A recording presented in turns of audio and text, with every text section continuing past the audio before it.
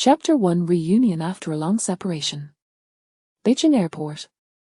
In Theolutum, Festgeschehen Thieres Crisp. Ast Heplanidescence in Beijing Airport, the golden rays of the setting sun spill across the expanse of egrans, casting a warm glow that seems to envelop the entire airport in a radiant embrace. Yang Bia stands at the doorway of the aircraft, the glaring sunlight illuminating her delicate features. Shielding Hiris with her hand, Shgazesat familiari at foreign surroundings, a flicker of melancholy passing through Hiris. Beijing. The place fled from 7 years ago. She never expected to return here on a day. As island sigh escaped she lips as feels a stir within her heart, and she quiet light sensed their stairs. Her slender figure appears of Enma Reaper tight the golden light half dusk, as I fame a rego stove wind-cowled whisker away. After retrieving her small suitcase from the airport terminal, Yang Bia strides purpose for towards the taxi stand. It is already 5 p.m. Tomorrow, Schmuster Porto and use cool, and with the airport being gay to a journey from her destination, she will no tarrive until 7 or 8 p.m. She needs to find a place to stay quickly. With this thought in mind, Yang Bia quickened her pace. Although it is the last day of National Day holiday, the airport is still bustling with people. Ash makes her way through the terminal towards the exit. She notices numerous police officers and armed soldiers on duty, their serious expression scanning the surroundings. Just their presence alone still sense of security. To her surprise, she also spots several individuals in tactical gear, fully armed. Yang Bia has always admired how dashing police officers and soldiers, merely seeing them fill her with a profound sense of safety. When the Polizeiakademie held its entrance exams, she had also applied but twice eliminated during the physical examination due to a scar on her left side. Regarding that scar, a wavy of sadness washed over her, and she gripped her suitcase tightly, hastening her steps. As she approaches the terminal exit, the crowd thickens. Being petite, Yang Bia struggles to maneuver her suitcase through her throng. Suddenly, she feels a sharp gay man wearing gamask violently snatch a backpack from her right shoulder. Startled, Yang Bia shouts, "Help, someone has stolen my bag." The thief bolts towards the plaza in front of the terminal, and Yang Bia, filled with urgency, pushes her way forward, calling out desperately. That backpack contains all her identification and her phone. If she loses it, she will be left with nothing can done to prove her identity cool tomorrow. Help! Someone has stolen my bag. Yang Bia weaves through Tech Road, closely pursuing the man who has reached her plaza. However, wearing high heels makes it impossible for her to catch up. In her panic, she scans the officer Manu who might help. Just then, she notices a special police armored vehicle about 100 meters to her left, where a group of special police officers were stationed. She quickly makes her way towards them, shouting, "Special police! Help! I've been robbed!" Several special police officers standing by their moored vehicle turn their attention to her, just as Zera's voice crackles through tire pieces. Team leader Jean, to raise a woman whose bag has been stolen, Schuldwieses there, Sim Stobe calling for help. We have a mission today focus on our duties and infiltrate then for a moment. The cold, low voice in her teeth in everyone is her piece, and the officer's expression sharpened in response. As soon as Steward Sleva slips, Yang Bia atches time at vehicle. "Hey, special police, didn't you harm my bag was stolen?" Her voice, tinged with desperation, conveys a sense of hopelessness and frustration, as if she's at her loss for words to express her plight. At first glance, it sounds reminiscent of acute hedol afatof anger. Yet, the only person who cold speaking Sir Kafer Miliutonis money from Jean Lin's memory. Jean Lin, who had been dressing a line of special police officers with this back to her, suddenly freezes. Just as she instinctively tries to ignore her, Thuman strides direct line in front of him, exclaiming in frustration, "Array team leader, please, can you help me? All my belongings rinth." For the first time in his life, Yang Bia feels the stink of betrayal from the special police, and her previous likes all image of them begins to crumble. All my identification, including my bank card and event my phone today is my first day back. If I lose these, it won't even be able to find a hotel. Yang Bia gazes sure sly at the man before her, awaiting his response. Jean Lin, fully equipped, hashes faishibs cured by blackmaisk, hiesius heilde by dark goggles, and a tactical helmet covering a sheet, making it impossible to discern of his features. Unbeknownst to Yang Bei, beneath the black mask, hiesius locked onto her. Jean Lin stands motionless, his gaze fixed on the face of Asia so familiar yet distant, momentarily lost in thought. Hester sat Yang Bei for several seconds, forgetting to react. That it feels like some seconds, for Yang Bei it stretches in like an eternity. Schlunses at the straight-faced special police officers, casting a pleading looks her way. Those the officers maintain their twas expressions, their faces conceal behind Theogy. Feeling through a tougher gaze, the officers and attitude would be appropriate to assist this vulnerable woman. Just as doing Hugh Presto speak, Azuris Kamard crackles 30 pieces. The target has been spotted the suspected sheeting towards the terminal exit, all teams, move out immediately. Jean Lin swiftly reacts, signaling for his team to move quickly towards the terminal. Ashbridge's past Yang Bei, Hugh whispers, stay here, we'll be right back. Old how to suspect his blend into the crowd, knowing his appearance make easy to see to apprehend him. Once the suspect exits the airport terminal, Jean Lin is the first to cargo forward, followed closely by his team of special police. They quickly disperse the crowd, and more police officers murky from seemingly now how to secure the scene. The apprehension of the suspect takes less than 3 minutes from the moment he steps outside. After handing the suspect over to his teammates, Jean Lin turns to look for Yang Bei but has vanished from sight. His pupils constrict, and the bribe beneath his goggles ferocious relays a message at his patrolling teammates. Reported via the woman who sought help. A few seconds later, a teammate responds to her piece, team leader Jean, his awesome officers rush over to assist that she should be fine. Report the location. The teammate hesitates before replying, never left Blazer. Without a moment's delay, Jean Lin sprints towards that direction.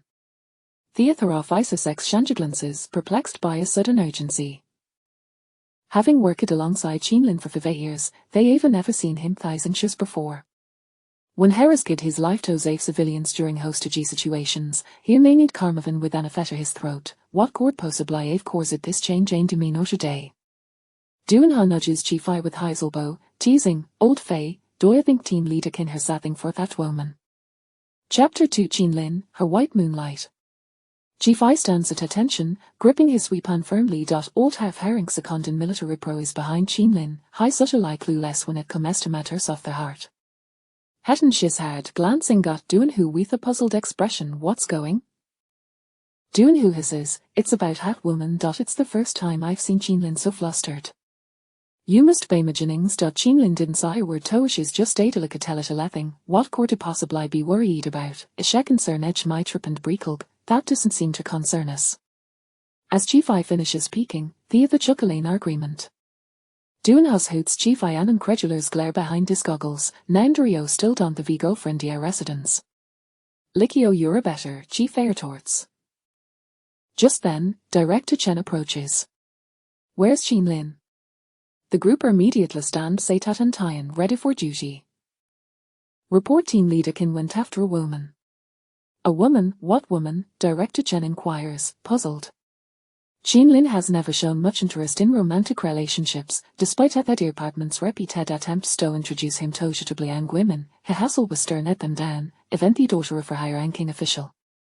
Director Chen cannot fathom wait home in court prompt Jean Lin to pursue her.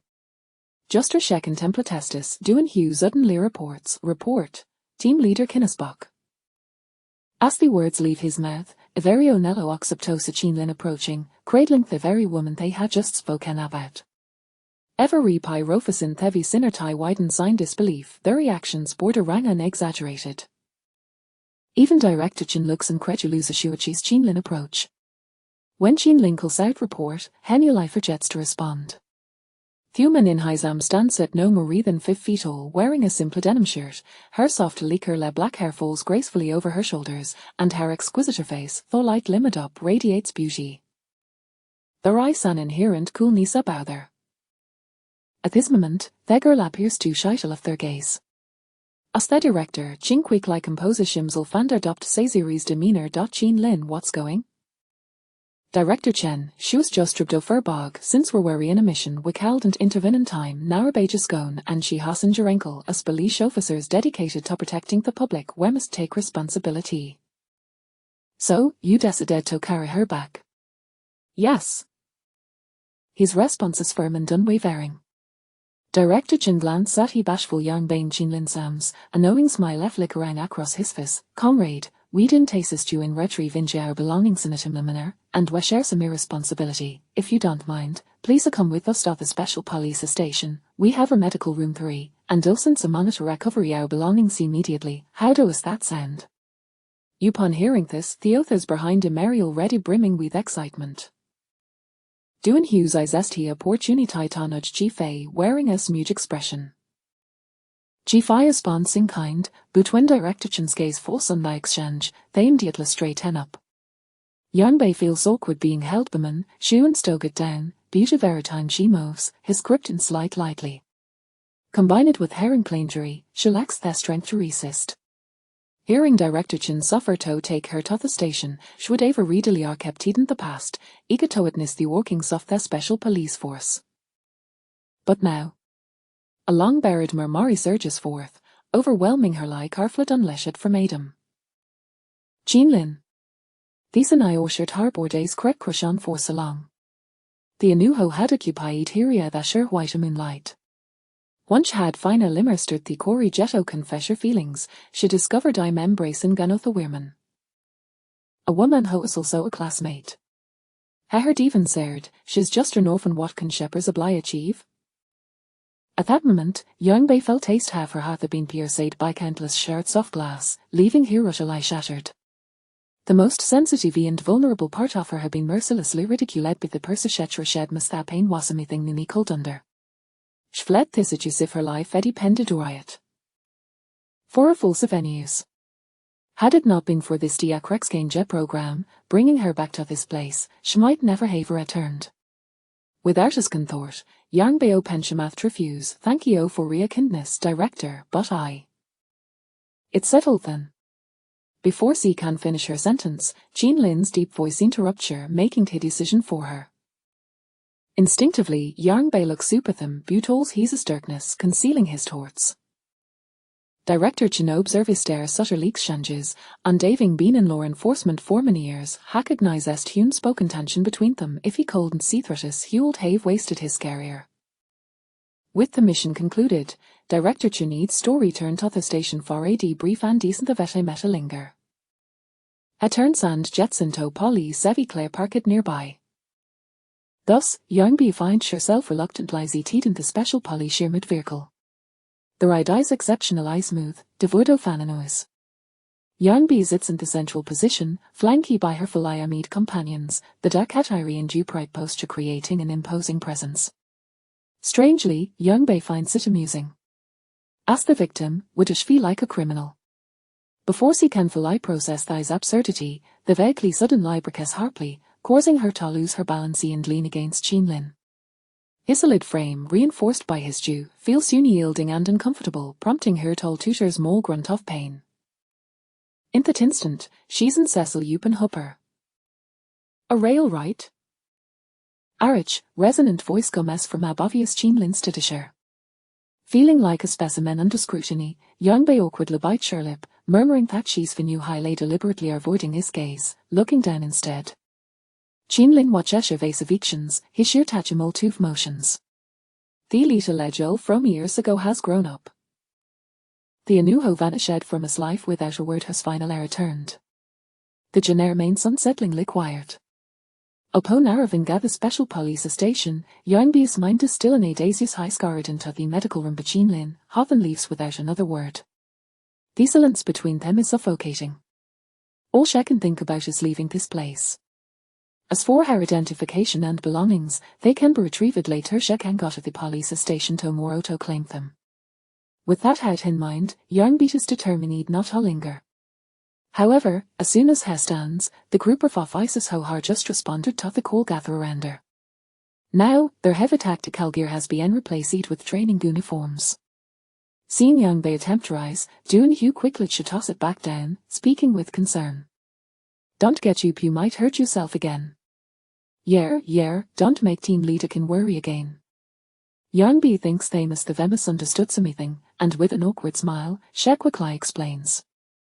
Chapter 3, Just Alumni, I'm fine, don't misunderstand, I am not well acquainted with your captain. Not well acquainted, so that means you know him.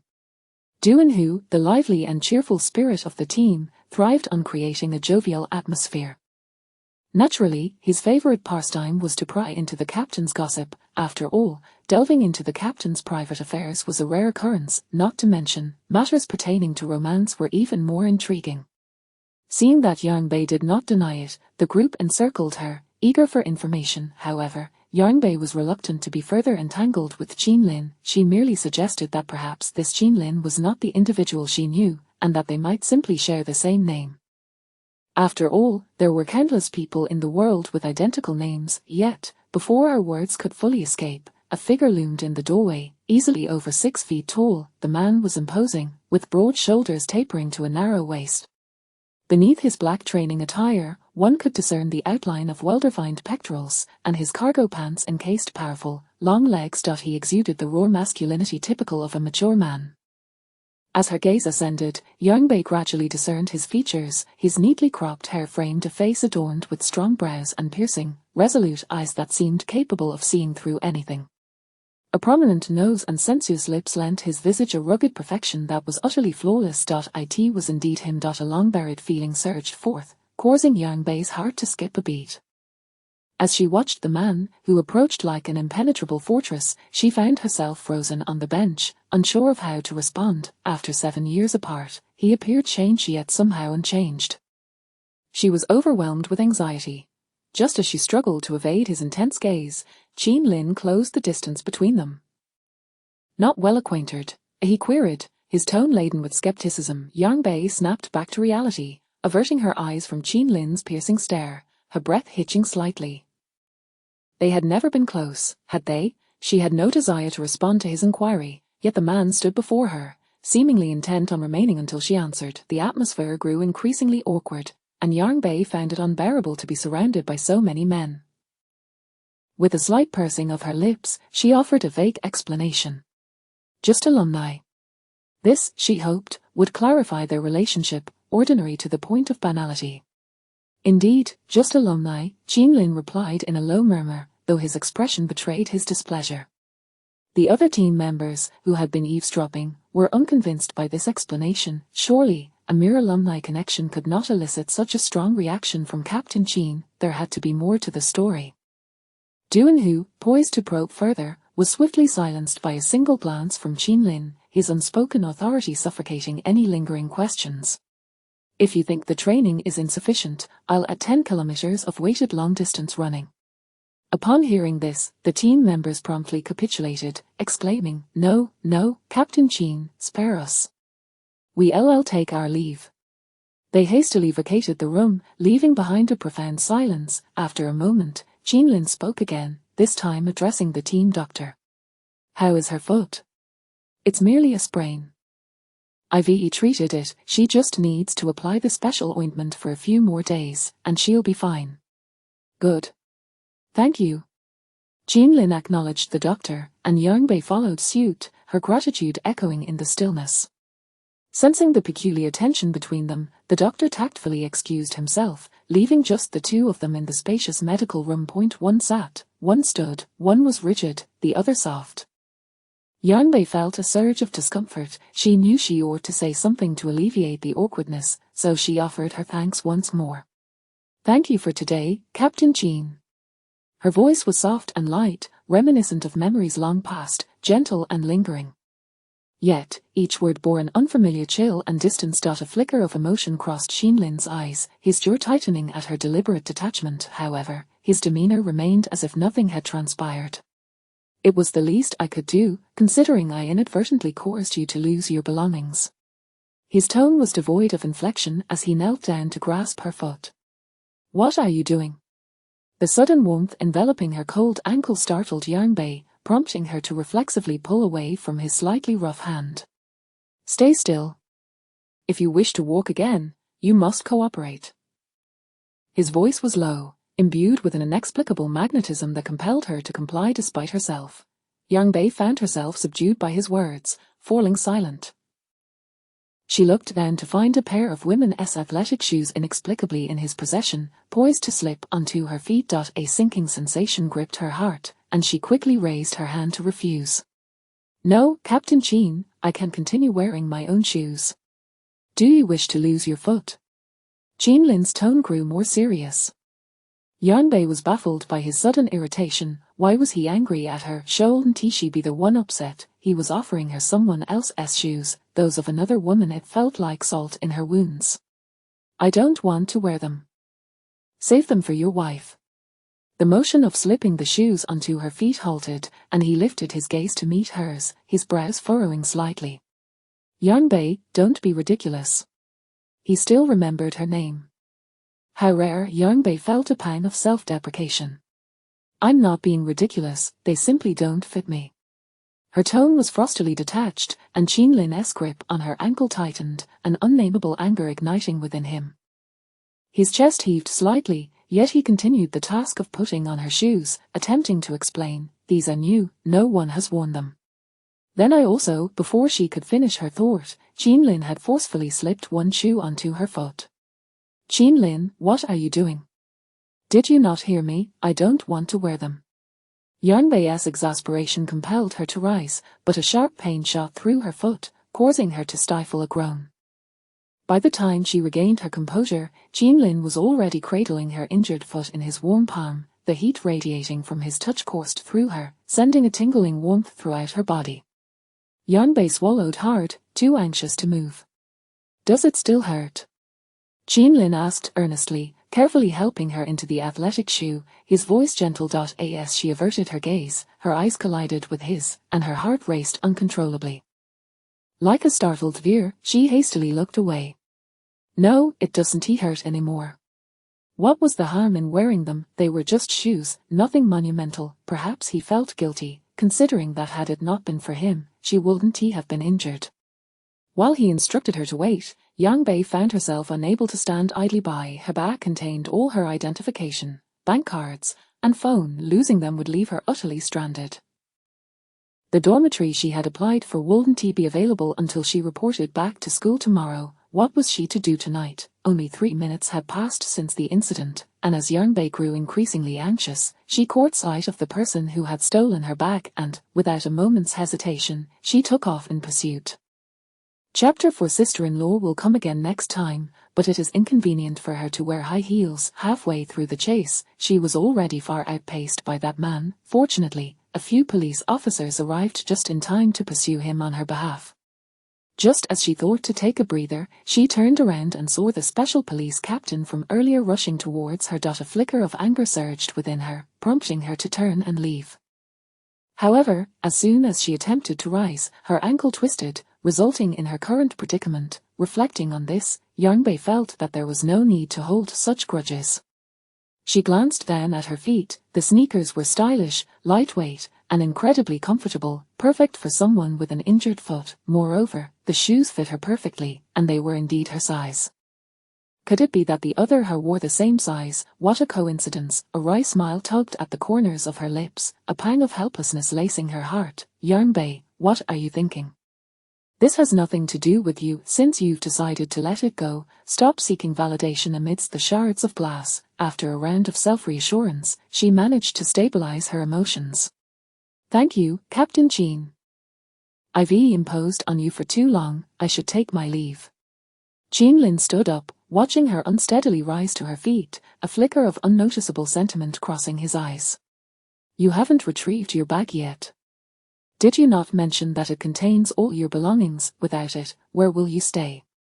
A flash of embarrassment crossed Yang Bei's face, but she quickly regained her composure. Even if she had nowhere to stay, it was better than lingering here in utter awkwardness. It's fine. I can stay at a convenience store for the night. Do you have money? No money for a convenience store. How can you bear to do that? What do you mean by that? Yang Bei glared at him defiantly, her face a picture of indignation, as if daring him to continue.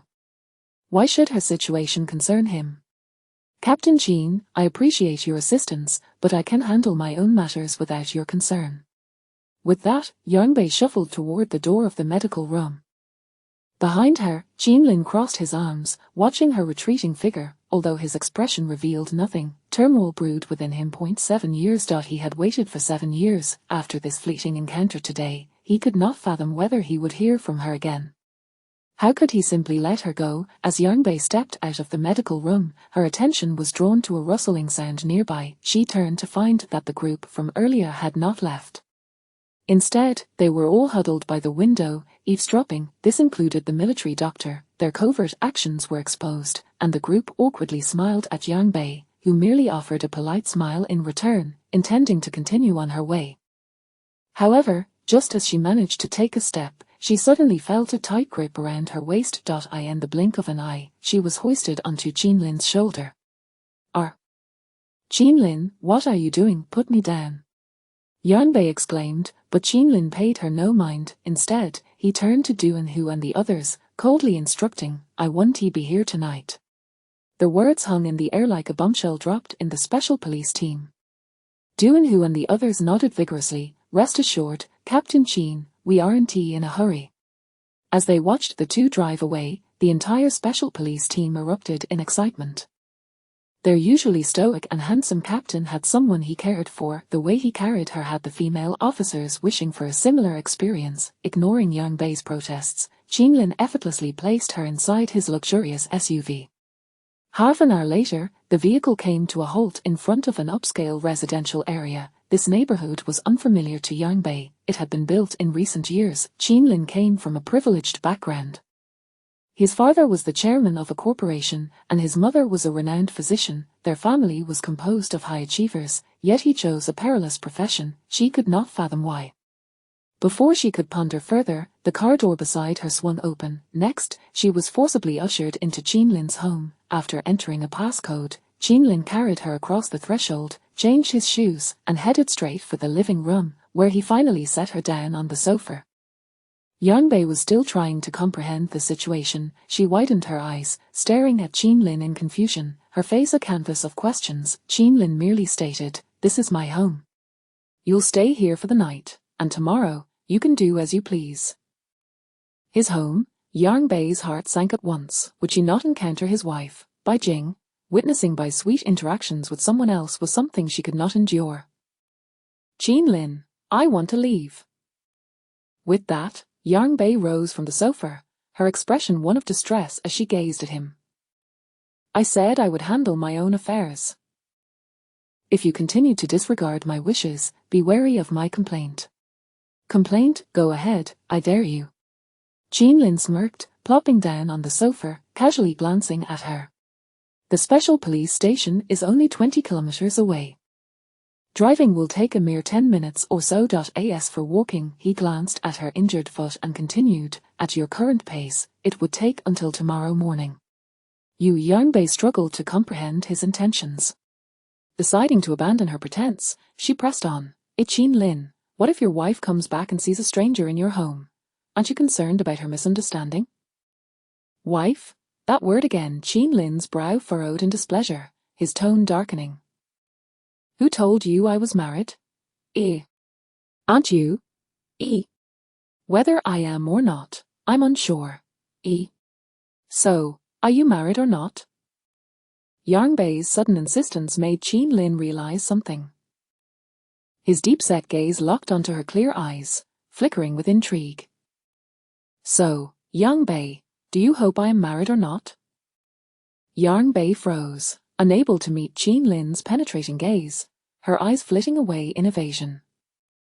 She understood his implications. Her actions had crossed the boundaries of mere friendship. Moreover, at this point, their relationship hardly qualified as friendship. That's your concern, not mine. Yang Bei forced herself to offer a rationale, unwilling to linger on the topic any further. Whatever it took, she was determined to leave his home today. She limped toward the entrance. Jean Lin observed her stubborn silhouette, the suppressed anger within him flaring up once more. He sprang to his feet and strode toward her. In a matter of 3 or 4 steps, he had closed the distance to where she stood. He seized her wrist as she attempted to open the door. His hand was large and warm, enveloping her forearm with a grip that was both strong and painful, causing her delicate brows to furrow. "Jean-Lin, you're hurting me. Let go." Yanbei struggled to break free from his hold. Jean-Lin clenched his jaw, his lips pressed into a thin line, his dark eyes fixed intently on her. Yanbei. Chapter 5. Unable to add on WeChat, a low growl echoed in the quiet living room, reminiscent of a lion's growl in a fit of rage. Yanbei was startled by his sudden fury, her body trembling as if frozen in place, utterly motionless. Her eyes fluttered as they sought his deep gaze, filled with wrath, their eyes locked. Gradually, moisture welled in the depths of Yanbei's eyes. They had not seen each other for 7 long years. What right did he have to shout at her? She had silently withdrawn from his world, no longer seeking to disturb him. She had even severed all ties. What more did he want from her? Did he expect her to witness him embracing and being intimate with someone else right before her eyes?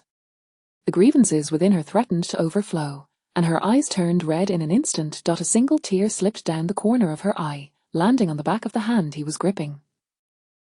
Tears should have been warm, yet when they fell upon Jean-Lin's hand, they had already turned cold. The fury in Jean-Lin's eyes was extinguished by half in that moment. His eyes flickered slightly as he subtly released her hand, his brows knitting together more tightly. "I am not married. I live here alone. You can stay the night and leave tomorrow morning." His tone returned to its usual coldness, with an air of finality that brooked no refusal. Without waiting for Yanbei's response, he turned and strode into the kitchen, opening the refrigerator and downing a can of beer. Yanbei was taken aback by his sudden explanation. She had not anticipated that he would clarify such matters. If he were not married, then whose shoes were those by the door? Could it truly be that they were newly purchased? As she exited the police station, Yanbei glanced out the window, noticing several clothing and shoe stores. Moreover, he had left her in the infirmary for quite some time before returning. Yanbei realized that she might have misunderstood something, biting her lip in a state of confusion. "Don't believe me? Would you like to rummage through the things in this house to see if there are any signs of deceit?" Jean-Lin leaned against the refrigerator, tilting his head as he regarded her. When Yanbei turned to face him, he raised the beer can to his lips and took another swig. His sensuous lips and the bulging Adam's apple conveyed a raw masculinity, reminiscent of a male model's display. Yanbei's beautiful eyes shimmered, quickly wiping away her tears and averting her gaze, her tone tinged with defiance. I have no interest in prying into others' privacy." "Is that so? You just accused me of being a married man. I assumed you were rather fond of the idea." Yanbei felt a mix of embarrassment and anger at his words, her cheeks flushing involuntarily. He was still the same, and in terms of eloquence, she had never bested him. Resolved, Yanbei fell silent. With no money and nowhere to go, her meager, fragile pride seemed of little use if she continued to resist. She contemplated yielding but was reluctant to owe Jean-Lin anything. Just as she stood at the threshold, unsure whether to advance or retreat, Jean-Lin approached once more. This time, he held a phone and opened WeChat. "Although I am a police officer, I maintain a clear distinction between personal and professional matters. While ensuring your safety, I cannot allow you to stay in my home for free. I never intended to stay." Yanbei's gaze flickered as she stole a glance at him, whispering softly. Yet Jean-Lin suddenly issued a stern command, "Repeat that." Yanbei hesitated, biting her lip before reluctantly speaking. "I understand. Once I retrieve my belongings, I will compensate you according to market rates." Jean-Lin smirked slightly. "What is your phone number?" "What?" Yanbei glanced at his phone screen, which was paused on the add friend option, her heart stirring slightly. Their encounter today was an unexpected twist of fate. After tonight, would there still be a need to maintain contact? Yanbei bit her lip. "My phone was stolen. I can't add you on WeChat." Jean-Lin's gaze bore into her, too intense for her to bear. She felt a flutter of anxiety under his scrutiny. "Your phone number?" Jean-Lin reiterated. "How can we transfer funds without WeChat, or do you intend to default?" As if that were even an option. Yanbei was at a loss for words, yet he had a point. Reluctantly, she acquiesced and provided him with her number. Jean-Lin swiftly added her on WeChat. shutting off his phone with a barely perceptible smile playing at the corners of his lips. There aren't many ingredients at home, so just make do with something simple for dinner, he remarked casually, glancing at Youngbi before retreating into the kitchen. Youngbi was surprised to discover he could cook. She contemplated offering her assistance but was promptly ushered out of the kitchen by Qin Lin, who grasped her shoulder firmly. Wait in the living room. It will be ready shortly. After a day of exertion, Youngbi felt fatigued and returned to the sofa in the living room. Though she claimed to have no desire to pry into his privacy, her eyes inevitably wandered around the room's decor. The apartment was a 3-bedroom unit with a single entry. A floor-to-ceiling glass wall in the living room offered a stunning view of North City's shimmering lights at night. The decor was minimalist, devoid of any unnecessary embellishments. The potted plants on the balcony had long since withered, lying desolately in the darkness, a pitiful sight. Stealing a glance at Qin Lin, who was busy in the kitchen, her mind raced with thoughts. As a special police officer, he must lead a hectic life. In the past, she had confessed her admiration for special police officers, drawn to their bravery and integrity. He had once scoffed at the idea, claiming they had no home to return to and lived for others. Yet, why had he chosen to become a special police officer himself now? Youngbi did not delve deeper into her thoughts, nor did she voice her inquiries to him. After dinner, Qin Lin prepared a guest room for Youngbi before retreating to his own bedroom. As he grasped the doorknob, he softly inquired, "What do you do for work now?" Youngbi hesitated. "I'm a teacher." "Which school?" Youngbi fell silent. Qin Lin scrutinized her profile, resembling a predator observing its prey. Noting her hesitance, his expression darkened. Her demeanor clearly indicated a desire to distance herself from him. He clenched his jaw, forcing himself to suppress the mounting fury as he pressed on with renewed intensity. This time, his tone held an undeniable authority. Youngbi felt once again intimidated by his presence, as if caught in an inescapable web. "Beicheng No. 1 High School," she mumbled, quickly retreating into the guest room.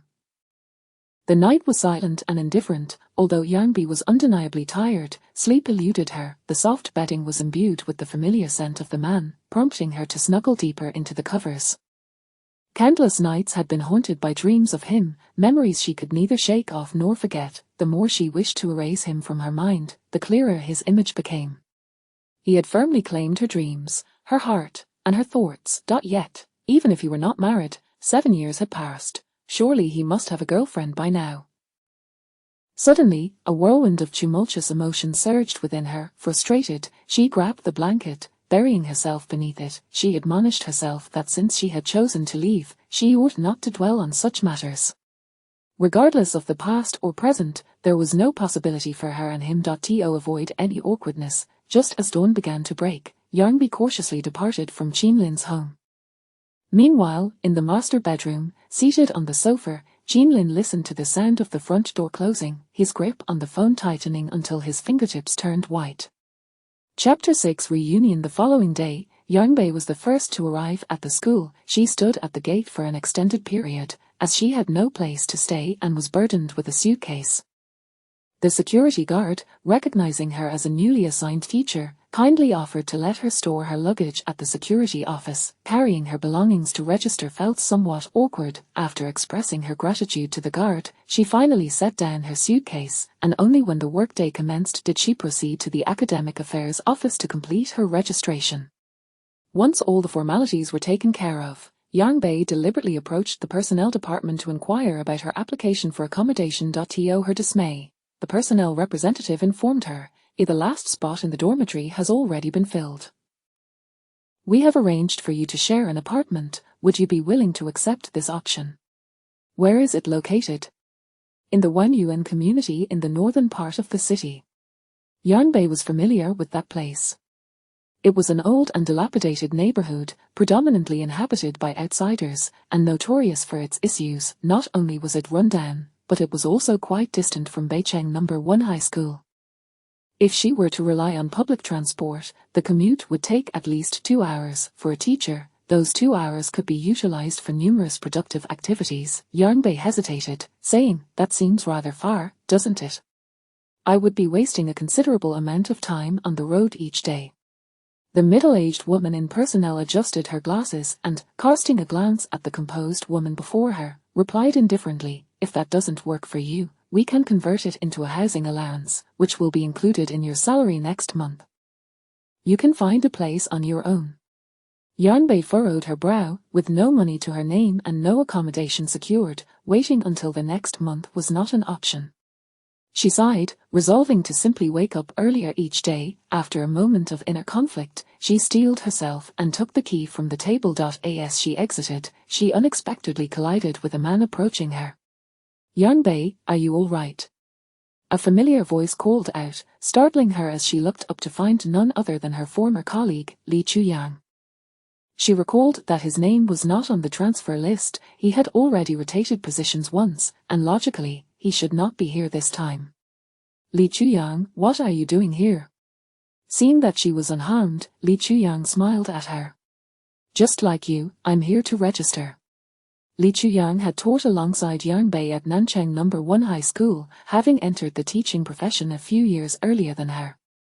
During her initial days at the school, he had been her greatest support. Over time, their relationship had developed into a solid friendship. Being both unmarried, some of the older teachers had playfully attempted to matchmake them. Initially, Yanbei dismissed it as mere teasing among colleagues, but gradually she noticed a shift in Li Chuyang's gaze towards her. She sensed trouble brewing and subtly indicated that she was not suitable for him. As a local of Beicheng, he adhered to a marriage principle that favored marrying a local over someone from elsewhere. No matter how dire the circumstances, Yanbei had no desire to get entangled in such complications, especially since her feelings for Li Chuyang was strictly platonic.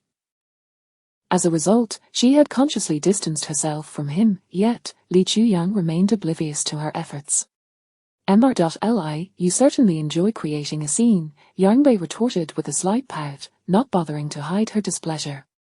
It turned out that he had taken the last dormitory spot. With a resigned sigh, she prepared to return to her office to prepare lessons. Li Chuyang, undeterred by her frosty demeanor, merely smiled wider. His cheerful grin radiated warmth, and his tall, athletic figure clad in casual sportswear exuded a relaxed charm. As Yanbei turned to leave, Li Chuyang stepped in her path. "Why haven't you answered my calls? Is there something you need?" "Nothing urgent, I just wanted to surprise you. How about we celebrate after work tonight?" "No, I have a lot to do, you should go by yourself." As Yanbei declined, she had already walked away. Li Chuyang gazed at her retreating figure, his eyes filled with admiration, unperturbed by her rejection. Yanbei was the kind of girl who appeared aloof yet had a warm heart. Although she projected an air of superiority, one would soon discover her to be as endearing as a lamb, adorable yet stubborn. From the moment he laid eyes on her, Li Chuyang was captivated, and as their interactions continued, he gradually resolved to marry her. No matter how long it took, he was willing to wait, as long as she remained single. Yanbei taught second-year Chinese. Her adaptability was commendable, and her first day at work felt quite pleasant. Since she had no classes during the evening self-study session, she finished her work punctually. After retrieving her luggage from the security office, she proceeded to the bus stop, intending to return to her temporary accommodation. While waiting for the bus, she noticed a sleek black G-Wagon approaching. It looked familiar, reminiscent of the vehicle she had ridden in with Qinlin the previous day. Could it be? Was it possible she would encounter him again? Uncertain, she couldn't help but steal another glance. The man behind the wheel possessed striking features, sharp brows and piercing eyes, handsome yet composed. As the vehicle drew closer, Yanbei recognized him unmistakably. That distinct air of coolness could belong to no one else but Qinlin. Her heart skipped a beat. What an unexpected encounter! The car smoothly came to a stop in front of her. Qinlin rolled down the window and turned his head to look at Yanbei. She stood there awkwardly, her gaze wavering. Clearly having spotted him, however, her demeanor suggested she wished to avoid any interaction. Qinlin's expression darkened slightly as he addressed her coldly. "Yanbei, get in the car." Yanbei forced a smile, her eyes flickering towards him. "Captain Qin, I'm heading home. Our paths don't align. Thank you for your kindness, you can go ahead. Your bag has been found, get in. I'll take the bus to retrieve it, I don't want to trouble Captain Qin." Qinlin's gaze hardened, his expression turning grim. "Retrieve it yourself? Do you have the money for a taxi?" The bus only costs 2 yuan. Qinlin scrutinized Yang Bei's defiant face, grinding his teeth in frustration. After 7 years, her stubbornness had evidently intensified. Yang Bei clenched the remaining 10 yuan in her pocket, suppressing her inner sorrow. She had hoped that by keeping her distance, he would leave her alone, yet the man remained steadfast, his gaze locked onto her. Meanwhile, several buses arrived in succession, but Qinlin's vehicle occupied the bus stop, refusing to budge. The buses were unable to pull in, and the crowd behind them grew impatient. Observing the awkward standoff between the two, people at the bus stop began to urge them on. "Young lady, just get in. Don't you know that even couples argue sometimes? You can sort it out later." "Exactly, it's just a little argument. Don't hold us up. Your boyfriend's car is blocking the buses from coming in." Chapter 7. From now on, we are even. Yang Bei was urged by the people on the platform, unable to articulate her thoughts clearly. She glanced at the bus waiting behind her, then at the man with his innocent raised brow, and, feeling exasperated, reluctantly boarded the vehicle. The flamboyant SUV then sped away, the car glided smoothly forward, and the two sat in silence throughout the journey. As they paused at a traffic light, Qinlin suddenly turned around, retrieving the backpack from the back seat and placing it into Yang Bei's arms. "Check it, see if anything is missing," he instructed. Yang Bei was momentarily taken aback, not expecting Qinlin to fetch her bag. Was his visit specifically to find her? Lost in thought, she began to inspect the contents. Her ID and bank card were present, as were her wallet and phone. "Everything's here, nothing's missing," she exclaimed joyfully, her lips involuntarily curving into a smile.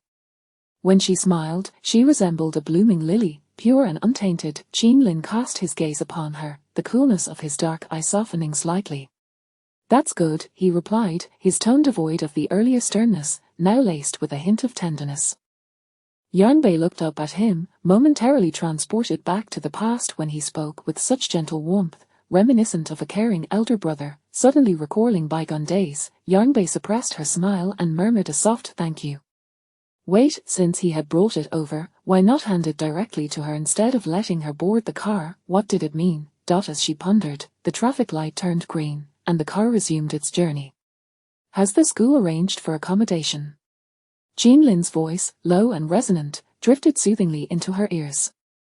Unconsciously, she swallowed, her gaze darting awkwardly to the window. After all these years, she still found herself shy in response to his words. When would the allure of the white moonlight finally lose its power over her? "It has been arranged," she murmured. "Where is it?" "I'll take you back." Suddenly remembering something, Yang Bei turned to him. "Captain Qin, I know you are a police officer and responsible. I don't blame you for the robbery incident. Thank you for helping me so much." She wished to shield him from her vulnerable side, not wanting him to look down on her. With that, Yang Bei pulled out her phone, noticing a red dot indicating a friend request from the man from last night. She quickly accepted the request and clicked on his profile, calculating the expenses. A night at a hotel and a meal would suffice. Then, she pointed to the deserted roadside. "You can stop here. I can return on my own. I've already transferred the money to you, so from now on, we owe each other nothing." Qinlin felt his phone vibrate in his pocket. The resolute words from the woman beside him tightened his grip on the steering wheel. Abruptly, he pressed down hard on the accelerator, the car speeding past, seemingly ignoring Yang Bei's statement. He did not respond, causing Yang Bei to furrow her brow slightly. "Captain Qin, your home or mine, choose one."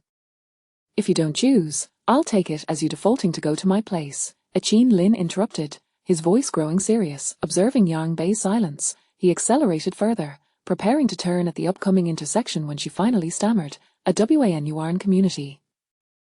An hour later, Qinlin parked directly beneath the building where Yang Bei resided. "Thank you, goodbye," as she said, reaching for the door, only to have her wrist firmly grasped by Qinlin's large hand. Yang Bei froze, instinctively turning to look at him, his fathomless dark eyes locked onto hers, a chilling aura enveloping her, making it hard to breathe. "Yang Bei, it has been 7 years. Are you not going to explain?" Explain what?" Yang Bei lowered her gaze, concealing the desolation in her eyes. Qinlin's intense stare scrutinized her every expression. Explain why you disappeared without a word for 7 years, severing all ties. His voice, heavy with restrained anger, tightened his grip, causing Yang Bei to wince. Qin Lin, that hurts. Seeing her pained expression, he immediately released her wrist. I need an explanation. Yang Bei bit her lip, pausing in silence. Regardless of his marital status, considering the disparity between them, she felt it was impossible, one a favorite son of heaven, the other a girl with nothing. No matter how she viewed it, it was unattainable. This was the primary reason she had long hesitated to confess her feelings. As for the explanation he sought, since it would only lead to regret, why not embrace the regret fully? Meeting his deep gaze, she spoke deliberately, I am merely walking my own path, everyone has their own journey to undertake. Does Captain Qin wish to demand an explanation from each person he encounters? Yang Bei, don't waste my time with such trivialities. I'm sorry, but I have nothing that Captain Qin would wish to hear. If there's nothing else, please leave. With that, Yang Bei exited the car without looking back. Rushing into the building, Qin Lin remained silent, his gaze following her until she disappeared around the corner. Bang! A fist filled with fury struck the steering wheel, inadvertently honking the horn. The jarring sound pierced the air, echoing the turmoil in Qin Lin's heart. 7 years since her abrupt departure, as if she had evaporated from his world entirely. He had contacted everyone associated with her, searched every conceivable location, yet found nothing. She had blocked him from all means of communication. Qin Lin's chest heaved with anger, his jaw clenched, yet, as a police officer, he instinctively scanned the surroundings of the community. The night had fallen, revealing drunken youths loitering about and some suspicious figures lurking in the shadows. Was this the kind of place a defenseless female teacher should reside? His brow furrowed deeper. He reached for his phone to call Yang Bei, but upon seeing the glaring transaction record, he angrily tossed the phone onto the passenger seat. Moments later, he swiftly started the car and drove away. Yang Bei's residence was the last building in Wan, a 6-story structure devoid of an elevator. For someone like Yang Bei, who lacked physical exercise, climbing 6 flights of stairs without assistance was exhausting, and with a suitcase in tow, it took her quite some time to reach her floor. The dormitory comprised 3 rooms, all occupied by girls. Upon entering, Yang Bei noticed 2 girls lounging in the living room, dressed casually and engaged in frivolous conversation. Feeling somewhat out of place, she greeted them awkwardly before dragging her luggage into her own room. The 2 girls gave her a cursory glance before resuming their chatter. Yang Bei's room was the smallest of the leftovers. It contained only a desk, a single bed, and a slightly larger wardrobe that could hardly accommodate much. Fortunately, her belongings were minimal. After a quick tidy-up, she took a shower and fell into bed. Beneath the lightly undulating covers, Yang Bei curled herself tightly, seeking solace in the darkness. Chapter 8, Misunderstanding. On an October night, the air was filled with a chilling breeze, yet, colder than the night was the turmoil within her heart. Heaven knows the heartless words she had just uttered to someone she had cherished for so long. Time and again, she had admonished herself to let him go, yet why, after all these years, did her heart still race uncontrollably upon seeing him? She found herself yearning to draw closer to him, especially when he mentioned his unmarried status. A wave of unexpected relief washed over her. Lost in thought, the once still blanket began to stir, accompanied by muffled sobs. She pondered whether she and Qin Lin would truly never meet again. Perhaps it was for the best. The night was eerily quiet, imbued with a profound chill. In the dead of night, the familiar sound of a large vehicle echoed through the stillness of the neighborhood as it re-entered the premises, halting beneath the final building. Qin Lin turned off the engine, his expression somber as he cast a glance into the dimly lit corridor, contemplating entering but ultimately suppressing the impulse. Thus, he remained in his vehicle throughout the night, leaving only as dawn began to break. For several consecutive nights, this pattern repeated. Since that fateful evening, Yang Bei had not encountered Qin Lin again. Her life seemed to have regained its tranquility. She went to work and returned home, all alone. Apart from her time at school, she scarcely spoke a word. Reminiscent of her days in Southern City, Qin Lin had receded once more into the recesses of her heart. One evening, as she prepared to leave work, Yang Bei habitually declined an invitation from Li Chuyang to dine out. Just as she had packed her belongings, her phone rang, revealing a call from her close friend, Ji Yuxi. The two had been high school classmates, and surprisingly reunited in the same university after Ji Yuxi was admitted to Southern City, coinciding with Yang Bei's transfer. Since then, they had become inseparable confidants. However, after graduation, Ji Yuxi had moved abroad with her boyfriend, only recently returning to the country, assigned to a company in Northern City. Upon answering, Yang Bei's tone was affectionate. Ji Yu Bai Ling, what brings you to call? Ear. Mian, have you finished work? Could you do me a favor? Ji Yuxi's voice sounded urgent, prompting Yang Bei to become serious. What is it? Nguyen has a fever at kindergarten, but I can't leave right now. I can't get through to Ju Chen either. Could you please take her to the hospital? I'll wrap up my work and join you as soon as I can. All right, don't panic. Just send me the kindergarten's address, and I'll head over immediately. Yang Bei comforted Ji Yuxi and swiftly hailed a cab to the kindergarten. Ji Yuxi and Ju Chen had been the envy of their college peers, transitioning from school uniforms to wedding attire seamlessly. After securing stable jobs, they married and welcomed a delightful daughter. The only drawback was the absence of Ju Chen's parents to assist, and Ji Yuxi's own parents were preoccupied with her younger brother, who was still in high school. Soon, Yang Bei arrived at the kindergarten. Since Ji Yuxi had previously informed the teachers, she smoothly collected the child. Upon seeing Yang Bei, Nguyen's small face was wrought with distress and helplessness. She stretched out her arms, seeking Yang Bei's embrace. Godmother, Nguyen feels so unwell. Yang Bei's heart ached as she gathered Nguyen into her arms, soothing her. Nguyen, darling, you're sick. Godmother will take you to the hospital to get some medicine. Once you take your medicine, you'll feel better, all right. Okay, Nguyen will be good. Nguyen's understanding demeanor tugged at Yang Bei's heart, prompting her to hold the child closer as they hurried to the hospital. At the hospital, after Yang Bei had taken Nguyen for blood tests, Ji Yuxi finally arrived, breathless and hurried. The sound of her high heels echoed sharply against the floor. Normally meticulous about her appearance, she now disregarded such concerns. Panting, she rushed over, glancing at the sleeping child before quietly inquiring, I'm so sorry, Mian, how is it going? I just received the report. I am heading to see the doctor now. All right. Noticing Yang Bei's weary posture while cradling Nguyen, Ji Yuxi offered to take the child, only to be gently rebuffed. Yang Bei made a shushing gesture, whispering, she just fell asleep. Let us not wake her. Ji Yuxi understood that Yang Bei was concerned for her. Taking the bag from Yang Bei, she sincerely remarked, thank you for your hard work, dear godmother. With shared understanding, they exchanged smiles and turned towards the pediatric ward. In the corridor, Ji Yuxi entered the doctor's office with the report while Yang Bei waited on a bench, holding the sleeping Nguyen. As she absent-mindedly glanced up, Yang Bei unexpectedly spotted a familiar figure. Clad in a crisp police uniform, he stood at the entrance of one of the departments, his back to her, holding a small boy. The child, about 5 years old, looked quite adorable, comfortably nestled in his arms.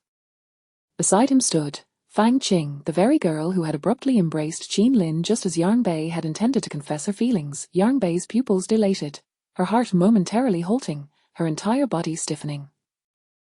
Qin Lin, he had married Fang Qing, they even had a child. He had deceived her, claiming he was unmarried.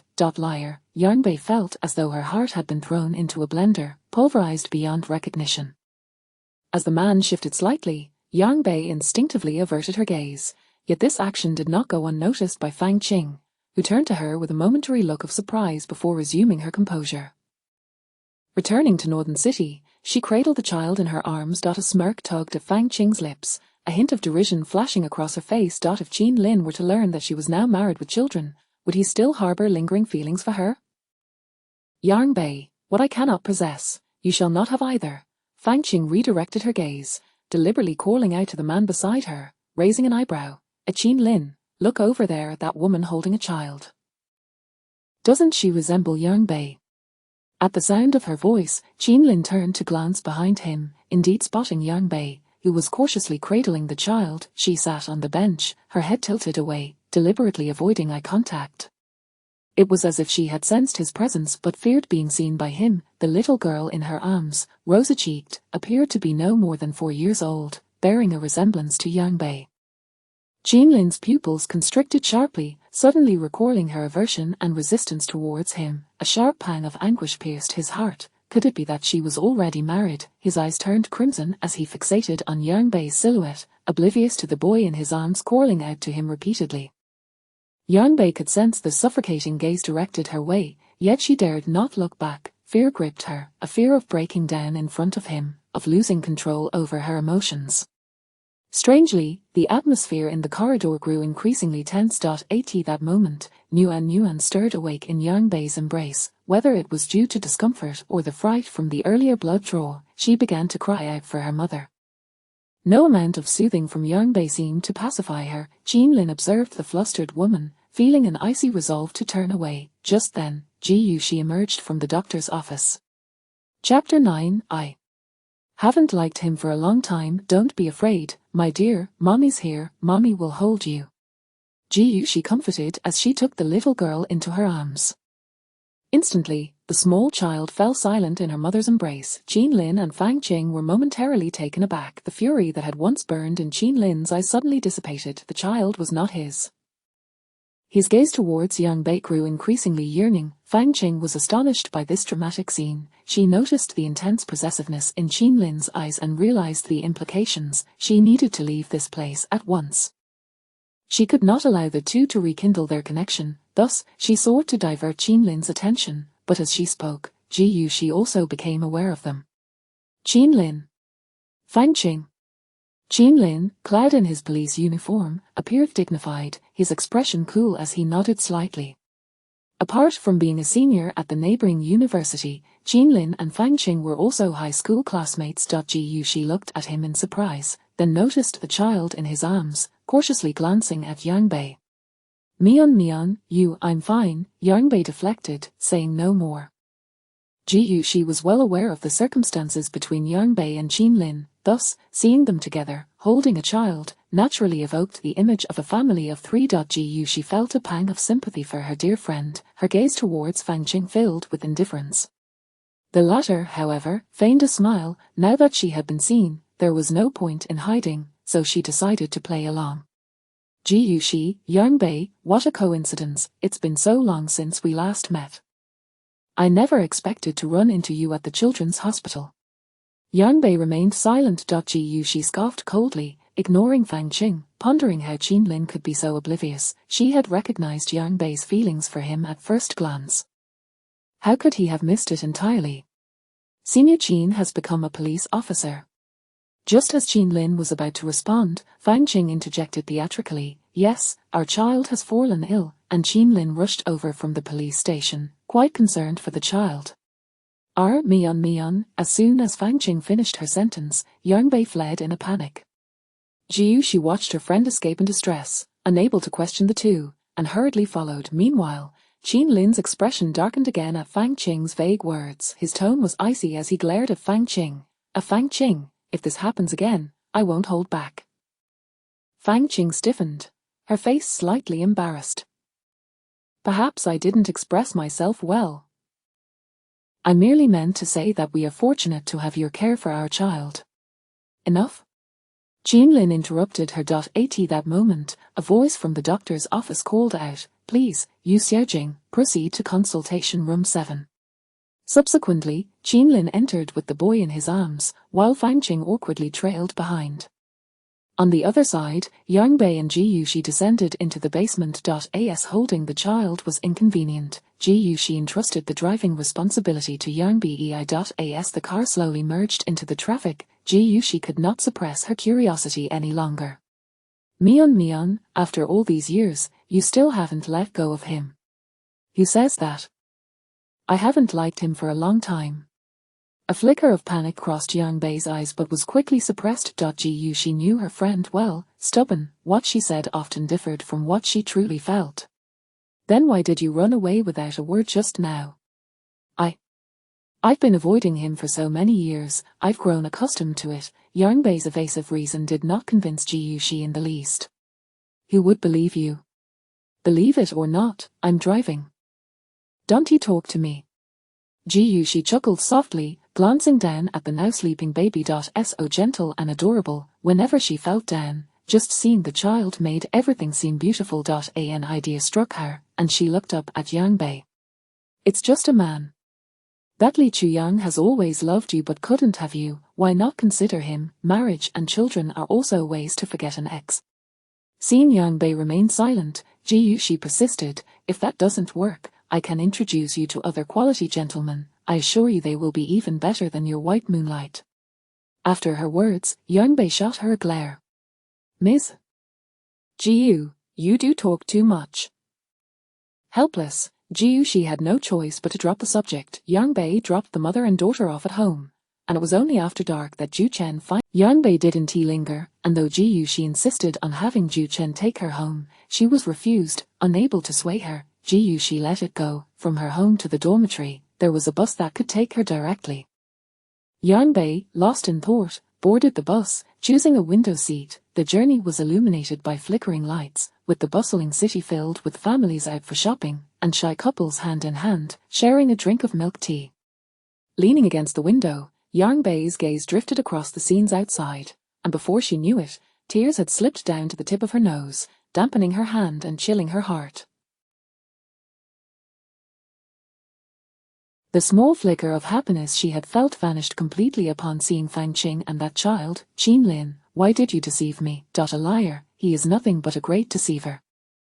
Time passed, and Yang Bei returned to her dormitory in a daze. As she opened the door, she spotted a man with dyed yellow hair lounging on the sofa, casually eating snacks while watching television. She thought she had entered the wrong apartment and looked up to confirm the floor, then glanced at the door number. It was indeed correct. Noticing Yang Bei's confusion, the man spoke up. My girlfriend is out running errands. I'm just waiting for her here.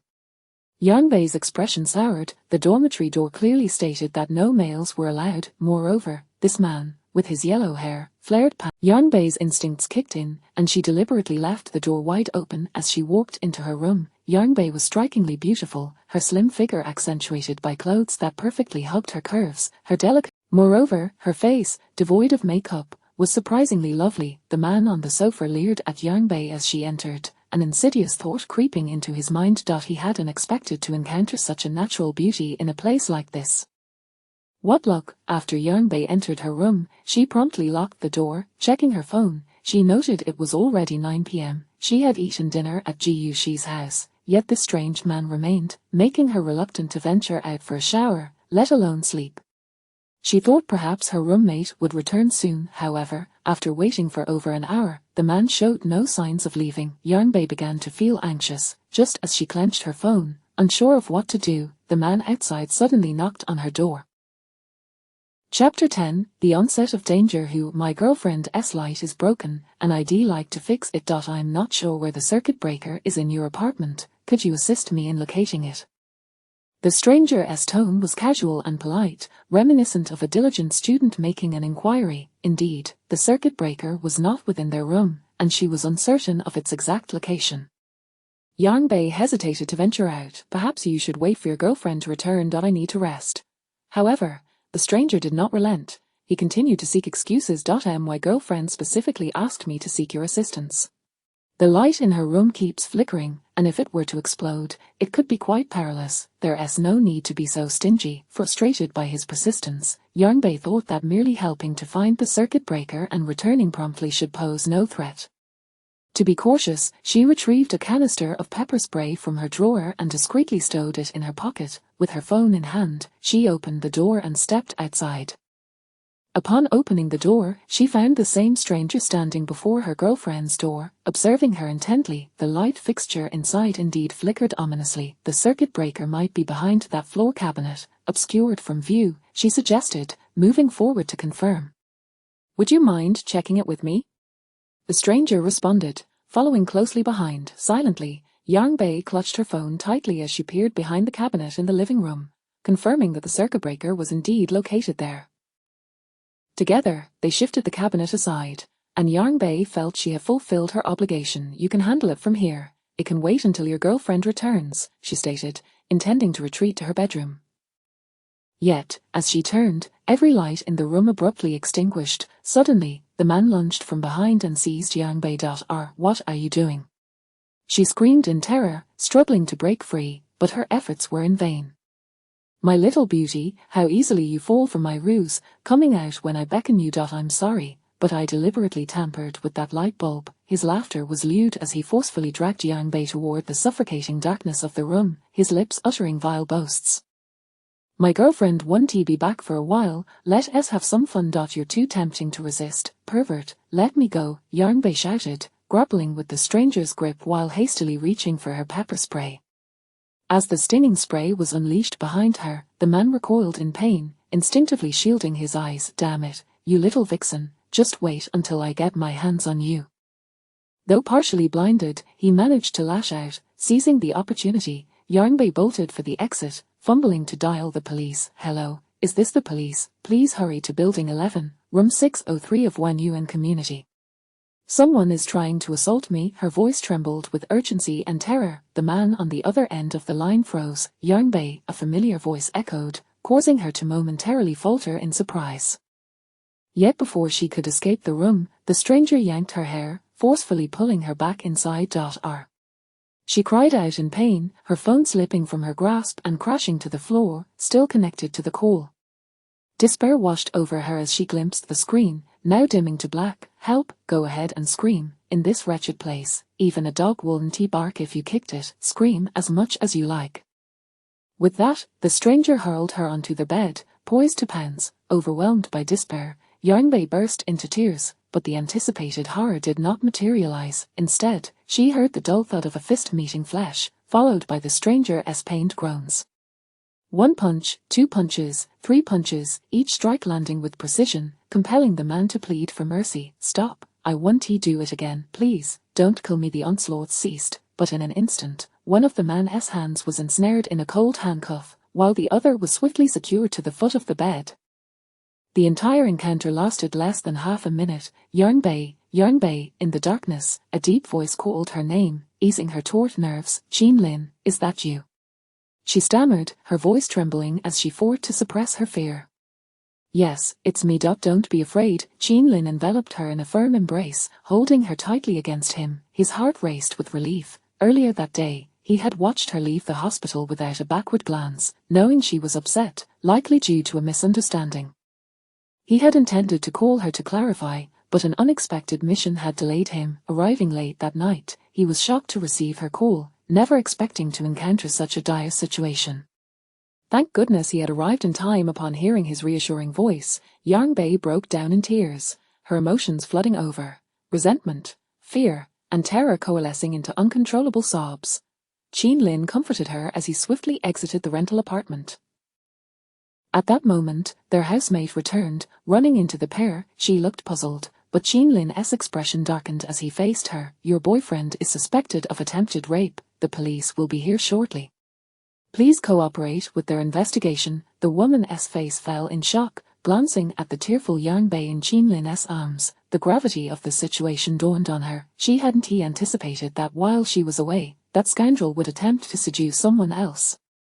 In her astonishment, Qin Lin produced his badge, and the woman nodded repeatedly, too stunned to speak. The man's face had darkened to an alarming shade, exuding an aura of impending violence.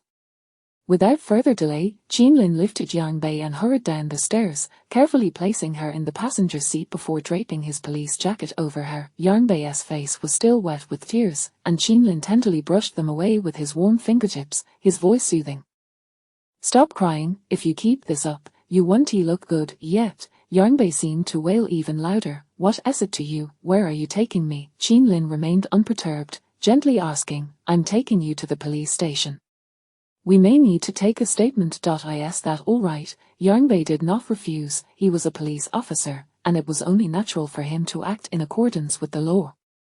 She had no reason to decline. As for why he had appeared so suddenly, the lingering fear within Yang Bei left her little room for contemplation. At the police station, thanks to Qin Lin's urgent instructions, the officers processed her statement with remarkable efficiency.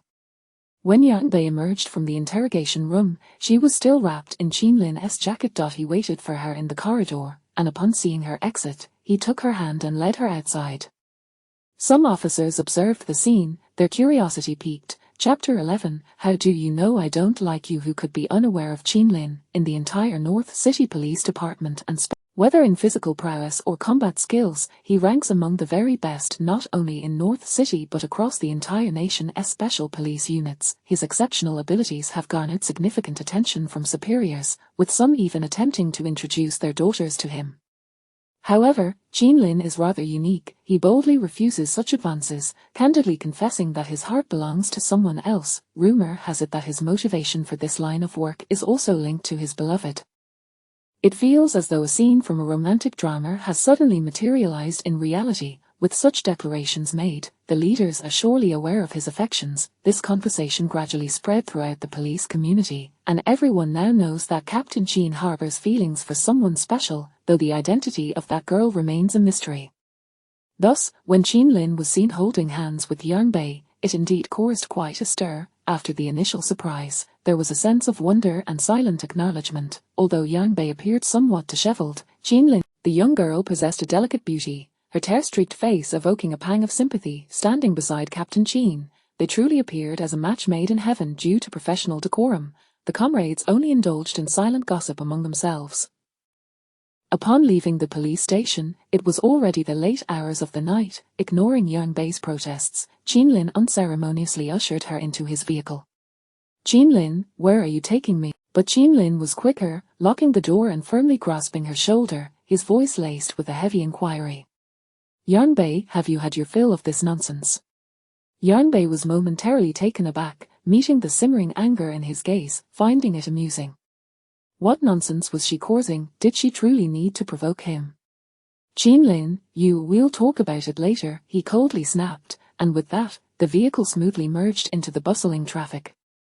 Half an hour later, Jean Lin forcibly led the reluctant Yang Bei into the elevator, compelling her into his home. "Jean Lin, are you out of your mind?" she exclaimed, struggling against his iron grip, her breath coming in ragged gasps as she glared up at him with indignation. "I do not wish to come to your home, nor do I want any association with you." She was terrified of the memories from the hospital earlier that day. "You already have a wife and child. Why do you still involve me, you scoundrel?" "Scoundrel?"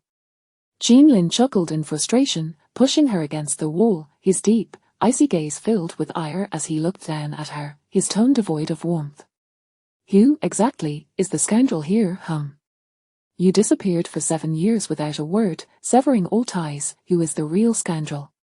Whether I leave or stay, it has nothing to do with you, does it? They were merely ordinary friends. It was she who foolishly fell for him, ensnared in her own affections. Yang Bei, do you truly understand nothing?" Jean Lin wished he could pry open her mind to uncover what lay within.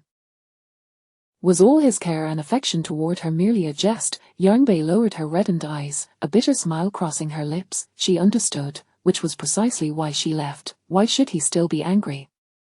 Did her mere presence ignite his wrath?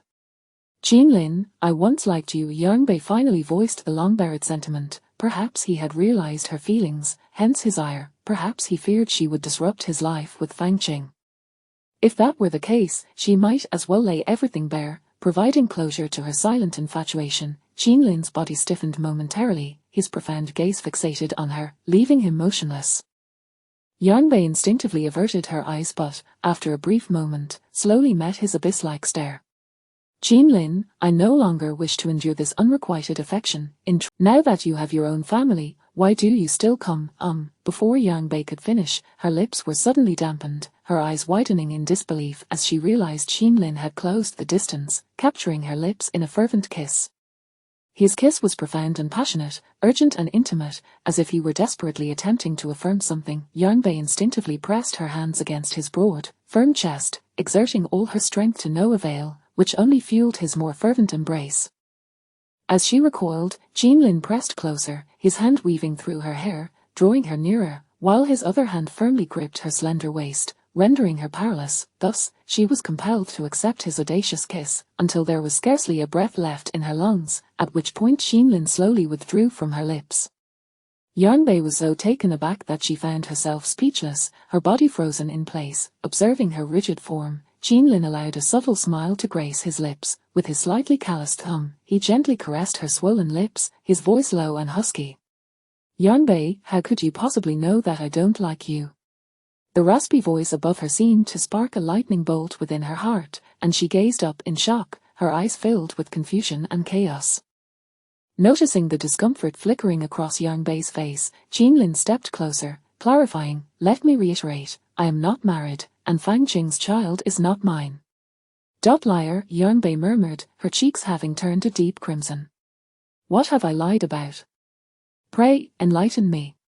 Yanbei was momentarily speechless, tilting her head to avoid his penetrating gaze, her mind scrambling to find concrete evidence. Her thoughts were consumed by the memory of his kiss, her heart in disarray. Seeing her in this state, Qinlin lifted her chin, drawing her even closer. "If you don't believe me, why don't we visit the Civil Affairs Bureau tomorrow to ascertain whether I am married or not?" "No, that's unnecessary. I don't wish to know." "But I want to know," Qinlin paused, then continued, "Yanbei, will you marry me?" He leaned closer, their faces mere inches apart, nearly touching lips. His warm breath enveloped Yanbei's face, and with each inhale, she was filled with the scent of him, tempting, intoxicating, yet even more lethal were his words. What? Yanbei thought she had misheard, incredulously repeating the question. This time, Qinlin leaned in to kiss her again, then reiterated, "I said, let us marry, you and I." Chapter 12. Qinlin, do you truly comprehend what you are saying? It was imperative to grasp the gravity of his words. Yanbei's mind seemed to short-circuit, leaving her in a state of blankness. Her astonished eyes were fixed upon the man before her, scrutinizing him earnestly, as if she were desperately searching for any hint of deception in his gaze. Yet, the depths of his dark eyes reflected nothing but sincerity, mirroring her own astonished countenance. Yanbei had never dared to dream of such a scene. She stood there, utterly at a loss, allowing Qinlin to embrace her. She could even hear the frantic beating of his heart within his chest, mirroring her own turmoil, both frantic and fervent. Qinlin lowered his gaze, patiently awaiting her response. Upon hearing her utter the words of affection for him, the love he had restrained for so long erupted from him like a volcano, uncontrollable and overwhelming. He kissed her, savoring the reality of her presence before him, not a mere illusion or fleeting dream. She was genuinely back. He had truly awaited this moment. His heart, once stagnant, seemed to be infused with new energy, surging forth with vitality, solely for her. However, he was also consumed by anger at her indifference upon her return, at her attempts to evade him, anger at the heartache of the past 7 years, during which she had ruthlessly severed all ties with him. But what could he do? Heaven knows the torment he felt when he saw her cradling that child in the hospital corridor, a pain that far surpassed being shot on the battlefield. He nearly believed that he would lose her forever. Fortunately, that was not the case. At that moment, he harbored but one thought, to marry her, and following the scene that had just unfolded, his resolve to do so solidified even further.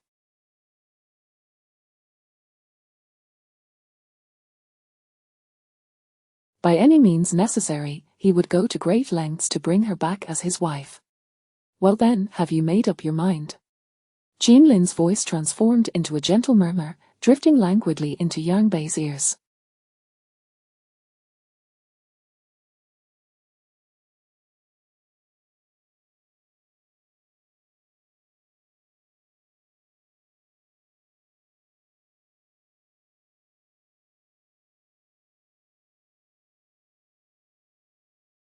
She could not help but feel a tremor within her heart. She blinked in embarrassment, instinctively swallowing hard. Qinlin, do you know what you are saying? To take you, Yanbei, as my wife. Do you require me to repeat this? If you desire to hear it, I can utter it countless times. To marry you, please, stop. They were positioned too closely, and Yanbei felt as though she were on the verge of suffocation. Her mind was a muddled haze. After much hesitation, Yanbei found herself unable to articulate a single coherent word. Qinlin found her nervous demeanor amusing, which only served to amplify her charm in his eyes. A smile gradually unfurled at the corners of his lips as he gazed at her with tender affection. Suddenly, the ringing of a phone shattered the intimate atmosphere in the quiet living room. Jean-Lin frowned, releasing one hand to retrieve his phone from his pocket. Seizing this opportunity, Yang-Bei attempted to extricate herself from his embrace, but as soon as she moved, his strong hand tightened around her waist, drawing her back into his hold. "It's a call from the team. Behave yourself," Jean-Lin instructed, answering the phone without granting Yang-Bei a chance to speak. Her mouth opened in protest, but quickly closed in resignation. The conversation on the line was somewhat indistinct, but she vaguely caught the mention of a mission. "I have an urgent task. I must leave," Jean-Lin said seriously after hanging up, his tone commanding as he addressed Yang-Bei. "Stay right here, do not go anywhere." Having said that, he released her and made to depart, but hesitated momentarily, his hand on the doorknob. He turned back to issue a final directive, his tone leaving no room for argument. "Wait for me to return." Yang-Bei stood there, dazed, leaning against the wall, her mind blank as she watched him close the door without uttering a word. It was not that she lacked the desire to speak, rather, she was so taken aback that words eluded her. Could someone please explain to her what was transpiring? He had not married anyone, and yet he wished to marry her. So he also harbored feelings for her, with nowhere else to turn, and familiar with Jean-Lin's home from previous visits, she hesitated to venture outside, fearful of encountering any unforeseen troubles. Thus, she refrained from stubbornly fleeing. A week passed without Jean-Lin's return. Unable to make sense of the situation, Yang-Bei eventually sought the counsel of her best friend the following weekend. Ji Yuxi, upon hearing the entire story, was equally astounded. "Is it true? He hasn't married anyone and intends to marry you?" It seems to be the case," Yang-Bei replied, feeling a blush of embarrassment. Being a corporate professional, Ji Yuxi's mind worked quickly. With a decisive clap of her hands on the table, she spoke earnestly. Mian, so he has remained unmarried all this time, simply waiting for you." I don't know," Yang-Bei stammered, nervously fiddling with her juice. Ji Yuxi observed Yang-Bei's bashful demeanor and couldn't help but chuckle. "Honestly, I noticed it back in high school. You just never believed it, always insisting that he was the campus heartthrob of Beijing University and wouldn't take an interest in you. And look at where we are now. He is just like you. Back then, we were merely students. How could we comprehend the nature of love?" After listening, Ji Yuxi shook her head in exasperation. "Even you, with your head in the clouds, should grasp the significance of this, right?" Ji Yuxi's words lingered in Yang-Bei's ears as she absently twisted the straw in her juice. If what Ji Yuxi said was accurate, then what was the meaning of that moment when Fang Qing embraced him, and what about his statement, "She is merely a lonely girl without love, deserving of pity"? Yang-Bei was perplexed, her mind remained a whirlwind of confusion. Frustrated, she took a few sips of the cool juice, attempting to dismiss her thoughts, but Ji Yuxi suddenly voiced her curiosity. "However, I've heard that marrying a special police officer, a friend of mine who married one mentioned that you have to submit a report at least a month in advance, and the woman must undergo a background check and whatnot. It's all rather troublesome." "Ji Yuxi, what are you thinking?" "I never said I wanted to marry him," Yang-Bei murmured softly, her face betraying a blush. Ji Yuxi chuckled. Despite her inner turmoil, Yang-Bei was putting on a brave face. Had she acted like Yang-Bei, she and Zhu Chen would have parted ways long ago, and there would be no adorable daughter or the current happy family to speak of. Yet, Ji Yuxi understood the deeper issues at play in Yang-Bei's heart. Growing up without parents and always treading carefully under the roofs of others, compounded by that incident, the wall of insecurity she had built was not easily toppled. This invisible burden constricted her throat, a constant reminder she could never shake off. With a faint smile, Ji Yuxi sighed softly. "Very well, since you are reluctant to marry, then heed my advice." "Listen to what?" Yang-Bei asked, her brow furrowed in confusion as she regarded Ji Yuxi's enigmatic expression. "Ji Yuxi, what trick are you trying to pull on me now?" "Hey, don't be ungrateful. I'm not trying to deceive you, just trust me." "What exactly are you suggesting?" Chapter 13, Not Only He Who Likes Yang-Bei. Ji Yuxi picked up her phone and began to rummage through WeChat, eventually placing it in front of Yang-Bei. The bold characters, blind date introduction agency, caught her eye. Yang Bei's face contorted in resistance. Ji Yuxi, please don't meddle with me. Be obedient, just this once. Once you go, you'll know whether to accept him or not. Absolutely not. Yang Bei immediately set her cup down, grabbed her bag, and attempted to leave, but Ji Yuxi clung onto her bag, refusing to let go. The two best friends engaged in a tug-of-war in the living room, and an onlooker might have mistaken them for a quarrel. Zhu Chen emerged from the kitchen, carrying dishes, and was met with the amusing sight before him, shaking his head in exasperation. Ladies, why not have a meal first before continuing this? The two women were still playfully entangled, oblivious to Zhu Chen's words. Just as Yang Bei found herself in a disadvantageous position, her phone buzzed from within her bag. All right, enough of this. I need to take this call. Yang Bei's phone calls, apart from her own, were mostly work-related. Ji Yuxi, sensing the moment, released Yang Bei and turned toward the dining table, affectionately wrapping her arms around Zhu Chen's neck and planting a kiss on him. Darling, you've worked hard. Zhu Chen smiled but subtly evaded Ji Yuxi's attempt for another kiss. My hands are dirty. I wouldn't want to soil you. Ji Yuxi, oblivious to any oddity, accepted his words at face value. She turned to call Yang Bei over for dinner, only to notice Yang Bei's tone on the phone was somewhat grave. What's wrong? Yang Bei, still on the call, gestured to Ji Yuxi. There's an issue at school. I have to leave right away. Have Zhu Chen drive you? No need, Li Chuyang is already on his way. With that, Yang Bei had changed her shoes and exited. What is going on between her and Li Chuyang? Are they planning to get married? Zhu Chen inquired curiously. Ji Yuxi shot him a glance, clearly aware he was missing the point. Li Chuyang has nothing to do with it. Then what were you two discussing about marriage? Isn't it just Li Chuyang who is relentlessly pursuing her? Who said that there are others who like Yang Bei as well? Zhu Chen merely offered a few perfunctory remarks and chose not to delve deeper into the matter. He had no interest in their affairs. Downstairs, Yang Bei waited by the roadside for about 10 minutes when Li Chuyang drove up in a Cayenne. Yang Bei, get in. All right. Yang Bei opened the door and settled into the passenger seat. As soon as she got in, she inquired about the situation from her phone call. What's going on? Has Qianming still not been found? The student's parents said he is at a bar, but he has gotten involved with a group of unruly friends who are preventing him from leaving. A bar? At such a young age, he should be studying, not gallivanting around a bar. He really deserves a good scolding.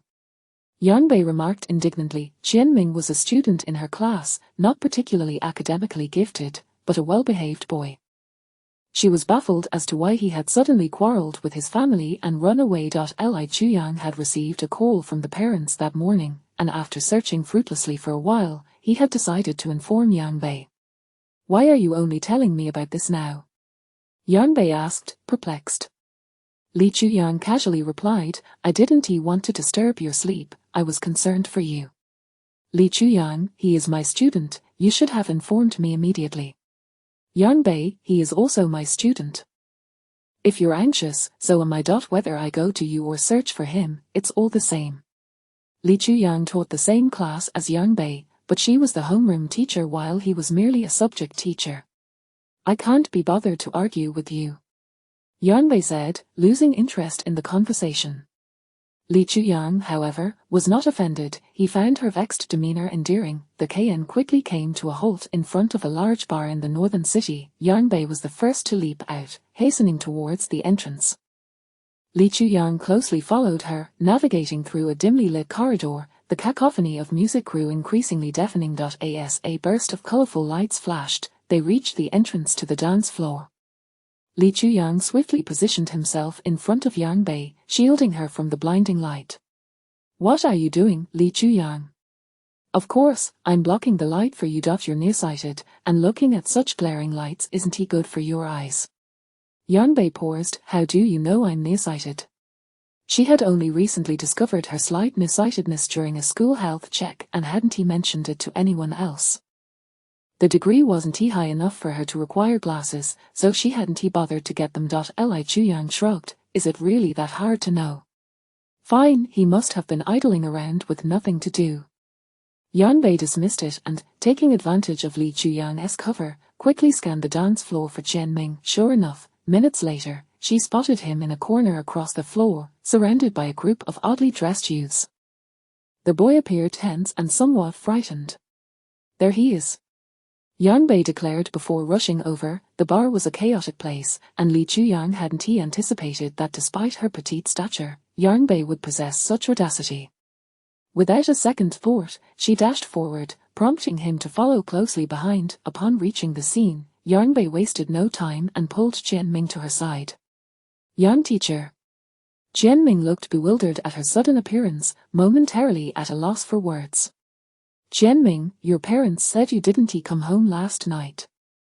What on earth happened? Are you aware that you're a sophomore? If you continue to associate with them, do you even plan on taking the college entrance examination next year? Teacher, I didn't mean to.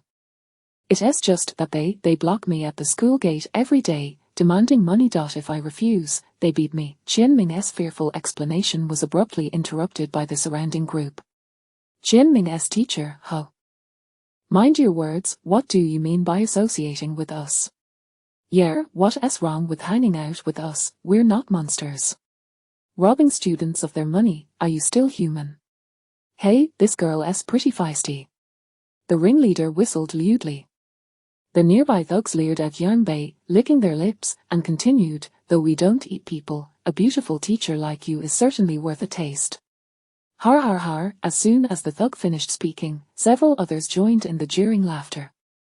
The initial speaker grinned with malicious intent and reached out to touch Yang Bei. However, before his hand could reach her, Li Chuyang firmly grasped his wrist. Who the hell are you? Your grandfather. Li Chuyang tightened his grip on the man's wrist with one hand while using the other to shield Yang Bei and Jianming behind him. Anyone who dares to touch my people must first inquire if I permit it. Chapter 14. The kidnapping. Li Chuyang, in his leisure time, often indulges in fitness, boasting remarkable physical prowess. His youth and robust physique, imbued with an aura of vitality, have garnered him admiration from the younger faculty at school. At present, his wrist is gripped painfully, and his subordinates, witnessing their leader being bullied, are naturally reluctant to stand idly by. With a resounding bang, the group of thugs behind him brandished shattered beer bottles, charging toward Li Chuyang with fervor. Li Chuyang, be careful. Yang Bei, taken aback by their audacity in such a public setting, feels a surge of anxiety. They are only 3, while 6 or 7 burly men have inexplicably emerged before them. It is evident they are outmatched. Li Chuyang, don't act rashly. Let us leave this place quickly. You go ahead. I will hold them off. I will not let them get away with bullying you.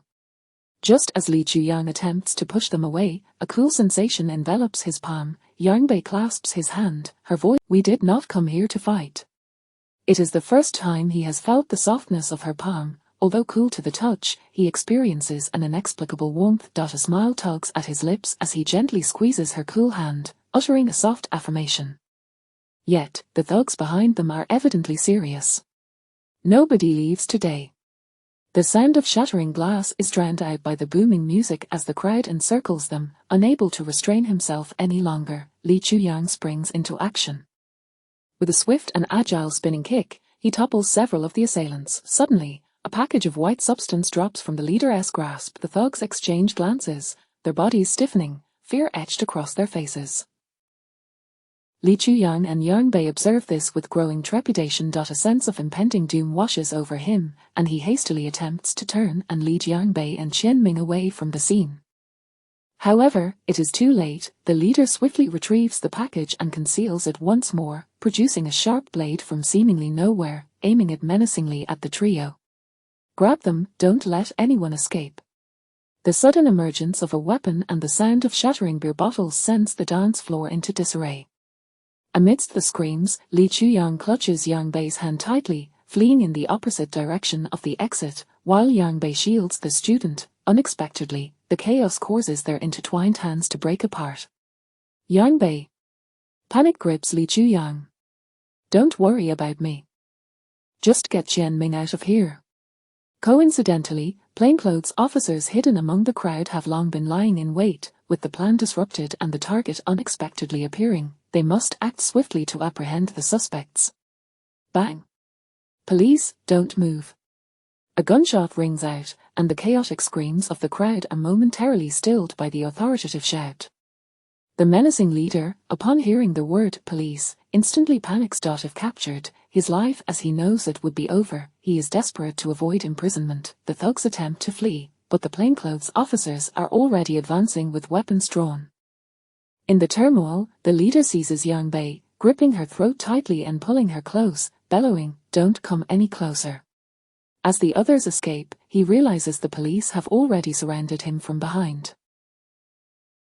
With no avenue of escape, he presses the blade against Yang Bei's neck, threatening, "Don't approach, or I'll kill her." What a stroke of misfortune. Is this where his journey ends? Observing the influx of uniformed officers at the entrance, the leader understands that a forceful escape is futile. He must devise a plan. The events unfold too rapidly for Yang Bei to comprehend. She has become a hostage. The knife at her throat perpetually threatens her life, leaving her feeling utterly powerless. She strives to maintain her composure, hoping the police will rescue her soon.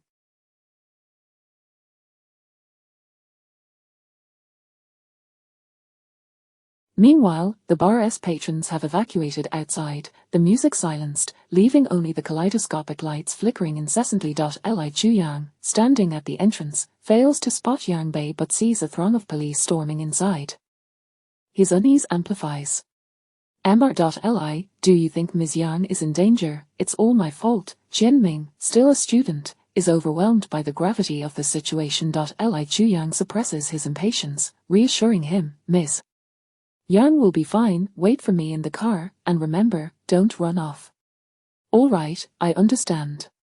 Subsequently, Li Chuyang, after negotiating, attempts to force his way past the police barricade. "Let me in. She's just a girl and must be terrified. I need to save her." "Sir, please remain calm. The situation is delicate. You must cooperate with the police. We will rescue the hostage. You need to stay away from danger." Li Chuyang's pupils constrict in alarm. "No, I must go in." Yang Bei, being a girl, must be petrified inside. "Sir, your actions are obstructing the police operation and will not aid in the rescue. Please do not hinder our efforts." In the midst of the commotion, an armored police vehicle screeches to a halt at the bar's entrance. Li Chuyang turns to see the vehicle's door swing open, and a dozen fully armed SWAT members leap out, swiftly taking their positions, awaiting. The suspect is wielding a blade and has taken a female hostage. They have been in a standoff for half an hour. "I heard the hostage is a teacher." "A teacher? What kind of teacher comes to such a place?" "It said she came to find her student." Qin Lin's brow furrows, sensing something amiss. "Understood. All teams, be on alert. Take your positions as previously assigned for snipers. Snipers, get ready." "Yes."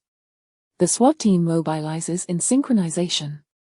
"Take him alive. He is linked to a significant case." "Understood." Team 1, follow me inside to find a sniper position. "Yes." Duanhu and Qifei follow closely behind Qin Lin, promptly springing into action. As they pass the side of the bar, Qin Lin is drawn to Li Chuyang's anxious voice. He glances at the man, stating coldly, "Do you wish to know about the crime of obstructing police duties?" Qin Lin's words are devoid of warmth, yet chilling. Li Chuyang's agitation is momentarily quelled. As a teacher, he is somewhat aware of the implications of such a charge. He restrains his behavior and implores, "Please ensure her safe return." Qin Lin dismisses him and swiftly leads his team inside. Chapter 15. His people, his rescue. Within the confines of the bar, Yang Bei found herself cornered in the dance floor's shadows, her neck gripped tightly by an agitated man. A cold blade oscillated threateningly before her, and her nerves were fraying to the point of collapse. Qin Lin, ever cautious and nimble, sought out a concealed vantage point, swiftly assuming a sniper's position. Duanhu and Qifei also concealed themselves adept. As Qin Lin locked onto his target through the scope, his gaze abruptly froze. "Yang Bei. Isn't that your sister-in-law?" Duanhu, initially doubting his own eyes, cautiously raised his head to reconfirm through the scope. Team Qin, stay concealed. Await orders. Jean Lin's icy command crackled through the earpiece. Duan, who dared not utter another word. Director Chen, having overheard Duan, whose voice through the comms recalled the girl Jean Lin had cradled not long ago. He seized the radio and issued a directive to Jean Lin. Jean Lin, regardless of who the hostage is, maintain composure and ensure the hostage's safety to the fullest extent. Understood. Jean Lin's gaze remained fixed on the trembling figure within the scope, his grip on the firearm tightening until his knuckles turned white. Meanwhile, the criminal man exhibited a keen awareness of his surroundings, sensing the palpable tension enveloping the hall. His anxious eyes scanned the platforms, and upon spotting the figures of special police officers, his agitation intensified. Are the police? You never intended to let me go, did you? Do you believe I won't kill her right now? With that, the sharp edge of the knife pressed against Yang Bei's delicate neck, crimson drop, grasping the man's arm that constricted her, she fought for precious air. Calm down, whatever demands you have, we will meet them. The criminal scoffed. Oh really, then let's see, you called for the special police, right? I've heard their captain is an invincible hero. Has he arrived? Bring him out. As a sniper, Jean Lin had always been a formidable presence that criminals feared. Wherever the special police were, so too was he. He wanted to witness just how formidable he truly was. If you want to save her, then trade him for her. The metallic scent of blood filled the air, and Yang Bei's complexion turned ashen, desperate tears streaking her face as she felt the bile rise in her throat. Instinctively, she shook her head at the thought of Jean Lin potentially sacrificing himself for her. Upon hearing the mention of Jean Lin's possible presence, Director Chen quickly assessed the situation and made a decisive judgment. Jean Lin, you cannot go. As a key talent in the special police force, Jean Lin had only recently recovered from injuries sustained on a mission. Chen could not afford to take such risks. The criminal does not recognize the captain's appearance. I will go. No need, I will go. His people, his mission to save. Before Chi Fei could finish his sentence, Jean Lin had already revealed his position. The earpiece crackled with Chen's urgent and irate shouts, but Jean Lin remained deaf to them. He emerged fully armed before the two. His face obscured by a mask, all expressions were shrouded beneath the fabric. Standing tall and resolute, exuding an air of righteousness, his presence incited an inexplicable ire within the criminal, yet for Yang Bei, tears streamed unabated. She was unwilling to let Jean Lin drop your weapon and walk towards me, unarmed, to exchange for her. Don't, Jean Lin, don't listen to him. Yang Bei fervently shook her head in refusal, prompting the criminal. I will comply. Jean Lin began shedding his equipment, slowly advancing towards the criminal. The man scoffed derisively. So many of my brothers have perished at your hands. Killing you today will serve as retribution. As Jean Lin drew near, the criminal eagerly thrust the blade towards him. In a split second, Yang Bei found an unexpected surge of courage, shoving the criminal away with all her strength. His arm veered off course, and as he stumbled, Jean Lin seized Yang Bei, pulling her protectively into his embrace. However, as the criminal fell, he viciously lunged at Jean Lin, the blade sinking into his shoulder. All of this transpired in a mere 6 seconds. Bang! A gunshot rang out as Duan Hu struck his mark, the criminal collapsing lifelessly to the ground. The ordeal was over. The police swiftly encircled the fallen criminal, escorting him away. Yang Bei, utterly drained, slumped to the floor. Jean Lin tore off his mask, his expression fraught with panic. Yang Bei, are you all right? Pull yourself together. Jean Lin. Yang Bei weakly opened her eyes, gazing up at him as the terror she had suppressed finally erupted. She enveloped Jean Lin's neck in a desperate embrace, sobbing uncontrollably. Why had he risked everything to save her? Did he not realize that if anything happened to him, she would be consumed by guilt? Jean Lin held her tightly, allowing her tears to soak his neck. Though he was unsure what had made her so upset, he knew one thing: as long as she was safe, that was all that mattered. Suddenly, her cries ceased, and Jean Lin felt her body grow limp. Yang Bei. Bei. Seeing her unconscious in his arms, Jean Lin lost his composure for the first time. Doctor, quick, a doctor. At the hospital, when Yang Bei awoke, the sharp scent of disinfectant filled her nostrils. She blinked in confusion for a few moments, then recalled the harrowing events that had transpired. Once again, Jean Lin had rescued her.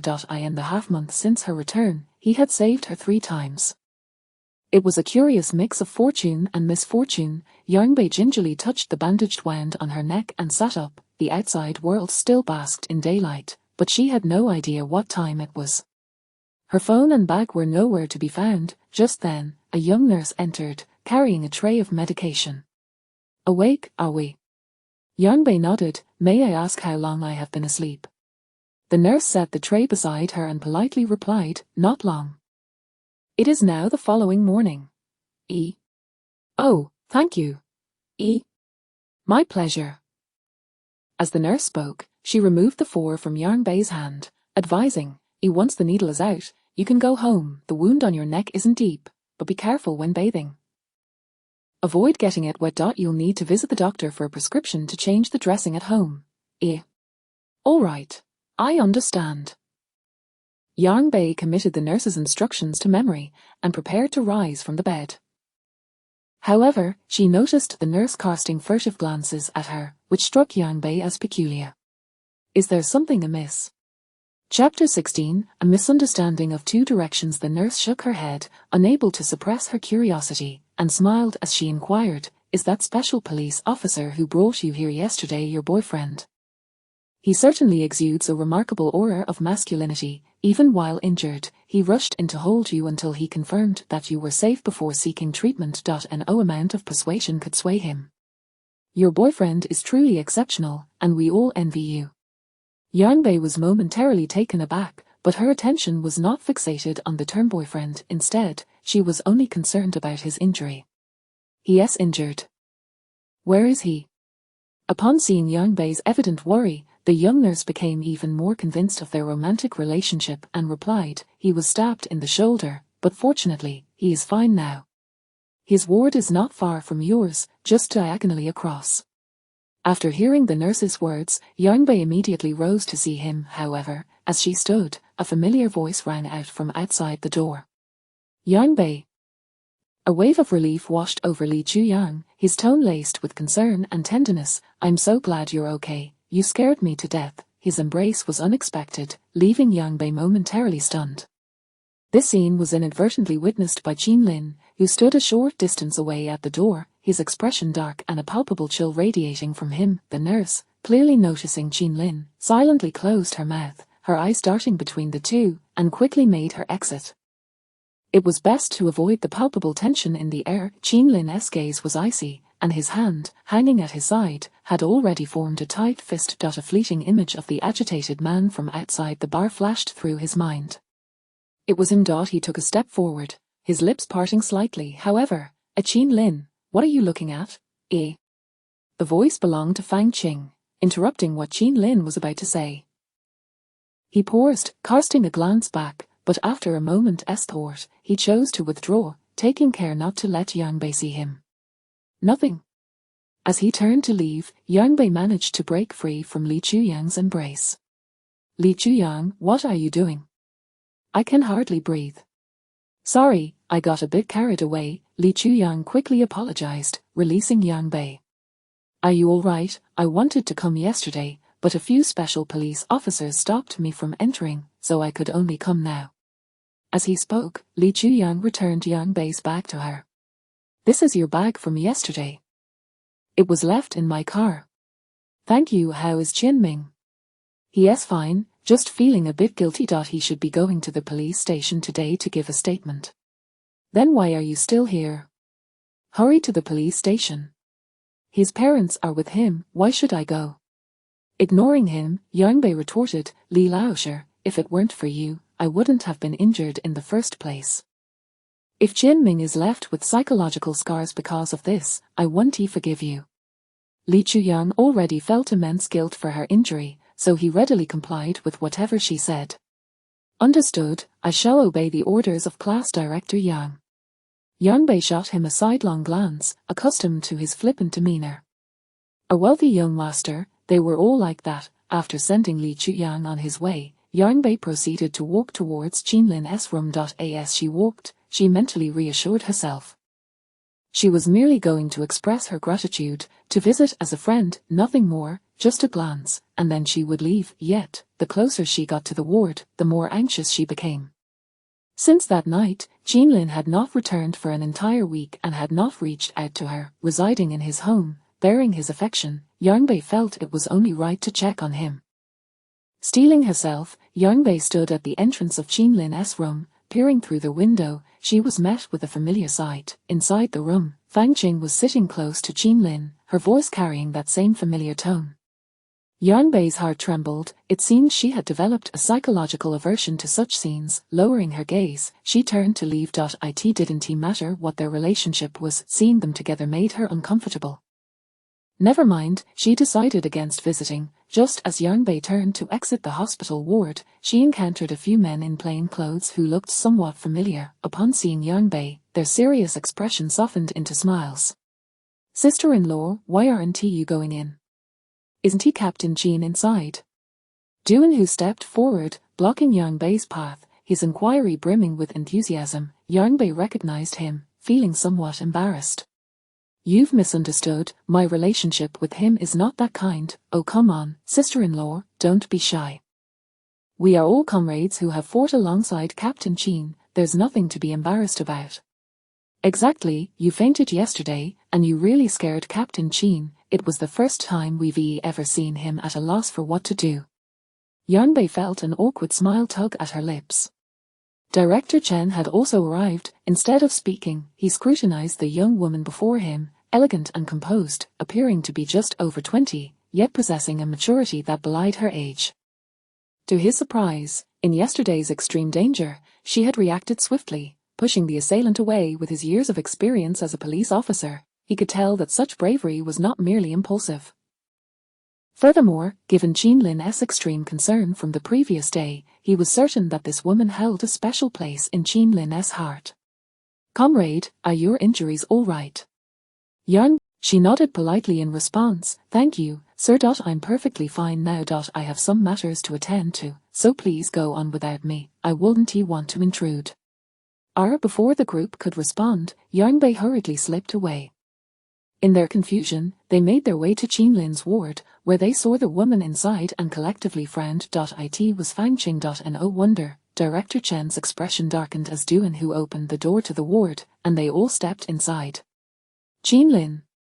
"Director Chen, Du Eunhoo, what brings you here?" Jean Lin was about to salute with a standard military gesture, but the movement caused him to wince slightly in pain. Director Chen quickly interjected, "Enough with the theatrics. I didn't see you wince when you were saving the damsel in distress. Do you think this will earn you my forgiveness?" Director Chen still felt a lingering unease from yesterday's events. Jean Lin's lips curled into a slight smile, but he remained silent. Fang Qing, noticing Director Chen's arrival, politely greeted him. "Director Chen, the comrades have come as well." Director Chen's expression soured. He responded to Fang Qing with a lukewarm demeanor. "Fang Qing, Yu Hui is still in the intensive care unit. Please ensure you take good care of his parents and children." Fang Qing forced a smile, a flicker of discomfort crossing her features, yet she maintained a composed exterior. Chapter 17 Marriage Application Form. Director Chen, what are you saying? Yu Hui is my husband. Attending to my in-laws and caring for the children are my responsibilities, and I do not find it arduous. Very well, then you may return for now. We have some matters to discuss privately. Understood, I shall take my leave. Fang Qing, sensing the situation, promptly exited. Her suspicious nature prompted her to glance deliberately into Yang Bei's hospital room as she passed, but all she saw was a frail old lady lying on a bed, while another bed remained unoccupied.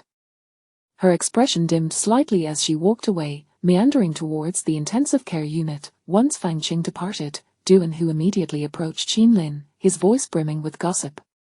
"Captain Jean, I just saw your sister-in-law standing at your door for a moment before she hurriedly left."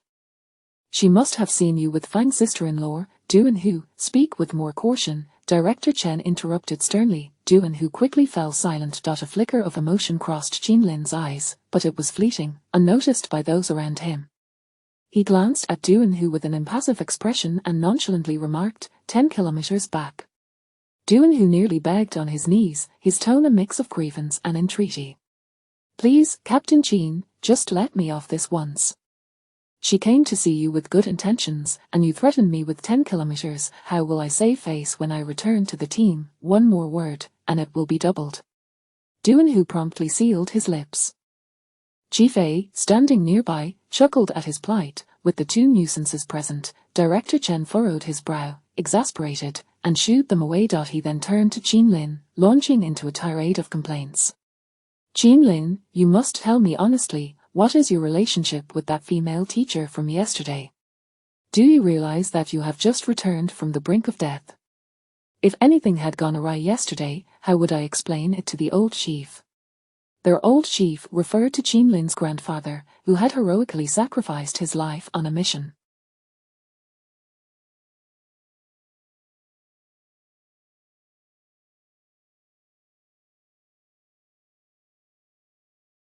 At that time, only Qin Lin's father remained in the family. Although Qin Lin's father had chosen a path in business rather than the military, the family lineage continued with Qin Lin, who, despite his parents' reluctance, insisted on serving as a police officer. Director Chen, aware of his esteemed background, had taken great pains to nurture him, but that did not mean he wished for him to recklessly risk his life. Qin Lin regarded it as his duty. As a police officer, he should devote himself entirely to the people, especially since it was her life on the line. The person has been gone for so long. "What more is there to account for? I am perfectly fine," Qin Lin replied dismissively. Director Chen, frustrated, exclaimed, "This is utter nonsense. You are disregarding orders and commands." Director Chen, "If I were to falter again during a mission, I would no longer deserve to wear this police badge." Director Chen sighed, at a loss for words. During their previous mission, Yu Hui and Qin Lin had been paired to neutralize a criminal suspect, only to be caught off guard by an unexpected grenade. Yu Hui had sustained serious injuries while protecting Qin Lin, who had also narrowly escaped with his life due to the blast's residual force. Had it not been for this incident, Fang Qing would have never been able to get close to Qin Lin. "Tell me the truth. Was that teacher the one you referred to as your beloved?" Director Chen shifted the topic, voicing his curiosity. At the mention of Yang Bei, a spark ignited in Qin Lin's otherwise unperturbed eyes. He met Director Chen's gaze, his tone casual yet tinged with seriousness. "Yes, she has returned, but there seems to be a misunderstanding. That girl, even under duress, thought to protect you. She is indeed a remarkable individual. Since your feelings are mutual, what misunderstandings could possibly stand in your way? Go back and charm her. In time, all will be well." However, recalling the scene he had witnessed outside her hospital room, a surge of jealousy welled up within Qin Lin. After all the effort it took to have her back, he could not bear the thought of her being taken away by someone else. Thus, he spoke directly to Director Chen. "Director Chen, I would like a marriage application form." Director Chen's eyes widened in astonishment. What did you just say? Are you surprised? Haven't you always wanted to taste my wedding candies?" "With whom? That female teacher?" "Indeed." Director Chen suddenly broke into laughter. "So, the lad has finally come to his senses. I can certainly arrange for the application and the political review report, but has teacher Yang consented?" Qin Lin, regardless of her consent, he would never allow her the opportunity to leave him again. Director Chen, observing Qin Lin's silence, suddenly understood. It seems he was indulging in his own fantasies. Director Chen shook his head, a mix of exasperation and mockery. "My dear Captain Qin, do you understand the laws of marriage? It requires the mutual consent of both parties. You cannot simply impose your will." Then, recalling something, Director Chen added, "And do not attempt to apply your tactical dominance here. Be careful lest you frighten her away. If you wish to marry, no problem."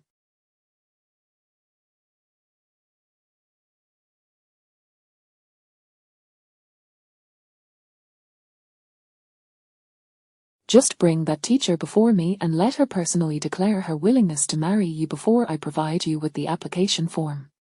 With that, Director Chen stormed out of the hospital room, leaving Qin Lin alone on the bed, raising an eyebrow with a leisurely smirk. The conversation within the room had been overheard by the two individuals waiting at the door, who exchanged glances, carefully suppressing their reactions. but inwardly they could not help but ridicule their captain for the first time encountering a situation he could not manage. The thought of Qinlin being at the mercy of that beautiful teacher nearly broke their composure. Not long after Director Chen left, Qinlin's mother, Liang Anlin, entered the room. She was a senior professor in the obstetrics and gynecology department of the hospital, having just saved a patient suffering from amniotic fluid embolism. Having rushed from the operating room without a moment's respite, she hurried to her son's ward. Accompanying her was his sister, Qin Jiao. Qin Jiao, engaged in education, was already a key talent in the city's education bureau at a young age. Upon entering the room, Liang Anlin immediately began to scold Qinlin. "I told you not to take on such dangerous work, but you insisted. Do you have any idea how anxious I am every day? I truly do not understand what you are striving for. Mom, can we change the subject?" Qinlin pressed his fingers against his temples, casting a meaningful glance at his sister, who immediately understood and moved closer to their mother to offer consolation. "Oh, our Lin is simply inheriting Grandpa's patriotic spirit. The men of the Qin family are all brave and exceptional in their pursuits. What good is being exceptional? Why not inherit your father's business and become a CEO instead? Mom, being a CEO is equally arduous. Look at Dad and you are always busy and hardly at home, making it difficult to even have a family meal together. But, all right, Arlin's injury has yet to heal. Please refrain from saying more. You know his temperament, the more you say, the less he will listen." Chapter 18, Why don't you come to see me? Liang Anlin sighed and glanced at the perpetually silent Qinlin, her frustration mounting. "What are you pretending for? Don't think that just because your sister is here shielding you, I won't speak my mind. You're nearly 30, when will you settle down and give the Qin family an heir? Mom, why do you keep bringing this up? Alin has heard enough. My ears are about to develop calluses." Qin Jiao was aware that Qinlin harbored a cherished love, a white moonlight in his heart, and he had remained chaste for her sake. Thus, when their mother broached this sensitive topic, she hastily sought to offer words of comfort. However, this time, Qinlin merely smirked, displaying an unexpected ease as he spoke. "Mom, I have someone I like. Who do you fancy? Is it one of the plethora of beauties that Mom introduced you to?" Qin Jiao gazed at her brother in disbelief. Could it be that he had finally come to terms with his feelings? Those women pale in comparison. Yang Bei's beauty transcended the mundane. In contrast to those superficial charms, she was as pure as a fragrant snow lily. "Who is she?" Liang Anlin and Qin Jiao inquired in unison. "Qin, you can't even share with us?"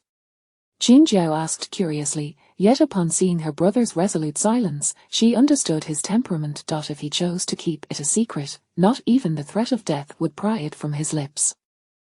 The prospect of meeting the woman who had captured his heart filled Qin Jiao with eager anticipation. Meanwhile, Liang Anlin, knowing her son was a man of his word, felt a great weight lift from her heart. "You little rascal, if you dare to deceive your mother, I'll report you to your superior." "Mom, for heaven's sake, you're a distinguished professor.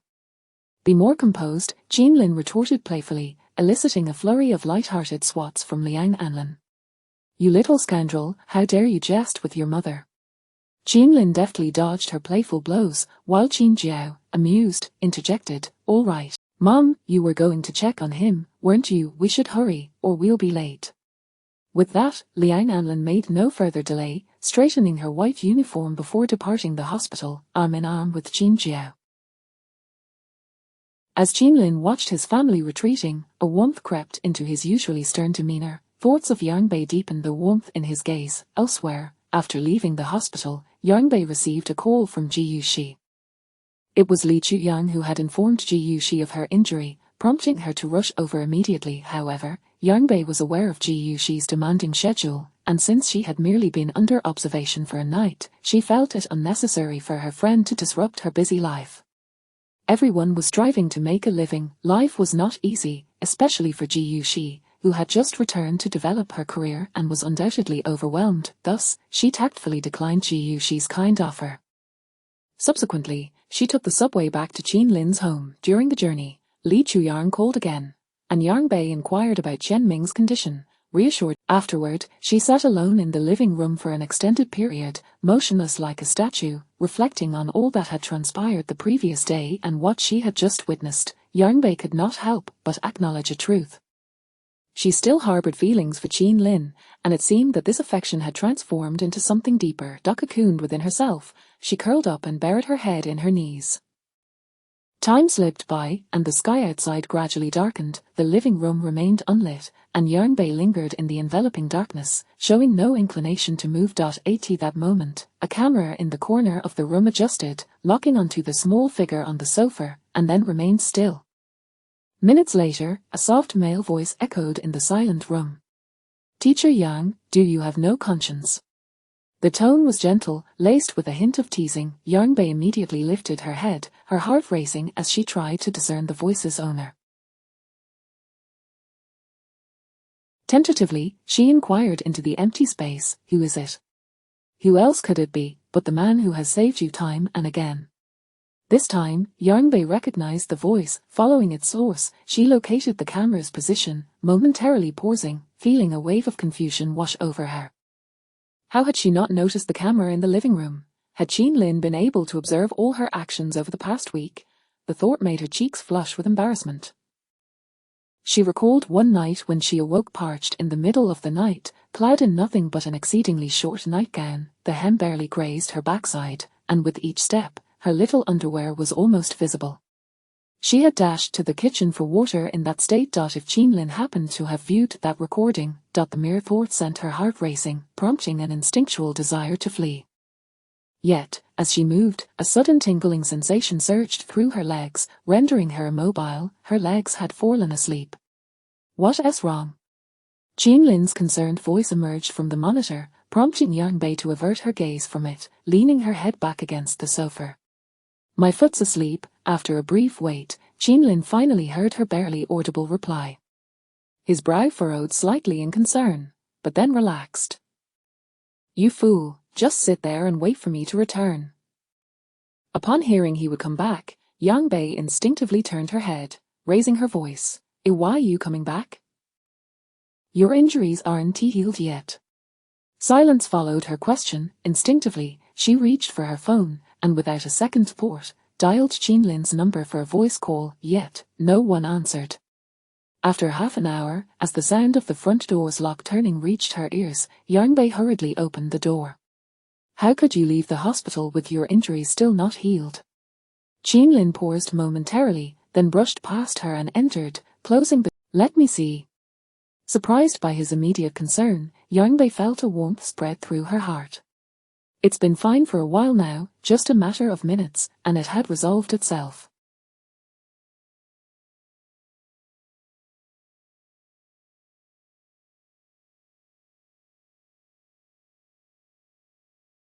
Hearing that she was all right, he finally responded to her earlier question.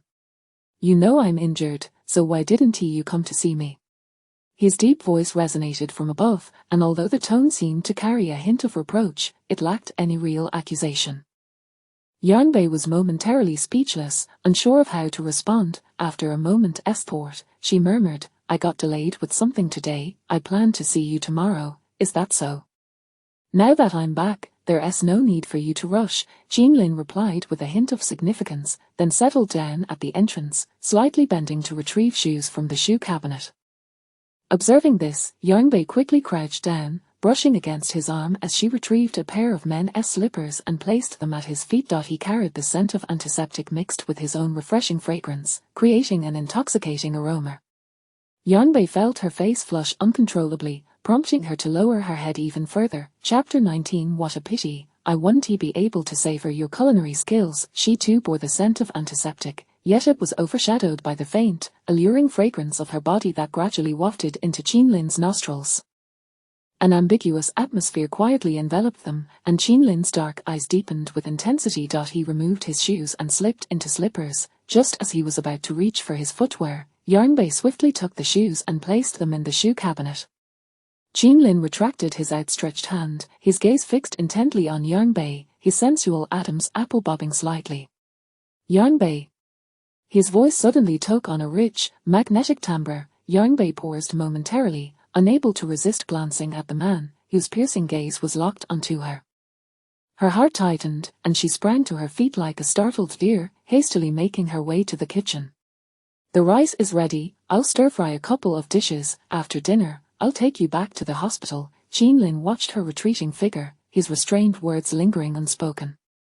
Leaning against the glass door of the kitchen with his arms crossed, he observed Yang Bei's petite silhouette bustling about, and his resolve to marry her grew ever stronger. This scene was the longing he had cherished for so long. He discreetly took out his phone and captured a snapshot of Yang Bei cooking. A smile began to spread across his lips. At the dining table, the two sat across from each other, a silence enveloping them. He recalled the last time they had shared a meal, which was the day before Yang Bei's departure. They had dined together at a renowned eatery near the school, indulging in crab roe vermicelli buns, their laughter filling the air.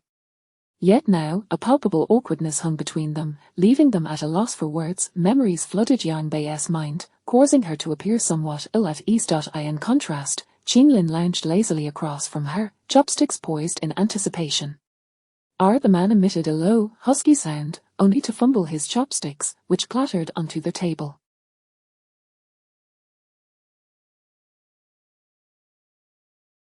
Startled, Yang Bei immediately leaned forward, concern etched on her face. "What's wrong? Is your wound hurting?" Qinlin chuckled lightly, a hint of helplessness in his smile. "I injured my right shoulder. I lacked the strength to hold the chopsticks." Yang Bei followed the line of his right arm, noticing that his shoulder was slightly hunched, and her worry deepened. "Then let me get you a spoon. You can eat with your left hand." With that, she deftly retrieved a small spoon from the kitchen and handed it to Qinlin. Her subtle intentions thwarted, Qinlin frowned slightly in resignation, accepting the spoon and feigning to continue eating. However, before Yang Bei could settle back onto her stool, Qinlin cast the spoon onto the table once more. "What now?" "I apologize, my shoulder hurts, and my hand lacks strength. The food at the hospital is hardly satisfying. I may be a bit weak right now." Yang Bei pondered his predicament, with both hands compromised. What was she to do? Was she really expected to feed him? How absurd. Just as Yang Bei hesitated, she suddenly heard the sound of the chair opposite being shifted. The man stood up, his voice tinged with regret as he murmured, "What a shame, I can't taste your cooking. I suppose I'll have to go hungry for now. Perhaps I'll feel better by tomorrow." With that, he prepared to leave the dining table. "Wait."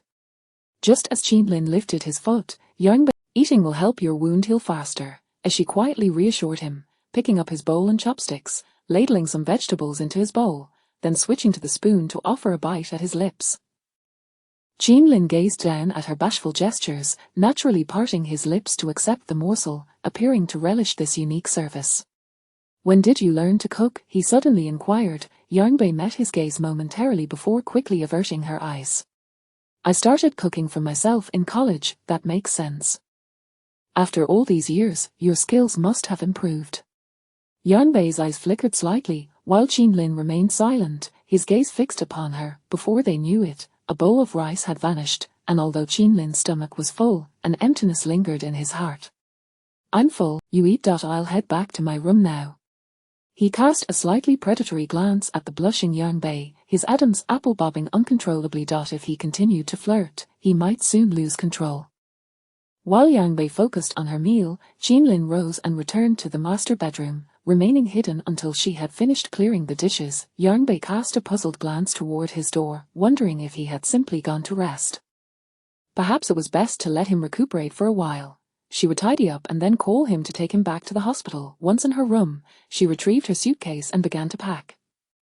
She had been staying here for a week now and had already secured a new rental near the school. As for the dormitory, she had applied for a housing subsidy. However, even after half a day of packing, she had yet to hear a sound from the living room.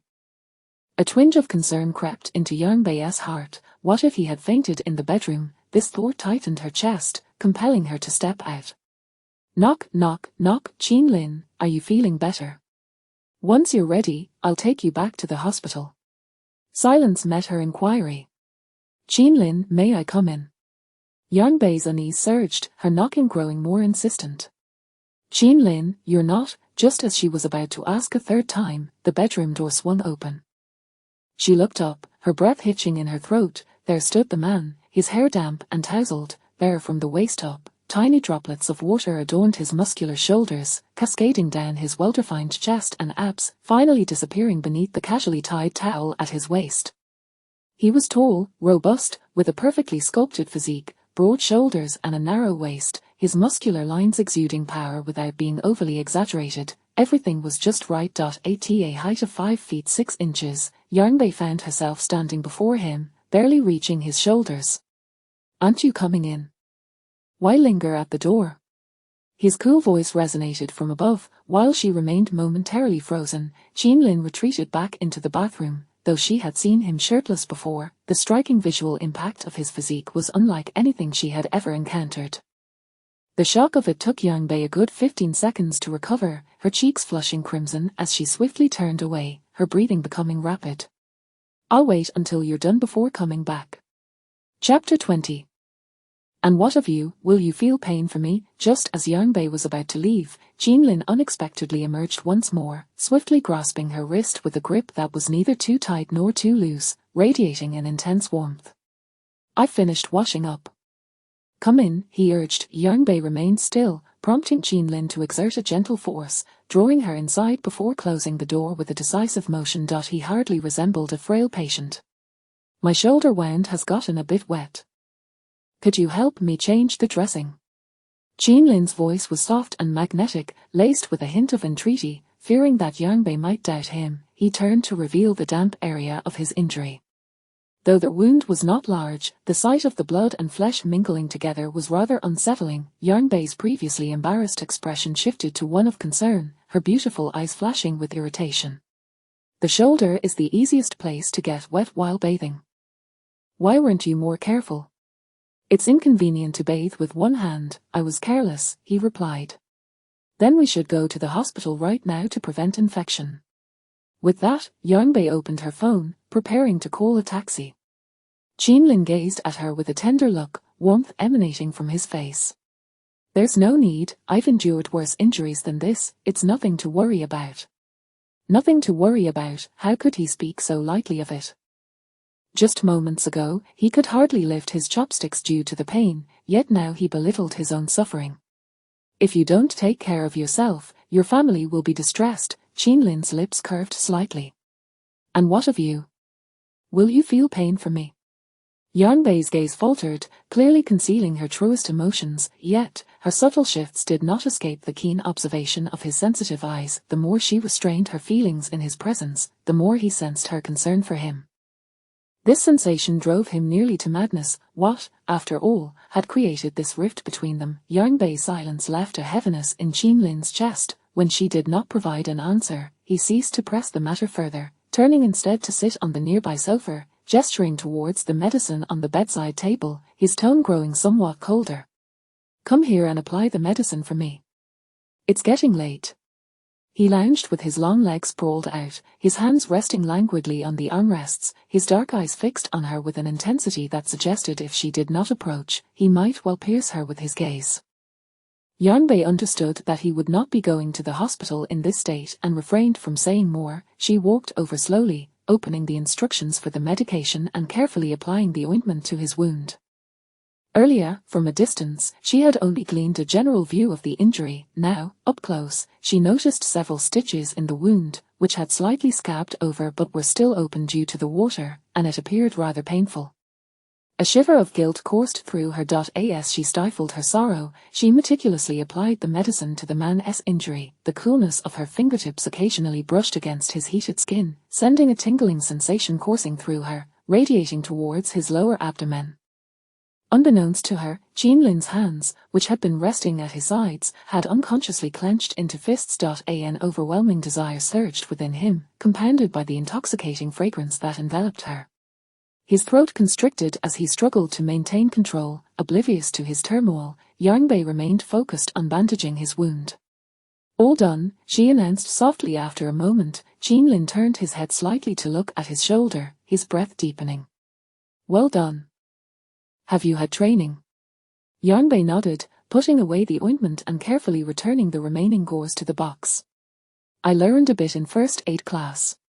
She stood by the bedside, looking somewhat shy and timid, resembling a frightened little lamb. Yanbei, Qinlin suddenly called her name, his tone low and affectionate, tinged with an undercurrent of intimacy. Startled, she replied immediately, "If there's nothing else, you should rest, I must be on my way." "Leave, where to?" Qinlin's expression darkened abruptly, his gaze penetrating as he scrutinized her. "So, after a week of preparation, you intend to give me this kind of explanation?" "Qinlin, marriage is not a jest."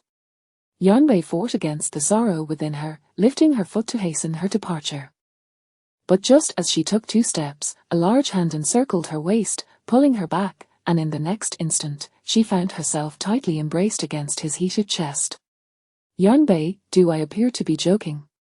Before she could fully comprehend the situation, her chin was seized, forcing her to meet his intense gaze. "Say it again." "I want to marry you." As their words fell, Qinlin descended upon her like a mountain, enveloping her entirely. His lips claimed hers with an unyielding fervor, prying open her mouth and conquering every inch within, even drawing in the very air around them. Instinctively, Yanbei pushed against his chest, attempting to strike his shoulder, yet, recalling the injury on his shoulder, her hand halted midair, resting instead against his firm chest. However, the inherent physical disparity between them rendered her efforts futile. Even injured, Qinlin was unyielding. With their significant difference in size, Yanbei found herself forced backward, struggling to withstand his overwhelming presence, feeling as though her neck and waist might snap under the pressure. Qinlin savored the sweetness of her lips, sensing her weakening form. He grasped the delicate nape of her neck, drawing her closer until she began to frantically beat against his chest. Only then did he relinquish her mouth. As Qinlin withdrew his lips, Yanbei gasped for breath, while his own breathing remained only slightly disrupted. Amused by his calm demeanor, the memory of her storming away upon seeing him with Fang Qing and their child lingered in his mind, as did the sight of her hurried departure after encountering Fang Qing outside his hospital room. Aside from Fang Qing, he could think of no other reason for her hesitation. "I have nothing to do with her. She married my comrade, who was gravely injured while protecting me. He has been in critical condition in the hospital for a long time and remains in danger. It has been nearly 3 months. If it weren't for you, Hui, I might never have seen you again." Qinlin recalled the harrowing dangers of that mission, still feeling a shiver of fear. He feared not for his own life, but rather the thought of never seeing her again haunted him. His guilt towards Yu Hui had always been a knot in his heart, which is why he had tried to care for Fang Qing to some extent. As Yanbei listened to his explanations, her heart clenched painfully, accompanied by a dull ache. She had once thought that being a special police officer or a police officer was a matter of great prestige, yet she had been utterly unaware of the perils that lay beneath. Chapter 21, The absence of a man in those perilous days. He continued to long for a glimpse of her. Yanbei, have you perhaps misunderstood something? Was that scene from years past truly as she perceived it? A tumult of sorrow and heartache stirred within her, causing Yanbei's heart to waver. Just then, her phone rang at the most inopportune moment. The caller ID read, Jiu Shi. I'll step outside to take this call. Take it right here. The unyielding tone and the hands that restrained her at the waist left Yanbei no avenue of escape. She had intended to end the call and return it later, but her hand inadvertently brushed against the answer button. As soon as the call connected, Jiu Shi's concerned voice resonated through the receiver. "Yanbei, how is the injury on your neck? Do you need me to come keep you company tonight?" "No, it's fine, I'm quite alright. Is there something you need?" Yanbei hastily declined, all the while feeling a warm sensation on her neck. His large hand was gently caressing her, examining her wound. The caress made Yanbei's neck tingle, causing her to instinctively shrink back, grasping the man's sturdy arm to signal him to cease. In her ear, Jiu Shi's voice continued. "The reason I called was to tell you that after careful consideration, since you do not harbor feelings for Li Chuyang and are still infatuated with your white moonlight, it's clear you have yet to find a suitable replacement. Therefore, I've arranged a blind date for you tomorrow. Remember to attend. I'll send the details to your phone." Jiu Shi, "I've already said I don't need." A dangerous gaze shot down from above, prompting Yanbei to avert her eyes, lowering her voice to murmur into the phone. Jiu Shi, oblivious to the current situation, only became more animated, unaware of Yanbei's predicament. What do you mean you don't need, Yarnby? Don't you realize you're in dire need of a man to attend to you in bed? She. Stop it. Yarnby's face flushed crimson. Heaven knows how mortified she felt right now. Without hesitation, she attempted to hang up, but the man snatched the phone from her grasp and placed it to his ear. In her astonishment, Jeanlin spoke in a haunting tone to the bewildered She. May I inquire how one ought to attend to her in bed? Please enlighten me, I wish to learn. After a moment of stunned silence, She finally asked, Who are you? Jeanlin. Beep beep beep, the line went dead, and Yarnby felt as though she could die from embarrassment. Give me the phone. Jeanlin's piercing gaze bore into her, and Yarnby found herself unable to evade it. She struggled a few times to reclaim her phone, but the man had no intention of granting her wish, tossing the device onto the bed instead. The white moonlight she mentioned, that's me, isn't he it? No. Jeanlin chuckled derisively, you must be joking. He lifted her chin, leaning closer to her lips, enunciating each word, you reject a marriage proposal from your white moonlight yet seek to go on blind dates with men. Yarnby, I underestimated you. I didn't, Yarnby tried to explain, but the words eluded her, and she felt that no matter how she framed it, it would be inadequate. Just as her mind spiraled into chaos, the phone abandoned on the bed began to ring anew. Late at night, there was unlikely to be work-related matters. She had but a couple of friends. Instinctively, Yarnby reached for the phone, but as she moved, the man tightened his embrace around her. The caller ID displayed, Lee Chuyang. Jeanlin's expression darkened, and he brought the phone to his ear. Upon connecting, Lee Chuyang's concerned, ambiguous words reached Jeanlin's ears, nearly provoking him to crush the device in his grip. This time, he hurled the phone away to the far side of the windowsill and, without hesitation, lifted Yarnby by the hips, her legs wrapping around his waist as she instinctively clung to his neck. Lee Chuyang, is it? With such fervent pursuit, you remain unmoved. It appears my white moonlight truly possesses formidable allure. Jeanlin, don't do this, you have an injury on your shoulder. In response, he captured her lips in a fervent kiss. It seemed Jeanlin was genuinely enraged this time. He offered no chance for her to breathe, his demeanor suggesting he intended to devour her whole, causing her body to tremble uncontrollably. She clung to him, her fingers digging into his muscular back, and soon she found herself completely weakened by the kiss, unable to muster any strength. An overwhelming sense of emptiness washed over Yarnby, as if she were drowning in an ocean of despair. Jeanlin, please, her voice trembled with anxiety and fear, prompting Jeanlin to regain a semblance of composure. He had nearly lost control. I'm sorry. The man uttered an apology, yet his actions betrayed no intention of retreat. He bore the discomfort of his arousal, holding Yarnby firmly as he sank onto the sofa. The weight of their bodies created a deep indentation in the cushions, with Yarnby straddling him, both letting out muted groans. Yarnby felt a painful pressure while Jeanlin was stirred by her touch. Jeanlin, you mustn't. Please let me go. He restrained her within his embrace, suppressing the surging desire. His lips parted slightly, his voice husky. Be good, don't squirm. If you keep writhing, I may lose control. Upon hearing this, Yarnby dared not move an inch. They remained in that position for an indeterminate time, and she caught a whiff of a metallic scent, causing her brow to furrow in concern. She raised her gaze towards his broad shoulder, realizing that the wound he had previously tended to had begun to seep blood anew. It was evident that their earlier movements had reopened the injury, and Yarnby felt a surge of frustration. Did he not feel any pain at all? Did he not care for his own well-being? Jeanlin, your wound has reopened. You must let me down. Jeanlin remained resolute. It's fine, just allow me to hold you for a moment longer. Only the intense pain could anchor him to a sliver of clarity and rationality, reminding him that this moment was not a mere dream. He feared that if he released her, she would flee once more. He tightened his grip around her, resting his head against her neck, inhaling the fragrance that enveloped her. His embrace was fervent and warm, filled with a profound yearning, and Yarnby could sense the brooding emotions emanating from Jeanlin. Unbeknownst to her, her heart softened in response. When one truly loves another, even in the face of hurt, the heart instinctively draws closer. For someone like Yarnby, who battled feelings of inferiority, the psychological defenses were easily breached. Out of love sprang a fear of being hurt, yet out of love, one would willingly surrender and drown, even amidst the wounds Yarnby found herself self-mocking. 7 years had not taught her to let go.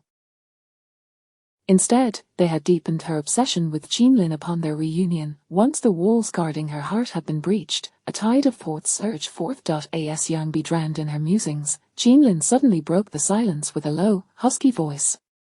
"Would you consider marrying me?" Yarnby's eyes widened slightly.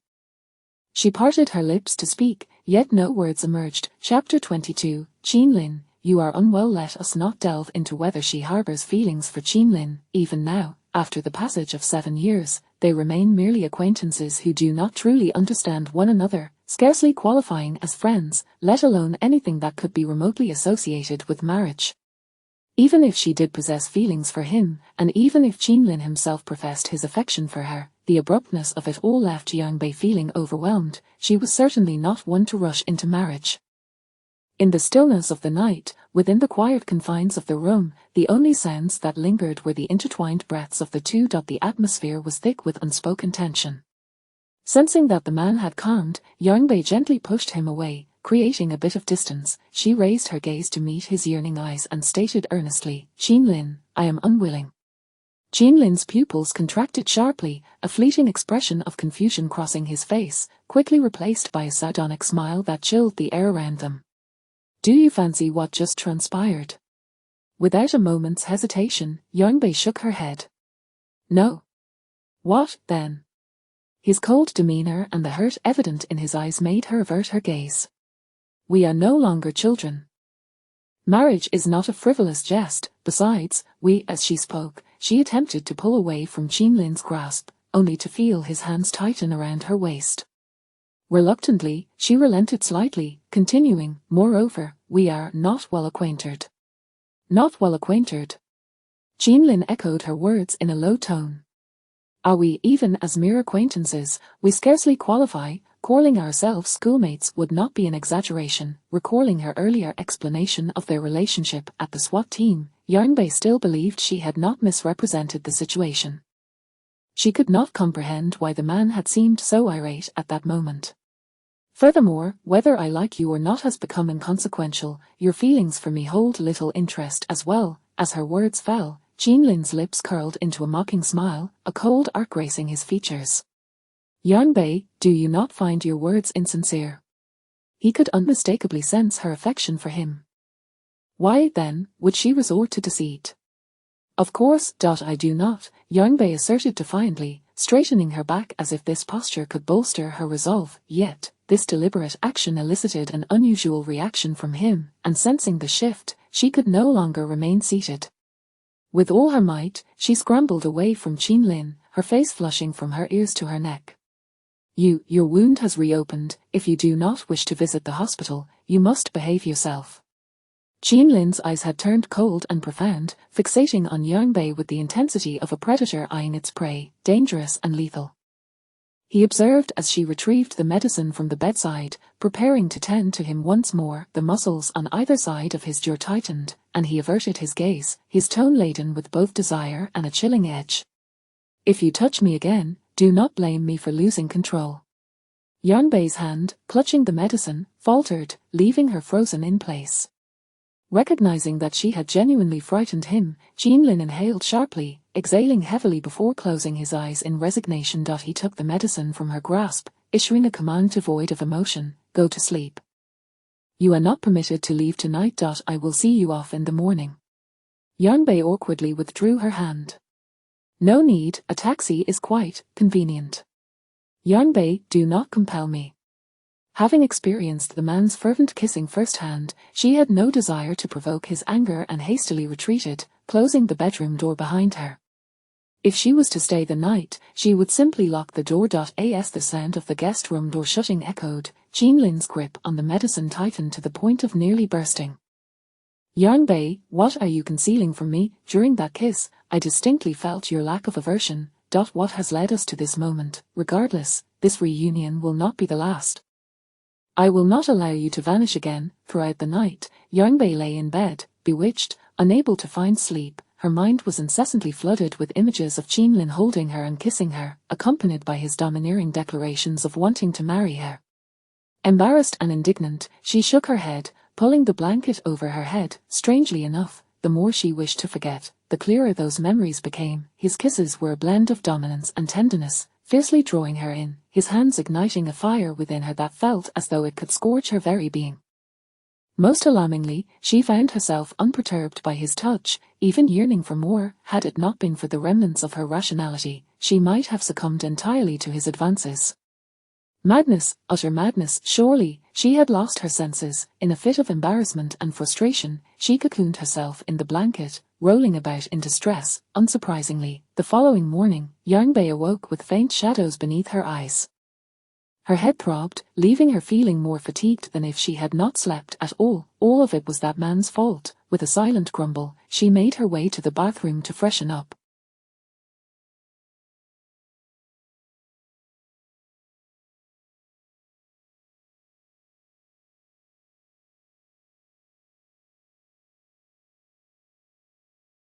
To avoid raising suspicion, she deliberately applied a heavier layer of makeup today. By the time she finished preparing, it was barely 5 in the morning. She had never intended for Qinlin to escort her.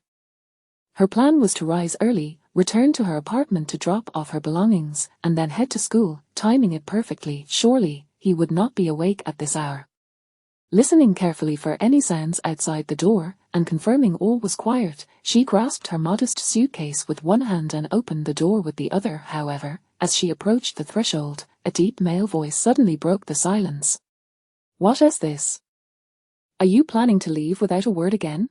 The outside world was still shrouded in darkness, the living room dimly lit. Yarnbei jumped at the unexpected sound. Recognizing Qinlin's voice, she closed her eyes and placed a hand on her racing heart to steady her emotions before turning to cast a disapproving glance at the shadowy sofa.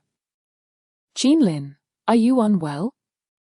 Hearing Yarnbei caught the implication in his words, her previously irritated expression shifting to one of unease and guilt. After a prolonged silence, she finally spoke again. "It is still dark. What are you doing sitting outside? Are you not sleeping? Given the last time you slipped away, can you blame me for being cautious?" As he spoke, Qinlin rose from the sofa. Although the living room was cloaked in darkness, Yarnbei could still feel the imposing presence of his tall figure looming over her. She swallowed hard, her grip on the suitcase tightening. "I am not a thief. What do you have to fear?" "Of course, I have reason to be afraid," he replied, now standing before her. "You have stolen my most cherished possession. Should you vanish again, where would I find you?" At his words, Yarnbei looked up at him in confusion. Bathed in the moonlight filtering through the expansive window, she could barely make out the contours of his face. "What have I stolen from you?" Chapter 23. "Now that I'm here, does it still matter whether I agree or not?" Qinlin cast his gaze downwards upon the petite woman, whose face bore an expression of confusion, his eyes brimming with a love she could not perceive. His extraordinary vision allowed him to discern everything around him, even in the depths of darkness. Thus he observed every action and emotion of Yarnbei with keen interest. After a few moments of silence, Qinlin leisurely spoke. "You have stolen my 7 emotions and 6 desires." "What? 7 emotions? What on earth is that? What does this man want?" He insisted on having her stay at his home, and now he accuses her as she attempts to leave. If only she had not believed his words. Yarnbei, unwilling to engage in further banter, grasped her suitcase and made for the door. However, as her fingers brushed against the doorknob, the man's large hand swiftly covered hers. "What are you angry for? I speak the truth. Do you not feel my emotions and desires for you? Stop talking, you shameless." The memory of last night's passionate kiss flooded Yarnbei's mind, causing her cheeks to flush crimson. She hastily attempted to silence Qinlin, but her hand, ensnared in his, refused to break free. His grip was neither too tight nor too loose, yet it rendered her powerless to escape. Yarnbei had previously known Qinlin as a man exuding an air of aloofness, never considering that he could possess such a straightforward masculine side. His words only served to deepen her embarrassment and frustration. With renewed determination, she tried to pull her hand away with increased force. "Let go. You said I could leave after one night. But I also said I would take you. I never agreed. Now that you have stayed, does it truly matter whether you agree?" Seizing the moment while she struggled, Qinlin deftly snatched the suitcase from her grasp and pushed it aside, subsequently guiding her back into the living room. The entire process seemed effortless, as if she were weightless in his hold. Last night, he had cradled her with ease, as if she were but a feather. With such a slight frame, a mere gust of wind could sweep her away, yet she dared to challenge him.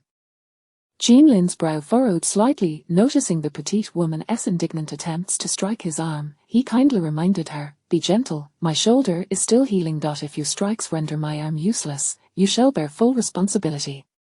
Yanbei paused mid-motion, contemplating for a fleeting moment before retracting her hand. "What do you want from me?" "I still have work."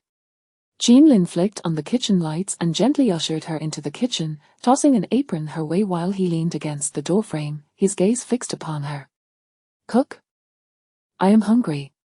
Yanbei wished to protest, but upon glancing at the watch on his wrist, he raised his eyes to her, his expression indifferent. "It is only 5:30, there is still time." The man was clearly signaling that if she did not prepare his meal, she would not be leaving today. Yanbei realized that prolonging this confrontation would only disadvantage her. Reluctantly, she resolved to make a meal. After today, she anticipated that their paths would never cross again. With this thought in mind, she obediently turned to don the apron and began her culinary endeavors. Qinlin observed her from behind, a satisfied smile gracing his lips. Half an hour later, Yanbei presented a bowl of richly garnished egg noodles before Qinlin. "The noodles are ready."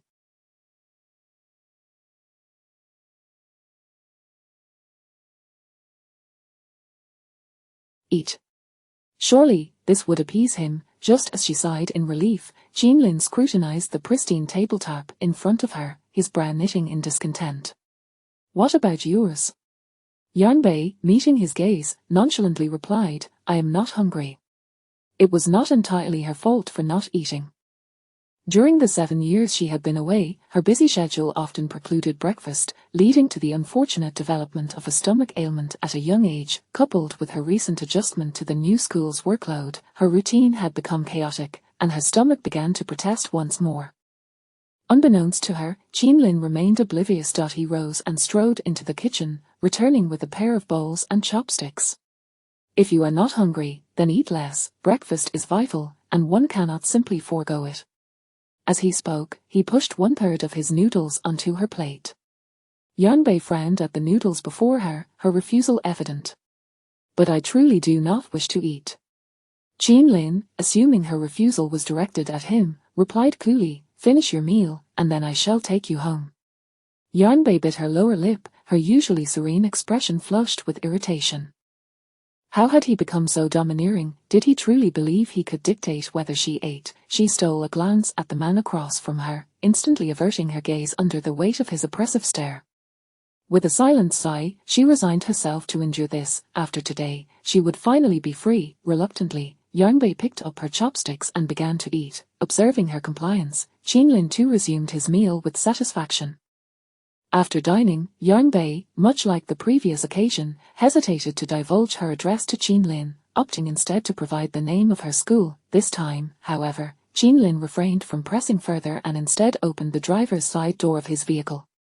Yanbei contemplated offering to drive, but he paid her no mind. Fine, if he wished to play the role of the gallant driver, so be it. Yet, to her astonishment, once Yanbei settled into Qinlin's car, the speed 45, her urgency palpable, Qinlin merely tilted his head to glance at her, a faint smile playing on his lips as he replied nonchalantly, "Teacher Yang, fear not, I assure you, I shall deliver you to school on time." Upon their arrival at the school, the clock struck 6:58. The students had already entered their classrooms for morning study, and teachers were busy preparing lessons in the staff room, leaving the outside eerily empty.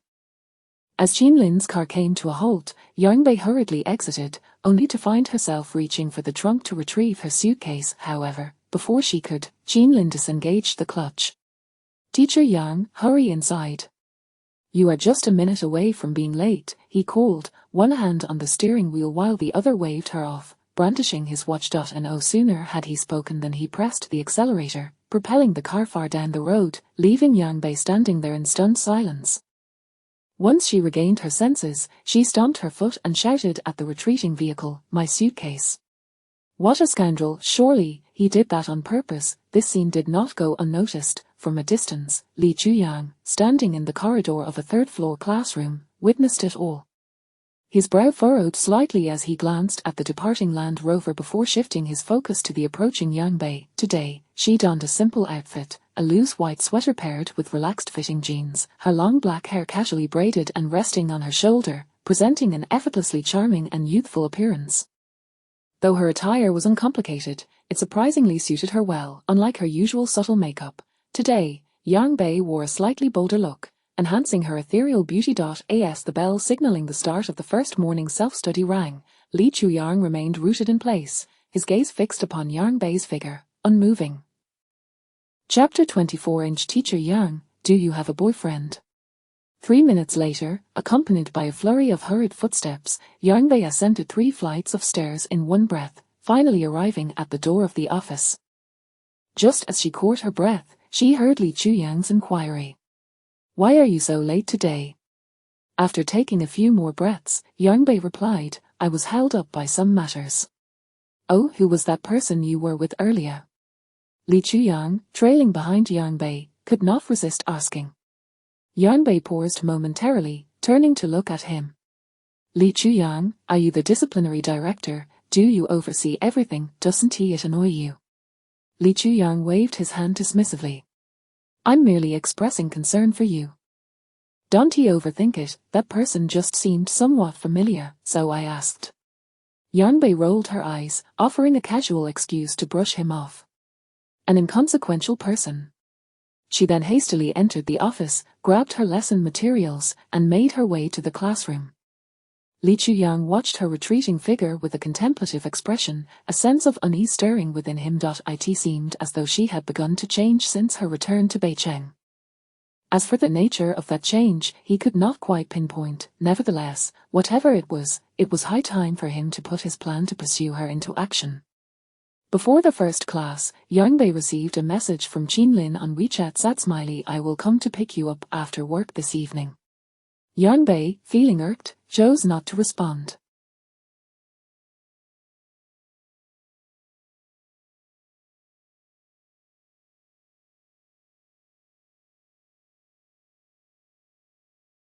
She certainly did not wish for him to come and collect her. Having had a restless night, she found herself rather dazed during her lessons today. While writing on the blackboard, she mistakenly transcribed Qin Lin as Qin Lin. It escaped her notice until a chorus of whispers erupted from the students below, prompting her to turn around in confusion.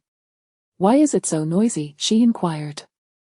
One boy promptly explained, Teacher Yang, you've written Ling incorrectly. Is that so? Yang Bei skeptically glanced at the board, and in the next moment, her face flushed with visible embarrassment. I apologize. She hastily erased Lin and corrected it to Ling. Though her expression remained composed, internally, she was mortified. Just as she was about to resume her lecture, a mischievous male student called out, Teacher Yang, is Qin Lin a person's name? Is it your boyfriend's name? While at this revelation, the classroom erupted in a flurry of excitement. Yang Bei, who usually taught with great diligence and maintained harmonious relationships with her students, found herself on the receiving end of their curiosity. The students, enchanted by her beauty, speculated. Yang Bei was taken aback by the inquisitiveness of these youngsters. Before she could gather her thoughts, a barrage of questions bombarded her. Her cheeks turned a noticeable shade of red, and after a brief pause, she managed to respond, all right, what does my relationship status? With such vivid imaginations, why don't you channel that into writing an essay? I'll assign it for the next 2 classes. Our teacher Yang, we're just curious. You're so lovely and kind-hearted. Please don't assign us an exam. Having failed to uncover the juicy details they sought, and now faced with the prospect of an exam, the students collectively sighed in dismay. Facing their complaints, Yang Bei showed no signs of yielding, prompting them to pout in disappointment. Beautiful teacher Yang, since we can't escape the exam, do tell us, is Qin Lin your boyfriend's name? Yang Bei tightened her grip on her book, a flicker of something unusual passing through her eyes, but she quickly regained her composure. Feeling somewhat helpless against the students' relentless curiosity, she firmly addressed them from the podium. I don't know who Qin Lin is, I also do not have a boyfriend, Are you satisfied with that answer? The students, slightly disheartened by her response, were about to let them. He seems to like you and even transferred here to teach with you. Li Chuyang, the math teacher, though somewhat intimidating in class, shared a good rapport with the students outside of it. Why Teacher Li is so handsome. You and he would make a great couple. Caught off guard by the sudden inquiry, Yang Bei internally screamed for help. Were students really this direct nowadays? She managed. After scanning the room with a resigned look, she explained, "Thank you for your concern regarding my personal life, but I hope you all focus on your studies." As for Teacher Li, we are good colleagues during work hours and good friends afterward. There is no other relationship. Rest assured, if I ever do have a boyfriend, I will inform you all. As she uttered this final remark, the bell signaling the end of class rang. As Yang Bei turned to leave, she encountered Li Chuyang standing by the classroom window, his gaze fixed on her. His expression was not particularly pleasant, suggesting he had overheard the earlier conversation. Yang Bei felt indifferent, thinking it might be for the best if it deterred him from pursuing any thoughts. She glanced at him briefly before walking past him. In the public setting, Li Chuyang suppressed the urge to reach out, silently grinding his teeth and exhaling a sigh of frustration as he turned to follow Yang Bei into the office. Throughout the morning, Yang Bei was engrossed in grading assignments and preparing lessons, entirely oblivious to Li Chuyang's watchful gaze upon her. After lunch, the teachers in the office gradually made their way to the cafeteria. As Li Chuyang passed by her, he initiated a conversation. Shall we go have lunch together? Yang Bei, wishing to avoid further misunderstandings, felt it prudent to maintain some distance during work hours. Just as she was about to decline, Li Chuyang discerned her reluctance and preemptively intercepted her objection. Aren't we good colleagues and friends? Is it too much to ask to share a meal? Yang Bei looked up at him, feeling somewhat exasperated. Fine, she would take responsibility for her own words. She rose, shut her laptop, and pulled out her chair. Very well, let us go, Teacher Li. Li Chuyang smiled faintly. I still prefer it when you call me by my full name. During work hours, it's more appropriate to address you this way. You're very particular, Teacher Yang. Yang Bei offered no further reply, and neither did Li Chuyang, as they walked side by side to the cafeteria. While dishing out her meal, Yang Bei opted for just a couple of vegetable dishes and a small portion of rice. Observing the meager contents of her plate, Li Chuyang frowned and remarked, "Why are you eating so little?" Yang Bei poked at her rice. Li Chuyang, noticing her demeanor, suddenly grew tense and asked, "Is your stomach bothering you again? Do you want me to accompany you to the infirmary?" Chapter 25. He is desperately trying to win you over. Li Chuyang was aware of Yang Bei's gastric ailment. She had previously endured an unbearable episode of stomach pain, during which Li Chuyang had taken her from school to the hospital. That incident had forced Yang Bei to stay in the hospital for 2 days, with Li Chuyang by her side the entire time. It was from that moment she began to comprehend Li Chuyang's feelings for her. Faced with his concern, Yang Bei felt a twinge of embarrassment. She shook her head and said, "It's nothing. I've already taken my medication." Then Li Chuyang opened his mouth to inquire further, but suddenly, Yang Bei's phone rang. It was Ji Yuxi. Without a second thought, Yang Bei answered the call. As soon as she placed the phone to her ear, an exuberant voice erupted from the other end. "Yang Bei, it's already past noon. Have you gotten out of bed from Qinlin slide yet?" Hastily, she covered the phone and lowered her voice. "Miss Ji Yu, could you refrain from speaking nonsense?" Ji Yuxi chuckled playfully. "Nonsense, Yang Bei, did you not spend the night with Qinlin?" Yang Bei glanced at Li Chuyang, who was eating across from her, and hesitated. She then hurriedly greeted him and left the cafeteria with her tray. She walked away in such a flurry, as if she were terrified of what she might reveal. Coincidentally, Li Chuyang overheard the name Qinlin from the call. Instantly, he lost all appetite, his gaze following Yang Bei until she vanished at the stairwell. Frustrated, he slammed his chopsticks onto the table. Who was Qinlin? He would never allow anyone to take Yang. On the school playground, Yang Bei continued the earlier conversation with Ji Yuxi. After much coaxing from Ji Yuxi, Yang Bei recounted the details of the situation. However, upon learning that Yang Bei had declined Qinlin's proposal, if they were truly in love, What issue could not be resolved together? Yet, Yarnbei stubbornly held her ground. Yarnbei, ever since your reunion, has there ever been a moment when Qinlin did not risk his life to save you? Given his reckless devotion to winning your affection, surely any displeasure you harbor should have dissipated by now. Expecting comfort from her friend, Yarnbei was taken aback by Ji Yushi's unexpected stance, leaving her even more perturbed. I never asked him to save me. I seriously suspect that his decision to become a special police officer was entirely because of you. How do you know that? Weren't you always enamored with police officers back in school? Considering Qinlin's background, if he were to become a police officer, it must be because of you. I cannot fathom any other reason.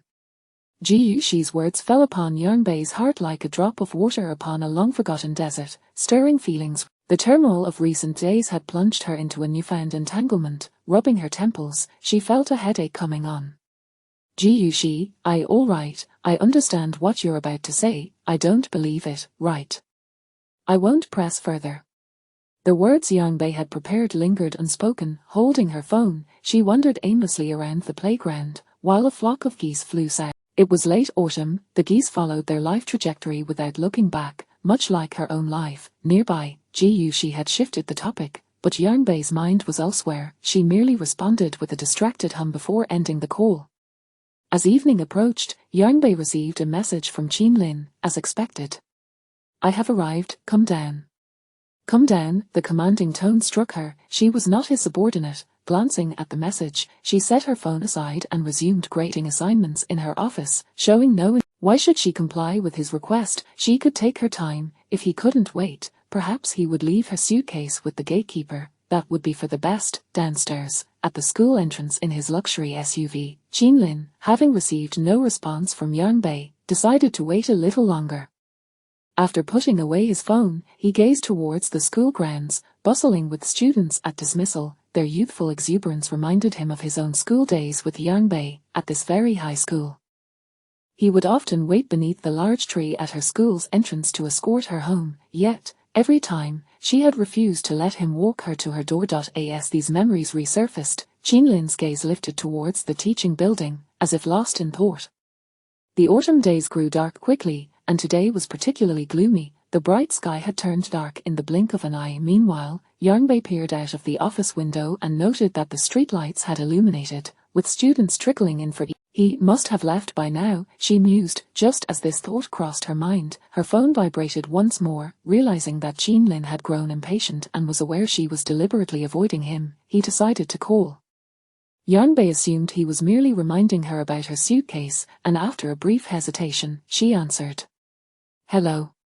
How long do you intend to hide inside? Do you no longer want your suit? Yarnbei was taken aback. Why you haven't left? A smirk played at the corners of Qinlin's mouth. He understood her thoughts all too well. So, you truly don't want your belongings, then? With a resigned sigh, he continued, very well, I shall take care of the suitcase myself, young teacher. While Yarnbei pondered how to respond, she heard the sound of an I'll be right down. Seeing his little ploy had worked, Qinlin's lips curled into a smirk, his tone laced with subtle affection. You have 3 minutes. Without allowing 3 minutes later, Qinlin watched as Yarnbei hurriedly emerged from the school. He honked the horn, and upon seeing him, she locked eyes with his intense gaze, which was so commanding that she instinctively averted her own, rushing over. As she approached, Qinlin furrowed his brow slightly and promptly opened the car door, stepping out with long strides. Why the rush? Afraid I might leave? Yarnbei, slightly out of breath from her sprint, glanced up at the tall man before her, exasperated. Did you not say 3 minutes? How could I risk being late? Now you're concerned. Just a moment ago, you left me waiting for an entire hour.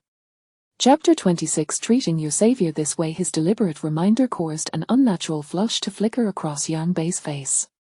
She feigned calmness and diverted the conversation. I've come down, please return my suitcase. Get in the car, I'll drive you home, Qinlin said as he approached her, extending his hand to guide Yarnbei toward the passenger seat. She resisted stubbornly, struggling against him. No need, I know where I live, can you let go of me? She maintained her usual demeanor, aloof and unapproachable. Qinlin unconsciously tightened his grip, prompting Yang Bei to furrow her brow.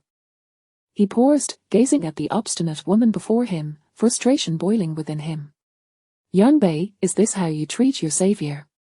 Yang Bei. Just as she lifted her head to respond, a voice called out from behind. Their conversation was interrupted as they turned to see Li Chuyang striding toward them from the school gate. Their eyes met. Qinlin recognized Li Chuyang immediately. He was the man who had shouted loudly outside the bar that day. Is he your colleague? Yes, please let go.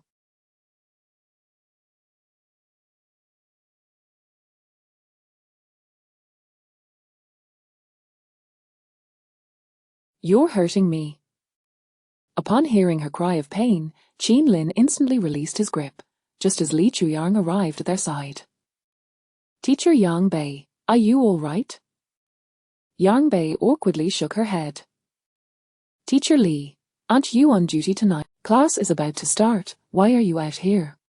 Li Chuyang quickly fabricated an excuse. I stepped out to buy something and happened to run into you. As he spoke, he scrutinized the imposing man before him.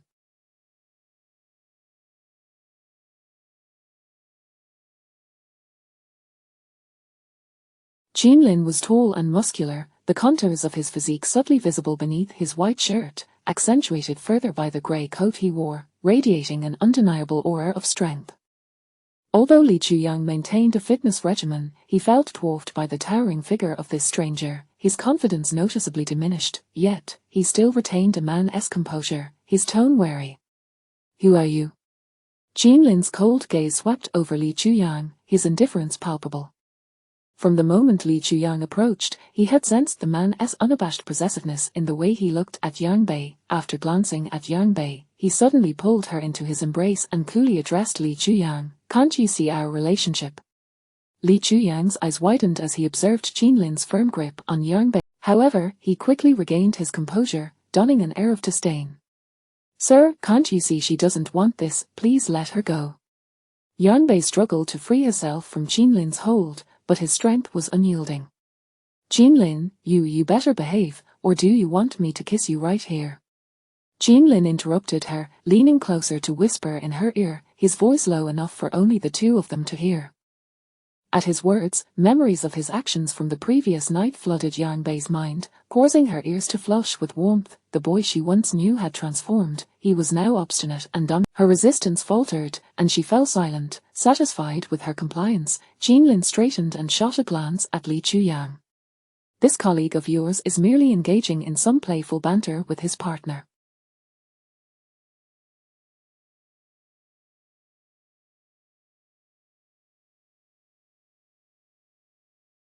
Kindly step aside.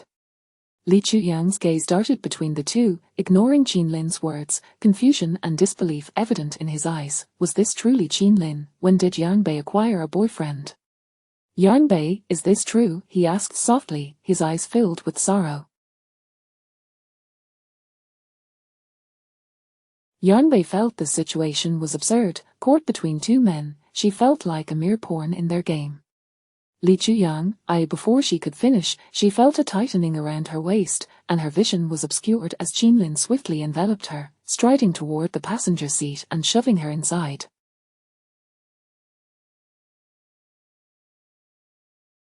Qinlin had no intention of wasting any more time with unnecessary individuals. He circled the front of the car and slid into the driver's seat without casting a single glance back.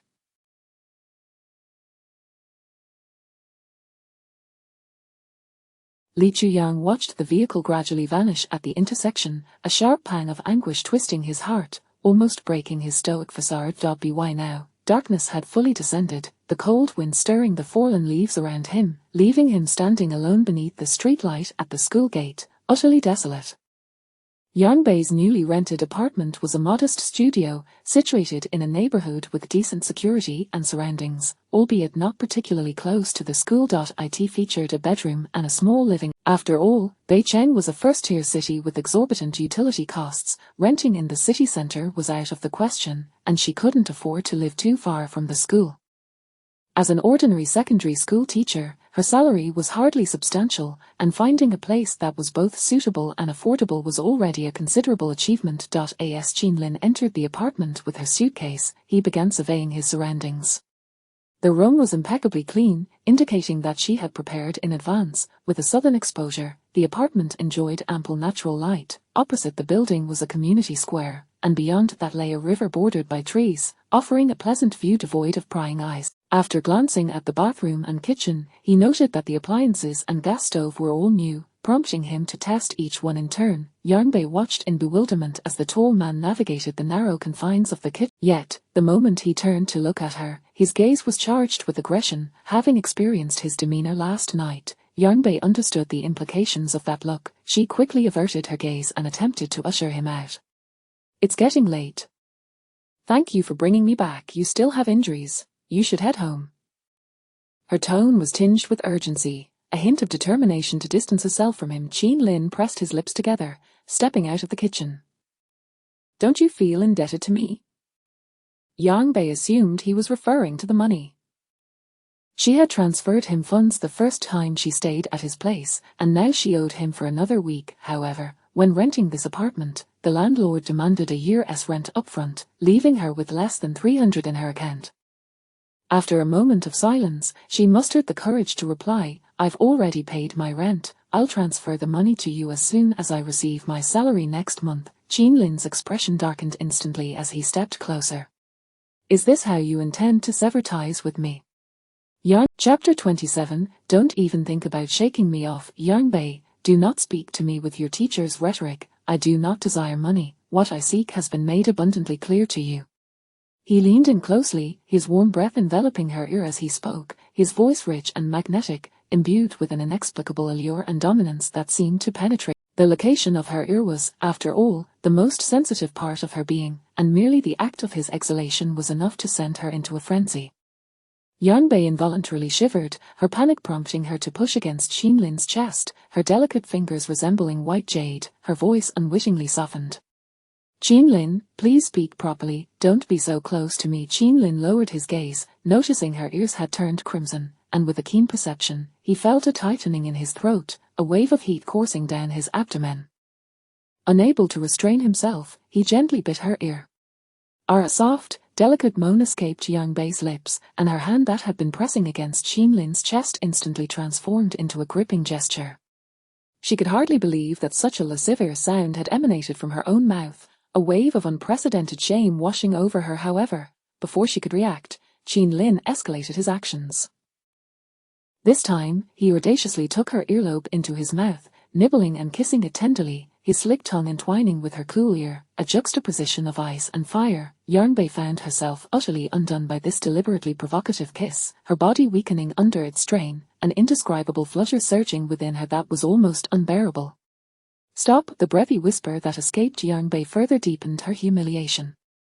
Though it was a word of refusal, it sounded alarmingly akin to seduction. A peculiar warmth surged within her, a physiological response she had never before experienced. Her legs weakened, unable to support her, as Jean Lin encircled her slender waist and drew her closer, their bodies pressing tightly together. The air was thick with palpable tension as Jean Lin, having toyed with her ears, trailed warm, moist kisses down her neck. Instinctively, Yarnbei recoiled, but just as she attempted to evade him, he assertively grasped her shoulder and kissed her with unyielding force. Yarnbei was compelled to tilt her head back, surrendering to his advances. Jean Lin gently nibbled at her fair neck, and upon noticing a delicate wound upon her skin, he tenderly kissed it, evoking a mix of pain and pleasure from the woman in his embrace. In no time, her pristine neck was adorned with his kisses, leaving marks of varying sizes, exuding an air of intimacy. Jean Lin Yarnbei sensed that if this continued, it might spiral out of control. Trembling, she called his name, her voice laced with vulnerability. Just as she feared he would not relent, he suddenly paused. Jean Lin buried his head in her neck, his heated breaths becoming slightly erratic, his grip on her tightening. The wound on his right shoulder throbbed from the strain, yet he remained indifferent to it. Bei, his voice, soft and laden with affection, flowed over her like a warm embrace, and for the first time, he addressed her in such a manner. "I can overlook the 7 years you spent escaping, but from this day forth, Do not think you can shake me off again. Yarnbei froze for a moment, the resilient walls within her heart beginning to tremble. She was on the verge of succumbing to the intensity of Qinlin's presence. The very person she had desperately sought to elude was now clinging to her, forcing her concealed affections to the surface. Qinlin, what did your words from years ago truly mean? After a tumultuous internal struggle, she blinked away her moist eyes and murmured, Qinlin, if you dare to kiss me recklessly again, I will certainly call the police and have you arrested. She had mentioned if for the future. Qinlin lifted his gaze to her flushed cheeks, a gentle smile blooming at the corners of his mouth. You can certainly try. Since their reunion, he had swept her into the special police force, into the precinct, and their relationship needed no further explanation. If she were not embarrassed, she might as well embrace it, but after their recent loss of control, Qinlin felt an insatiable tension within him. Although his desire for her was rapidly spiraling out of control, he could not push Yarnbei too hard. Go prepare dinner. I am hungry. With that, he released her and strode into the bathroom, wholly disregarding her consent. Yarnbei stared in bewilderment as he entered the bathroom with her newly purchased slippers, standing frozen for a moment before regaining her composure. Did he truly consider this place his home? Fuming, she rushed to knock on the door. Qinlin, what are you doing in the bathroom? This is my home, you need to leave. I would be more than willing. Listening to the man's unusual gasps, Yarnbei instantly understood what he was doing, her embarrassment reaching its peak. Qinlin, you pervert. With that, she fled into the bedroom and shut the door. Qinlin chuckled between breaths, remnants of her essence lingering on his lips as he savored the memory of their earlier kiss. Yarnbei stood before a full-length mirror in her bedroom, examining the multitude of kiss marks adorning her neck, replaying the earlier scene in her mind, and feeling an odd sensation within her body. It was utterly mortifying. She had intended to cook for him, but now she dreamt of letting him starve instead. However, when Qinlin emerged from the bathroom, the small dining table was already set with 2 dishes. His speed was impressive, the food was still steaming, yet the cook was nowhere to be seen. Qinlin raised an eyebrow, bypassing the dining table to approach Yarnbei's bedroom door, turning the knob gently, only to find it locked from the inside. What was she so wary of? You can eat and leave, I'm going to sleep now, came Yarnbei's disgruntled voice from within. The kitchen and bathroom were mere walls apart, and heaven knew the pressure she had faced while cooking. The sound of the shower and the man's low panting echoed in her ears, and with flushed cheeks, Yarnbei hurriedly finished preparing the meal before retreating to her room.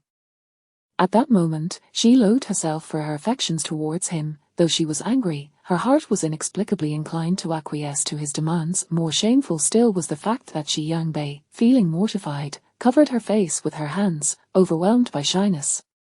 Had she been brainwashed by Ji Yuxi, who incessantly spoke of passionate affairs between men and women, leaving her with vivid images of Qinlin unclothed? You had no appetite in the morning, and if you skip dinner, you'll rely so. This time, Qinlin did not indulge her. He retrieved a hairpin from a nearby shelf, inserting it into the lock, and with a click, the door swung open. He strode directly to Yarnbei, effortlessly lifting her from the bed and carrying her to the dining table. Time to eat. Why haven't you left yet? He was bare from the waist up, his lower body casually draped in a white bathrobe. The contours of his well-defined muscles flowed with an effortless grace, exuding strength, while his robust arms showcased a firm yet unexaggerated physique, with prominent veins crisscrossing his skin. Coupled with his striking features and towering height, he was an overwhelming sight for Yarnbei. This was the second time she had glimpsed his body, the only male physique she had ever seen, and moreover, it belonged to the man she had long admired from afar.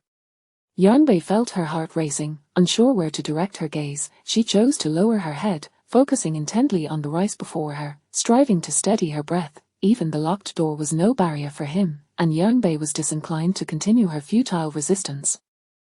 It was better to simply comply and finish the meal, thus bidding farewell to this imposing figure. Throughout the meal, Yarnbei obediently cooperated. However, as she went to the kitchen to wash the dishes, she heard the sound of the front door opening and turning back, she saw Qinlin departing without a word, a fleeting sense of disappointment flickering in her eyes, quickly masked. Was he truly leaving this time? After drying her hands, she prepared to lock the door, but to her surprise, the doorknob suddenly turned, and Qinlin re-entered. Yarnbei stepped back in astonishment and asked, "Why haven't you left yet?" "You said I was going to leave." He raised the medication in his hand, waving it before her eyes. "I merely went to the car to fetch some medicine." So, he had no intention of departing at all. Puzzled, Yarnbei watched as Qinlin locked the door and settled onto the sofa. "Come here and help me with the dressing," he commanded. With a resigned roll of her eyes, Yarnbei approached, reminding him, "I can help with the dressing, but once it's done, you must leave." The man fixed his intense gaze upon her, his eyes deep and unwavering. "Very well." After a brief silence, he acquiesced and lay down on the sofa. Yarnbei took the medication from his hand and began her careful ministrations. The wound had formed a new scab, yet the edges bore a fresh tear, likely a result of their earlier vigorous activity. As she gently applied the antiseptic solution, she felt her cheeks flush with warmth. At that moment, his low voice broke the silence. "Was that man pursuing you earlier?" His earlier actions had been utterly incomprehensible, and Yarnbei had no desire to explain. Although she held no affection for Li Chuyang, Qinlin's behavior had been excessive. After all, she and Li Chuyang were merely colleagues and friends, which made the prospect of facing him at school tomorrow quite awkward. Ignoring him, Yarnbei was unfazed by his inquiry, but he persisted, asserting his claim. "You are mine, you are not to cast a glance at any other man, not even once." Her hand, which had momentarily, "He is merely a colleague." He had once been a gentle and chivalrous man, but after 7 years apart, his demeanor seemed to have transformed entirely. Qinlin lay still, his face buried in a cushion, unresponsive to her words. Curiosity got the better of Yarnbei, and she leaned closer, only to discover that he had fallen asleep. So quickly, stunned, she resumed her task. Once the medication was applied and the bandage secured, she retrieved a nearby blanket to cover him. Given his injury, it seemed only right to let him rest. Yarnbei tidied the medicine away and prepared to retreat to her bedroom for a shower and some sleep, but as she turned, Qinlin's hand suddenly gripped her wrist, murmuring, "Don't go." Startled, she initially thought he was feigning sleep, and she gently attempted to pry his fingers loose, but to no avail. How could someone be so strong even in slumber? "Qinlin, let go. I need to go to bed." Her only response was his steady breathing. Frustrated, she furrowed her brow. The hand clutching her was his right, and any attempt to pull away would tug at his injured shoulder.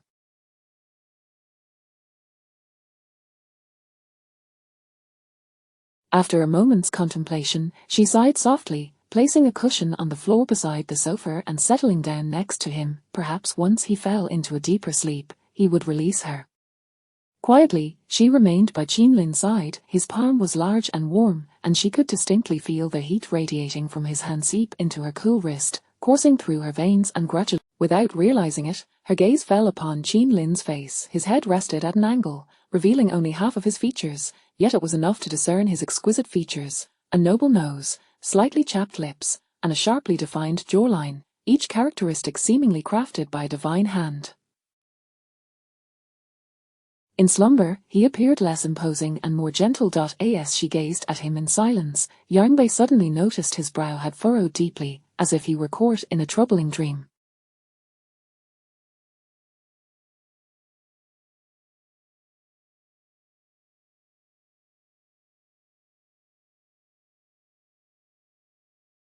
What sorrows could Qinlin possibly bear? Unable to resist, Yarnbei's fingers brushed against his brow, tenderly smoothing away the creases until his expression relaxed. This was her first glimpse of Qinlin in repose. She felt her heart flutter for him. Unable to help herself, she leaned in closer, certain he would remain oblivious to her presence as he slept, and propped her chin on her hands to scrutinize him from such proximity.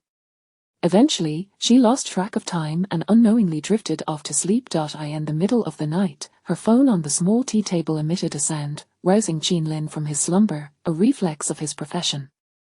Upon opening his eyes, he was met with the sight of Yarnbei's sleeping visage, leaving him momentarily taken aback. A glance at his grasp on her hand made everything clear. The phone continued to ring, and Qinlin, moving quickly yet cautiously, sat up. However, the motion caused the sofa to bounce, unsettling Yarnbei, who teetered precariously. Acting swiftly, Qinlin leaned forward to catch her, pulling her into his embrace. The woman nestled closer, merely shifting her position, showing no signs of awakening. With a tender smile, Qinlin's lips curled as he reached for the phone to silence it, but recognizing Chen Ju's name, he had no choice. The call summoned him back to duty, and after a soft acknowledgement, he hung up, his gaze returning to the woman in his arms. The previous night, he had barely slept, his thoughts consumed by the fear of her. He had hardly rested, spending the day attending to matters at the station before picking her up from work. It was only after she had tended to his wound that he finally managed to steal a few moments of sleep. He dreamt of her abandoning him to escape, and in the dream, he reached out to grasp her, but she slipped away. Yet this time, he felt a tangible connection, sensing her breath and the warmth of her presence. With his anxious heart gradually calming, he found himself sinking into a deep slumber, reluctant to awaken from the dream. This was all real. She had remained by his side, unwilling to send him away. In that moment, Qinlin became resolute in a singular realization. Yang Bei still held a place for him in her heart. Delighted, he gazed down at the slumbering Yang Bei, gently brushing a lock of hair from her face before tenderly placing a kiss upon her forehead. Chapter 29. The newcomer is always better than the old one. The following day, when Yang Bei awoke, she found herself in her own bed, still clad in the attire from the previous day. She recalled how Qinlin had clung to her the night before, compelling her to wait until he fell asleep before sneaking into her room, only to unexpectedly drift off beside him. When had Qinlin awakened and carried her to bed? Why had she felt nothing? Silly girl, how could you sleep so soundly with a grown man in your home? What would he think of you? Foolishness, all of this was the fault of that scoundrel who had stirred her mind into a frenzy the previous night. Yang Bei cursed silently to herself, then rose quietly to open the door, cautiously peering into the living room to see if he was still there. After a thorough scan revealing no trace of him, she noticed the sofa was impeccably tidy, devoid of any masculine presence. Finally, her anxious heart settled, yet a wave of melancholy washed over her.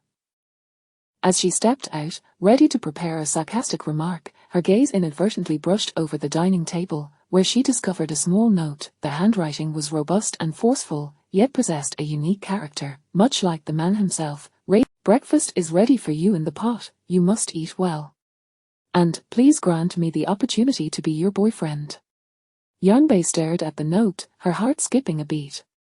Was this a confession? She stood frozen for a moment, and suddenly her lips pursed, her eyes growing moist. If this had happened 7 years ago, she would have accepted without hesitation.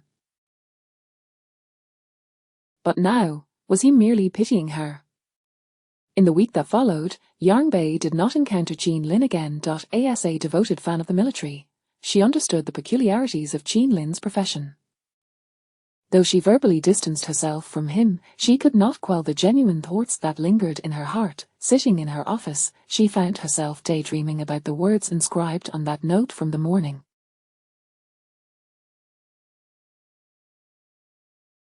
Yes, she had succumbed to yet another cycle of self-inflicted torment. It was as if a black angel and a white angel were waging war within her mind. The black angel proclaimed that all men were the same, smooth-talking and utterly unreliable, while the white angel countered, give him a chance. He has risked his life to save you multiple times, and his kindness is evident. The conflicting thoughts caused a throbbing headache, prompting Yang Bei to rise and step into the corridor for some fresh air to clear her mind. The winter in Beicheng arrived early. By November, temperatures plummeted below freezing, and the biting winds often stung her face. As her hands grazed the outer wall of the corridor, a voice suddenly emerged beside her. It's so cold outside. Why are you dressed so lightly? Yang Bei turned her gaze to see Li Chuyang approaching. As he drew near, he pressed a warm object into her arms. A hand warmer. I just got it from a student.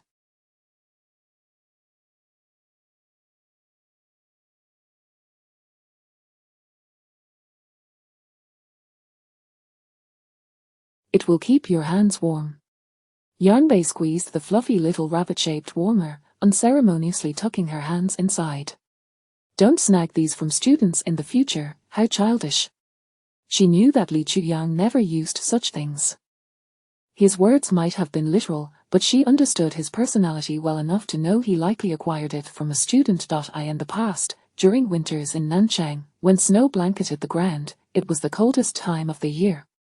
At that time, Yang Bei had just started working and had scrimped and saved, unable to even spare 30 yuan for a hand warmer. but she was not one to exercise much, often confined to her office writing lesson plans or preparing for classes, leading her hands to become frostbitten.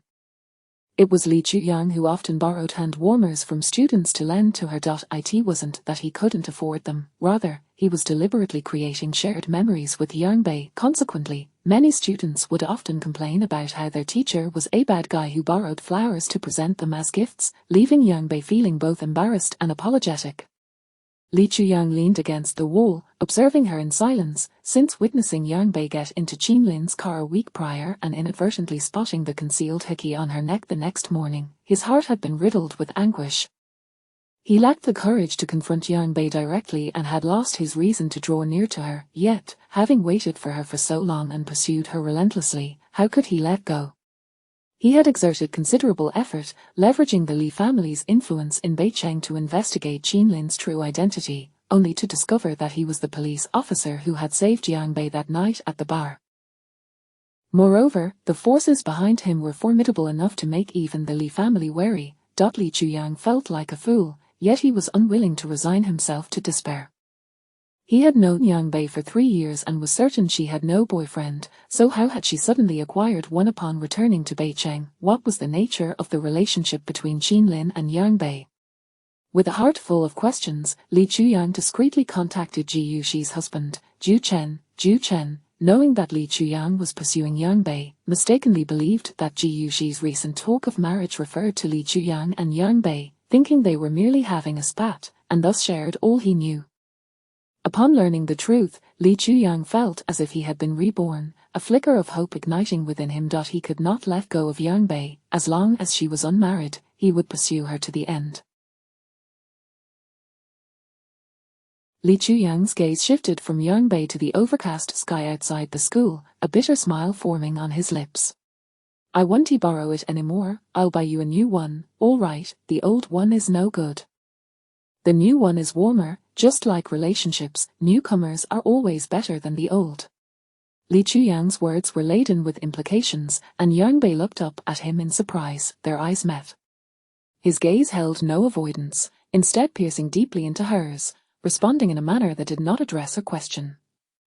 "Young-bae, will you be my girlfriend?" Young-bae's eyes widened in disbelief, and after a few seconds of stunned silence, she instinctively glanced around to ensure no one was watching before returning her serious gaze to him.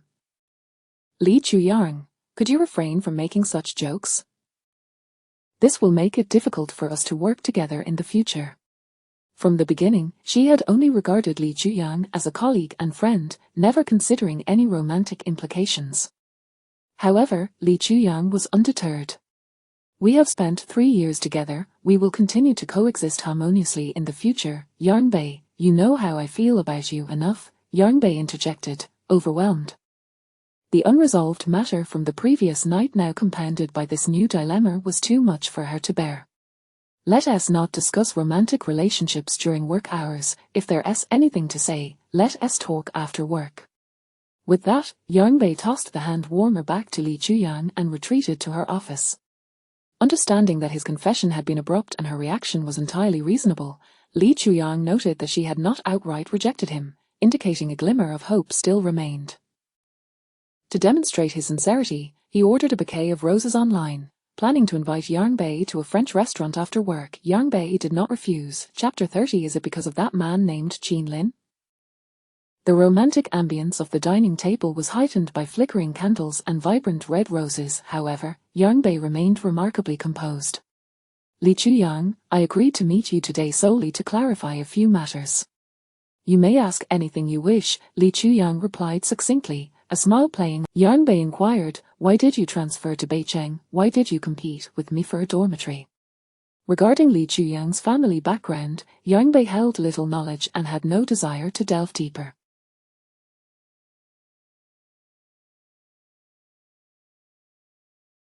Most of her information came from Ji Yuxi's incessant chatter. All she knew was that his family was affluent, indulging in extravagant luxuries, and that his car, a limited edition Cayenne, was a testament to that wealth.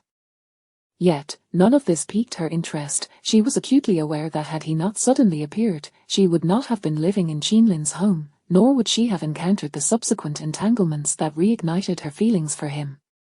Li Chuyang did not anticipate that Yang Bei would pose such straightforward questions, but at this juncture, he felt no need to conceal his affections any longer.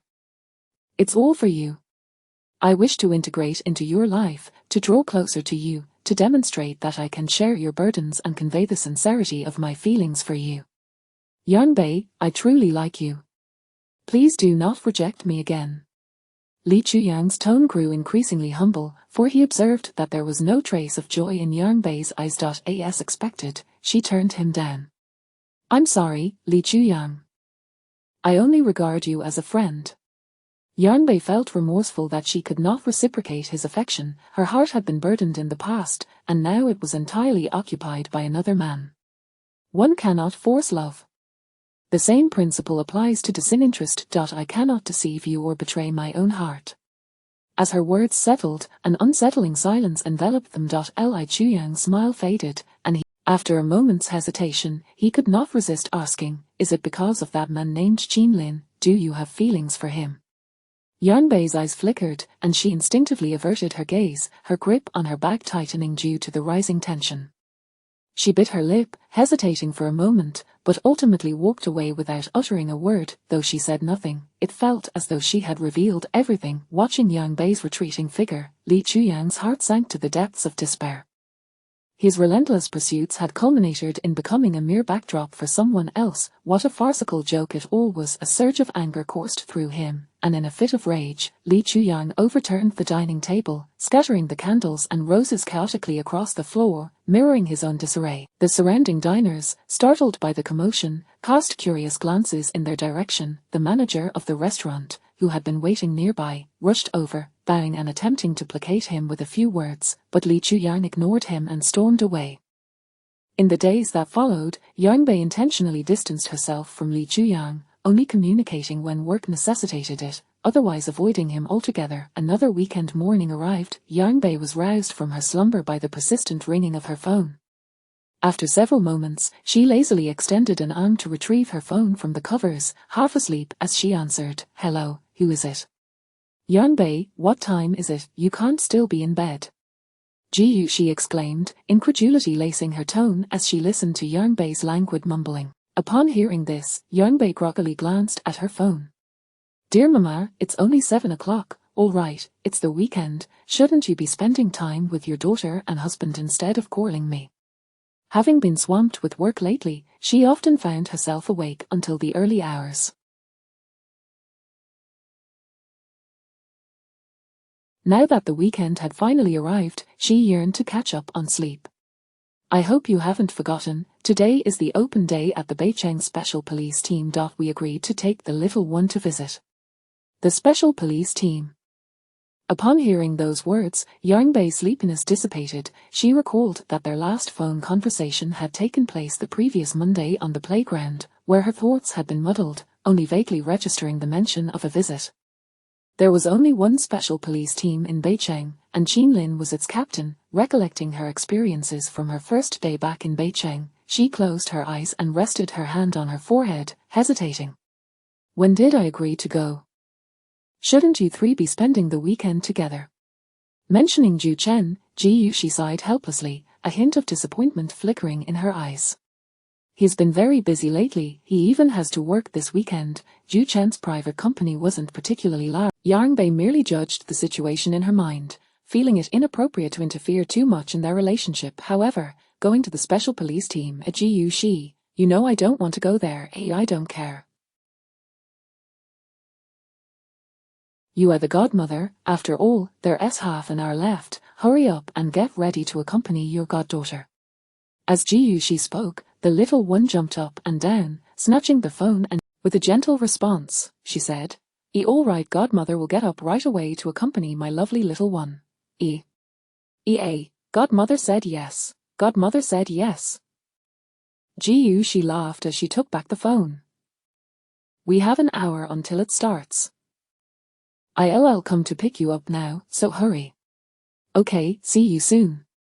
After hanging up, Yang Bei wasted no time in thought, quickly getting out of bed and heading to the bathroom to freshen up. An hour later, the three arrived at the Beicheng Special Police Team. The visiting hours had just begun. and a large crowd had gathered, predominantly families, along with some military enthusiasts of all ages. Everyone followed the special police staff, who provided introductions as they strolled through the basic facilities and daily training routines of the team. As she observed the familiar surroundings, memories of that day flooded back, and the shouts of "Sister!" She instinctively shrank her neck, her hands, tucked into the sides of her down jacket, felt cold with tension. Chapter 31. An unexpected injury. At that very moment, she caught sight of two familiar figures atop the training building across the way.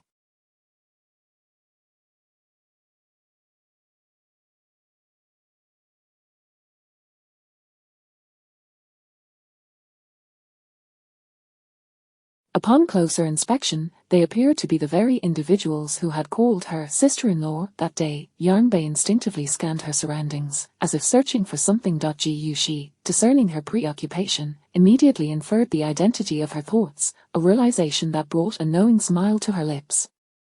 She playfully inquired of Yarnbei, "Yarn, who are you looking for?" Yarnbei turned her head, slightly embarrassed. I was just looking around." Upon hearing this, Gu Shi teased her, "Just looking around, or are you hoping to find someone in particular?" "Of course not. Who would I be looking for?" Yarnbei promptly denied. "Who else but Qin Lin?" Gu Shi. Yarnbei called her name in discomfort, her ears flushing involuntarily. In her arms, the little girl. "Is he my godmother's boyfriend?"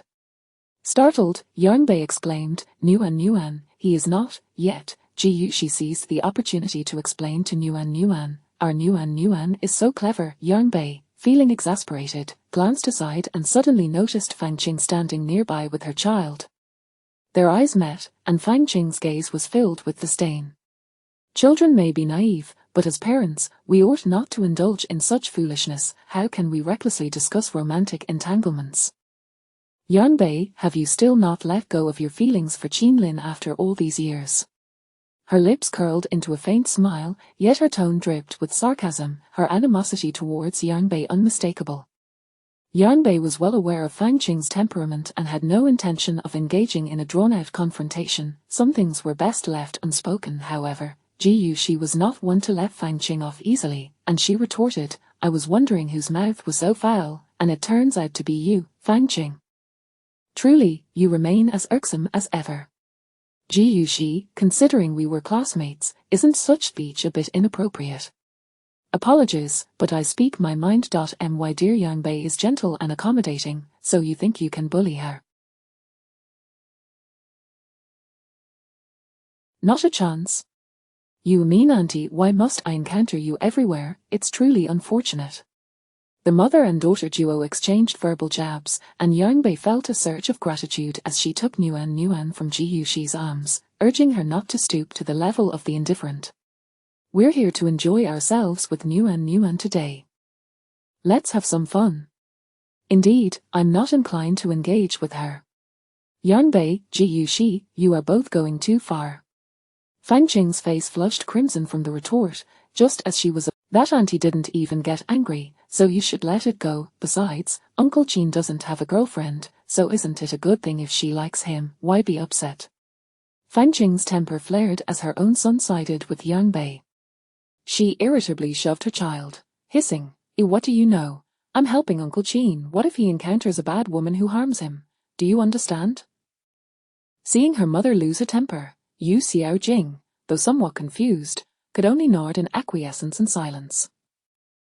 Fang Qing's eyes narrowed as she glared at her son, and she whispered something into Yu Xiaojing's ear, prompting the reluctant child to be pushed forward.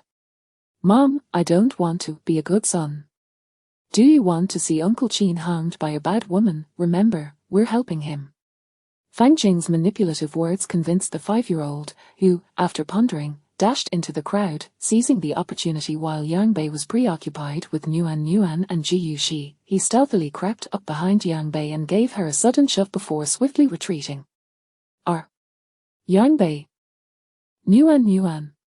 Caught off guard by the forceful push, Yarnbei stumbled and fell to the ground, letting out a muffled groan as she landed. In that instant, all she could hear was a ringing in her ears. Fortunately, just before hitting the ground, Yarnbei instinctively adjusted her hold on Nuan. ensuring the child remained unscathed. Though startled and now in tears, this scene was witnessed by several individuals on the training building above, who were preparing to demonstrate their training poses. Doohan, who furrowed his brow and exchanged glances with Chi Fei. "Isn't that sister-in-law? She's injured. Quickly, let us find Team Qin." They readied themselves and leaped down, swiftly disappearing from the applause of the crowd. Ji Yuxi was the first to react. She hurriedly knelt beside Yuan to check on her, and upon confirming her safety, she quickly assisted Yang Bei. "Yang Bei, are you all right? Yuan, are you hurt?" Yang Bei, sitting up, was primarily concerned about Yuan's well-being. Ji Yuxi felt a mix of emotion and concern, and before Yang Bei could respond, Yuan, through her tears, worriedly asked, "Godmother, I'm fine, are you hurt?" Yang Bei tenderly caressed Yuan's small face, reassuring her, "Godmother is fine." Though she spoke those comforting words, Yang Bei felt a dull ache in her head and instinctively touched it, only to discover a sizable bump. What a stroke of misfortune. "Yang Bei, are you okay? Let me take you to the hospital." Just as the crowd was drawn toward the commotion, Li Chuyang suddenly appeared before them, his hands resting on Yang Bei's shoulders, his concern evident in his eyes. "Li Chuyang, when did you arrive?" Ji Yuxi asked in surprise, noticing a fleeting shadow of something unusual in his gaze, quickly concealed. "I just got here. Leave Yang Bei to me, you take care of the child." Wait, Ji Yuxi hadn't expected Li Chuyang to be in such a hurry. She intended to call Qin Lin to take Yang Bei to the hospital, but before she could voice her thoughts, Li Chuyang had already turned and wrapped his arm around Yang Bei's shoulders. "Li Chuyang, I'm fine. I can walk on my own." Yang Bei, enduring the pain, attempted to shake off Li Chuyang's hand, yet he showed no sign of relinquishing his hold. "Please don't be stubborn. My concern is merely that of a colleague. You needn't push me away so. Why complicate matters? I'll handle my own." Yang Bei's words were interrupted by a cool, authoritative voice. The group turned to see several special police officers upon noticing Li Chuyang's arm around Yang Bei, the man wasted no time in stepping forward, forcefully releasing Li Chuyang's grip and pulling Yang Bei into his embrace, lifting her effortlessly into a princess carry. The speed of his actions left Li Chuyang momentarily stunned, and by the time he regained his composure, Qin Lin had already carried Yang Bei a considerable distance away. The onlookers were left with expressions of astonishment and envy. Wow, who is that special police officer? He is incredibly handsome, broad shoulders, narrow waist, long legs, and most importantly, his face is flawless. Is that injured girl his girlfriend? She is stunning too. Chapter 32, with a captain, why worry? Of course. I never expected to witness a scene from a romantic drama right here. I am utterly envious. The whispers of the young girls drifted clearly into the ears of a few, prompting Chi Fei and Doohan to exchange proud smiles, their confidence in their captain's looks unwavering. Naturally, they were equally pleased with the captain's girlfriend. In stark contrast to their joy, Fang Qing, concealed within the crowd, wore an expression darker than a soot-covered pot, her gaze fixed on Qin Lin, who cradled Yang Bei. The jealousy brewing within her was almost overwhelming. When had Yang Bei and Qin Lin become involved? Why was she unaware of it? Could it be that they were truly together? How could that be? Meanwhile, Ji Yuxi was taken aback by this sudden turn of events, her worries dissipating as she observed her friend shyly nestled in Qin Lin's embrace. "Mommy, who is the one holding Godmother?" Ji Yuxi replied with a smile, "That is Qin Lin." As reality dawned upon her, she attempted to extricate herself from his arms, but Qin Lin tightened his grip. "Qin Lin, please put me down. Be good, I will take you to the infirmary." With that, he quickened his pace, and the others hurried to keep up. Just as Qin Lin entered with Yang Bei, Li Chuyang followed closely behind, yet Chi Fei and Doohan, who had no intention of allowing him entry, the two stood at the doorway like sentinels, and when Li Chuyang rushed over, eager to push through, their long arms extended to block his path, their tone resolute. "Sorry, males must stop here." Li Chuyang frowned, casting a disdainful glance at the duo.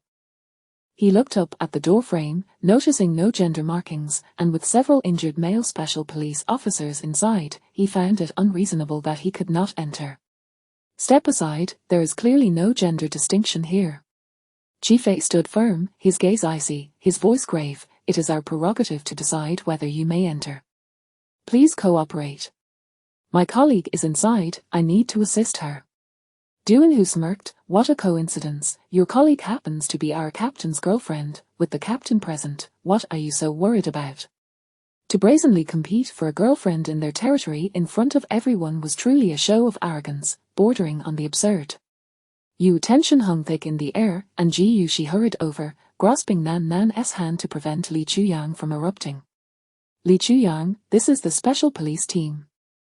Pay attention. I will be fine here, perhaps you should return. Exactly, since she is our sister-in-law's colleague, she must also be a teacher, and teachers ought to set a good example. Your desire to fight would only tarnish the profession's reputation.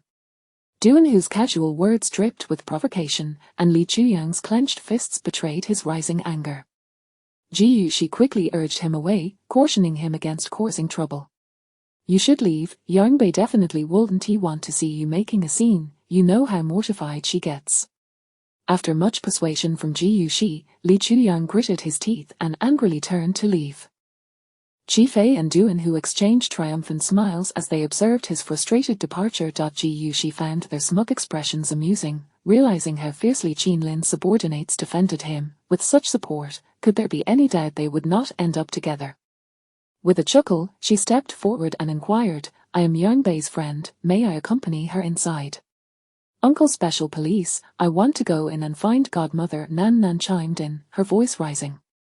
Ji Yuxi gently gestured for her to be quiet, signaling her to refrain from causing a ruckus. At that moment, Ji Fei caught sight of Ji Yuxi's soft smile, her face radiating warmth like a blossoming begonia, tender and vivid. He found himself momentarily entranced, his gaze lingering on her even as he stepped inside. Du Eunhoo nudged him, noticing his dazed expression. Hey, what is going on? Don't tell me you have taken an interest in a mother of a child. Stop spouting nonsense. Go away, it's trivial. A hint of embarrassment flickered in Ji Fei's eyes as he turned and entered the room. Inside the infirmary, Yang Bei found herself once again in this familiar place, seated in the same spot as before. Upon spotting her, the female doctor from last time smiled and playfully teased Qin Lin. Captain Qin, why does it seem like every time this young lady visits our special police team, she ends up injured? Your performance as a boyfriend is rather lacking, wouldn't you agree? That's not the case, Yang Bei began to explain, but was abruptly interrupted by Du Eunhoo. Indeed, but sister-in-law, why didn't you inform Captain Qin in advance of your visit to the special police team? We could have come to escort you. His repeated use of sister-in-law made Yang Bei feel quite embarrassed. Why did everyone misunderstand their relationship? She cast a helpless glance at Ji Yuxi, who was stifling laughter. Yang Bei shot her a disapproving look before stealing a glance at Qin Lin, seeking to gauge his reaction. He was watching her intently, as if about to say something, but Fang Qing burst in just then. Yang Bei, I'm truly sorry. Upon entering, she overheard the others referring to Yang Bei in such a manner, and her forced smile nearly faltered. However, she quickly masked her emotions, adopting a seemingly innocent smile as she directly questioned Yang Bei. Yang Bei, when did you two start dating? How come I wasn't aware? Yang Bei felt her calm demeanor shatter, replaced by a dark cloud of discontent. She had no desire to engage with Fang Qing or explain herself. She was married, and her relationship with Qin Lin was none of Fang Qing's business. Qin Lin, perceptive to her aversion towards Fang Qing, furrowed his brow and coolly regarded her. Noting the distressed expression on Yu Xiaojing's face beside him, he spoke in a measured tone. Do you have something to say? Recalling her purpose, Fang Qing quickly adopted an apologetic tone, pushing Yu Xiaojing forward. I am here to apologize. It was my child who caused Yang Bei to fall just now. He was being too mischievous, running through the crowd, and accidentally tripped her. I truly am sorry. With that, she patted Yu Xiaojing's shoulder and sternly urged, apologize right now. Yu Xiaojing, looking crestfallen, fidgeted with his hands, cautiously meeting Yang Bei's gaze. The moment he saw her looking back, he burst into tears as if he had suffered a great injustice. Caught off guard by this sudden turn of events, Yang Bei instinctively raised her hand to block Fang Qing's approaching palm. Please don't hit him. I don't blame him. He's just a child, there's no need to punish him. Fang Qing's hand halted mid-air, her smile remaining, yet her eyes glimmered with disdain. Then I truly appreciate teacher Yang Bei's generosity. Chapter 33.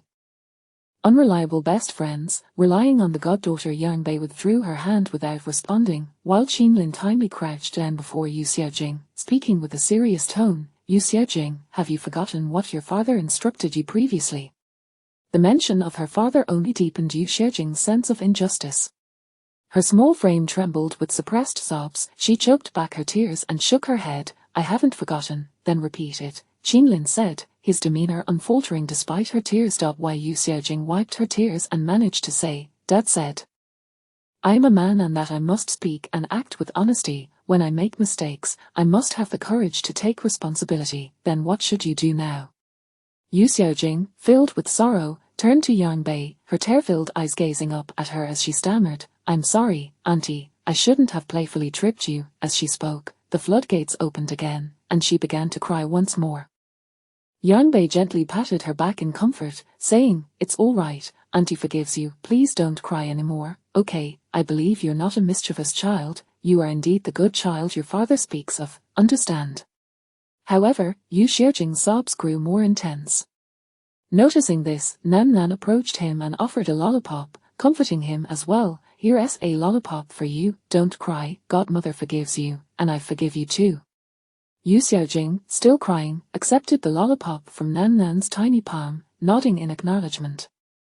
As she gazed at the gentle Yang Bei, her guilt intensified. Sharp-eyed Fang Qing observed the situation and immediately pulled her back. Everyone noticed Fang Qing's actions. Qinlin and the others were well aware of Yu Xiaojing. He was typically a well-behaved and understanding child, albeit a bit mischievous, but never unruly in public. As for the reason behind his behavior, Qinlin subtly raised his gaze toward Fang Qing's deliberately turned back, a shadow of darkness flickering in his eyes.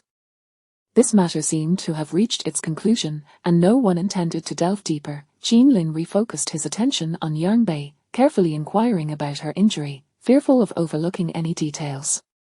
The female doctor, having treated the wound, smiled enviously, rest assured, it's merely a superficial abrasion.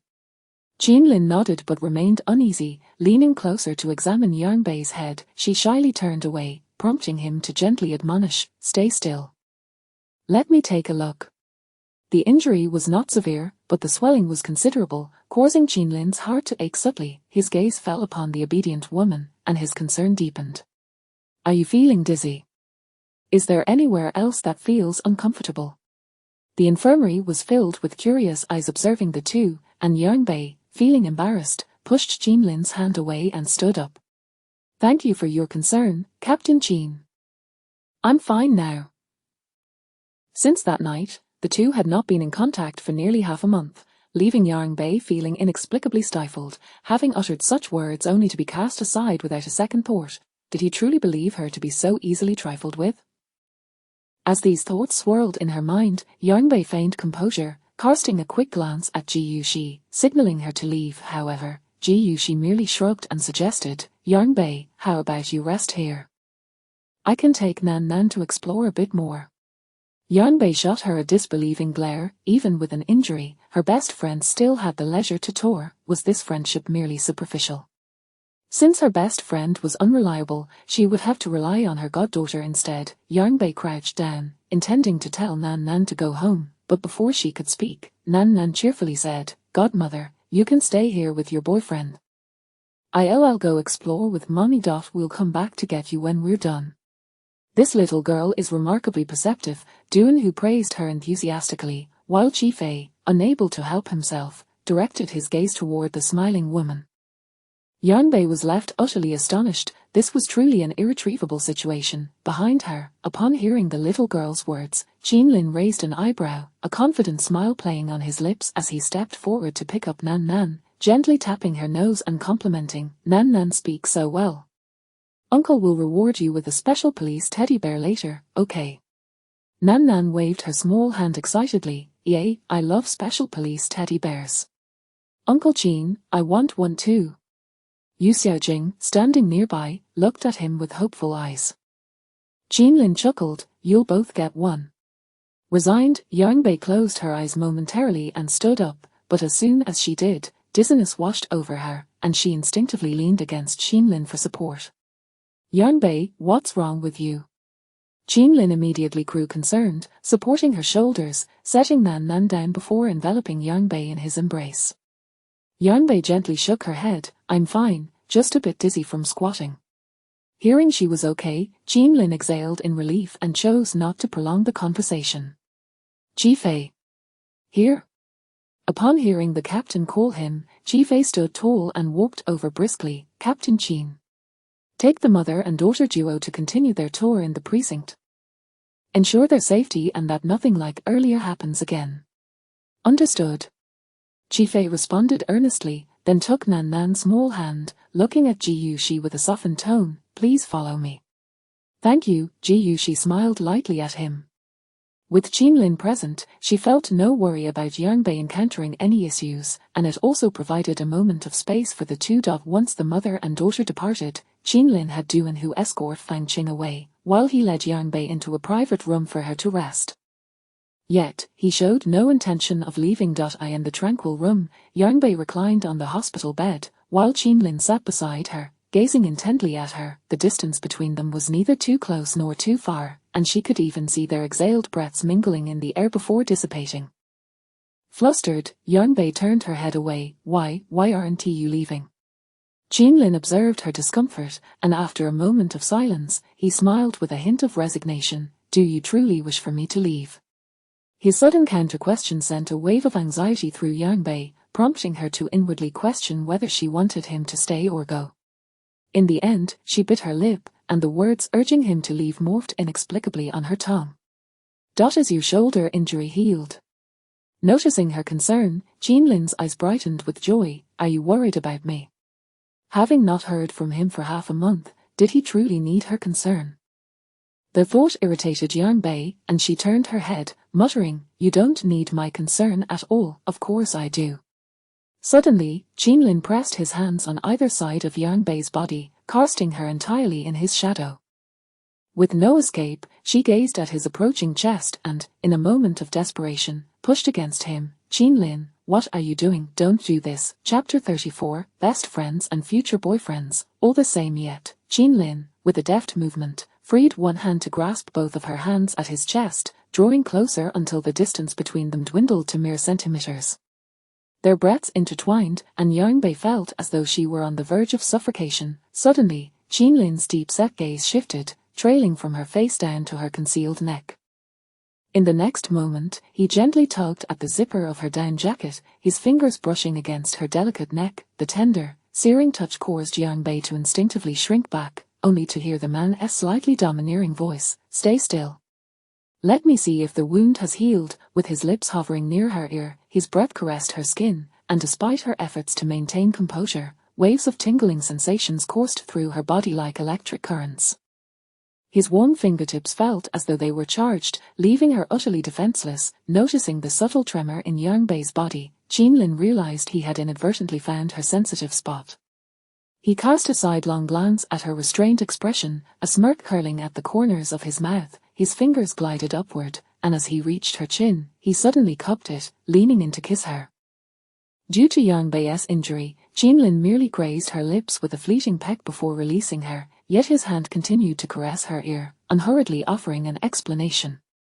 I was on a mission for the past 2 weeks and couldn't contact you. Are you angry? His voice was low and soothing, laced with a gentle coaxing. Yang Bei, still reeling from his unexpected kiss, felt her face flush with warmth. Why would I be angry? She stammered, attempting to withdraw her hand, but Qinlin refused to let go. Their playful tug-of-war resulted in Yang Bei's inability to break free, just as the doctor entered the room. The doctor, witnessing their playful entanglement, stood awkwardly at the door, gripping the handle. Qinlin, usually so meticulous, was nowhere to be seen in this relaxed and charming demeanor. Should I come back later? No need, come on in, Yang Bei said, embarrassed as she extricated her hand. This time, Qinlin ceased his teasing, his gaze toward the doctor conveying a touch of pressure. The doctor remained silent, lips tightly sealed. Later, a phone call from his superior summoned Qinlin away. Yang Bei lay in the hospital room alone for a while, feeling considerably better, yet she found herself waiting in vain for Ji Yuxi to come and fetch her. The visiting hours were limited to just the morning, and as noon approached with no sign of Ji Yuxi, impatience began to take hold. She promptly dialed Ji Yuxi's number, only to discover that her friend had already left the special police force with the child. Ji Yuxi, you heartless fiend, how could you leave me all alone at the special police station? Yang Bei exclaimed, rubbing her forehead. I'm so mad my head hurts. Ji Yuxi, apologizing profusely, explained, don't be angry, please. I intended to pick you up, but Qinlin told me you were sleeping, and that he would take you home later, so I came back. Are you my best friend, or is he? Ji Yuxi replied with utmost seriousness, I am your best friend, he is your future boyfriend. It's the same. Oh, never mind, I can't even deal with you right now. Frustrated and speechless, Yang Bei hung up the phone, intending to sneak away while he was absent. However, as she stepped out the door, she collided with the approaching man. The outcome was predictable. Qinlin had returned from the cafeteria bearing a sumptuous lunch, and he insisted on watching her finish her meal before driving her home. Once inside, he enveloped her in a firm embrace from behind, holding her tightly against him. Yang Bei felt utterly powerless to resist. I've only taken a 2-hour leave, I'll be heading out on a mission again soon, and I don't know when I'll be back. Would you be a good girl and let me hold you for a while? Fresh from one mission and heading out for another, Yang Bei knew that being a special police officer was a perilous profession, often involving the most dangerous criminals. The memory of him risking his life to save her flooded her mind, stirring a pang of sympathy within her. His words had a way of effortlessly softening Yang Bei's heart, and she, being the unresisting type, allowed Qinlin to hold her. Time seemed to slip away as he carried her to the sofa, where she found herself seated between his legs. His arms enveloped her tightly, the firmness of his chest pressed against her, while his head rested against her side, his warm lips barely brushing her cool cheek. Embraced in such a compromising position, Yang Bei felt her face engulfed in his searing warmth, causing her to tense up. Qinlin, it's been long enough, you can let go now, she squirmed, trying to pry his hands away. The coolness of her hands met his heated palms, and he furrowed his brow, instinctively tightening his grip on her hands, pressing them into his palm. Why are your hands so cold? Let me warm them up for you. No need, I'm not cold. Yang Bei felt herself losing her grip on rationality under his enticing influence. Seizing the moment when he relaxed his hold, she hurriedly rose from his embrace. Time is running out, you should leave and don't forget to clarify things with your teammates. We're not in that kind of relationship. With the emptiness settling in where she had been, and her words echoing in his ears, Qinlin's expression darkened, a wave of helplessness washing over him. Why was she so resistant to him? Did she truly feel nothing for his affections? It seemed she had given no thought to the words he had previously left her. Why do you always want to push me away? Qinlin's gaze grew icy as he raised his eyes to meet hers, his voice dropping to a chilling tone. Have you thought about what I asked you during this time? Yang Bei understood what he meant, but truthfully, her mind was still a muddled haze, and she had yet to come to any conclusions. The conflict and struggle within her felt like a tangled knot in her heart, and faced with his inquiry, she was at a loss for words. Ultimately, Yang Bei chose to evade the issue. She shut her eyes, biting her lip hard before finally managing to respond slowly, I don't want to think about this right now. Qinlin's expression darkened further, a cold smile escaping his lips as he rose from the sofa. A flicker of hurt flashed in his eyes, but his voice trembled with restrained anger. Yang Bei, 7 years have passed, and you're still this way. You are truly cruel to me. Seeing her silence, Qinlin cast a piercing glance at her back before turning on his heel and striding toward the door. The door slammed shut with a resounding thud, causing Yang Bei's taut shoulders to tremble. In that moment, it felt as though everything within her began to unravel. An unbearable ache welled up in her eyes, and she could no longer contain the emotions threatening to spill over, covering her face in despair. Yet, her trembling lips betrayed her current turmoil. That weekend, Yang Bei spent her time cocooned beneath the blankets, utterly alone. Chapter 35. What did you say to him back then? After returning from the SWAT team, Fang Qing found herself engulfed in a wave of jealousy. She stood vigil by the bedside of Yu Hui, yet her thoughts wandered to another man. As she gazed at the man lying in the hospital bed, resembling a corpse, a torrent of agitation and unease filled her heart. 5 years had passed since she wed Yu Hui. Had it not been for their one-night affair resulting in pregnancy, he would not have pleaded so desperately for her hand in marriage. At that time, she had been orbiting around Xinlin, but each encounter had ended with him regarding her with disdain, even threatening her to keep her distance. Those chilling words echoed in her ears, yet Fanqing stubbornly pursued him, only to later discover that Xinlin and Yu Hui were close friends. In an effort to draw nearer to Xinlin, she consciously sought to ingratiate herself with Yu Hui, who, in turn, willingly divulged everything he knew to her. As time passed, their relationship grew considerably closer, but what she did not anticipate was that a single drunken encounter would irrevocably alter the course of her future. That very night, Fanqing conceived Yu Hui's child. Contemplating an abortion, she fortuitously encountered the injured Yu Hui at the hospital. Upon learning of her pregnancy, he knelt before her, beseeching her not to terminate the child and to marry him. At that moment, Xinlin stood beside Yu Hui, offering his congratulations, which plunged Fanqing into utter despair. Since she could not marry him, she resolved to wed his good friend instead.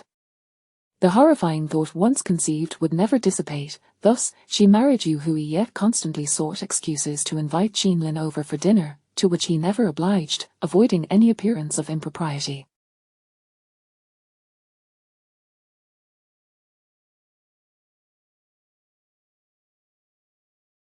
Later, when the child was born, Fanqing wished for the child to acknowledge Xinlin as a godfather, a request Yu Hui was willing to entertain, yet Xinlin flatly refused. In subsequent times, unless Yu Hui was on duty and Xinlin offered to assist with Fanqing and the child, he would maintain no contact with her whatsoever. It was not until a year ago, when Xinlin and Yu Hui encountered peril during a mission, resulting in Yu Hui sustaining grave injuries and this time, a long-buried malevolent thought surged within her. She stared expressionlessly at Yu Hui, who lay connected to a ventilator and riddled with tubes, her eyes glimmering with a ruthless coldness. "Why haven't you died yet?" a fragmented whisper escaped her lips, and suddenly, a sinister smile twisted her face, radiating a calm yet deranged demeanor. Leaning closer to Yu Hui's ear, she coldly murmured, "If you die, Xinlin will undoubtedly feel guilty. He would never abandon the wife and child of his best friend. He would care for me for the rest of his life." The rhythmic beeping of the life monitor pierced the silence of the room, each sound echoing painfully. After a brief, disdainful laugh, Fanqing turned on her heel and exited the hospital room without a backward glance. And no sooner had she left than a tear trickled from the corner of the unconscious Yu Hui's eye. On Tuesday, the weather remained persistently gloomy. As Fanqing dropped Yu Xiaojing off at kindergarten that morning, she unexpectedly encountered Yang Bei at the school gate. The previous day, Yang Bei had received a call from Ji Yuxi, who needed to attend a conference out of town. Zhu Chen continued to feign business at work, leaving Ji Yuxi with no choice but to entrust the child to Yang Bei. After bidding farewell to Nuan at the school gate, Yang Bei prepared to head to class. As she turned to leave, her peripheral vision caught sight of Fanqing's figure. The latter was also watching her, her eyes filled with the habitual disdain and contempt she harbored for Yang Bei. Yang Bei merely cast a fleeting glance before dismissing her presence. Noticing Yang Bei's blatant disregard, Fanqing felt a surge of anger. Just as Yang Bei was about to walk away, she called out to her. "Yang Bei, stop." Approaching her, Fanqing added, "It's been 7 years. Shall we catch up?" Yang Bei was not swayed by her pretense and firmly rejected her. "There's no need for feigned civility between those who find each other intolerable. I have work to attend to, so I'll be leaving now." Fanqing was evidently taken aback by the newfound assertiveness of the once timid Yang Bei, momentarily stunned. However, she quickly regained her composure and called out to Yang Bei's retreating back, "I have something to say to you." Hearing this, Yang Bei halted, "Then say it here." With her candor, Fanqing no longer held back and directly inquired, "Are you truly with Xinlin? Does it matter to you?" Yang Bei retorted expressionlessly.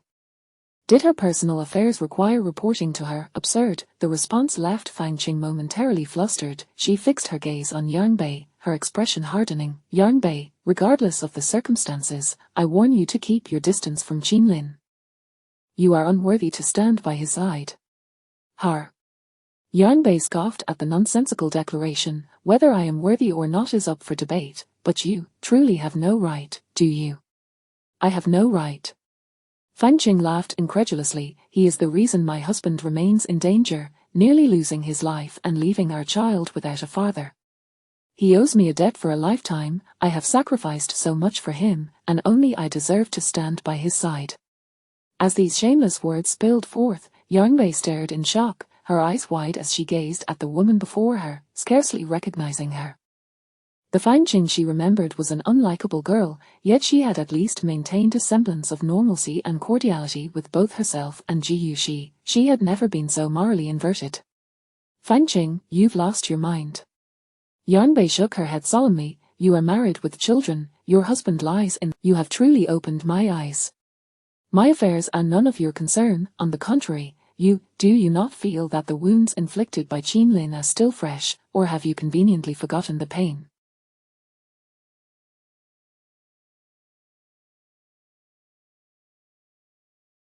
Do you still harbor delusions of climbing that lofty tree of Qinlin? Let me remind you once more, you are but an orphan, yearning to soar high and become a phoenix. Such foolish aspirations.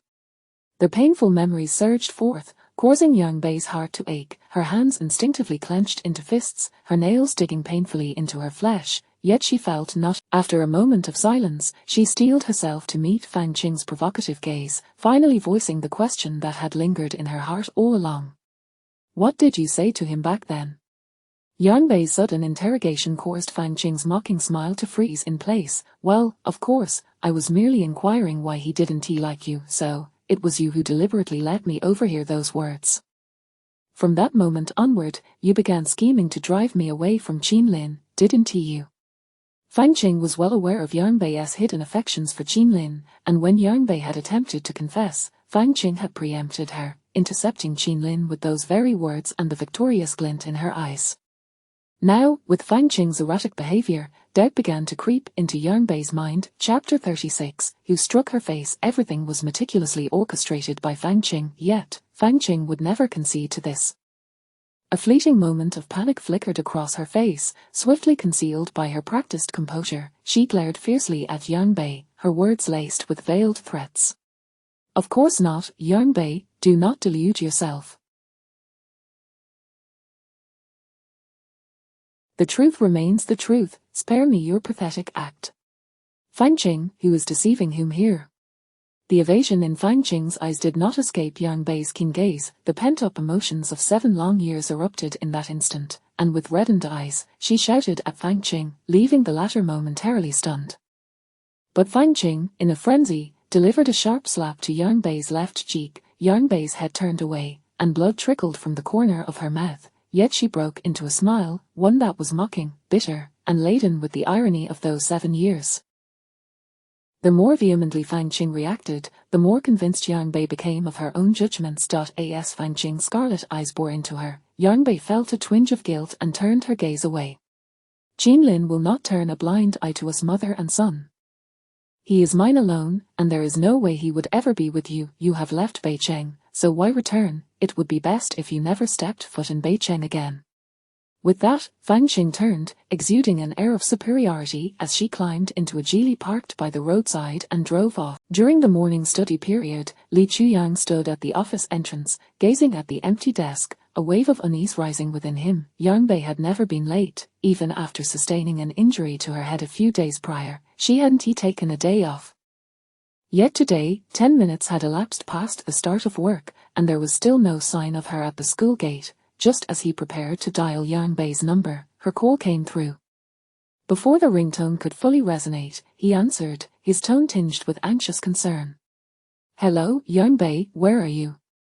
Could you cover my class today? Her voice was hoarse and cracked, clearly indicating she had been crying.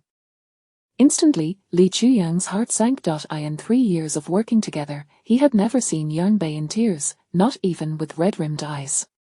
What's wrong? Tell me where you are, I'll come right away. Li Chuyang was resolute in his commitments, but Yanbei patiently explained, I'm feeling unwell today. I can't get out of bed, please manage the class for me. Silence fell on the other end, and Yanbei assumed he was unwilling to help. Forget it, I'll just rush over. Before she could finish, Li Chuyang interjected. Rest at home, and after work, I'll take you to the hospital. No need for that, I just want to sleep well. Can I have some time alone? Understanding her desire to avoid him, he fell into silence for a moment before ultimately conceding. After hanging up, Yangbei aimlessly wandered the streets, the biting cold wind stinging her eyes and making it difficult to breathe, as if she had plunged into an icy abyss.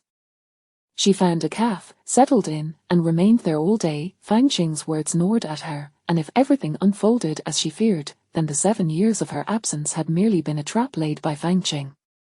The thought constricted her throat, making it hard to breathe. If that were indeed the case, with Fang Qing's obsession over Qin Lin, she would stop at nothing to possess him, meaning Qin Lin would be ensnared in her grasp indefinitely.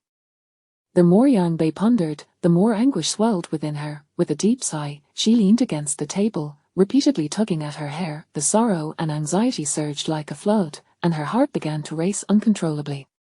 Images of Qin Lin flooded her mind involuntarily. She despised him for his harsh words, for belittling her, yet, undeniably, she still loved him, even after 7 years. Upon their reunion, she found herself blushing and her heart racing for him, weeping for his plight.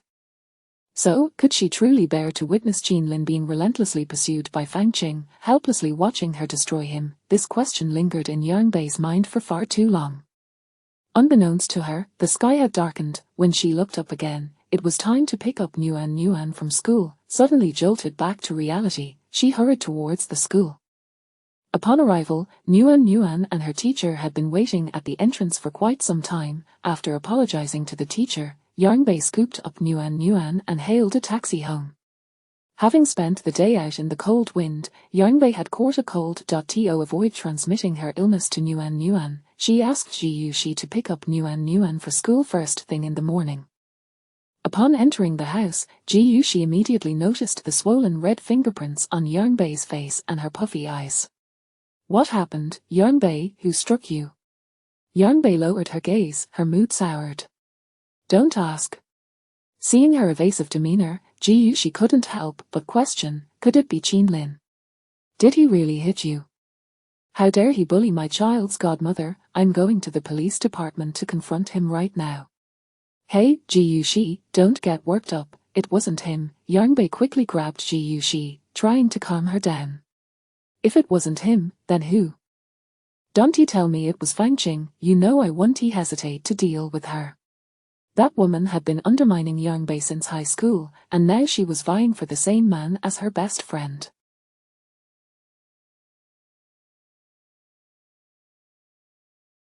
How shameless, even married with children, she still showed no restraint. Ji Yuxi's guess hit the mark, and Yangbei's eyes darted away. Ji Yuxi was straightforward, she always repaid Yangbei's grievances tenfold.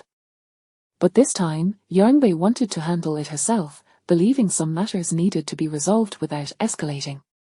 Stop asking, Nuan is going to be late for school, you need to hurry. I have to get to work too. Yangbei's deliberate avoidance only reinforced Ji Yuxi's suspicions. Ji Yuxi wanted to press further, but Yangbei rushed out in a flurry. I'm heading to work now. Remember to lock the door when you leave. Hey, Yangbei, wait. Watching her hurried departure, a frown creased Ji Yuxi's face. She wondered when Yangbei would find her own happiness, but all she could do was be her support. She would never allow anyone to bully Yangbei. Beicheng No. 1 High School. To conceal her swollen left cheek, Yangbei donned sunglasses and a mask, ensuring her face was effectively shrouded. The other teachers in the office were curious and asked a few questions. Teacher Yangbei, why the disguise today? I have a bit of a cold. She coughed a few times to validate her hoarse voice. That's odd. If you have a cold, a mask should suffice. Why the sunglasses? Did you undergo surgery for nearsightedness? My eyes are uncomfortable, they tear up in the cold air. Yangbei strained to explain, barely convincing them. However, keen-eyed Li Chuyang noticed the swollen edges of her mask. Chapter 37. I advise you to know when to stop. His gaze darkened as he scrutinized Yangbei, who, feeling the weight of his unabashed appraisal, deliberately averted her eyes. Li Chuyang narrowed his eyes, enduring the tension until the office was empty after school. It was then that he cornered Yangbei inside. What happened to your face? Yet, in the next moment, the man yanked both her glasses and mask off her face. Oh, Yarnbei winced in pain, and upon seeing her swollen eyes and the bruises marring her skin, a pang of compassion surged within him. He furrowed his brow and inquired, "So, you weren't unwell yesterday, were you? Tell me, who did this to you?" The thought that someone had dared to harm her, someone he wouldn't even touch with a finger, ignited a fierce anger within Li Chuyang. He yearned to rend that person limb from limb, yet Yarnbei remained silent, her gaze downcast, her spirits evidently low. "Could you refrain from meddling in my affairs? I can handle my own problems." No sooner had she spoken than a tickle in her throat compelled her to cough. Observing this, Li Chuyang reached out to pat her back but was deftly evaded. "Yarnbei, must you be so obstinate? I haven't taken offense despite your repeated rejections. Do you truly wish to draw a line between us? Colleagues ought to maintain a sense of boundaries to prevent misunderstandings." Yarnbei snatched the glasses and mask from his hands, donning them once more before striding past him towards the cafeteria. With a sigh, Li Chuyang felt a sense of helplessness settle in his chest, yet his feet involuntarily followed her. Even if she refused to speak, he would find a way to uncover the truth. As he walked, Li Chuyang pulled out his phone and dialed a number from memory. Yarnbei trudged through an entire day of classes, her appetite diminished by a cold that had left her feeling unwell. Consequently, her stomach, which had only just begun to recover, now throbbed with discomfort once more. She endured the pain long enough to complete her final class before heading to the hospital's emergency department. By 8 in the evening, the emergency hall at the hospital was still bustling, with long queues at the registration and payment counters, and many people dotting between the consultation rooms and windows.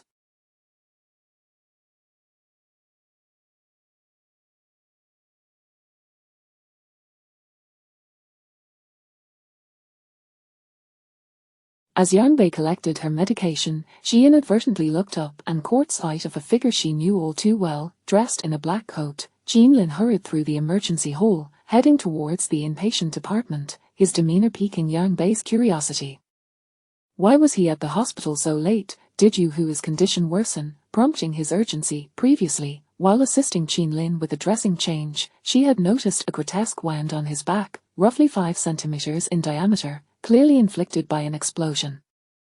If he bore such severe injuries, how grave must Yu Hui's condition be to evoke such guilt in him? Watching Jean-Lin's figure swiftly disappear down the corridor, Yarnbei wrestled with her thoughts for a few moments before stealthily following him. She felt compelled to see, her curiosity momentarily overshadowing her gastric distress. Yarnbei caught up just as Jean-Lin entered the elevator. She waited at the door, observing the elevator he boarded until it finally halted at the 15th floor, remaining motionless thereafter. Stepping into the adjacent elevator, she pressed the same floor. The 15th floor housed VIP wards, each a single room. Yarnbei quietly peered into the rooms along the corridor, and ultimately spotted Jean-Lin in the 3rd room, not far from the elevator. Following his gaze downward, she saw Yu Hui lying on the bed, connected to numerous tubes, his complexion ashen, his entire body swathed in thick bandages save for his face. Jean-Lin stood vigil at the bedside, his unwavering focus on the man. Yarnbei was taken aback, instinctively covering her mouth. She understood the unique peril of a special police officer's profession, but witnessing them so grievously injured and motionless in a hospital bed struck her heart with a profound ache. If it weren't for Yu Hui, it would be Jean-Lin lying there, and she and Jean-Lin would never have the chance to reunite. In that instant, Yarnbei felt a deep empathy for the guilt harbored within Jean-Lin. Lost in her musings, she was jolted back to reality when Jean-Lin's voice broke the silence. "How is he?" "The doctor just came by. He said the situation is currently stable." The response came from Fang Qing, who was also present. Since yesterday's confrontation with Yarnbei, Fang Qing had been consumed with anxiety. She hadn't anticipated that Yarnbei could deduce her past machinations with so few words. What terrified her more was Jean-Lin. Ever since Yarnbei returned to Beicheng, his heart had strayed from her and Yu Hui, and his visits to the hospital had dwindled to a mere handful. She feared the day he would completely forsake them, drawing ever farther away. She could not bear it. Thus, she had deceitfully informed Jean-Lin that Yu Hui's condition had deteriorated, hoping to draw him in for a glance. With these thoughts racing through her mind, Fang Qing could no longer contain her emotions.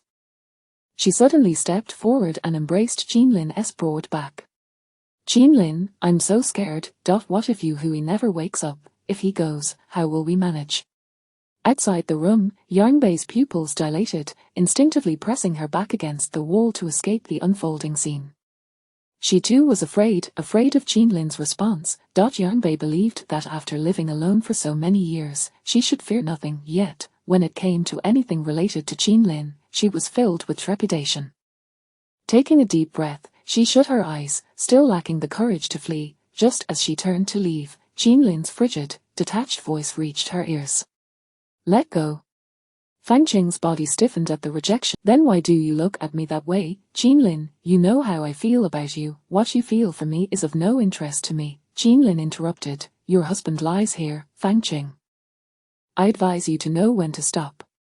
Qinlin's chilling rejection and warning left Fangqing feeling utterly despondent. She should have realized that there could never be any affection from him, yet she could not accept it. With tearful eyes, she locked gazes with Qinlin's cold ones, seeking even a hint of sympathy, but all she found was indifference. The familiar tone he used shattered her. This lap, I shall return to you on Yarnbei's behalf. In Qinlin's eyes, a flicker of emotion stirred as he narrowed his gaze, scrutinizing Fangqing's seemingly deranged demeanor, and his expression instantaneously turned icy. Was it you who struck Yarnbei? In fact, just yesterday, he was currently stable and unlikely to experience any significant fluctuations in the near future. The reason for his personal visit was due to another matter. Fangqing's smile froze under Qinlin's interrogation. Did she report you? So, who asked her to, smack.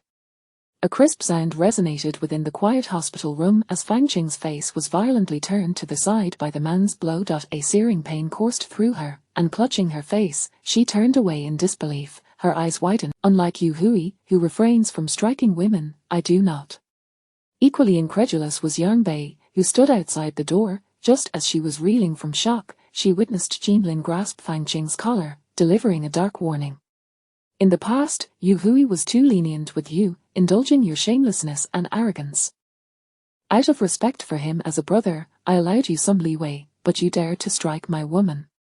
Having just returned from a mission, the moment Qinlin turned on his phone, he received a call from Ji Yuxi. Upon hearing her suspicions, his heart felt as if pierced by countless needles. Although merely conjecture, during his previous visit to the SWAT team, he had noticed the animosity in Fangqing's eyes directed at Yarnbei. Furthermore, considering Yarnbei's recent return to Beicheng, it was implausible for her to have any grievances against anyone. Fangqing's repeated displays of disdain only deepened his doubts. Initially, he assumed she would stubbornly deny it, but he was taken aback by her forthright admission. The image of Yarnbei's woefully aggrieved face caused a pang of pain to surge within Qinlin. A resolute woman, if not for his deliberate addition of Ji Yuxi on WeChat, and if she had not informed him, he might have remained oblivious forever. Lost in thought, Qinlin felt a heaviness in his chest as he forcefully pushed Fangqing away. She stumbled, collapsing into a chair, while his words continued to mercilessly jolt her senses. Fangqing, this slap I return to you on behalf of Yarnbei serves as a reminder to rattle your brain. Consider what thoughts are appropriate and what are not. It was the first time Fangqing had witnessed Qinlin's overwhelming fury. She was rendered speechless by his formidable and frigid presence. As he turned to leave, she finally shouted in anger, Qinlin, you have wronged me. What you owe me can never be repaid in this lifetime. At her words, Qinlin halted, casting not a single glance in her direction but instead directing his gaze toward the tranquil figure lying on the bed. In a detached tone, he spoke, the only one I owe an apology to is my brother. As for you, I shall ensure that Yu Hui is well taken care of. As he grasped the doorknob, a thought struck him, and he paused, glancing back at Fangqing. Do not assume that I am unaware of the truth regarding the incident at the SWAT team. Xiaojing is a good child, raise him well.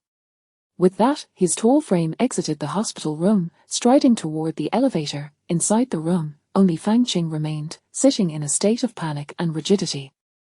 Meanwhile, Yarnbei's figure had long since vanished from the corridor. Qinlin glanced at the time, 9:10 p.m. This was the earliest he had finished work in a long time. Without a second thought, he prepared to drive in search of Yarnbei, but the memory of their recent unpleasant confrontation halted his steps.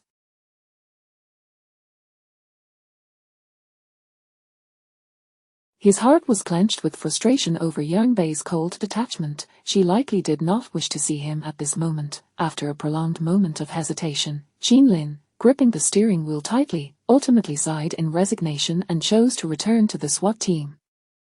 On the winter night in Beicheng, the biting wind cut through the air like a knife, eliciting cries of pain from those exposed. Yang Bei sat in the backseat of a taxi, her window open to welcome the frigid gusts. It seemed that only in this manner could she genuinely feel that the scene she had just witnessed was real. Qin Lin had struck Fang Qing to protect her, declaring her to be his woman. Regarding her own recent injury at the SWAT team, Yang Bei had also sensed something amiss with Yu Xiaojing, privately contemplating that matters were not as simple as Fang Qing had portrayed. However, in a bid to maintain peace, she refrained from voicing her suspicions, yet Qin Lin had noticed everything and had directly admonished Fang Qing. His anger, his determination, his resolve, all of these made Yang Bei acutely aware of Qin Lin's care for her. Uncertain whether it was the wind blurring her vision or sand in her eyes, Yang Bei found her sight clouded with tears. Cold droplets streamed down her cheeks as she wept silently. The walls she had built within her heart began to crumble, piece by piece. Suddenly, the lowered window was raised once more, and warmth flooded the vehicle. Shortly thereafter, Yang Bei heard the kind concern of the taxi driver. "Little girl, it's too cold out. I noticed you coughing earlier, perhaps you should close the window to avoid catching a cold." In this frigid night, receiving genuine care from a stranger felt like a stroke of luck and beauty. Yang Bei expressed her gratitude with a simple "thank you." Noticing the heavy tremor in her voice, the driver continued, "Dear, if something is troubling you, don't hold it in. After a good cry, you might find that many of the things you're struggling with aren't as significant as they seem. One must always look forward, not dwell in the past." "Don't you agree?" Wiping her tears, Yang Bei nodded obediently. Yes, one should indeed look ahead. Living in constant turmoil over the past, when would it ever end? Despite her efforts to stifle her tears, they flowed like pearls from a broken string, cascading without cease.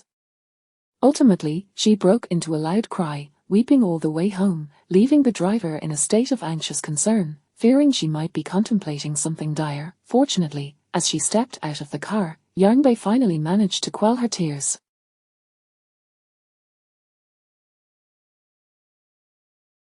After expressing heartfelt thanks to the driver, the latter departed with a sense of relief. This night, Yang Bei remained awake throughout. At 3:30 a.m., Fang Qing emerged from the hospital, her fatigue evident as she made her way to the underground parking garage. Just as she was about to enter her car, a blinding high beam light struck her. The brightness pierced her eyes, causing her to instinctively shut them, waiting for the vehicle to pass. However, to her surprise, the car came to a halt right before her. The glaring headlights were extinguished, and a man clad in a white baseball jacket emerged from the vehicle. A cap concealed much of his face, but his distinguished jawline revealed that his appearance was anything but ordinary. Chapter 39. The bittersweet taste of desire unfulfilled. The man strode towards her, flanked by two menacing figures clad in black suits. Fang Qing was so startled that she dared not move, suppressing her overwhelming fear as she feigned composure and inquired, "Who are you?" The leader of the trio glanced lazily at the terror reflected in Fang Qing's eyes and replied nonchalantly, "If I recall correctly, you are Fang Qing, am I right?" Confusion gripped Fang Qing. She had not crossed paths with anyone who would warrant such an encounter. When she remained silent, the man swung his baseball bat down onto the hood of her car with a resounding thud. "Speak. Is it you?" Fang Qing let out a terrified scream. It was late at night, and the underground garage was devoid of any onlookers. Even if someone were present, they would likely turn a blind eye to the scene unfolding before them.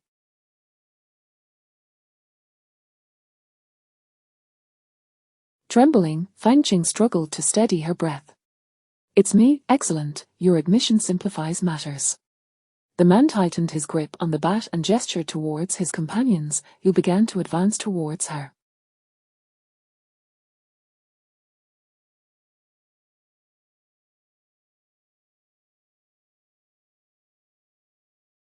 As the two men approached, Fang Qing cried out, "Who are you? What do you want?" "Curious to know, I wouldn't mind enlightening you." As Fang Qing anxiously scrutinized him, the man lifted his baseball cap. As his face came into view, it struck Fang Qing as familiar. After a moment's mental search, her pupils dilated in realization as she asked, "You are a colleague of Yang Bei?" He was the man who had suddenly appeared beside Yang Bei during the special police team's open day. Li Chuyang smirked, seemingly unconcerned by her recognition. In truth, he had intentionally allowed her to discover his identity. "Your memory serves you well." She had sensed the man's unusual interest in Yang Bei that day. Those eyes had not been innocent in their scrutiny. She could hardly believe Yang Bei had not only sought out Qinlin but also summoned other men to avenge her. "Sir, I advise you to refrain from meddling in matters that do not concern you. Yang Bei is not a virtuous woman, you may be unaware, but she recently called upon Qinlin for support, and you arrived shortly thereafter. A woman who straddles two boats is hardly worth your involvement." At her words, Li Chuyang paused, a flicker of surprise crossing his gaze. Noticing the unusual expression on Fang Qing's face, he stepped closer, gripping her chin to examine a distinctly red and swollen handprint on her cheek. HMPH. He had not anticipated that his brother's woman would be subjected to such treatment. A wave of unease began to creep into Li Chuyang's heart. Had she sought out Qinlin and not bothered to come to him? Did she truly find him so unworthy of her trust? His fingers tightened around her chin, eliciting a pained reaction from Fang Qing as she attempted to free herself. Just as she began to revel in her perceived victory, he suddenly locked eyes with her. "You see the injury on my face, do you not?" "Truly pitiable," he remarked after a brief pause, continuing, "Fang Qing, the experience of yearning for something unattainable is indeed a bitter one, is it not?" What do you mean?" The abruptness of his statement left Fang Qing perplexed, yet she sensed that he would not harm her. As she pondered his words, Li Chuyang abruptly seized her collar, thrusting her closer, his cold, piercing gaze fixed upon her. "What I mean is this, I have no interest in the sword." Who exactly was this man? How did he know everything? Surely, Yang Bei had divulged all to win his affection. This thought led Fang Qing to conclude that the pristine image Yang Bei maintained was merely a facade. She was no paragon of virtue. If Qinlin were to discover the true nature of Yang Bei, would he still be unwavering in his devotion to her? A sudden scheme sparked in her mind, and she nodded in acquiescence. Li Chuyang's purpose today was merely to intimidate her, with no intention of taking further action. However, he released her only to bring the bat crashing down onto the car's hood. The suddenness of the man's erratic queries left her bewildered, unable to discern what he truly sought to know. Li Chuyang, indifferent to her silence, turned and climbed into his vehicle. The engine roared to life, echoing on the deserted road. Li Chuyang accelerated in his sports car, veins bulging as he gripped the steering wheel, his entire being radiating barely contained fury. He could not comprehend it. In terms of appearance and family background, he was every bit Qinlin's equal. Why then, was Yang Bei inclined to cast her gaze upon him? For 3 years, he had poured all his love into her, yet she had only known how to refuse him.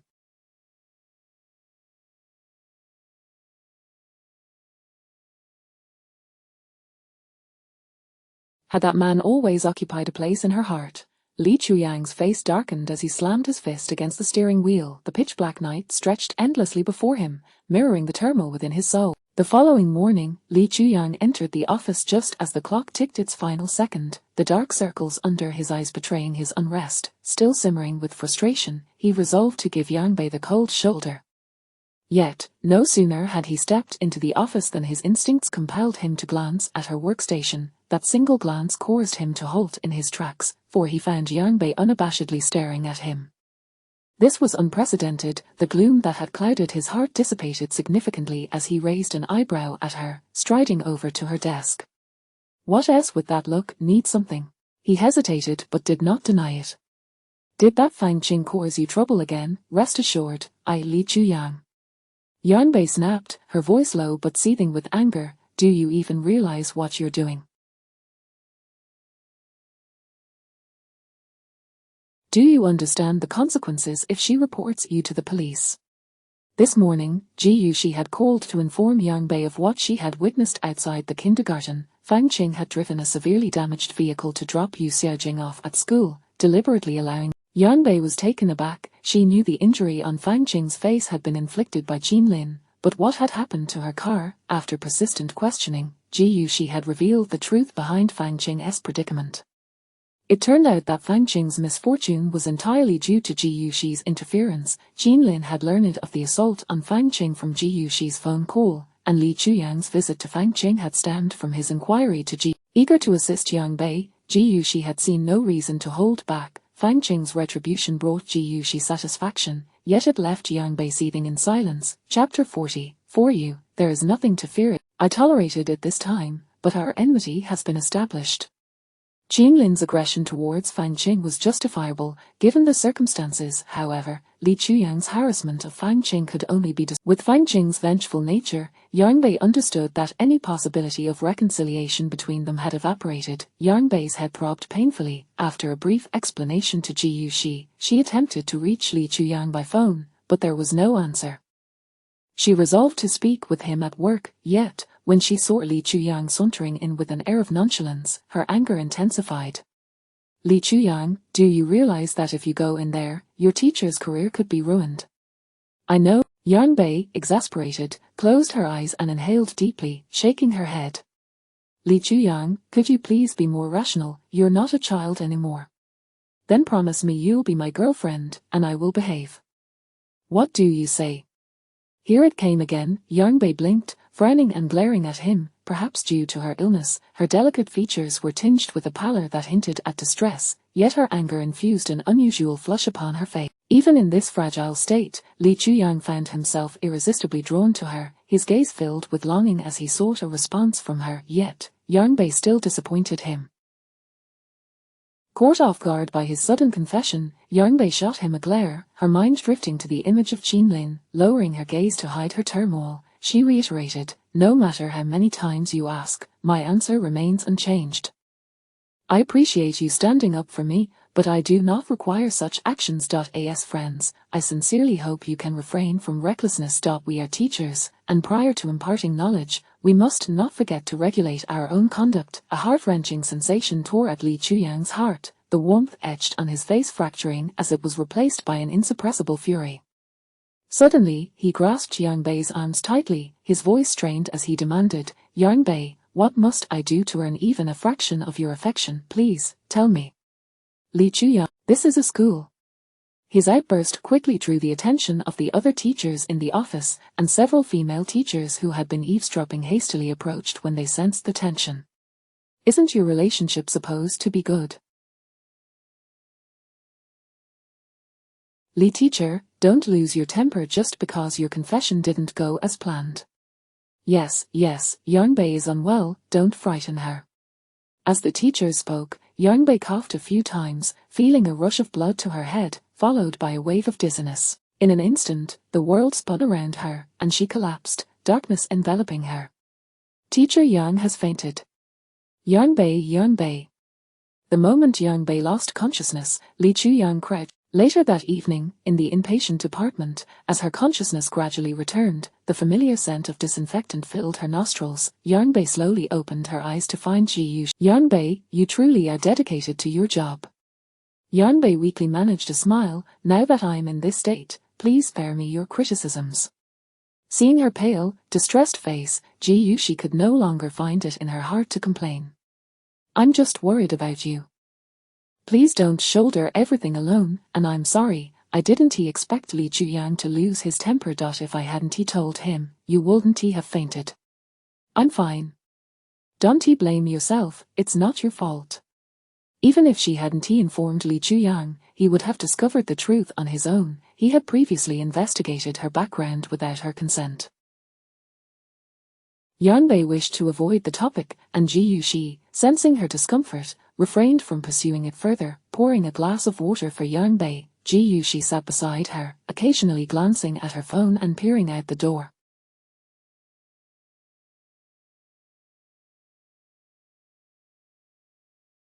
Noticing her strange behavior, Yang Bei glanced at the now pitch-black sky, assuming Ji Yuxi was concerned about her children at home, and decided to send her away.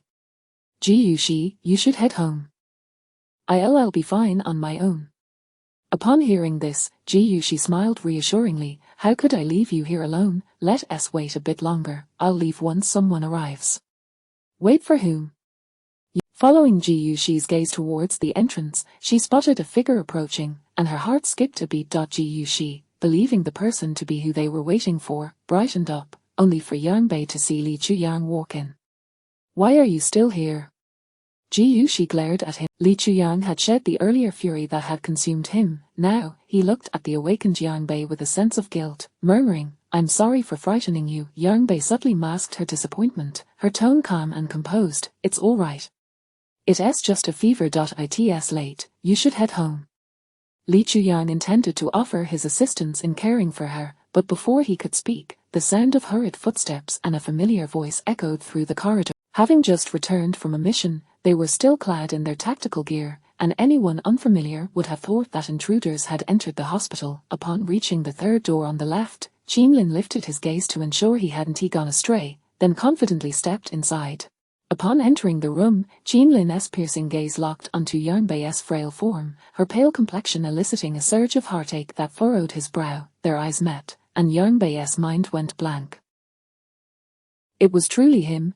Chapter 41, more immature than the last. Qinlin cast a penetrating gaze at Yang Bei, yet his expression remained as frigid as ice, his jaw clenched tightly and his fists creaking ominously, all hinting. Upon witnessing Qinlin's brash entrance, Li Chuyang felt a surge of hostility rising within him. However, before he could react, Qinlin's fist came crashing towards him. The solid punch connected with his face, sending Li Chuyang sprawling onto the ground, blood instantly oozing from the corner of his mouth. The pain forced him to curl up, clutching his face in agony. Behind him, Duanhu and Chi Fei stood in stunned silence, their mouths agape before they quietly closed them again. The force of the captain's blow was not something an ordinary person could withstand. No one in the team had ever dared to accept such a challenge. Another punch like that, and he would either be dead or severely injured. The last man who had bullied Yang Bei and ended up in the police station had later been rumored to have left with a severely disfigured face, forced to wear a mask.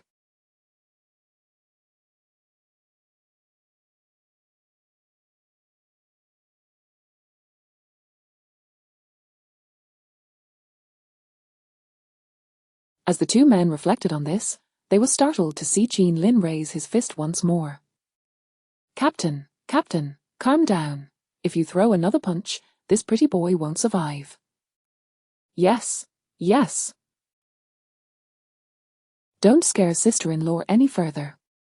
Chi Fei hurriedly positioned himself in front of Qinlin, while Duanhu swiftly dragged the fallen man out. At that moment, not far away, Yang Bei and another individual stood frozen, their minds catching up to the unfolding chaos. Qinlin, what are you doing? Yang Bei exclaimed, quickly getting off the bed to check on Li Chuyang's condition. Yang Bei, you're still receiving for fluids. Don't move.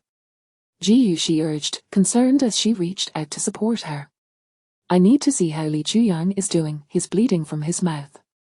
Despite Ji Yushi's attempts to restrain the stubborn Yang Bei, she stood up, grasping the four-pole, determined to leave.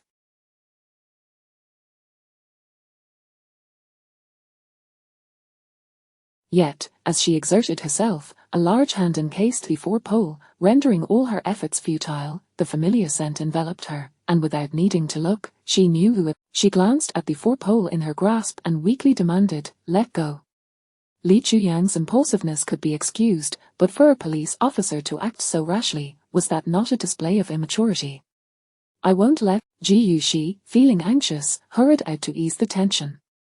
Please, don't do this. I'll go check on Li Chuyang. Yang Bei, you need to rest. The doctor said you must stay overnight for obs. I'll be back shortly. Qinlin will keep you company. With that, she hurried out, not allowing Yang Bei a chance to respond. As she passed Chi Fei, Ji Yushi greeted him politely.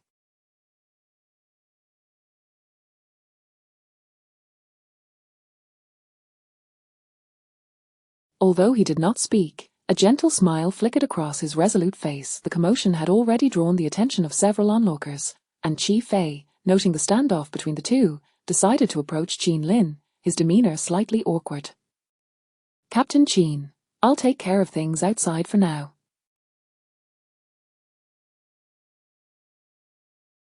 Your clothes are in the car, you can change when you get a chance, and I will head back to the station with Duanhu.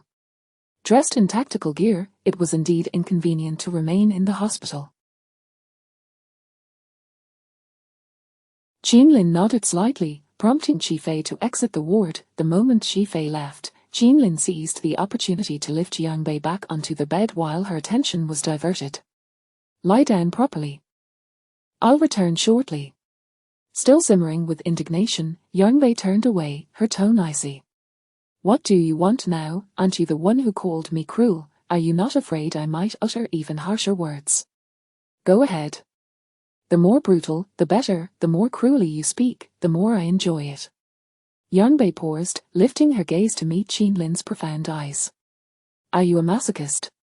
The corner of his mouth lifted in a slit. Gazing into his unwavering eyes, she suddenly spat out in frustration, You're a jerk. Yet, the next moment, his towering figure leaned closer, his hand gently caressing her now reduced swelling on the left side of her face, kissing it tenderly before speaking. It was my fault, you can scold me however you wish. His admission of wrongdoing for allowing her to suffer because of his anger caught Yang Bei off guard. His gaze was deep, sincere, and fervent, causing her heart to skip a beat. The events of the past few days flooded her mind, and she found herself unwittingly ensnared by his intensity once more. Suppressing her thoughts, she averted her eyes from him. A fleeting shadow of melancholy. I will return shortly.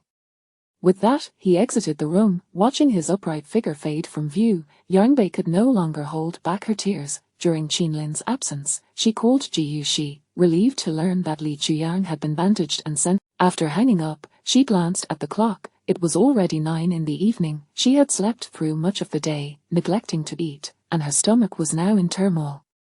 After more than half an hour, Jean Lin returned, having changed into a fresh outfit, carrying takeout in hand. Upon entering, he found Yang Bei curled up on the bed, clutching her stomach.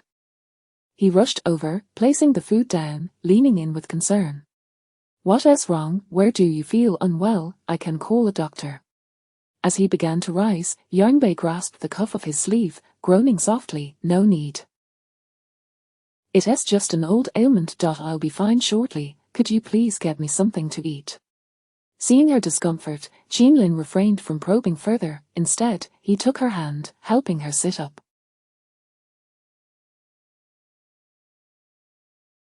He set up the mobile table and arranged the food neatly before her, easily digestible items in double portions. With great thoughtfulness, Jean Lin served her a bowl of porridge, which she began to eat slowly. In her memories, Yang Bei had always been in good health, never suffering from ailments. An old ailment. Gastric issues, he inquired, and Yang Bei nodded while continuing to eat in silence. 7 years, and you've let yourself become this way. Yang Bei sensed a wave of dissatisfaction emanating from him, yet she remained silent, continuing to consume her porridge without touching. Perhaps sensing her indifference, he too fell silent. The quiet dining scene unfolded, punctuated by Jean Lin occasionally placing food into her bowl, creating an oddly harmonious atmosphere. After tidying up the table and disposing of the refuse, Jean Lin made another visit to the doctor's office to inquire once more about Yang Bei's condition. After exchanging a few words, he returned to the hospital room. Yang Bei was in a standard ward, yet at present, she was the only patient occupying the space. Just moments ago, she had witnessed several other patients being admitted. How could it be that none had come to her side? Did this imply that she was to share a room with Jean Lin for the night, alone? Stealing a glance at the man beside her on the adjacent bed, who was now folding his arms and scrutinizing her intently, Yang Bei felt a flutter of unease. Aren't you leaving?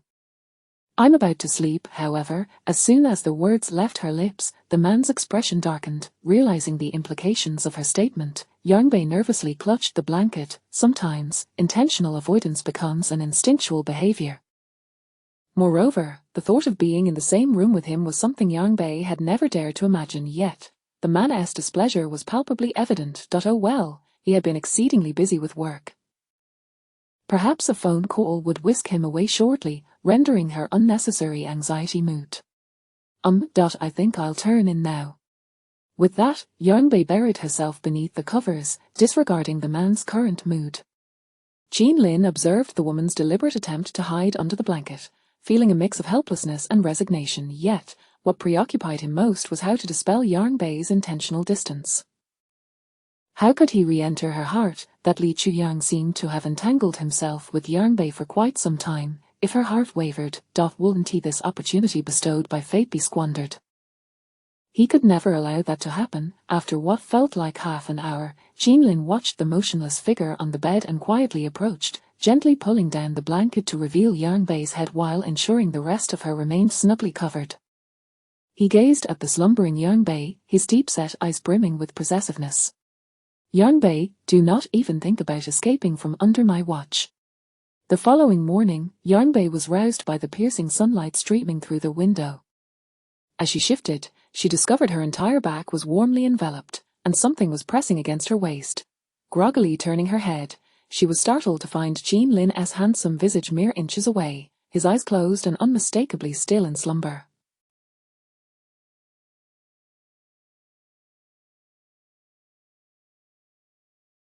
Her heart raced at the unexpected closeness, yet she remained utterly still. Goodness, how had he not left? They were sharing a bed in a hospital. What if someone were to see them? The thought sent her anxiety spiraling. All traces of drowsiness vanished as she cautiously extended her hand to move his large hand away. However, as soon as she grasped it, his voice, laced with sleep, broke. I reluctantly played the role of your warm companion for the night. What? Yang Bei scrambled to recall the events of the previous night. She only remembered seeing him seated on the opposite bed before drifting off to sleep.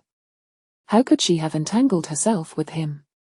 One must find a plausible reason for deception. Do you truly expect me to believe you?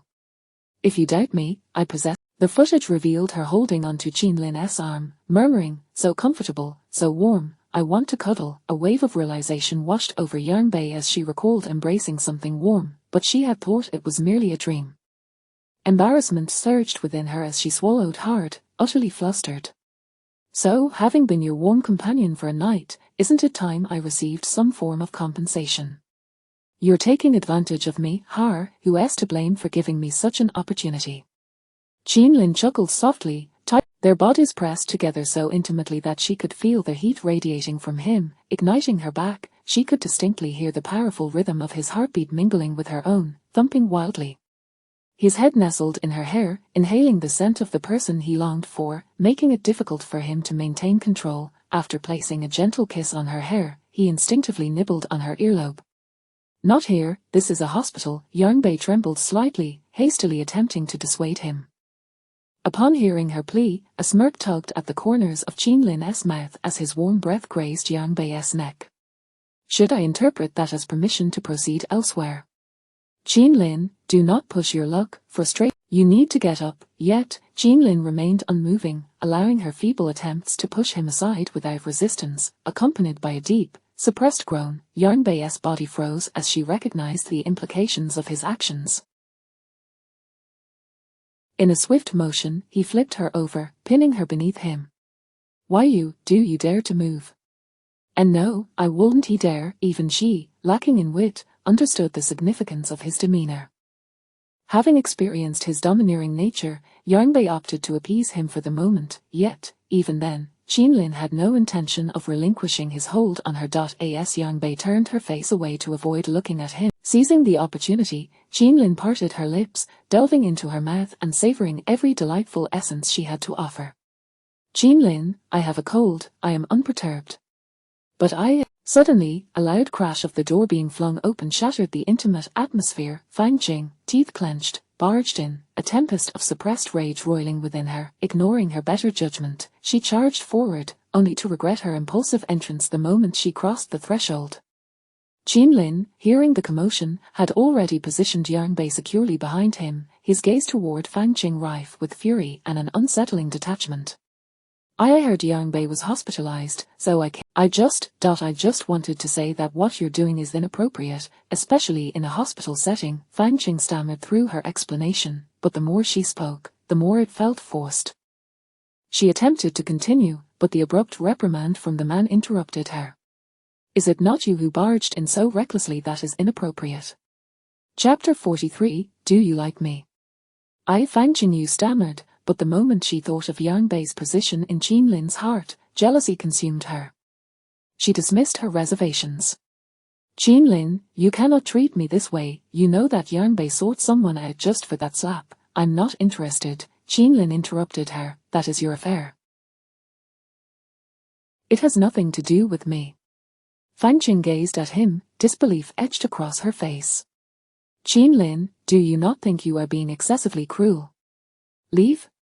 Qin Lin, weary of further conversation, recognized from past encounters that Yang Bei held a strong aversion to. Although she remained silent behind him, he could sense her discomfort. Fang Qing clenched her teeth, her eyes reddened as she begrudgingly nodded a few times before exiting. Once Fang Qing departed, Qin Lin turned to glance at Yang Bei, the little woman now flushed with embarrassment, her gaze filled with sorrow as she looked up at him.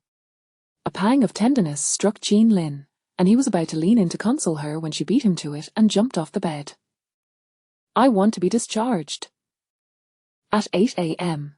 Liang Anlin was changing in the locker room after performing a 6-hour cesarean section. The patient had experienced severe postpartum hemorrhaging, and it took all night to stabilize her condition. At that moment, Liang Anlin longed for nothing more than to return home for a good night's sleep. A fellow obstetrician, Deputy Director Chu, entered the room to change as well, and upon seeing Liang Anlin, they exchanged nods and greetings. Both were seasoned members of the department and had cultivated a good rapport.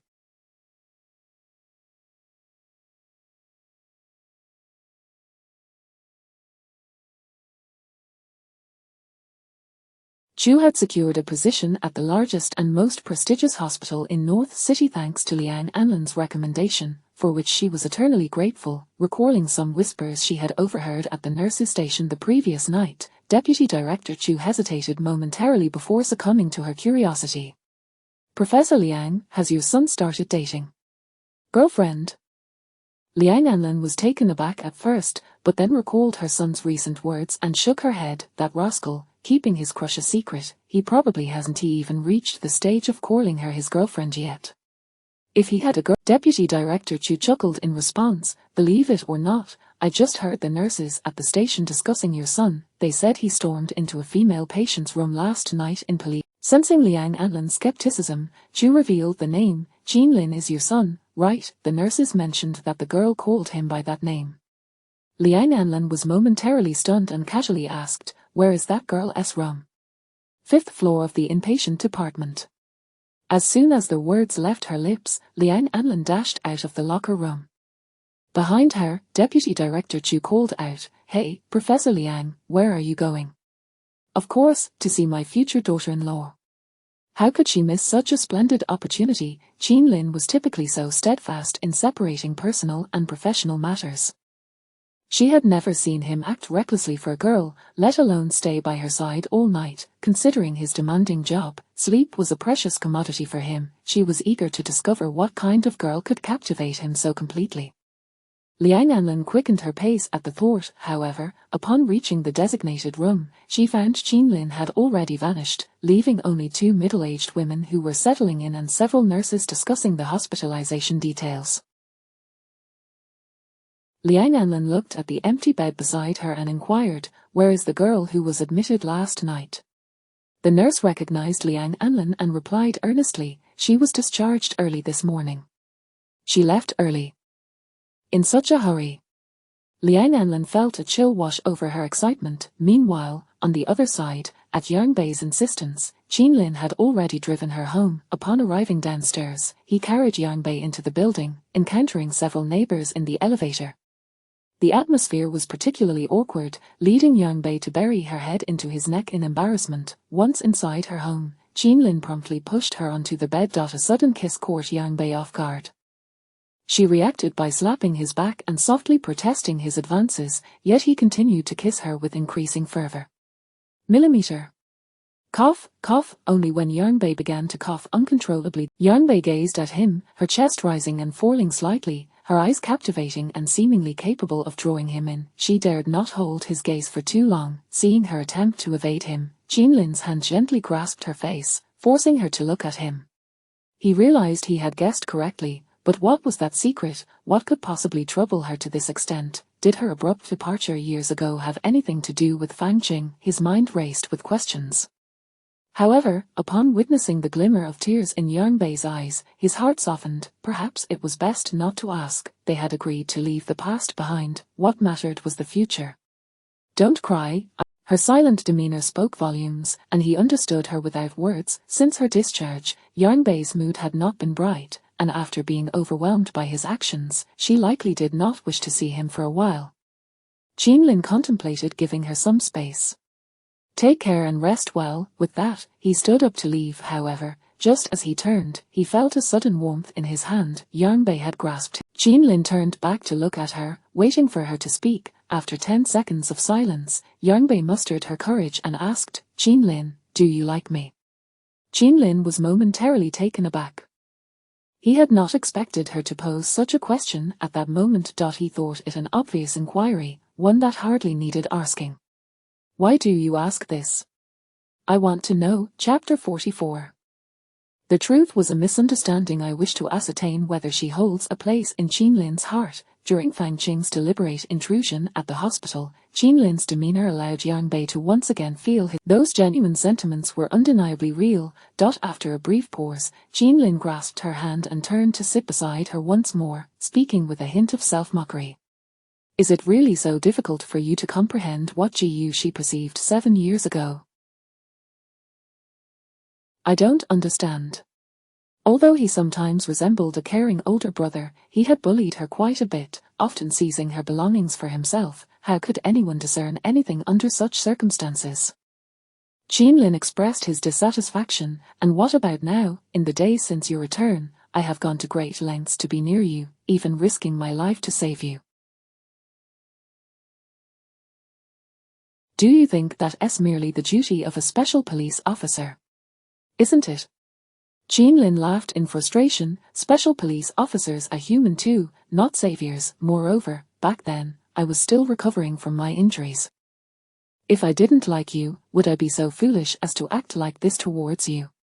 Yang Bei bit her lip and met his gaze, her eyes glistening with unshed tears. But you never said that you liked me. How could you be so dense? Qinlin leaned in to place a gentle kiss at the corner of her eye. The moment I saw you again at the airport, I had already concocted 1,000 ways to keep you by my side. Have you truly felt nothing at all during these days, you fool? His deep voice resonated in Yang Bei's ears, each word striking the already crumbling walls of her heart like thunder. Yang Bei's desperately restrained rationality finally shattered when Qinlin posed his final question, causing her to choke out the long-avoided doubt. I am merely an unloved orphan. You pity me, don't you? Her lashes fluttered. That's what you told Fang Qing back then. I heard it all. Qinlin was well aware of this, yet those words had not originated from him. On that day, en route to find Yang Bei, he was intercepted by Fang Qing, who confessed her feelings. He had intended to walk away, but Fang Qing abruptly disparaged Yang Bei, stating that she was merely an orphan and that his kindness towards her stemmed from pity. Qinlin understood that Yang Bei could not bear being labelled as an orphan, nor to be pitied, especially since, at the time, Fang Qing was still considered a friend. Thus, he had lost his temper.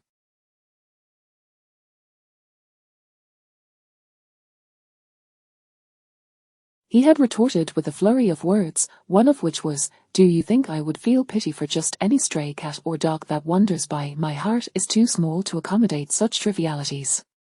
Unfortunately, Yang Bei had not heard this. Just as he prepared to leave, Fang Qing suddenly embraced him. By the time Qinlin broke free to search for Yang Bei, she had already vanished. In a flash, numerous images surged through Qinlin's mind, and he suddenly realized that shortly after their encounter, Yang Bei had abruptly disappeared. Coupled with her aversion towards Fang Qing and her resistance towards him, everything fell into place. Yang Bei, you are quite foolish. She had only caught the tail end of his words, missing his true response entirely. That was Fang Qing's statement. I merely countered her. Would it not have been more prudent for you to seek me out directly for clarification before making a decision? Yang Bei was taken aback. Could it be that the emotional entanglement she had harbored for so many years was merely a misunderstanding? Had she misheard? She forced a self-deprecating smile, a single tear cascading down onto Qinlin's hand. How could I ask? What position do I have to inquire? You were already embracing her.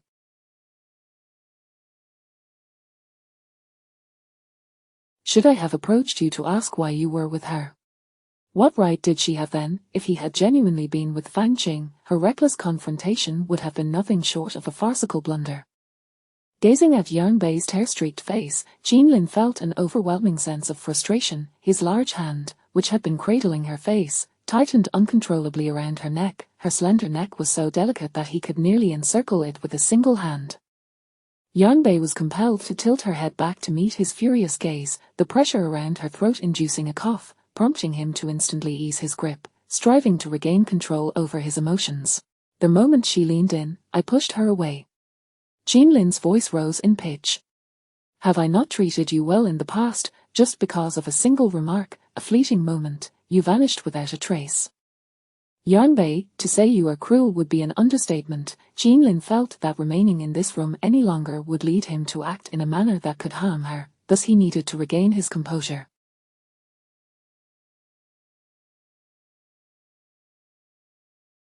He cast a deep, lingering look at Yang Bei before turning coldly to exit the room. With a resounding slam, the door shut behind him, startling Yang Bei, who instinctively recoiled.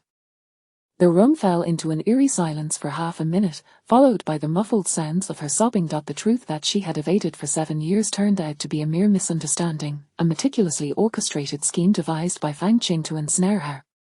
Ji Yuxi's words had proven true, yet she remained obstinately unwilling to believe that Qin Lin could possibly harbor feelings for her, the years of her own insignificance and that painfully sense. Now that the misunderstanding had been cleared, Yang Bei felt no joy. Instead, she was overwhelmed with guilt towards Qin Lin. This was the first time she had witnessed Qin Lin's fury directed at her, and perhaps this confrontation marked the end of their intertwined fates. Yang Bei lay in bed, resembling a lifeless fish out of water. Time passed without her awareness, and even as her phone rang several times, she remained utterly unmoved. It was only upon the final ring that she sluggishly gathered her wits to answer the call. Hello, Teacher Yang Bei, are you feeling any better? The voice belonged to the principal, and Yang Bei moved her lips, responding weakly. Principal, is there something you need from me? Last night, Ji Yuxi had informed her that she had requested 3 days off from school, and the principal's call at this moment surely indicated some pressing matter. As anticipated, the principal, noting Yang Bei's directness, did not beat around the bush. Yang Bei, I did not wish to intrude upon your time, but as you know, the second-year students are under considerable academic pressure, and time is of the essence. The other teachers are swamped with work, and Teacher Li from your class has also taken a leave of absence, citing an injury that requires a week's recovery. Your class, Chapter 45. Have you had an argument with your sister-in-law? All right, I understand. I'll head over immediately. No matter how sorrowful one might feel, life must go on, for behind her stands a group of diligent children awaiting her protection. She could not allow personal matters to jeopardize their future. After ending the call, Yang Bei paused momentarily, hastily wiped the tears from her face, and rose to enter the bathroom for her morning routine. Meanwhile, Qin Lin returned to the special police team, his pent-up fury seeking an outlet. Upon disembarking from the vehicle, he made a beeline for the training ground. Gripping a sniper rifle, he assumed a prone position and targeted a bullet casing placed on a wooden board 150 meters away, firing continuously. 10 bullet casings, 10 direct hits. Du and Hu, witnessing the obliterated patch of ground, exclaimed, Captain Qin, your marksmanship has become astonishing. Qin Lin disregarded him, rising abruptly and charging towards a 150-kilogram tire on the training field, commencing a series of flips, followed by a rapid disassembly of a handgun. Why does Captain Qin seem off today? Du, Ji Fei inquired, what's peculiar? Doesn't Captain Qin always operate at this speed? But he's repeated it 3 times now, showing no signs of fatigue. Even more alarming is that his pace hasn't slowed in the slightest. Don't you find that strange? Though Qin Lin had always been the fittest in the team, anyone would require a moment to catch their breath after a set of military drills. Yet here he was, akin to a machine. Wasn't that rather extraordinary? Upon hearing this, Ji Fei felt the strangeness too. He glanced at Qin Lin and noted that in the span of mere sentences, he had already assembled a sniper rifle, now turning to depart. The two exchanged glances and swiftly followed. Captain Qin, you've broken another record today. Get lost, don't bother me. Qin Lin growled, exuding an oppressive aura that left them bewildered. Since they began trailing Qin Lin, they had never witnessed his temper so foul. Only after Yang Bei's appearance had they seen him lose control repeatedly. Could it be? After a moment of contemplation, Chi Fei tentatively asked, Captain Qin, have you had another argument with your sister-in-law? Indeed, upon mentioning that woman, Qin Lin's stride faltered slightly. He instinctively turned to Chi Fei, his gaze icy. Chi Fei, feeling intimidated, promptly fell silent, while Du Enhu, taken aback by Chi Fei's accurate guess, stood rigidly under the weight of Qin Lin's glare. Just when they thought Qin Lin was about to reprimand them, he instead asked, Am I that obvious? Oh, Du Enhu, wary of provoking him further, nudged Chi Fei with his foot.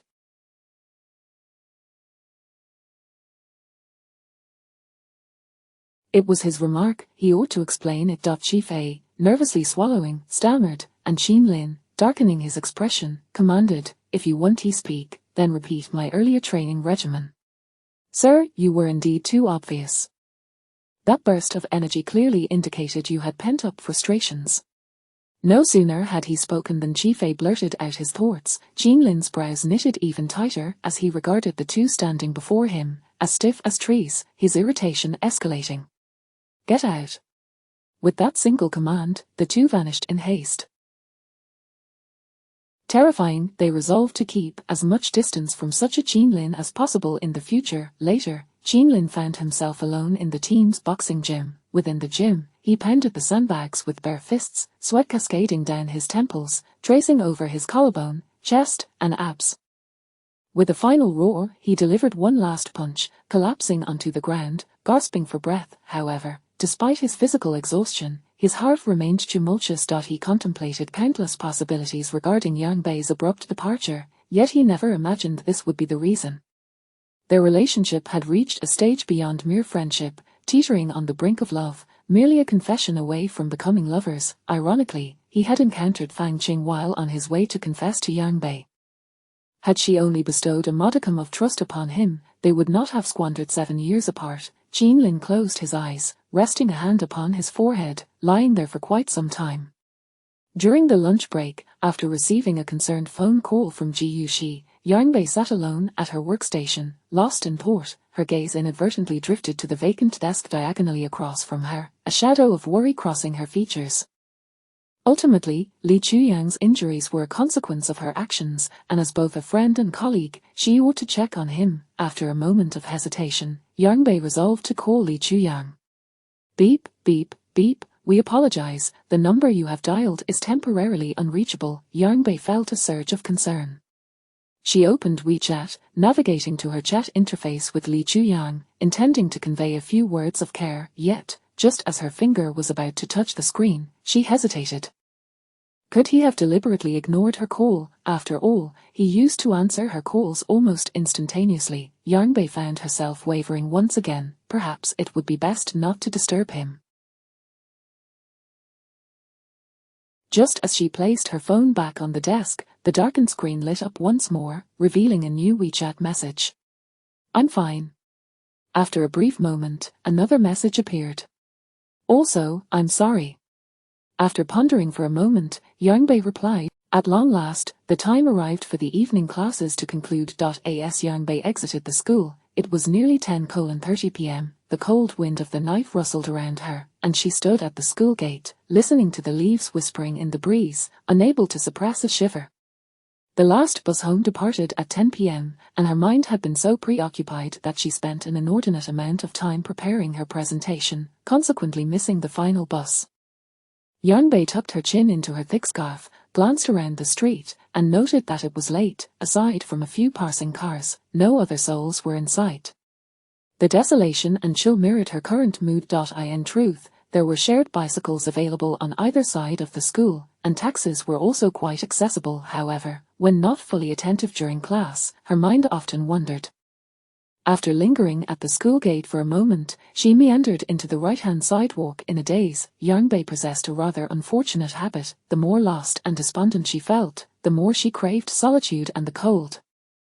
The sound of the cold wind howling in her ears and the numbing sensation of the chill would temporarily dull her senses, much quieter than the numbing effects of alcohol, yet, she overlooked one crucial point. Alcohol could provide temporary relief from sorrow, while her current state only served to solidify her despair. After taking a few steps, she felt as though she had been encased in ice, devoid of warmth. Engrossed in her thoughts, she remained oblivious to the group of unscrupulous men approaching from across the street. Chapter 46. You truly have no conscience. As both parties approached one another, Yang Feng finally caught the sound of several men's raucous laughter. With her head bowed, she attempted to slip away quietly from the edge, only to find herself intercepted by the group. Beautiful lady, would you like us to escort you home at this late hour? Yang Feng frowned and ignored them, turning to leave once more. However, no matter how she dodged left and right, the men closed in on her, ultimately surrounding her completely. Why the silence, beauty? We merely wish to assist you, so do not be afraid. Indeed, with such delicate skin, we are here to protect you. As they spoke, the men eagerly advanced their hands toward her, and Yang Feng's facade of calmness finally shattered. In a panic, she evaded their advances and shouted, "Stay back, go away," yet their laughter grew increasingly lewd, and in her terror, Yang Feng shut her eyes, wildly swinging her bag at them as dread surged within her. At this late hour, on an empty street, being dragged into the nearby woods would make her plight nearly undetectable. With a few flailing movements, one of the men suddenly snatched her bag away.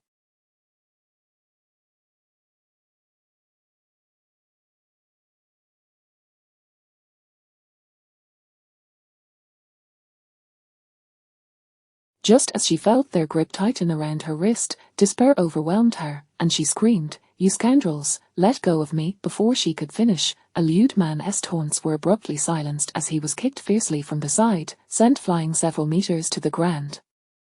"Who dares to disrupt us?" Another swift kick felled a second man, who doubled over, clutching his stomach in pain. In no more than 10 seconds, the third man, witnessing his companions writhing on the ground in agony, instinctively retreated a few steps, his gaze fixated on the clad in a long black coat and standing with his back to the streetlight. The man's robust and towering stature conveyed a palpable fury that even the dim light could not obscure. As the man trembled in fright, Qinlin produced his police badge, stating, "Will you go willingly, or shall I escort you myself? Choose one." His voice was cold and ghostly, and upon seeing the badge, the men panicked, repeatedly muttering, "We'll go willingly, we'll go willingly." They had hoped for an easy target but had instead stumbled upon a thunderous reckoning. "Very well, should I not see you at the station tomorrow, I shall personally pay you a visit. Rest assured, we will surrender." The men hastily helped their companions to their feet and fled in a hurry. Emerging from her terror, Yang Feng regained her senses upon witnessing Qinlin's arrival. For a moment, she doubted the reality of his presence, only to be reassured by the familiar sound of his voice. Once the men had departed, Qinlin took a few steps to retrieve Yang Feng's bag from the ground, turning to approach the still trembling woman and handing it back to her. "Thank you." Suppressing her sorrow, Yang Feng accepted her bag, but no further words were exchanged. "Teacher Yang, you truly are dedicated, rushing back to work so soon after being discharged from the hospital." His icy tone held a hint of mockery as he scrutinized her, waiting for a response, yet all he received was her simmering frustration. "I'll be heading home now." Daring not to meet his gaze, Yang Feng felt like a child caught in wrongdoing, fearful of confronting the situation.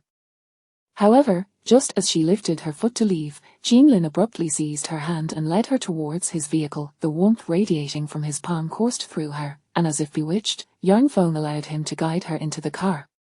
Instead of taking her home, Qinlin drove them back to his own apartment. Upon entering, Yang Feng hesitated at the threshold, surprised that he would return after leaving in such a fury that morning, or perhaps he was merely passing through. Qinlin flicked on the lights and, bypassing her, headed straight for the refrigerator. Habitually, he opened it and retrieved a can of cold beer, reminiscent of the first time Yang Feng had visited his home. With a sharp pop, he cracked open the beer can and tilted his head back, gulping down nearly half in silence. He observed Yang Feng, who remained motionless at the door, her gaze lowering as their eyes met for a fleeting moment. After a brief pause, Qinlin discarded the empty can into the trash and turned to face her. "You truly have no conscience. You were in the wrong, yet you act as if it does not concern you, offering not even a word of apology. Am I to suffer the folly of waiting 7 years in vain?" His voice was low and laden with restraint, and Yang Feng knew he remained upset, yet her heart ached just as profoundly. I'm sorry. Aside from those 3 words, she was at a loss for what else to say. Do I need your apology? His tone grew colder, prompting Yang Feng to lower her gaze, her voice barely above a whisper. No, you do not. So, what was he to do? But before she could ponder further, Qinlin suddenly stepped forward, cupping her face in his hands and leaning in to kiss her. The kiss was unlike anything she had ever experienced, overwhelmingly forceful, as if he meant to consume her entirely. As Yang Feng instinctively opened her mouth to speak, his tongue slipped inside, fervently entwining with hers, offering no respite. She felt as though she might suffocate, her hands beating against his arms in a futile attempt to push him away, but he only intensified the kiss, continuing until she was on the verge. At last, Qinlin released her lips, but not before punishing her with heated kisses along her neck. Sensing her instability, he wrapped one arm around her slender waist, pressing her against the wall. Yang Feng gasped, feeling utterly vulnerable, her hands weakly resting against his chest, devoid of strength. If not for his firm grip around her waist, she might have collapsed. Qinlin, I forgive you, he interjected, lifting his gaze from her neck to meet her forlorn. I waited 7 years for you, not to hear those 3 words. Now that the misunderstanding is resolved, will you be with me? Yang Feng gazed into Qinlin's fathomless eyes, hearing the humility beneath his deep voice. Suddenly, her heart skipped a beat, and tears welled in her eyes. Only last night had she realized the depth of his affection for her, one that rivaled her own, if not surpassed it. Tell me, do you still hold a place for me in your heart? Qinlin's rough fingertips brushed against the damp corners of her eyes, patiently awaiting her response. After a moment of silence, Yang Feng's emotional defenses crumbled. I still like you, but before she could finish her thought, his passionate kiss enveloped her, swallowing her words whole as he guided her head closer to him. Then we shall be together. I want you, Yang Feng, I only want you. Chapter 47. I want you right now. The yearning that had accumulated over 7 long years surged forth at this moment like a tempestuous storm upon an endless sea, and the restraint that Qinlin had maintained for far too long finally unraveled. He kissed Yang Bei with fervor, his hands instinctively slipping beneath her clothing, gradually ascending to envelop the curves of her bosom. Qinlin, no. Yang Bei, dazed by the kiss, felt it resembled more a gentle temptation than a denial, causing Qinlin's breath to deepen with urgency. I want you right now. Yang Bei, still grappling with the emotions of the preceding moments, suddenly found the misunderstanding. She had anticipated that Qinlin would merely kiss her as he had on previous occasions. Instinctively shaking her head, she was met instead with his deeper encroachment. Qinlin continued to kiss her, his hands relentless in their exploration as he urgently sought to unfasten her garments. Yang Bei pressed her hand against his, saying, I'm not ready yet, could you please, just hold on a moment, ask it yourself. As she heard the unmistakable sound of his belt buckle being released, Yang Bei was taken aback, and Qinlin's laughter returned as he leaned in closer. Are you satisfied? Yang Bei's face flushed crimson, her hands pushing against his chest in a feeble protest. Let me go, at this juncture, do you honestly think I would release you? With that, Qinlin swept Yang Bei into his arms and carried her toward the master bedroom. Clothing was strewn haphazardly across the floor, and under the fervent kisses of the man, Yang Bei gradually succumbed to a haze of bliss, her hands, which had once resisted, now clinging tightly to Qinlin's neck as she emitted. Her body ached, and she cried out, clinging to him in a mix of fear and anticipation. Please don't be afraid, he whispered, his breath a seductive murmur as he lavished attention upon her already swollen lips.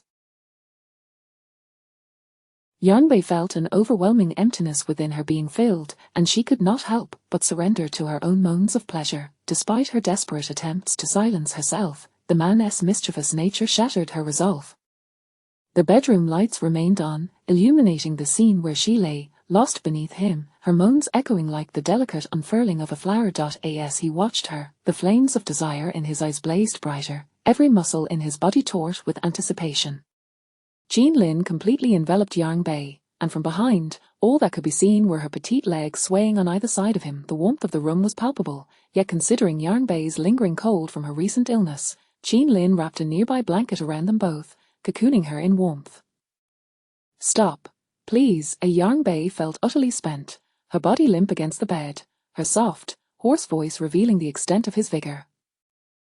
Jean Lin continued to kiss his way up to her ear, whispering teasingly, "Baby, I've only just begun." The grey blanket rose and fell in rhythm, their passionate entanglement continuing until the early hours of the morning, only concluding with Yang Bei's utter exhaustion. When Yang Bei regained consciousness, it was already midday the following day. The moment she moved, a wave of soreness washed over her, as if her body had been dismantled and reassembled.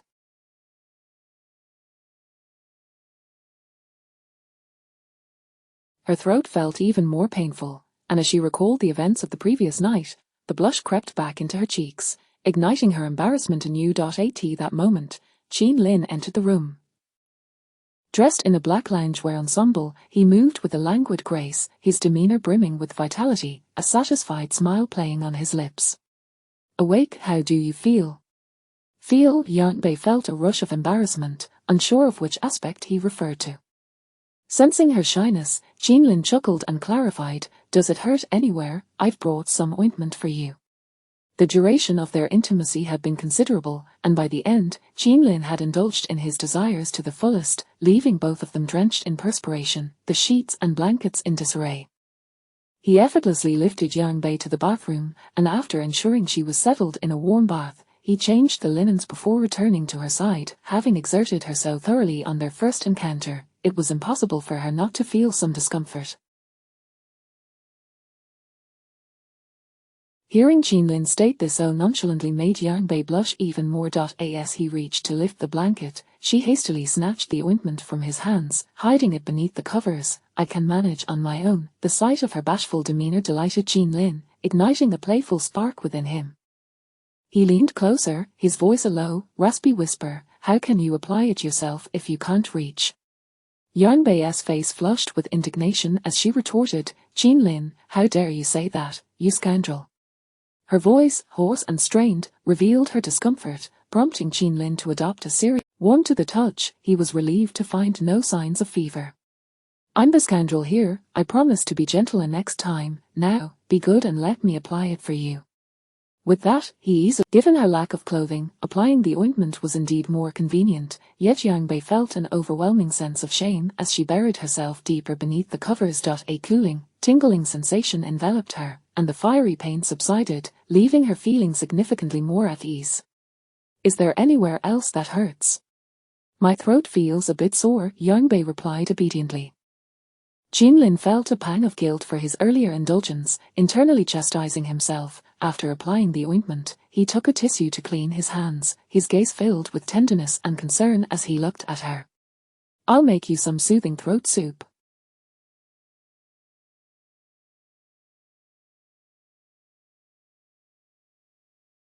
"It should help." Yang Bei felt a wave of shyness wash over her, but then a thought crossed her mind, prompting her to ask, "Aren't you working today?" It was the weekend, yet she had never seen Jean Lin take a day off. "I'm taking a day off today. I'll be on duty tomorrow." "Oh, I thought being a special police officer meant no time for rest." Yang Bei muttered, and Jean Lin smiled indulgently, "Pretty much, but you should focus on your work. I'm quite busy myself, so I might not have time." "Ear. So, what does that mean? Do you not want me to accompany you, or is it that you still harbor some resistance toward me?"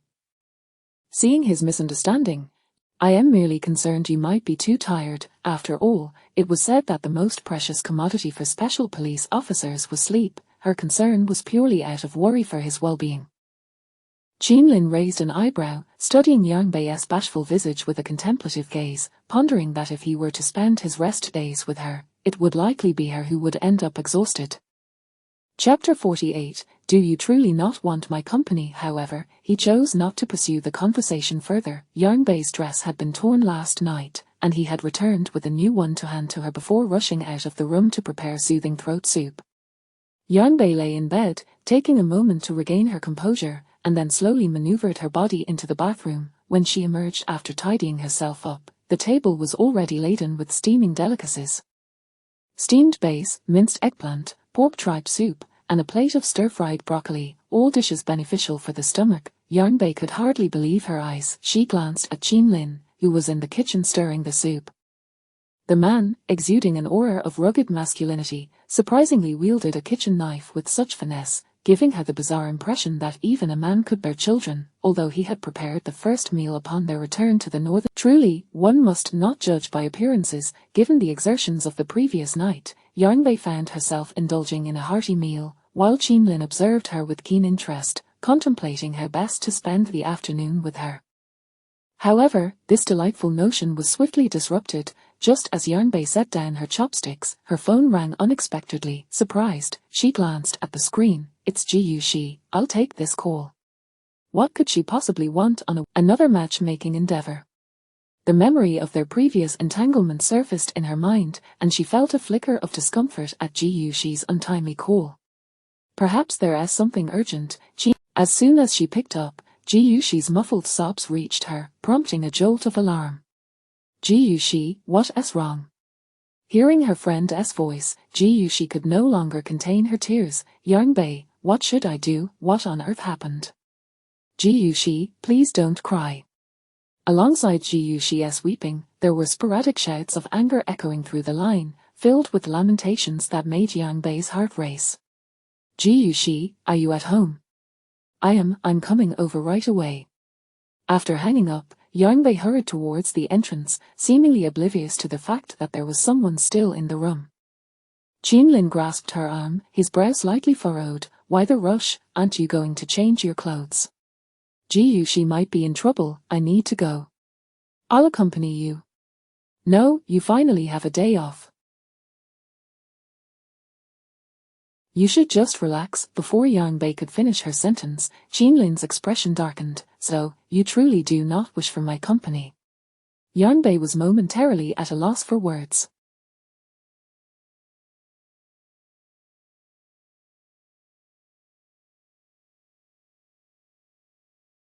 That was not her intention. Nonetheless, it seemed acceptable for him to accompany her. Shall we leave quickly then? Upon hearing Yarnbei's change in tone, Qinlin relaxed and led her into the bedroom to change clothes. At Ji Yuxi's residence, when Yarnbei and Qinlin arrived, they found Ji Yuxi despondently seated on the living room sofa, cradling her daughter in silence as tears streamed down her face.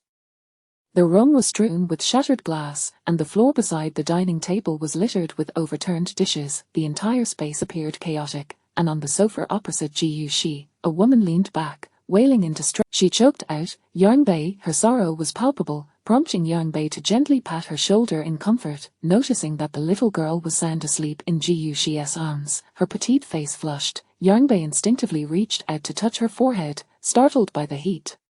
The child is burning up. Why haven't you taken her to the hospital? At the mention of this, Ji Yuxi's sobs intensified, and she could not help but explain. When I went to pick up the little one, I told them that she was running. When I returned, I found her lying on the sofa, bundled in several layers of clothing, burning up. I wanted to take her to the hospital, but they stopped me. I said a few words to them, and it escalated to this. Before Ji Yuxi could finish her sentence, her mother-in-law suddenly sat up, launching into a tirade. What right do you have to lecture us, you uncultured brat? When Zhu Chen was a child and had a fever, we simply bundled him up and he was fine. What nonsense is this? Going to the hospital means needles, blood tests, and a heap of useless medication, wasting so much money. Do you think Zhu Chen's money grew on trees?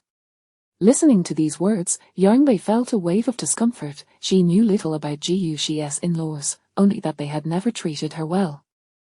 When Zhu Chen and Ji Yuxi wed, his parents had vehemently opposed the union. Eventually, Zhu Chen had managed to persuade them, but from the current situation, it was evident that they remained dissatisfied with Ji Yuxi. Yarnbei suppressed her irritation and patiently explained to the couple, uncle and auntie, a child with a fever cannot simply be bundled up, it can lead to serious consequences. In the past, medical knowledge was limited, and the conditions were inadequate. A child's recovery from fever was often a matter of chance, not merely a result of bundling them up. What do you mean by that? Are you implying that we are uneducated, ignorant fools? Ji Yuxi's mother-in-law, having twisted Yarnbei's words, became enraged. She lunged toward Yarnbei, pointing at her while berating Ji Yuxi. look at the kind of friends you associate with. It's utterly disrespectful. It would be wise to, as she continued her tirade, her hand was suddenly shoved away with considerable force. Living a lifetime without grasping this simple truth is laughable. The couple paused, exchanging bewildered glances, initially suspecting that Ji Yuxi had been unfaithful, but as they prepared to retaliate, the man's voice cut through the tension once more.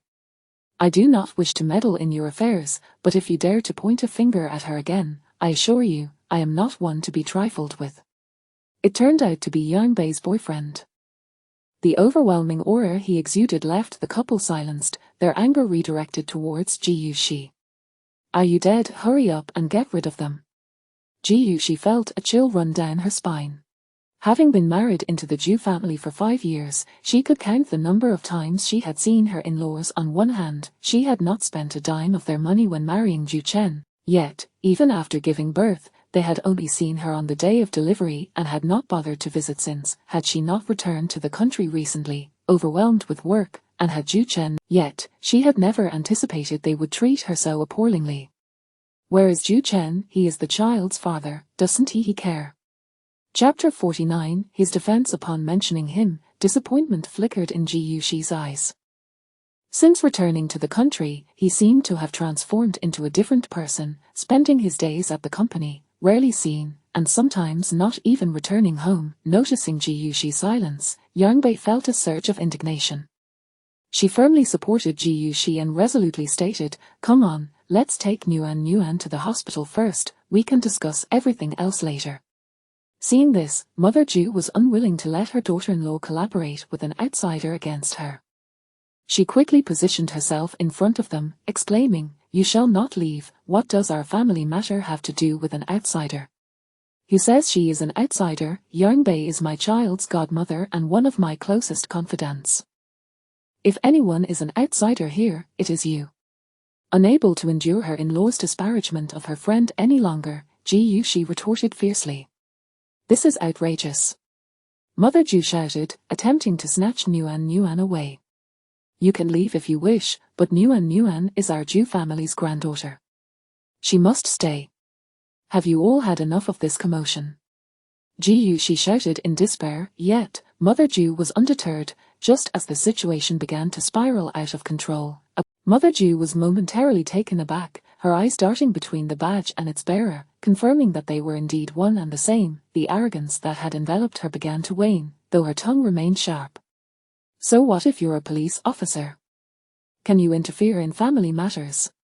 Qinlin showed no concern for her obstinate provocations. As he tucked the badge away, he replied nonchalantly, "Family matters may not be within my jurisdiction, but deliberately obstructing a mother from taking her child to then it transcends mere family affairs. Don't try to intimidate me with legal threats. What crime could I possibly commit? Intentional homicide." Those four seemingly casual words caused Mother Zhu to freeze, her grip on Nuan's foot slackening in fear. Under the astonished gazes of the couple, Qinlin led the group towards the hospital. As they drove swiftly and steadily toward the hospital, Qinlin made a phone call and then turned to comfort the two behind him. "The hospital has been notified. The doctor mentioned that we are currently in a viral outbreak period. It is normal for children to fall ill, so do not worry excessively." "Thank you both." Ji Yuxi was touched by Qinlin's thoughtfulness and consideration. She turned to glance at Yang Bei, only to find that the latter was gazing intently at the driver's seat. It seemed someone was beginning to take things seriously. Through the rearview mirror, Yang Bei observed the calm and resolute demeanor of the man. Remembering his earlier defense, her heart felt as though it were cradled in warmth. Upon arriving at the hospital, thanks to Qinlin's prior arrangements, the doctor quickly examined Nuan, diagnosing her with pneumonia and recommending hospitalization. Ji Yuxi dared not delay, instinctively handing the sleeping Nuan to Yang Bei. However, just as she was about to release her, Qinlin stepped in to take her first. "I'll handle it." Ji Yuxi glanced back and forth between the two, assuming Qinlin was merely trying to impress Yang Bei, and she did not dwell on it further, proceeding to complete the admission procedures. Nuan nestled in Qinlin's arms, sleeping peacefully, evoking memories of the last time she saw him holding Fang Qing's child. Unable to resist her curiosity, she hesitated for a moment before asking, Do you often bring Fang Qing's child to the hospital? Qin Lin recalled their previous misunderstanding at the hospital and, knowing what Yang Bei was thinking, gazed deeply at her and spoke gently, and not frequently, just that one time. Are you feeling jealous?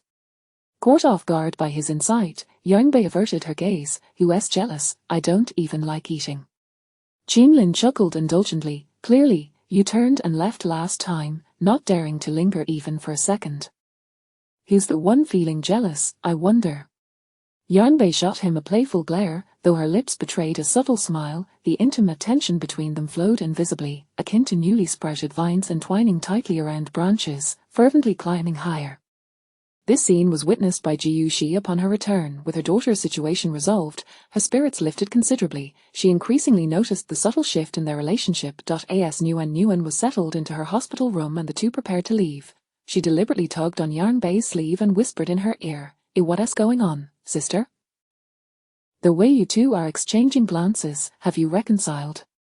Yang Bei was momentarily stunned, not expecting Ji Yuxi to notice so quickly. Hadn't she been acting quite normally? Seeing Yang Bei remain silent, Ji Yuxi tugged at her sleeve again, prompting an embarrassed nod from Yang Bei.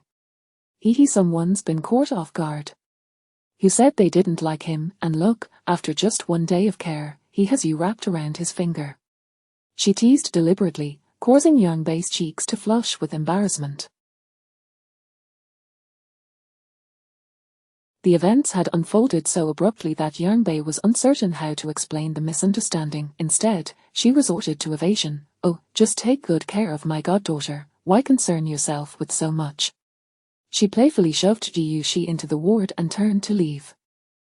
Ji Yuxi smiled knowingly, wishing to say a few more words, but was interrupted as Nguyen suddenly called for her, compelling Ji Yuxi to hold her tongue. Upon leaving the inpatient department, it was already 3 p.m.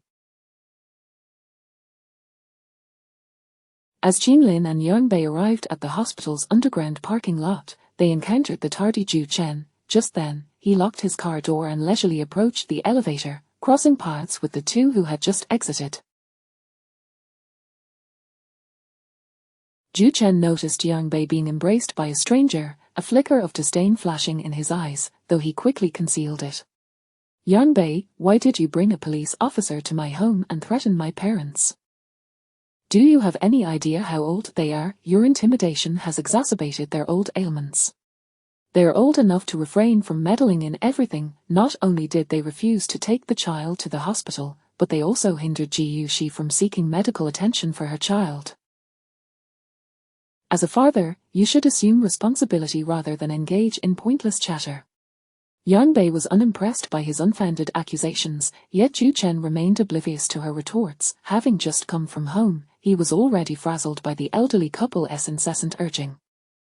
The more he heard Yang Bei's lectures, the more his irritation grew. He felt an overwhelming sense of pressure and, upon meeting Qin Lin's cold gaze, bit back the anger that threatened to spill forth. Yang Bei, I would appreciate it if you refrained from meddling in my family affairs. Focus on your own issues before concerning yourself with mine. Yang Bei was puzzled by his words and had no intention of intruding upon their lives. However, Ji Yuxi was her closest friend, and she could not stand idly by when her friend sought help. Before Yang Bei could respond, Qin Lin spoke up first. She is not concerned with your family affairs. Her focus is on her friend, which has nothing to do with you. What does it have to do with me?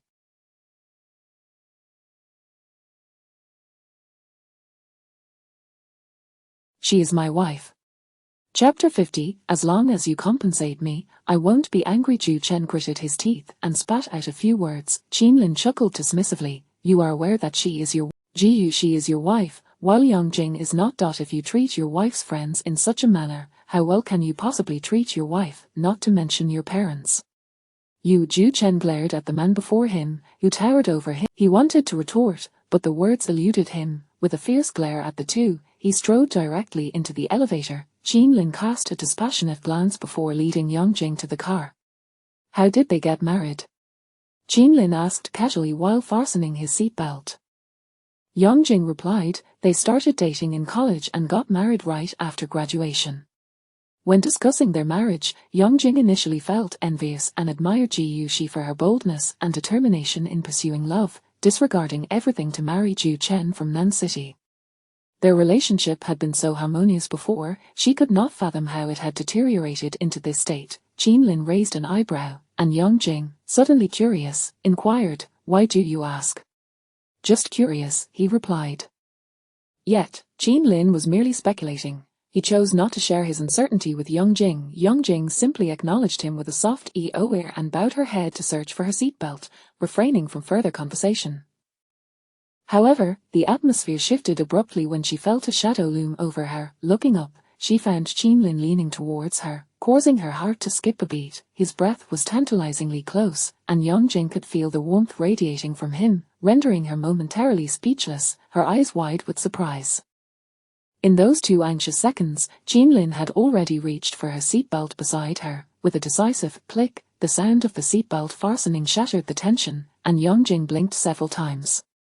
It turned out, things were not as she had imagined. How embarrassing. Silently swallowing hard, Yang Jing noticed the playful smirk on Qinlin's face as he caught sight of her flushed expression, his lips curving in satisfaction at having successfully teased her. "All right, one." Qinlin cast her a meaningful glance. "You moving in with me?" "What?" Yang Jing was taken aback. It felt far too sudden. I can't go. I live just fine there, and it's close to school." "Why would I move in with you? You're hardly ever home." Predictably, Qinlin smirked slightly, raising an eyebrow, unfazed by her protests. "True enough, then I shall simply come over to stay with you after work." That's not what I meant." "Why should we live together?" "It would facilitate deeper communication." His cheeky demeanor contrasted sharply with his serious side at work, and Yang Jing felt her face heat up, inwardly cursing his shamelessness. Just as she raised her head to refuse, her lips were abruptly silenced by Qinlin's kiss, which was both tender and assertive. By the time she realized what was happening, her head was already being held firmly, and only after a lingering kiss did he release her, leaving her too flustered to utter a single word.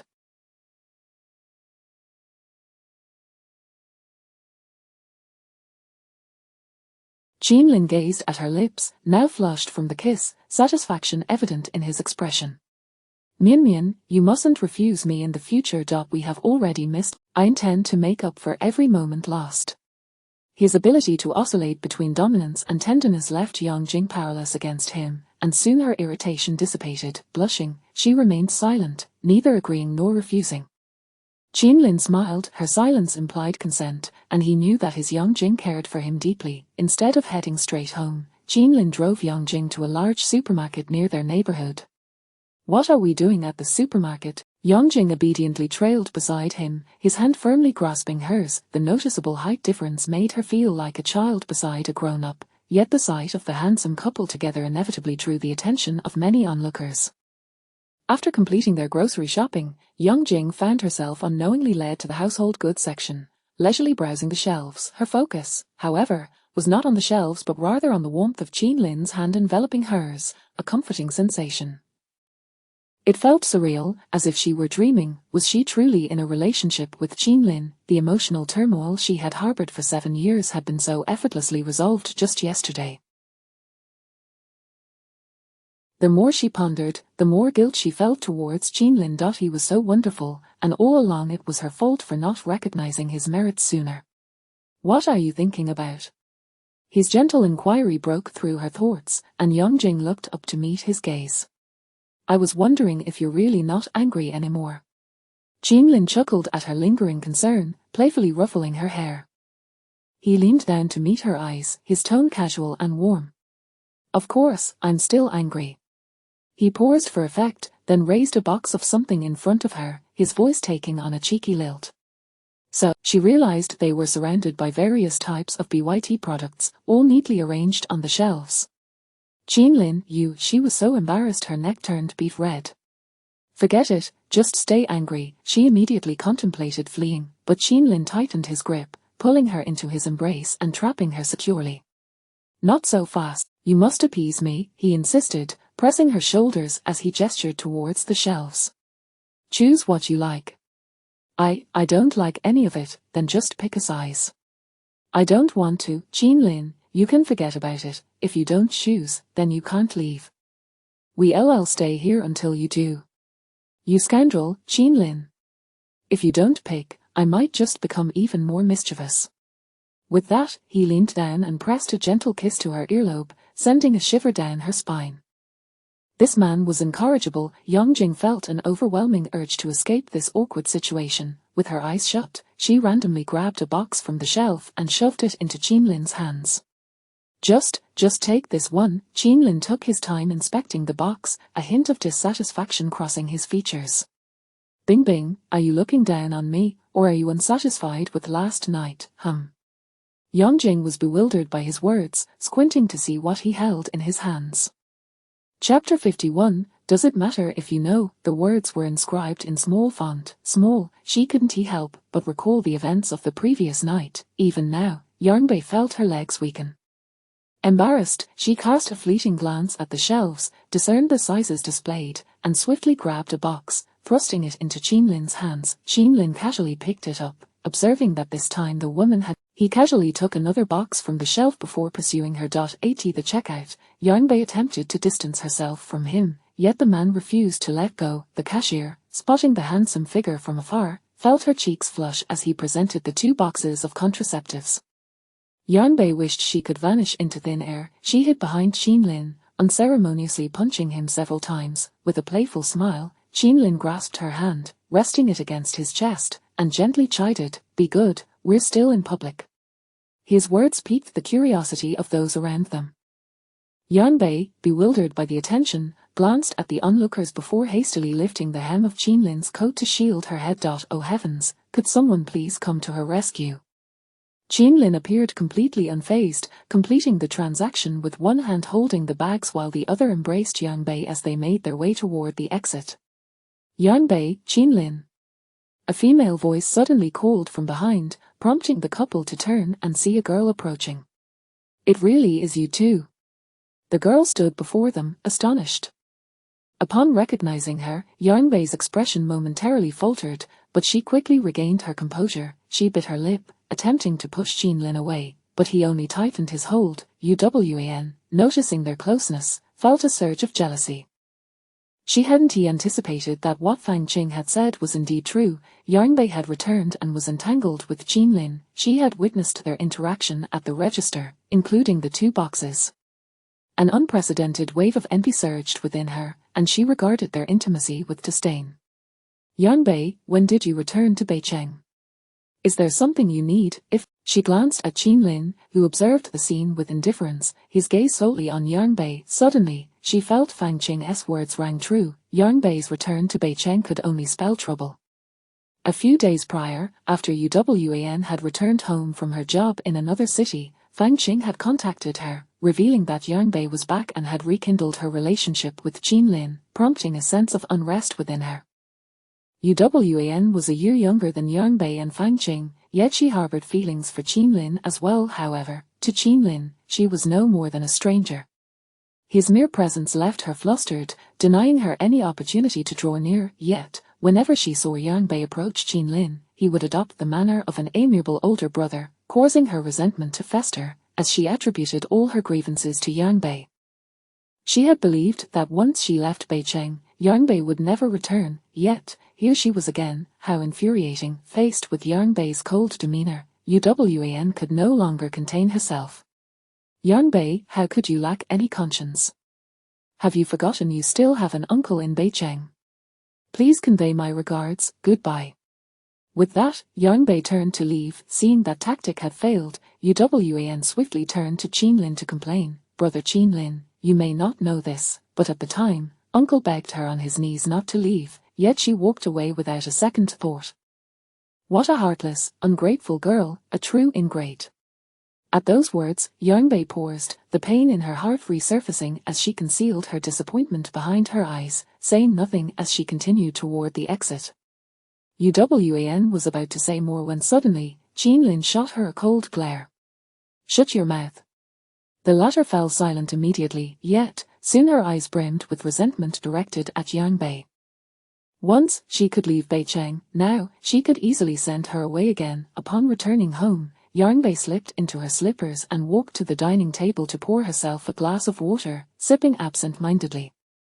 Qinlin noticed her spirits had noticeably dwindled. After placing the dishes in the kitchen, he approached her. A wall suddenly appeared in Yang Bei's line of sight. She snapped back to reality to find Qinlin gazing down at her. Embarrassed, she continued to drink from her cup, seemingly intent on finishing it quickly. With a sigh of resignation, Qinlin took the cup from her hands, earnestly advising, "Teacher Yang, if you drink like that, be wary of your stomach acting up later." With her hands now empty, Yang Bei felt a void within her, yet soon, Qinlin cradled her hands in his palms. "Why are your hands so cold? Have you not dressed warmly enough?" His voice, rich and alluring, ignited a warmth within her heart. Yang Bei bit her lip and softly inquired, "Don't you want to know what happened between my uncle's family and me back then?" Qinlin merely shook his head gently. "Does it matter if I know? All I want is you, not anyone else." His tone, measured yet resolute, pierced through Yang Bei's heart. Uwan, just earlier, was her cousin. Ever since her parents' tragic accident, Yang Bei had been taken in by her uncle, living as a dependent. She had once thought her uncle's family could be her refuge in this world, but later realized how naive she had been. One day, upon returning from school, her parents' compensation was delivered by the court. Not only did her uncle and aunt intend to withhold the money, but they also planned to push her off to relatives on her father's side in a few years. And on her father's side, aside from a disabled cousin residing in a care facility, there were no other relatives. It was then that Yang Bei understood that sometimes familial ties were not the most reliable support. In the ebb and flow of life, everything seemed to revolve around interests. It turned out that even blood relations could be feigned. 17. Yang Bei first asked for money, but her uncle and aunt hesitated to part with it.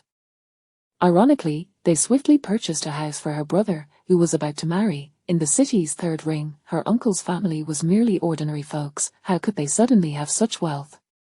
Gradually, disappointment in her uncle's family settled into Yang Bei's heart. 18. She had a complete falling out with the Yu family, unable to procure any funds and realizing she could no longer stay in that household.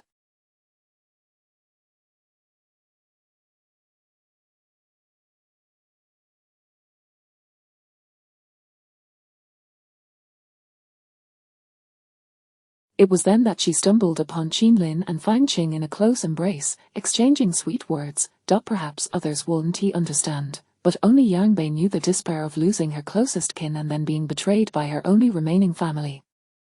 What others didn't know was that Qinlin had always been the hope that fueled Yang Bei's will to persist. When that hope suddenly shattered one day, the heart-wrenching pain was something only Yang Bei could fathom. These memories surged forth, and Yang Bei couldn't help but feel a sting in her nose. Just the thought of it was unbearable. If Qinlin were to learn of this, would he think he was too cruel to anyone? Qinlin, am I truly a heartless, ungrateful woman? Chapter 52. Punishment by cooking. Qinlin gazed intently at her, while Yang Bei looked up, a tear slipping from the corner of her eye. Qinlin's heart trembled fiercely, and with a pang of compassion, he reached out, gently wiping it away with the warmth of his fingertips. He then cradled her face, speaking each word with unwavering conviction. My Bei is the finest woman in this world. No one is worthy enough to utter a single disparaging word against her. But you just called me heartless and cruel, and Yang Bei's murmured protest was abrupt. This kiss was unlike any before. It was tender, prolonged, and cautious. Once it ended, he held Yang Bei tightly in his embrace, his chin resting on the crown of her head. So how do you intend to punish me, my little grudge-hole? She wrapped her arms around Qinlin's lean, firm waist, burying herself deeper into his embrace. Thankfully, he was still here. Your punishment is to cook dinner. At your command, my Bei. My dearest Bei. He understood the pain that lingered in her heart. When she left silently, he had sought her out for the first time at the home of her uncle, Yu Wanting, whom Yang Bei had previously refused him entry.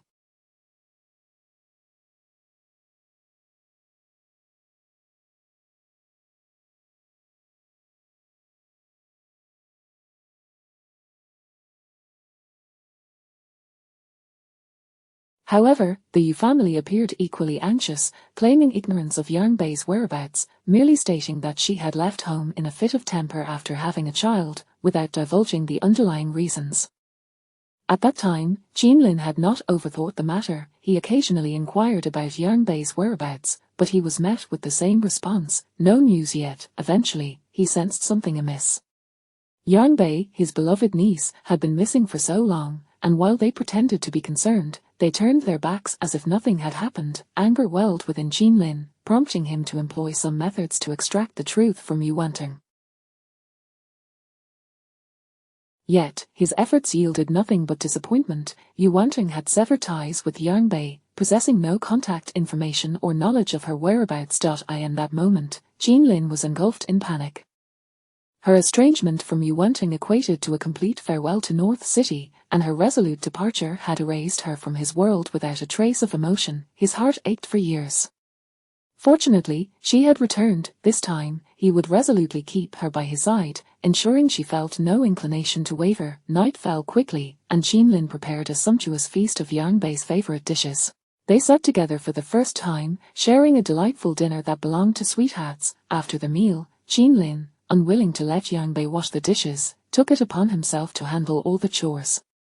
Yang Bei quietly sat on the sofa, watching Jinlin's back for an extended period, only averting her gaze when he emerged from the kitchen, having tidied everything up, a smile barely concealed on. Later that evening, after Yang Bei finished her shower, she found Jinlin already waiting for her in bed. "Come here, let me apply the medicine for you." Upon hearing this, Yang Bei stiffened. "I think I can manage it myself." Earlier that morning, she was uncertain whether his lingering touch had been accidental or deliberate, his fingers having lingered far too long, roaming her thigh, leaving her too embarrassed to protest or make a sound. Seeing the unmistakable desire flicker in his eyes, Yang Bei felt the urgency to leave this place. Yet, with such an opportunity to draw closer to his beloved Bei Bei, Jinlin was not about to let it slip away. Just as Yang Bei turned to flee, he agilely rolled off the bed to block her path. "Where do you think you're going, Jinlin, please, don't be reckless." He swept her into his arms, gently laying her back on the bed, pinning her in place. His voice was a low, magnetic whisper. "Don't be afraid, I promise I'll only apply the medicine, nothing more. I'm not that beastly." Even so, Yang Bei felt an overwhelming sense of embarrassment. Before she could voice any objections, Jinlin had already grasped her ankle, lifting it gently. This time, he truly did nothing but focus on applying the medicine. Yang Bei buried her face in the pillow, surrendering to his tender ministrations. Jinlin's throat bobbed with difficulty. Once he finished, he hurried to the bathroom, and soon, the sound of low, embarrassing moans echoed from within. Yang Bei, blushing, hid beneath the covers outside. When Zhu Chen arrived at the hospital room, Nan Nan was already asleep, having received her IV. She sat despondently on a bench in the corridor, and upon seeing Zhu Chen's figure, she felt a wave of disappointment wash over her. Yet, after such a long time, his late concern felt meaningless. "It's the weekend, where have you been?" Zhu Chen averted his gaze, feeling somewhat guilty. "I was at work, what else could I do?" "Aren't you also working overtime today?" She scoffed. "I called your company and was told you weren't even there." Zhu Chen felt a chill settle in his heart, but he maintained a facade of normalcy. "I was meeting with..." They were all eyes. She's heart grew colder as she stared into Zhu Chen's face, the unfamiliarity in his expression prompting a sense of foreboding. She, what does that expression mean? Are you doubting me? I'm constantly busy for this family, isn't he that enough? What have you been busy with, those precious few hours you're home on the weekend, or the half hour you spent dropping Nan Nan off at school? Zhu Chen faltered. "You know how hectic it is with a startup. So, you don't even bother to answer your phone or return messages, leaving everything to your parents, right?" She had always been apprehensive about her in-laws' arrival. She could hardly believe that the grandparents who had never shown any interest in their granddaughter would suddenly become caring and proactive in looking after Nan. As long as they did not cause trouble, she would be grateful, but fate had other plans. Zhu Chen's irritation at Jiu-Shi's complaints surged again, and he ran a hand through his hair in frustration, exclaiming, "Why don't you just quit your job and stay home to take care of the child? That way, you won't worry about Nan Nan being unattended, and I can focus on my work. That is absurd. Ji Yuxi shouted, rising from her seat. You want me to resign? My salary is 3 times yours, why don't you quit instead? I suggested getting a nanny, but you refused, bringing your parents over instead. And what happened? Nan Nan nearly burned herself. Ju Chen, get them out of here.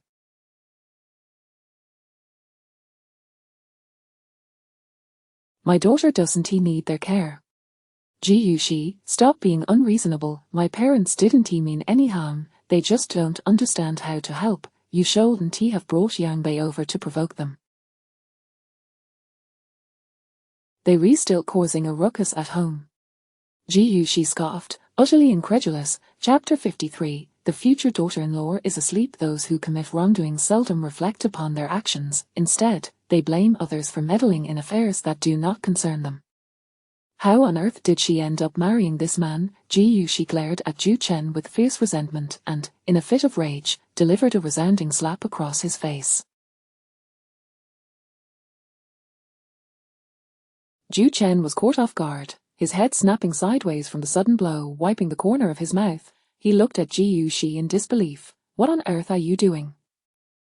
We are in a hospital, it is your parents who have erred, and yet you have the audacity to blame others. You are utterly disgusting. If it weren't for Yang Bei's repeated assistance, I would have lost my job long ago. Do you honestly believe your meager salary could support our family of 3? I will not allow you to speak ill of her. Have you lost your mind? What does that orphan Yang Bei, with neither father nor mother, know about anything? If you continue to associate with her, you will inevitably be led astray. Without a moment's hesitation, Ji Yuxi delivered another slap, this time blocked by Ju Chen. Ji Yuxi, do not take this too far. Get out. I do not wish to see you. A furious shout echoed through the empty corridor, drawing the attention of several family members accompanying patients, who peeked out of their rooms to witness the commotion. Ju Chen, ever concerned with his pride, shot Ji Yuxi a furious glance before turning on his heel and storming away without even entering the ward. Once he was gone, Ji Yuxi collapsed onto a nearby bench, the sound of his polished shoes clicking against the floor making her feel as though this man had become a complete stranger. Unable to contain herself, she buried her face in her hands and wept silently. In that moment, she questioned whether her initial choice had indeed been a grave mistake as the onlookers in the corridor lost interest and retreated. Here, take this to wipe your tears, a calm male voice suddenly interjected. Ji Yuxi opened her eyes slightly, her gaze landing first on a pair of pristine. She followed the line of his trousers upward and slowly raised her head to meet the newcomer. It was him. Ji Yuxi was taken aback, momentarily forgetting to respond to the hand that had been hovering in midair for quite some time.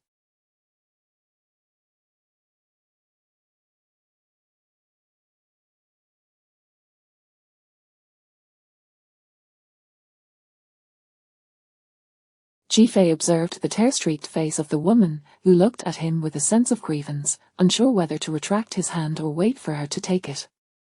As another tear slipped down her cheek, an inexplicable pang of sympathy surged within him, compelling his hand to gently brush away her tears. Stop crying, your makeup will run, he remarked. Only then did Ji Yuxi realize the proximity between them. Though they were not exceedingly close, the man's towering stature created an unintentional air of intimacy. Nonsense, how could my makeup be ruined? I bought the finest brand, after all, Ji Yuxi replied, a little flustered, as she hastily took the tissue from his hand and began to fix her appearance. Ji Fei tactfully withdrew his hand and leaned against the wall opposite her, his gaze scrutinizing her with an ambiguous expression. I was merely jesting. Is that amusing? Ji Yuxi found herself at a loss for words. In her current state of disarray, he still found the time to make light of the situation. However, the distraction had effectively quelled her tears. What brings you here? I thought special police officers had no time to rest. Ji Fei offered a faint smile. What is a special police officer? That is not what I meant. Ji Yuxi rolled her eyes at him, suddenly recalling that Qin Lin had also come with Yang Bei earlier, and she chose not to inquire further.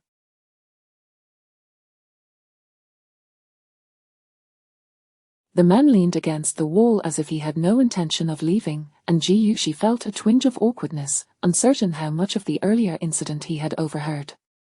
If he were to inform Qin Lin and the news reached Yang Bei, Ji Yuxi feared it would hurt her feelings. Contemplating her next words, she prepared to ask the man not to disclose anything to Jean Lin. As she lifted her gaze, she found herself ensnared by the depths of his dark eyes. Those eyes, though clear, seemed unfathomable, and she sensed something amiss but could not pinpoint precisely what it was. Never mind, perhaps she was merely mistaken. About earlier, could you please refrain from telling Yang Bei? Rest assured, I have no interest in the affairs of others. I shall keep my mouth sealed. There was an inexplicable allure in her eyes that made it difficult for Chi Fei to look away. It took an immense amount of willpower for him to break their gaze, retreating into the adjacent ward as if he were fleeing from something. His abrupt departure allowed Ji Yuxi, who had been lost in thought, to relax once more, and she returned to her own ward. Meanwhile, Liang Anlin had just learned from a group of nurses that Jean Lin had once again accompanied a girl to the hospital, this time carrying a child.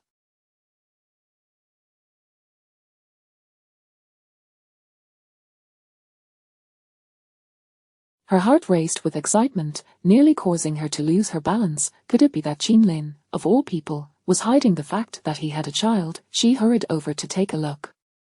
However, the rumor was quickly dispelled. It turned out to be a friend's child, one she had assisted in delivering previously. When Ji Yuxi saw Professor Liang arrive, she was initially puzzled, but Liang Anlin merely greeted her before leaving without further explanation. Curiosity piqued, Ji Yuxi pulled a nurse from the ward aside to inquire, and upon learning the answer, she was nearly rendered speechless. That child was none other than Jean Lin's mother, an esteemed obstetrician and gynecologist renowned throughout Beijing, her appointments highly sought after. It was she who had saved Ji Yuxi during a difficult childbirth. No wonder Jean Lin had managed to secure a doctor so swiftly. Having a prominent obstetrician as a mother-in-law was truly a stroke of luck, Ji Yuxi thought enviously of Yang Bei. Meanwhile, Liang Anlin, returning from the pediatric ward, felt uneasy and promptly dialed Jean Lin's number. Hey, you rascal, why have you been frequenting the hospital these days? You're becoming quite the sensation around here. At that moment, Jean Lin was in the midst of preparing breakfast, holding the phone in one hand while stirring a pot of soup with the other, his tone relaxed.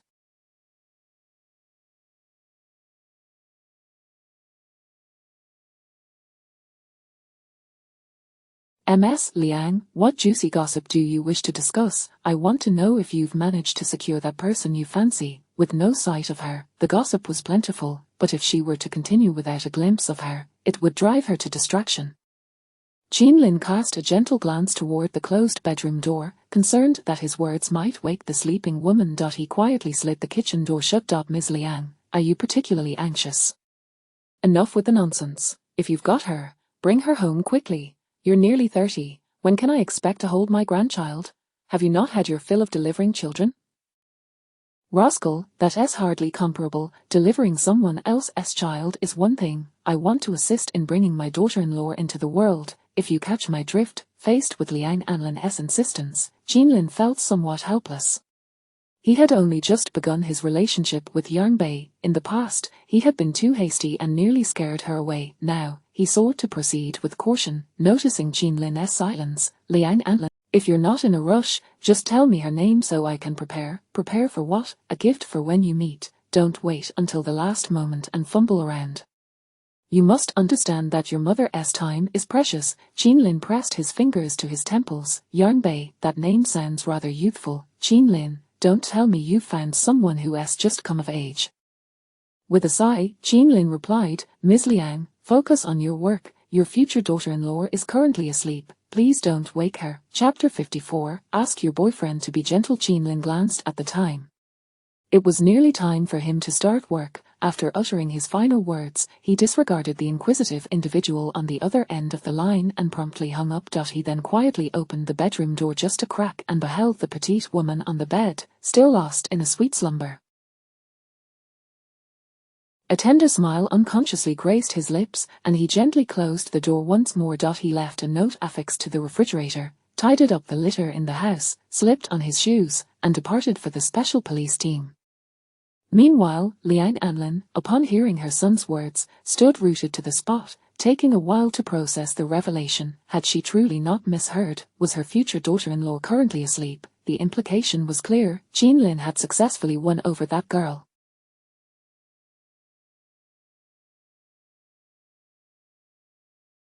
The thought sent waves of excitement coursing through Liang Anlin's face. Her son, who had been single for 29 years, had finally awakened to love. She was grateful to that girl. Elated, Liang Anlin returned to her office and discarded the thick stack of photographs of potential matches she had prepared for Qin Lin. Yet, when would she finally meet her future daughter-in-law? Just as her joy began to wane, Liang Anlin found herself burdened with the thought of when she might meet her future daughter-in-law. She resolved to nudge Qin Lin to bring the girl home for a proper introduction. Unbeknownst to her, it would not be long before she encountered the very person she had longed to meet. Knowing that Qin Lin would be working late, Yang Bei lingered in bed, savoring the lingering scent of her boyfriend that clung to the sheets. The happiness enveloped her, causing her lips to curl upwards in delight. After a considerable time, she finally rose, washed up, and made her way to the kitchen. As she approached, she spotted the note affixed to the refrigerator. Make sure to eat well. If you feel unwell, do visit the hospital. The doctor has already made an appointment for you. Reading the warm words, Yang Bei felt a surge of comfort within her. In truth, she had been feeling much better over the past couple of days, yet, if there were any lingering discomfort, she subconsciously squeezed her thigh. Despite the medication, there was still a faint ache in her lower abdomen. The memory of that night, just before they reached their peak, when Qin Lin was breathlessly buried in her neck, resurfaced in her mind, causing her face to flush a deep crimson. What a brute! Yang Bei shot an annoyed glance at the surveillance camera before stepping into the kitchen. After finishing her meal, she called to inquire about Yuan's condition. Upon learning that all was well, she thought it a perfect opportunity to visit the hospital and keep Ji Yuxi and her daughter company, while also securing an appointment with a gynecologist. By chance, the ordinary gynecological appointments were fully booked, but she noticed a slot for a specialist had opened up, and she quickly seized it. Half an hour later, Yang Bei arrived at the gynecology outpatient clinic. As her name was called, a wave of nervousness washed over her. Ji Yuxi had warned her about the terrifying instruments used during gynecological examinations, and she dreaded pain more than anything. With trepidation, she pushed open the examination room door and stepped inside. The first thing she noticed was a poised, middle-aged female doctor seated at the examination table, exuding an air of. Had she not been clad in a white coat, Yang Bei might have thought she had wandered into the wrong place. Beside her sat several young interns, a clear testament to the doctor's esteemed position and expertise. Are you Yang Bei? The doctor inquired as Yang Bei settled into her seat, a hint of surprise evident in her tone. Yes, doctor. What a stroke of luck to be covering for a colleague and coincidentally encounter her son's girlfriend. The girl was petite, with an exceptionally innocent appearance, exuding an aura of bashfulness that caused Liang Anlin to momentarily pause in astonishment. Realizing the implications, she cleared her throat awkwardly. What seems to be the problem, young lady? I've been experiencing some discomfort in my lower abdomen. Have you engaged in sexual activity recently? Yes. When was that? How many times? Yang Bei's face flushed crimson as she struggled to recall the exact number of times, ultimately mustering the courage to say, the day before yesterday, 3 times. Liang Anlin rose, and the male interns attempted to follow, but she swiftly drew the curtain shut, instructing them to remain still. Lift your shirt. Yang Bei complied. Liang Anlin gently pressed on her lower abdomen, searching for the source of pain. Does this hurt? A bit. All right, you can sit up now. Liang Anlin withdrew her hand and returned to her seat, leaving Yang Bei somewhat surprised. Wasn't a gynecological examination supposed to be frightening? Had it already concluded? But she wasn't a doctor. Whatever the doctor said was final. Once Yang Bei had settled back into her seat, Liang Anlin continued her inquiries. How old are you?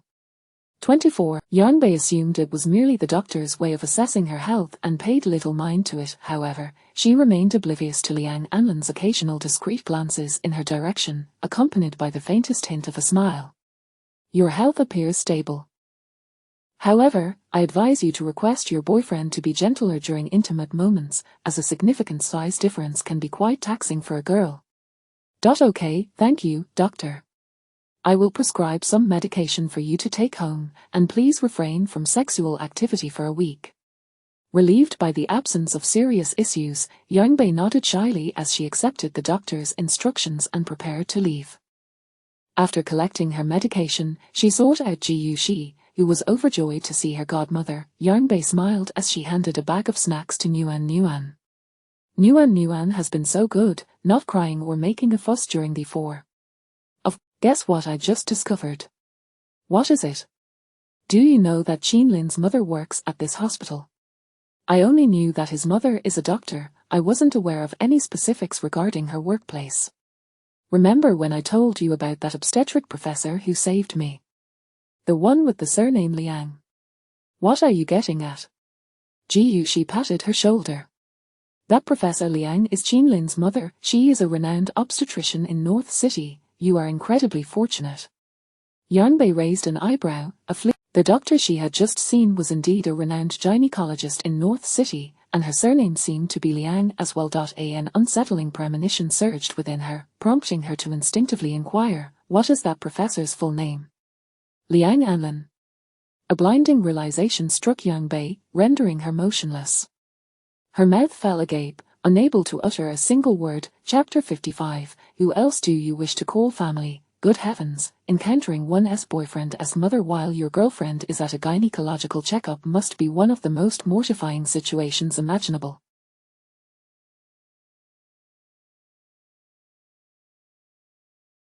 Surely, his mother remains oblivious to her relationship with Qinlin, does she not? What if she mistakenly perceives her as a woman of loose morals? The next time they meet, won't it be excruciatingly awkward? A torrent of questions surged through Yangbei's mind. She had never felt so socially mortified before. What is the matter, Yangbei? Why are you lost in thought?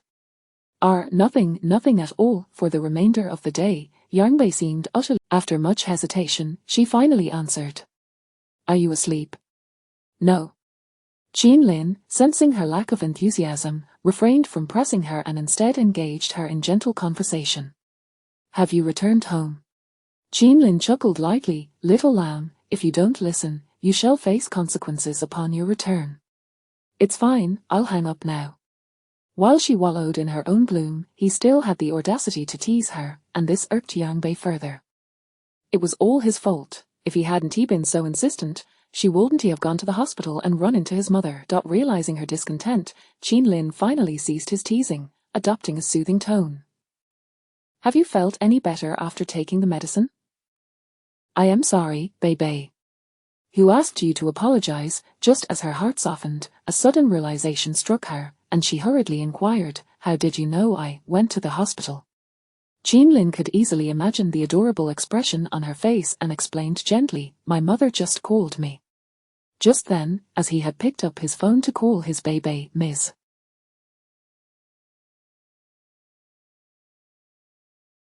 Liang's call had come through. How does your mother know me? Yangbei had never met Qinlin's mother before, and they had only been together for 2 days. How could she possibly know her? My mother is eager to meet her future daughter-in-law, so I had to tell her your name. Qinlin, you are talking nonsense. I'm not. The embarrassment was already overwhelming, and she was the one who had essentially delivered herself into this situation. The thought of it was mortifying. Qinlin, understanding that Yangbei was rather sensitive, knew she must have been troubled all day. His role now was to provide comfort. We're family, you needn't worry too much. He said we're family. A shiver ran through Yangbei, and a blush crept onto her cheeks as she bashfully uttered those words. Qinlin raised an eyebrow. Then who do you wish to consider family, I'm not discussing this with you. I still have lesson plans to prepare. Wait, you might be alone at home. I'm sorry, Bei. Just as they had begun their relationship, they were all ready to endure the pangs of longing. Qinlin felt a twinge of discomfort, but this was merely the nature of his work, something young. Never had he imagined he would apologize for such a trivial matter. The sensation of being cared for coursed through Yangbei like an electric current, warming her heart. Simultaneously, she experienced for the first time the challenges faced by a special police officer. A flicker of concern crossed her eyes, and her tone softened. It's all right, I understand. Please focus on your work and take care of yourself. My Bei is truly wonderful. take good care of yourself. And, I miss you, for reasons unbeknownst to her. That phrase, I miss you, ignited a flurry of emotions within Yang Bei. She softly responded with an millimeter and shyly hung up the phone, exhaling deeply as she forced herself to concentrate on her studies. Days passed in tranquil monotony, and the hospitalized Nguyen was nearly well enough to be discharged. On the day of her release, Jiu Shi requested Ju Chen to come and take them home, yet he arrived over an hour late. Jiu Shi's irritation had yet to subside. Recalling her earlier conversation with Ju Chen regarding sending his parents home, she wondered if he had brought it up. Rather than allowing the two elderly individuals to become an inconvenience, it was better to avoid them altogether. I forgot to tell you last time, my parents came here intending to spend their retirement with us. They are getting older, Ju Chen. Jiu Shi could no longer contain her frustration and exclaimed, I've overlooked how they treated me in the past. I'm fine with their retirement, but I cannot accept living together. Whether you rent another place or whatever, they must leave my home. Jiu Shi, how can you lack any respect for the elderly? Is this how a daughter-in-law should speak? Those are my biological parents. How could I possibly let them live outside? I don't care. Allowing you to care for them is already showing great. Silent tears slipped from her eyes, falling to the ground along with the unvoiced sentiments of their 6-year relationship. Jiu Shi, I've tolerated you for too long, don't push it. Jiu Shi scoffed. It seemed that even the most loving of men could strike. Suddenly, a mocking laugh echoed, and soon, Fang Qing approached, her high heels clacking audibly. Oh, what a coincidence, I've stumbled upon a delightful scene of a couple arguing over their in-laws. How utterly riveting. Jiu Shi felt a deep-seated aversion towards her and straightened her posture, refusing to meet her gaze. Ju Chen, sensitive to appearances, turned and strode toward the elevator in silence, leaving Jiu Shi feeling disheartened. Jiu Shi, you've become a mother-in-law's woman, why do you still maintain such an arrogant demeanor? Now that you're married, you ought to exhibit some humility. You cannot escape the responsibility of caring for the elderly. Jiu Shi coldly retorted, what does my do? Calm down.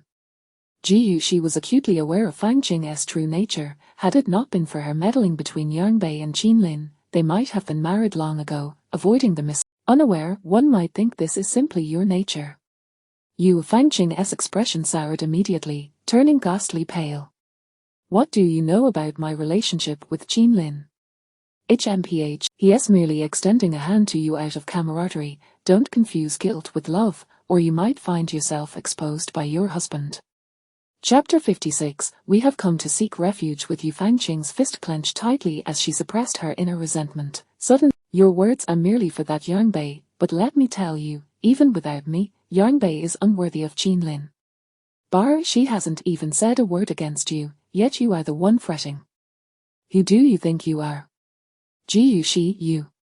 Fang Qing's anger flared, and it seemed that in the next moment, the two women would come to blows, but a deep male voice interrupted the tense atmosphere just in time. Sister Fang, the doctor over at Yu Hui's side is waiting for you to sign. As their words fell, Ji Fei approached in casual attire, causing Fang Qing to mask her anger and display a hint of surprise. Ji Fei, what are you doing here? My niece is hospitalized. I took leave to care for her and happened to stop by to check on Yu Hui. The doctor is waiting for you in the ward. Thank you. Fang Qing forced a strained smile, casting an annoyed glance at Jiu Shi before she walked away. As Fang Qing departed, Ji Fei turned to see the unmistakable mark of fingers on Jiu Shi's face, immediately furrowing his brow. Did he hit you? Jiu Shi, feeling desolate, touched her own face, a flicker of discomfort flashing in her eyes. Do all men resort to violence? Taken aback by her question, Ji Fei replied earnestly, I cannot speak for others, but I do not strike women, especially my own. The depth of his gaze captivated Jiu Shi in a way she could not comprehend, causing her to awkwardly avert her eyes and shift the conversation. So, how did Fang Qing end up marrying Yu Hui? Has Yu Hui lost his senses? Ji Fei regarded her with a penetrating gaze, a fleeting shadow of melancholy passing through his eyes before he explained. Yu Hui fell for Fang Qing at first sight, but he was unaware that she had ulterior motives. She had long coveted Qin Lin. Eventually, Yu Hui discovered the truth, yet his love for her led him to turn a blind eye. We all know this. Yu Hui is truly foolish, Ji Yuxi lamented on his behalf. Yet, love does indeed cloud one's judgment. This sentiment was directed at Yu Hui, yet it resonated with her own situation. However, as Chi Fei listened to her words, he suddenly remarked, sometimes, a little confusion can be beneficial, at least one can attain what one desires, wouldn't you agree? Their eyes met, and a peculiar sensation unfurled within Ji Yuxi's heart.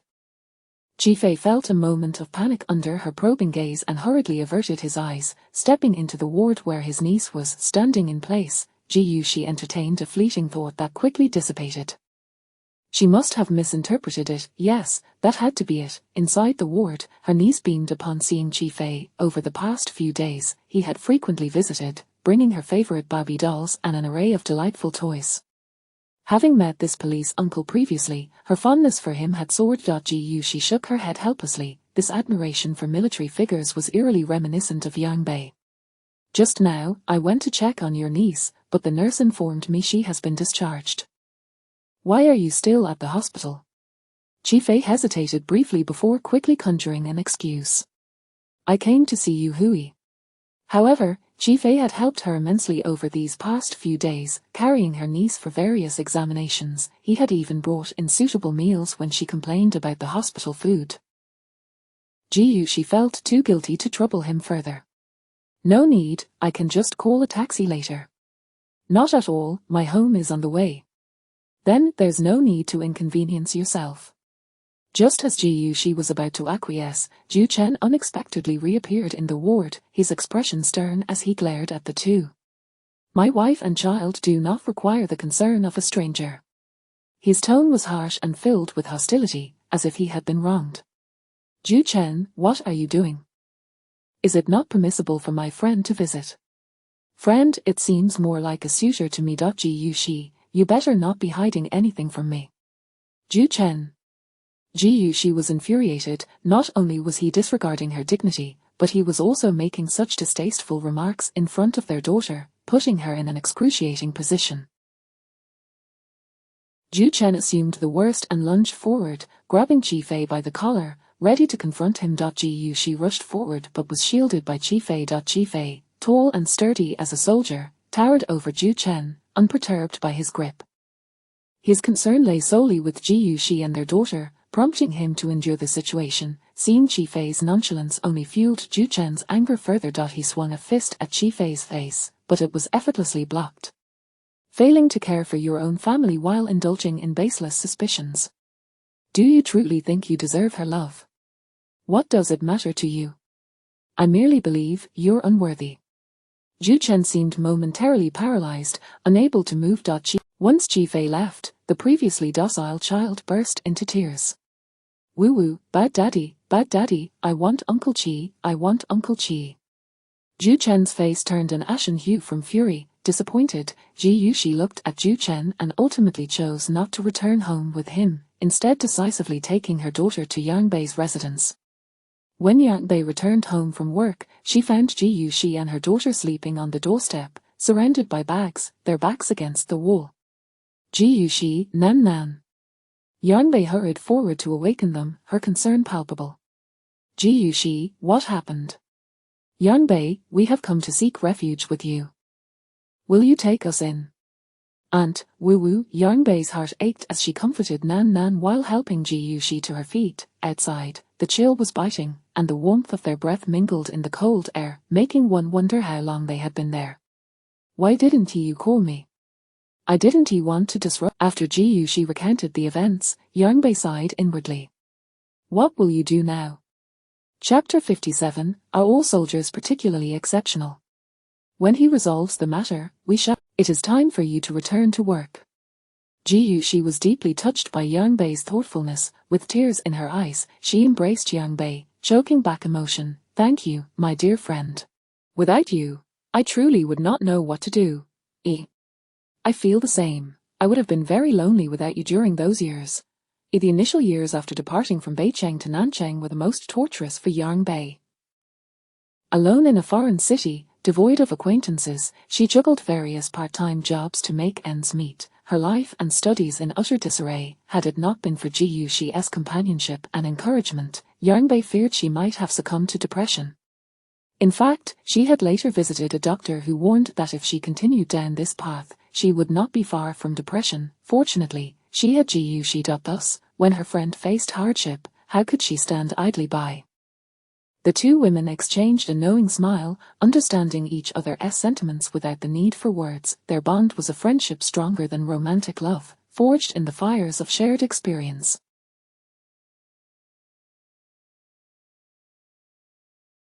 Yarnbei rented a one-bedroom apartment, and the bed in the bedroom was somewhat small. After dinner, she moved her bedding to the living room sofa, leaving the bedroom for the mother and daughter to sleep. While Ji was putting on the sheets, her keen eyes spotted a black suitcase belonging to a man beside the wardrobe. As someone who had experienced such things, she immediately understood what it meant. While she was happy for Yarnbei, she felt her presence here was somewhat inappropriate, and she planned to check into a hotel for a few days. However, she couldn't resist teasing Yarnbei. "Well, whose suitcase is this?" Yarnbei's face flushed crimson. She had deliberately left Jinlin's suitcase here for a few days without tidying it up. Upon seeing it crammed with men's byt, she couldn't help but recall their visit to the hospital, so she decided to let it stay. "I'll take it out," she said, grabbing it to head outside. Ji, seizing the opportunity, quickly blocked her path. "Hey, Yarnbei, come clean, are you two moving in together? Why ask when you've already guessed?" Yarnbei tugged her hand away and continued walking. Ji followed, grinning as she began her inquiries. "Have you resolved the misunderstandings between you?" "Yes. It seems I was right to call him while you were in the hospital." Suddenly, Ji leaned closer to Yarnbei, lowering her voice to avoid alarming Nuan, who was playing with dolls nearby. "So, you two are living together now. Does that mean you've already?" "Ji, please, don't ask." At that question, Yarnbei's face betrayed her, flushing even more, and Ji could easily deduce the answer without her saying a word. A smile crept onto her face. "Look at you blushing, I could have guessed without you saying anything. Go to sleep." "Not so fast, tell me, how is your man in that department? Are all soldiers particularly exceptional?" Exceptional was an understatement. Just the thought sent shivers down Yarnbei's spine. Ji, enough. Why are you asking this? Are you looking for someone yourself?" Ji raised an eyebrow. Do I still have a chance? Perhaps. Well then, Yarnbei, it seems love has made you bolder, hasn't it? Who told you to be so curious?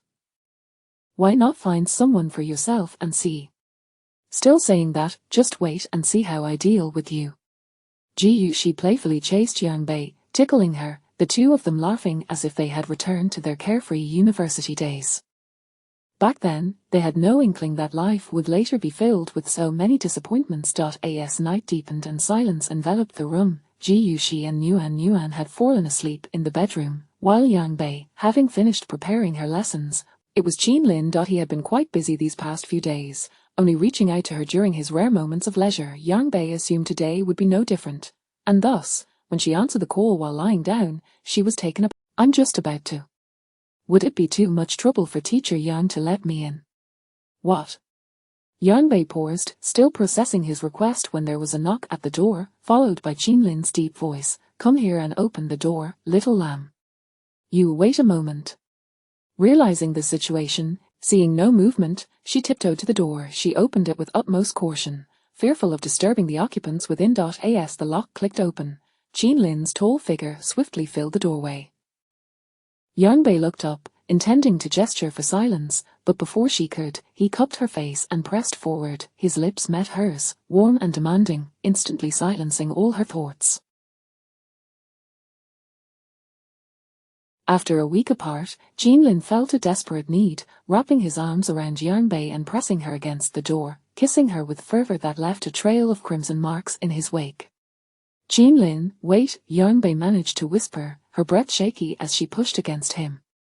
"I can't wait." With that, he turned her so she was bent over the door, his body pressing against hers. "Shall we have a little fun here?" "No." The tremor in her voice hinted at her distress, making it sound as if she might cry. Jean Lin's reason was momentarily restored. He restrained his overwhelming urges and asked, "What's wrong?" His movements halted, granting Yang Bei a brief respite. She propped herself against his chest, looking up at his shadowed face with a sense of vulnerability. "Ji Yuxi and the child are here." Hearing that, Jean Lin paused momentarily but quickly regained his composure. He lifted Yang Bei's chin, his tone laced with mild dissatisfaction. "Bye-bye, was this intentional?" Without hesitation, Yang Bei shook her head. No, she had a quarrel with Zhu Chen and came here because she had nowhere else to go.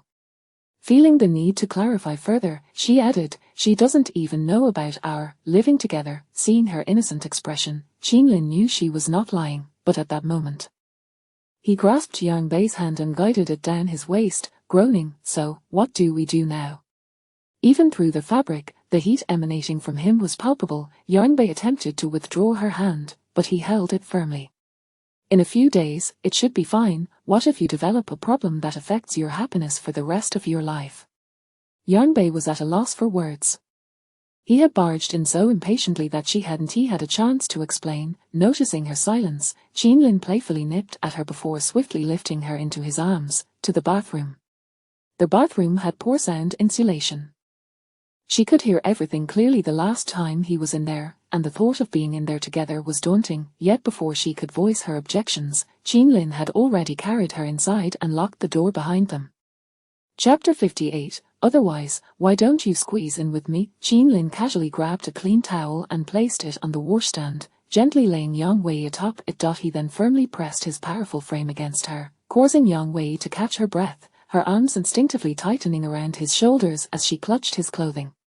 "Jean Lin, take it easy." Jean Lin buried his head in Yang Wei's bosom, his warm breath and the dampness enveloping her senses, prompting a soft moan to escape her lips before she hurriedly covered her mouth in panic. Jean Lin regarded her, a mischievous glint dancing in his eyes. Yang Wei found herself leaning forward, her nightgown straps having slipped down to her arms, hanging precariously, an alluring sight indeed. Jean Lin seized the opportunity and leaned closer. "Jean Lin, you rogue, darling, I promise it will be just once, so please cooperate." An hour later, Jean Lin, still yearning for more, held the utterly exhausted Yang Wei as they shared a shower. Once they were tidied up, he carried her back to the sofa, just one time, and Yang Wei was already on the verge of slumber. Jean Lin tenderly kissed her forehead and tucked her in snugly, leaving only her head exposed for reassurance. "Sleep well. I'll take you to work in the morning."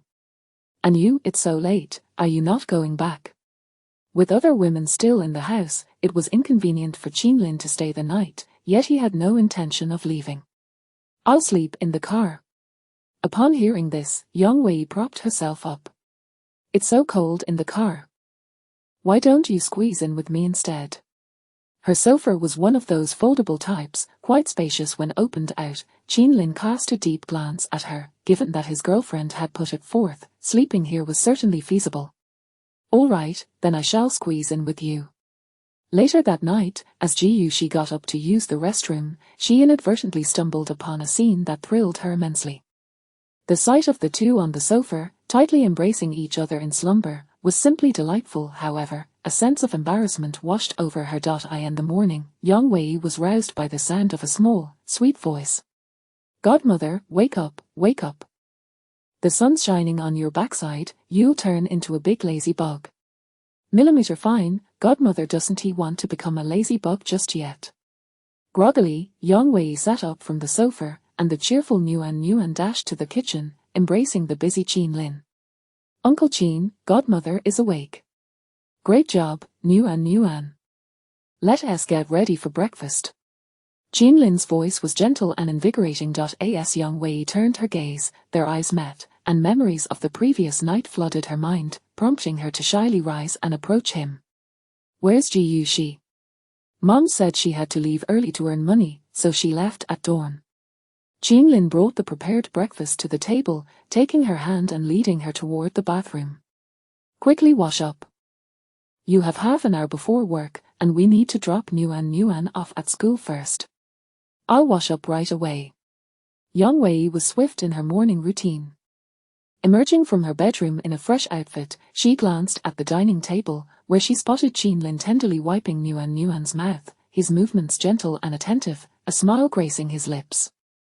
From this angle, he resembled a devoted husband. Yang Wei found herself lost in thought, and as she snapped back to reality, the man lifted his gaze to her. Wei Wei, why are you still standing there? Okay, I'm coming.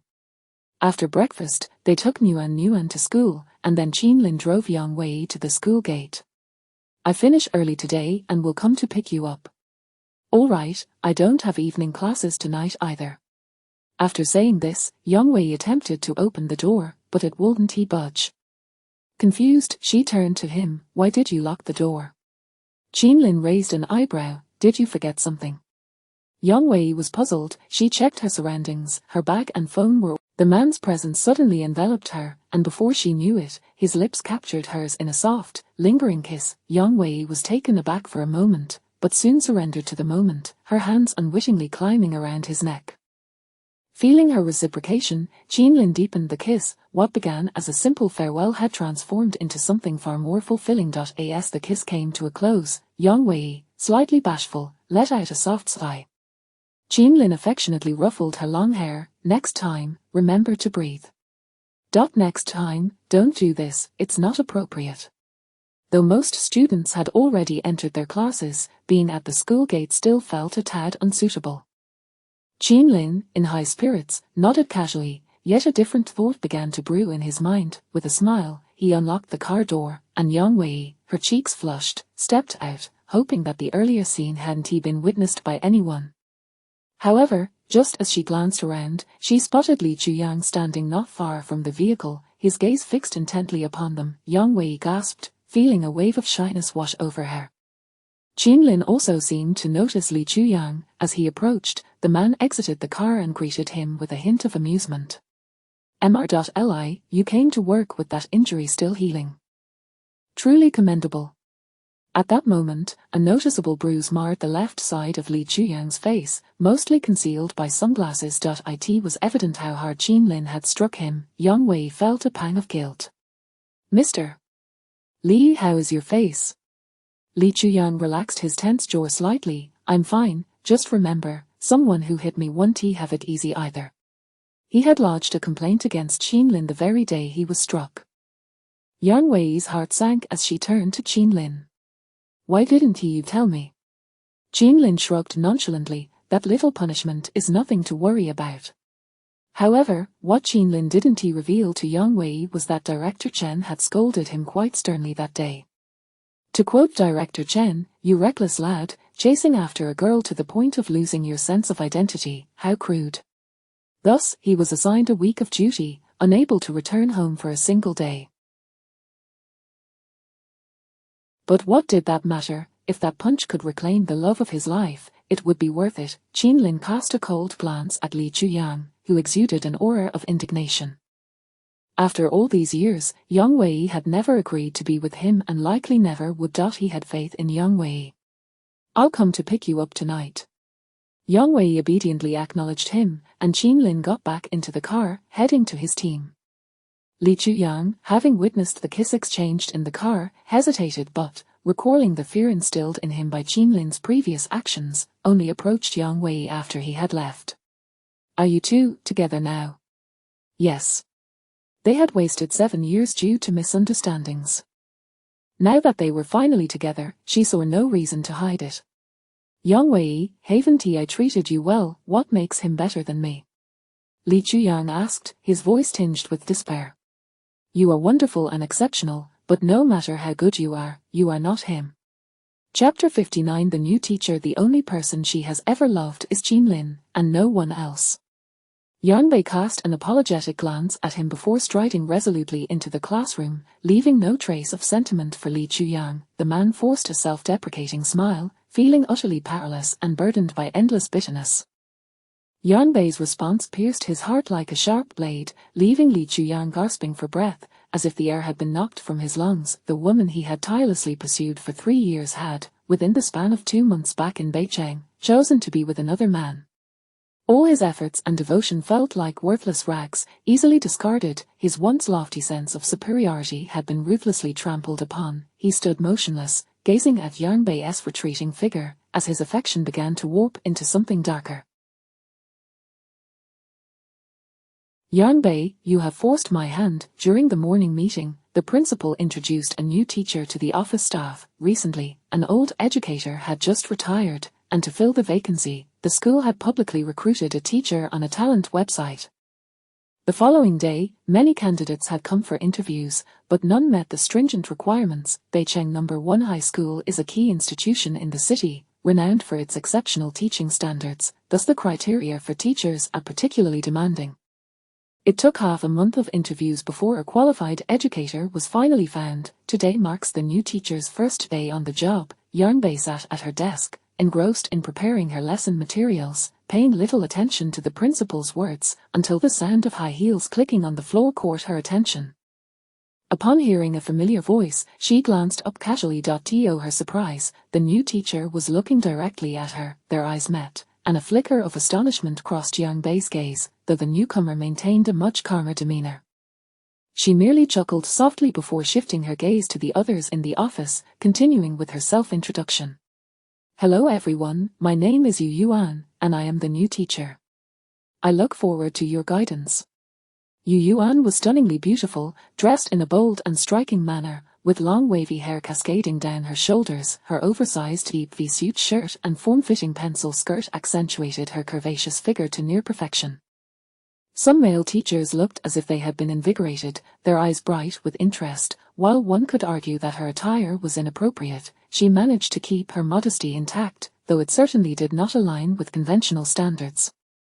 The principal cleared his throat awkwardly. She glanced at Yang Bei, who was dressed casually and had evidently made no effort with her makeup, before surveying the suddenly animated male teachers. With a resigned thought, she decided to let it be, as there were no explicit violations of the dress code. After assigning Yu Yuan her workspace, the principal returned to his office. Coincidentally, Yu Yuan's desk was situated directly across from Yang Bei's. After her initial surprise, Yang Bei's thoughts returned to normalcy. Her schedule was already packed with classes, and her free time was limited. Working alongside Yu Yuan would likely not lead to many conversations, so it was no significant concern. Moreover, since she was not a local teacher, she would eventually return to Nancheng No. 1 High School once the rotation ended. With this in mind, Yang Bei felt her mood stabilize. However, if that were the case, wouldn't this mean she and Qinlin would be in a long-distance relationship? Beicheng and Nancheng are 1,000 kilometers apart. Even driving would take an entire day. Lost in thought, Yang Bei's spirits sank once more. After Yu Yuan exchanged pleasantries with everyone and returned to her desk, she noticed Yang Bei's discontented expression and assumed she was the cause of it, smirking disdainfully.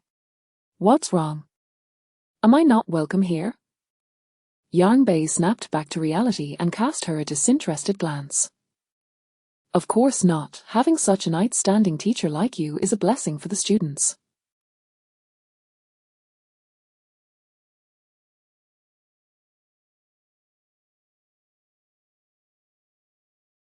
You are most welcome. Exactly, teacher Yu Yuan was selected from among countless candidates, so she is certainly welcomed, a male teacher chimed in. Yu Yuan raised her chin with pride. Thank you all for your kind words. She turned to say something more to Yang Bei. Yu Yuan shot her a disdainful glance. What a pretentious demeanor. The moment of reckoning for you is approaching. With a huff, Yu Yuan had just settled into her chair when a male voice reached her ears. Do you know Yang Bei? Turning to look, Yu Yuan saw Li Chuyang standing behind her, wearing sunglasses and crossing his arms, observing her. Though the glasses obscured much of his face, his sharply defined features still conveyed his striking appearance. While he may not quite measure up to Qinlin, encountering such a handsome man in school was certainly a rarity. Yu Yuan was immediately captivated, her voice tinged with a girlish shyness. Yes, she is my cousin. Cousin? Upon hearing this, the others grew curious. Then why did teacher Yang just act like a stranger? Yu Yuan's expression suddenly shifted to one of feigned distress. Perhaps she doesn't like me. After all, when we were children, I often fought with her over toys. I don't know how it happened, but I ran away from home, and we lost contact. My father, her uncle, was quite worried for a long time. I didn't expect to run into her here. She seems rather unwelcoming. The gathered crowd's perception of Yang Bei was subtly influenced by this revelation. Who would have thought? Teacher Yang appears so easygoing, yet she is actually quite aloof. Indeed, one cannot judge a book by its cover. At that moment, a man standing next to Li Chuyang sensed an odd atmosphere and discreetly glanced at him, who was staring directly at Yu Yuan. A chill crept down his spine, prompting him to nudge a colleague who had just commented on Yang Bei, speaking cautiously, "Is it really appropriate for us to discuss Teacher Yang behind her back? We're not saying anything. What's there to be afraid of?" Noting his colleague's lack of understanding, another male teacher pulled him back sharply, only then realizing the intensity of Li Chuyang's glare. Even with sunglasses on, one could sense the palpable hostility radiating from him, causing several male colleagues to fall silent. Everyone knew that Li Chuyang harbored feelings for Yang Bei and would go to great lengths to protect her. He had been quite frantic when she fainted last time, however. It was evident to anyone with eyes that Yang Bei held no interest in him. His affections were unreciprocated. Once the crowd dispersed, Yu Yuan turned her attention back to Li Chuyang, eager to seize the opportunity to get closer to him. "Are you interested in my cousin? I can help you out." After a moment of silence, Li Chuyang raised an eyebrow. "How would you help?" Yu Yuan smiled knowingly. Before coming, Fang Qing had already shared everything she knew about Yang Bei, and she had plotted her course of action. From the reactions of those around her, it was clear that this man was indeed fond of Yang Bei. Since they would be working together, opportunities would naturally present themselves. What was it about Yang Bei that attracted such exceptional men? Since she clung to Qinlin so desperately, Yu Yuan resolved to force her hand. Chapter 60. Apologies, I have plans this evening. Yu Yuan is a loquacious individual, adept in the art of socializing.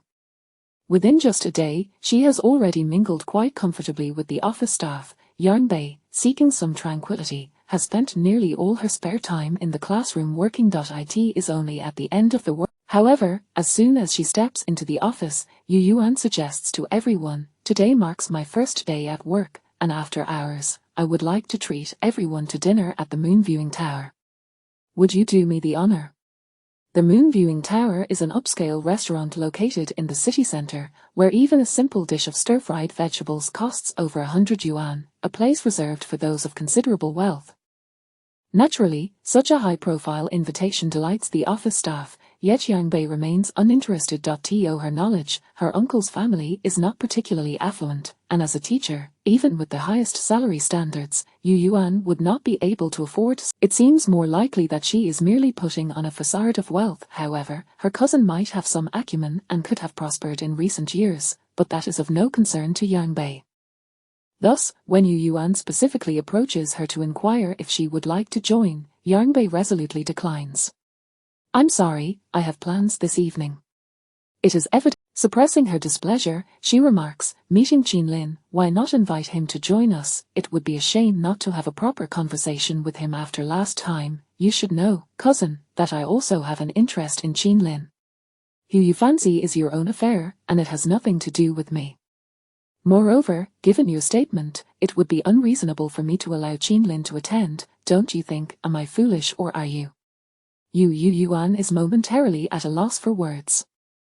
After a pause, she retorts, "Yang Bei, is there really a need for such jealousy? I was merely joking." So Yang Bei has a boyfriend now? I hadn't heard you mention it before," a curious female teacher interjects.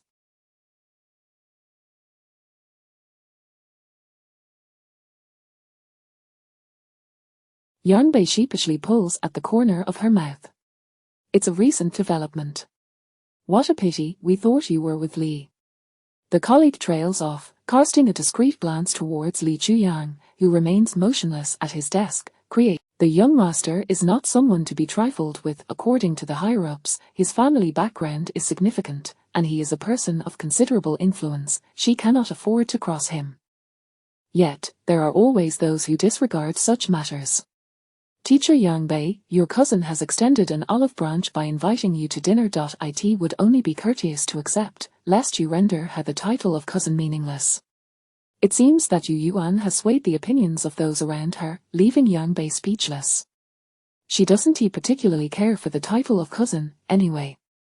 Indeed, cousin, it's merely a meal. I can afford to cover a few extra chopsticks. Are you really attempting to orchestrate office exclusion on your first day? I go on, I'll accompany you, Li Chuyang interjects at an opportune moment. Since you are relatives working under the same roof, it would be rather ungracious not to attend, wouldn't you agree, Yang Bei? His reasoning possesses merit. If Yang Bei wishes to avoid misunderstandings regarding office exclusion, she has little choice but to comply. With a soft sigh, Yang Bei concedes, very well, I will go. Upon her agreement, a barely perceptible, cold smile graces Yu Yuan's lips. On the way to the restaurant, Yang Bei sends a text to Qin Lin. My new colleagues are treating for dinner, I may be home late, so you needn't wait for me. To her surprise, he responds almost immediately. Just as she sends the message, his reply comes through. Send me the address, notify me when you're finished, I'll be waiting outside. A warm sense of happiness spreads through Yang Bei, and she can't help but smile softly before sending him the address. Qin Lin, who is changing into casual clothes, glances at the address Yang Bei has sent. Once dressed, he promptly retrieves his phone and dials a number saved under a manager of Moon Viewing Tower. The Moon Viewing Tower boasts a vintage wooden decor, with traditional Chinese lanterns hanging from above. The staircase railings are intricately carved with elaborate designs and adorned with crystal embellishments, exuding an air of antiquity and elegance, giving one the impression of having stepped into the upper echelons of ancient society. The group is led by a waiter to a private room on the second floor, which mirrors the restaurant's antique charm. As everyone finds their seats, Yang Bei opts for a position nearest the door. Before she can settle in, Yu Yuan pulls her to sit beside her at the far end, with Li Chuyang occupying the space on her other side. Initially, the dinner proceeds normally. Embracing a philosophy of not parsing up free food, Yang Bei leisurely selects her favorite dishes. When she encounters something out of reach, she does not hesitate to seize the opportunity and maneuver it to her plate. Yu Yuan, observing Yang Bei's somewhat unrefined manner of eating, internally scoffs at Qin Lin's apparent poor judgment in being interested in her. However, when she looks up, she finds Li Chuyang fixated on Yang Bei, as if admiring a rare treasure, igniting a surge of jealousy within her. Yang Bei, try not to eat as if you've never encountered food before. Yang Bei shrugs nonchalantly. Since Ms. Yu is treating, I simply must indulge to show my appreciation. This dish is truly delectable, I've never had anything like it. Then eat more, Li Chuyang suggests, serving her a pig trotter that she had previously taken several times. However, Yang Bei sets down her chopsticks. I've had quite enough, it's becoming a bit rich. Li Chuyang, holding the pig trotter, finds himself in a dilemma, unsure whether to set it down or not, creating an awkward silence among the others. Then I shall sample it myself. Just as the atmosphere begins to ease, the restaurant manager enters, accompanied by several waitstaff bearing dishes from the menu's most expensive selections.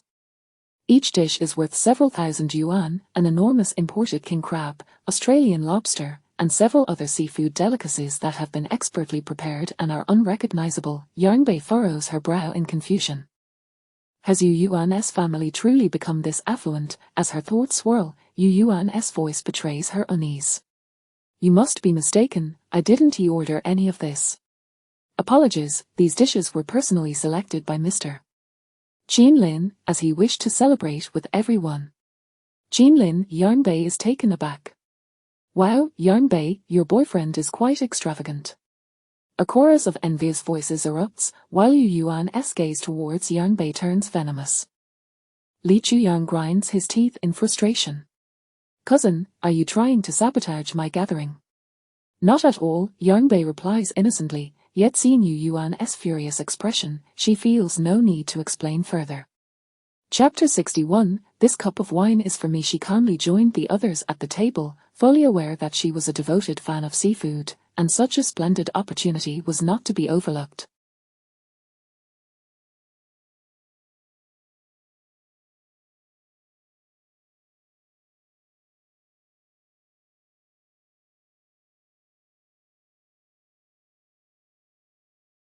Yu Yuan composed herself, glanced at Li Chuyang, and an idea flickered in her mind as she raised her glass towards Yang Bei. Since you claim you don't want to drink, then allow me to toast you with this cup of wine as a gesture of gratitude for this delightful feast. Yarnbei hesitated. Her stomach had only just recovered from pain, and after indulging in seafood, wouldn't drinking alcohol be akin to courting disaster? I cannot drink. Cousin, it's just a glass of wine, it's not some monstrous beast to be feared. What are you so apprehensive about? Yarnbei shot her a cold glance, realizing the implication behind her words, and managed a nonchalant smile. It was clear that Yu Yuan had been waiting for this moment. This was not the first time Yu Yuan had pressured her into drinking. She recalled a time in high school when Yu Yuan had forced her to consume a bottle of white liquor, resulting in 3 days spent in bed, which had left her with lingering stomach issues.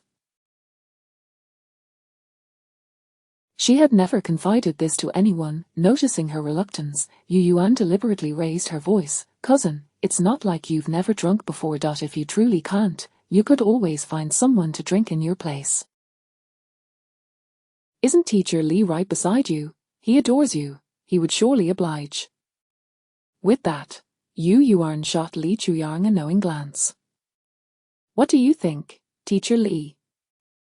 To their surprise, Li Chuyang merely sat back, observing Yarnbei with keen interest, a faint smile gracing his lips. That depends on whether Teacher Yarnbei is willing to offer me. Engaging with another man would undoubtedly invite gossip. The others at the table seemed to recognize this dilemma, leaving Yarnbei seemingly without options. However, to Yu Yuan and Li Chuyang's astonishment, Yarnbei did not hand the wine glass to Li Chuyang but instead raised it slightly towards Yu Yuan. No need to trouble Teacher Li. I shall drink this myself. With that, she resolutely brought the glass to her lips. Wait. A suddenly deep and resonant voice halted her movement. Following the gazes of the others, Yarnbei turned to see Qinlin striding into the room. Qinlin. Ignoring the crowd, Qinlin approached Yarnbei directly, taking the glass from her hand and casting a fleeting glance at Yu Yuan. I will drink on her behalf. With that, he downed a glass of white liquor in one swift motion. Before anyone could react, he poured another glass and addressed the assembly. Enjoy your meal, everyone. If the seafood runs short, feel free to order more. Today's bill is on me as a welcome for our new teacher. I shall take my girlfriend home now, excuse us. After downing another glass, Qinlin took Yarnbei's hand and left the room. What was intended to be a moment of discomfort for Yarnbei had turned into a spectacle that backfired on Yu Yuan.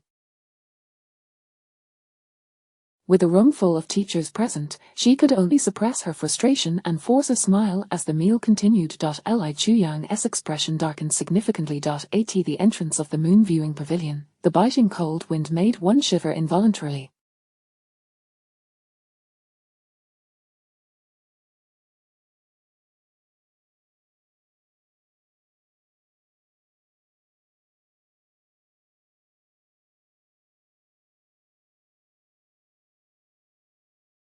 Qinlin wrapped Yarnbei's scarf snugly around her before speaking with displeasure.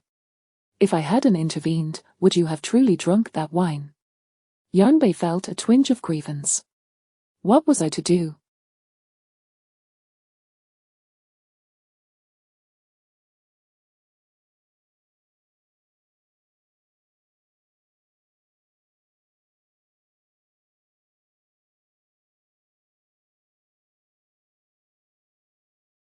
Should I have drunk on behalf of Li Chuyang? Would you dare? No, I wouldn't. Thus, I had no choice but to endure it. It was just a sip, it wouldn't hurt. Qinlin was both exasperated and helpless, but more than that, he felt a pang of protectiveness.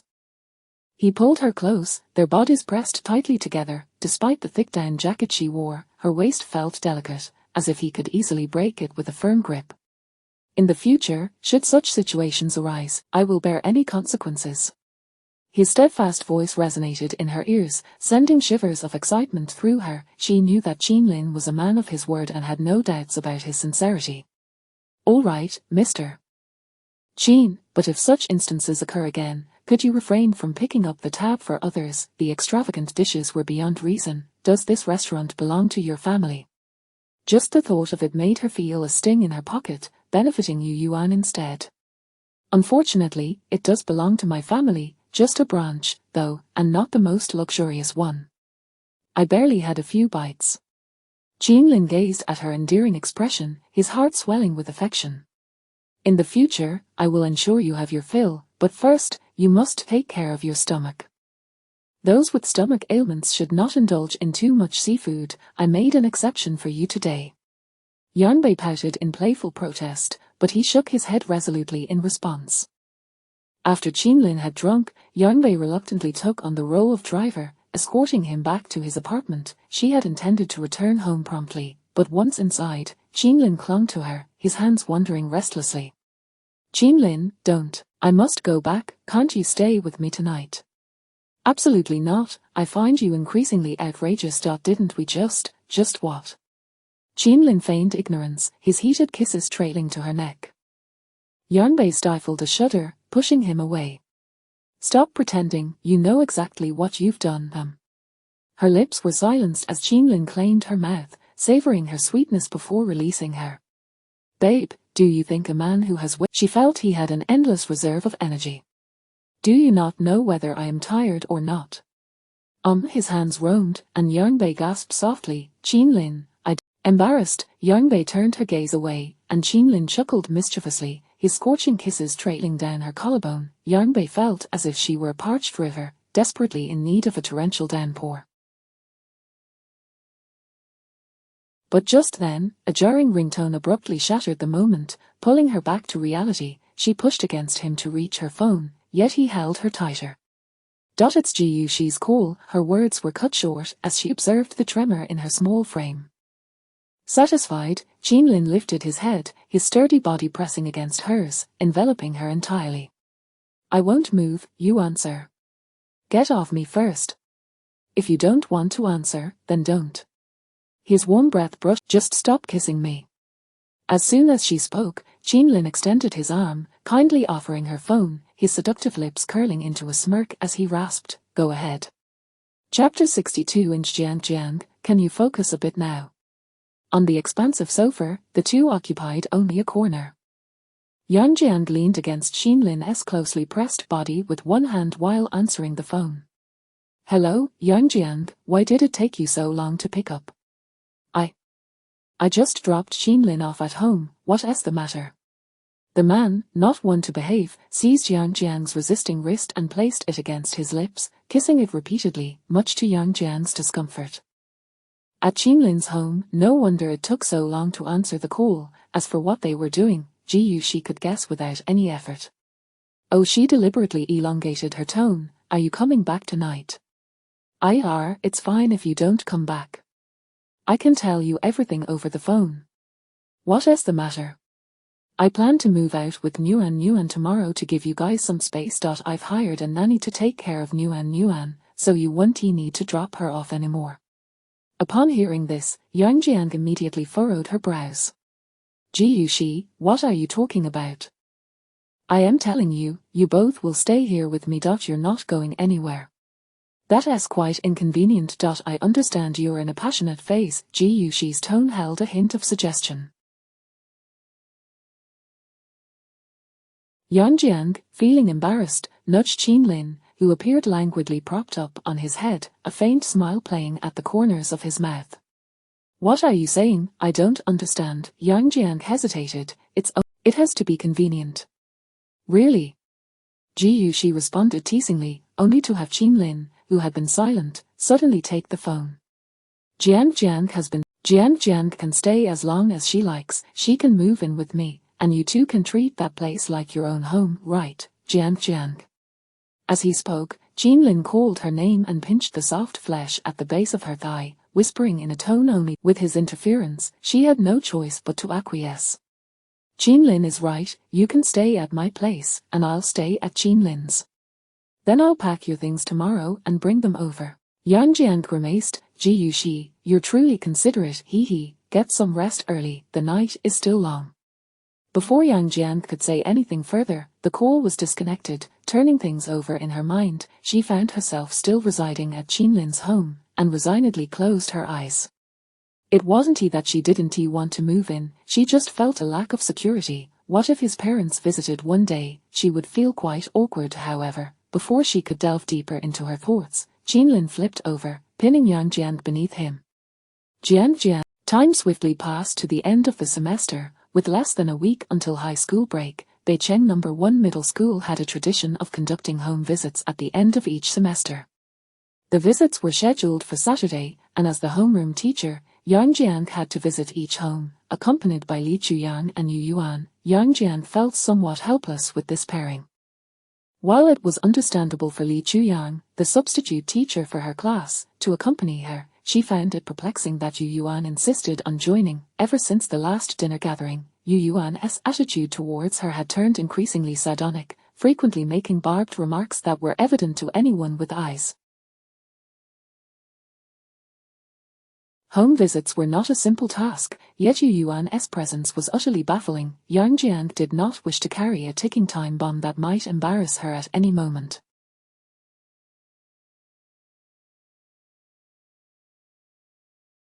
However, Yu Yuan had already approached the principal first. "I'm new here and need guidance from an experienced colleague. Yang Jiang is my cousin, so following her will allow me to learn a lot." Her demeanor was more akin to a nightclub hostess than a teacher, and several other teachers present in the principal's office shared a deep-seated dissatisfaction with her behavior.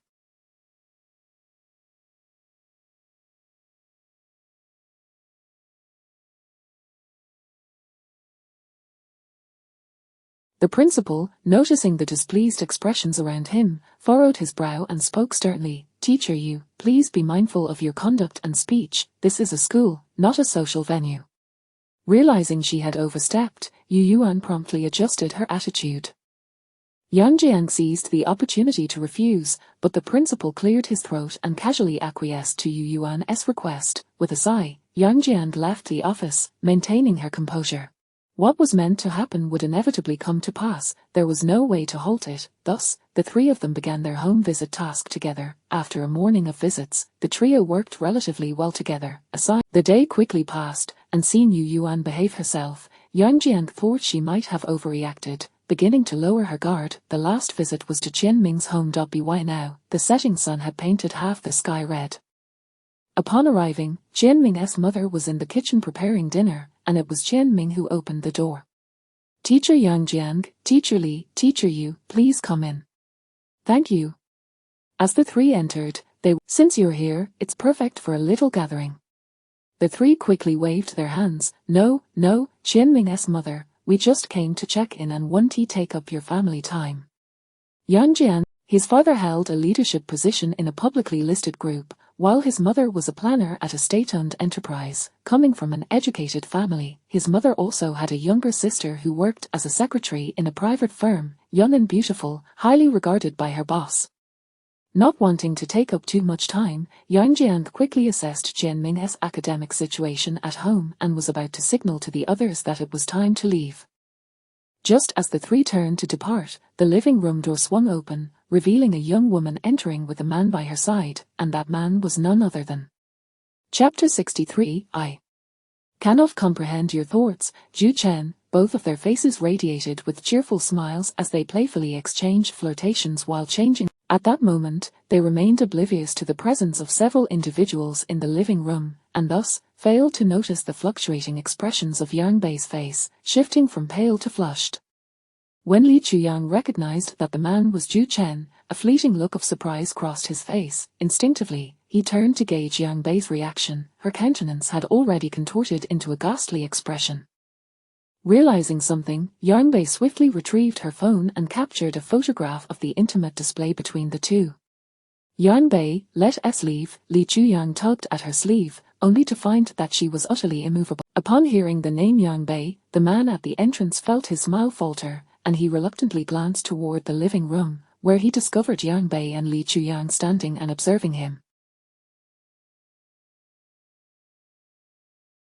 In that instant, it felt as though the world had come to a standstill. Zhu Chen's face drained of color, his mind a blank slate, frozen in place. His grip slackened, causing the shoes he had just removed to clatter to the ground, rendering him motionless. "What's wrong with you?" The woman, noticing his strange demeanor, followed his gaze to the living room. her face turning equally awkward upon spotting Yang Bei. In her quest to understand Zhu Chen better, Wu Ting had previously investigated Ji Yuxi's identity and acquaintances, thus she was well aware of Yang Bei's existence. What are you doing here? Wu Ting instinctively inquired, while Yang Bei, filled with fury, found her breath growing ragged. Just as she prepared to step forward, Li Chuyang firmly grasped her arm and whispered, "Don't act impulsively, we're here on a home visit, let's not alarm the students and their parents." Yang Bei shot. Gritting her teeth, she cast Zhu Chen a piercing stare, uttering not a single word before storming out the door. Qian Ming's mother, utterly confused, asked, "What on earth is happening?" No. However, the beads of sweat forming on his forehead betrayed his true state. Meanwhile, Yang Bei hastily rushed to the roadside, frantically rummaging through her bag for her phone to call Ji Yuxi while simultaneously attempting to hail a taxi. "Yang Bei, don't act rashly. Did you not see how Zhu Chen and that woman were all over each other, or do you believe that is normal conduct between a married man and an unmarried woman? If you wish for Ji Yuxi and this family to remain intact, and for Nuan to have her parents, you must refrain from acting on impulse. Do you understand? Does an intact family necessitate enduring the betrayal of a husband? Must one accept the sordid affairs of a man for the sake of a child?" Yang Bei could not fathom it. She shook her head and looked at Li Chuyang. "Li Chuyang, we inhabit entirely different worlds, I cannot comprehend your thoughts." "How are we not of the same world?" Li Chuyang's expression darkened. "I understand."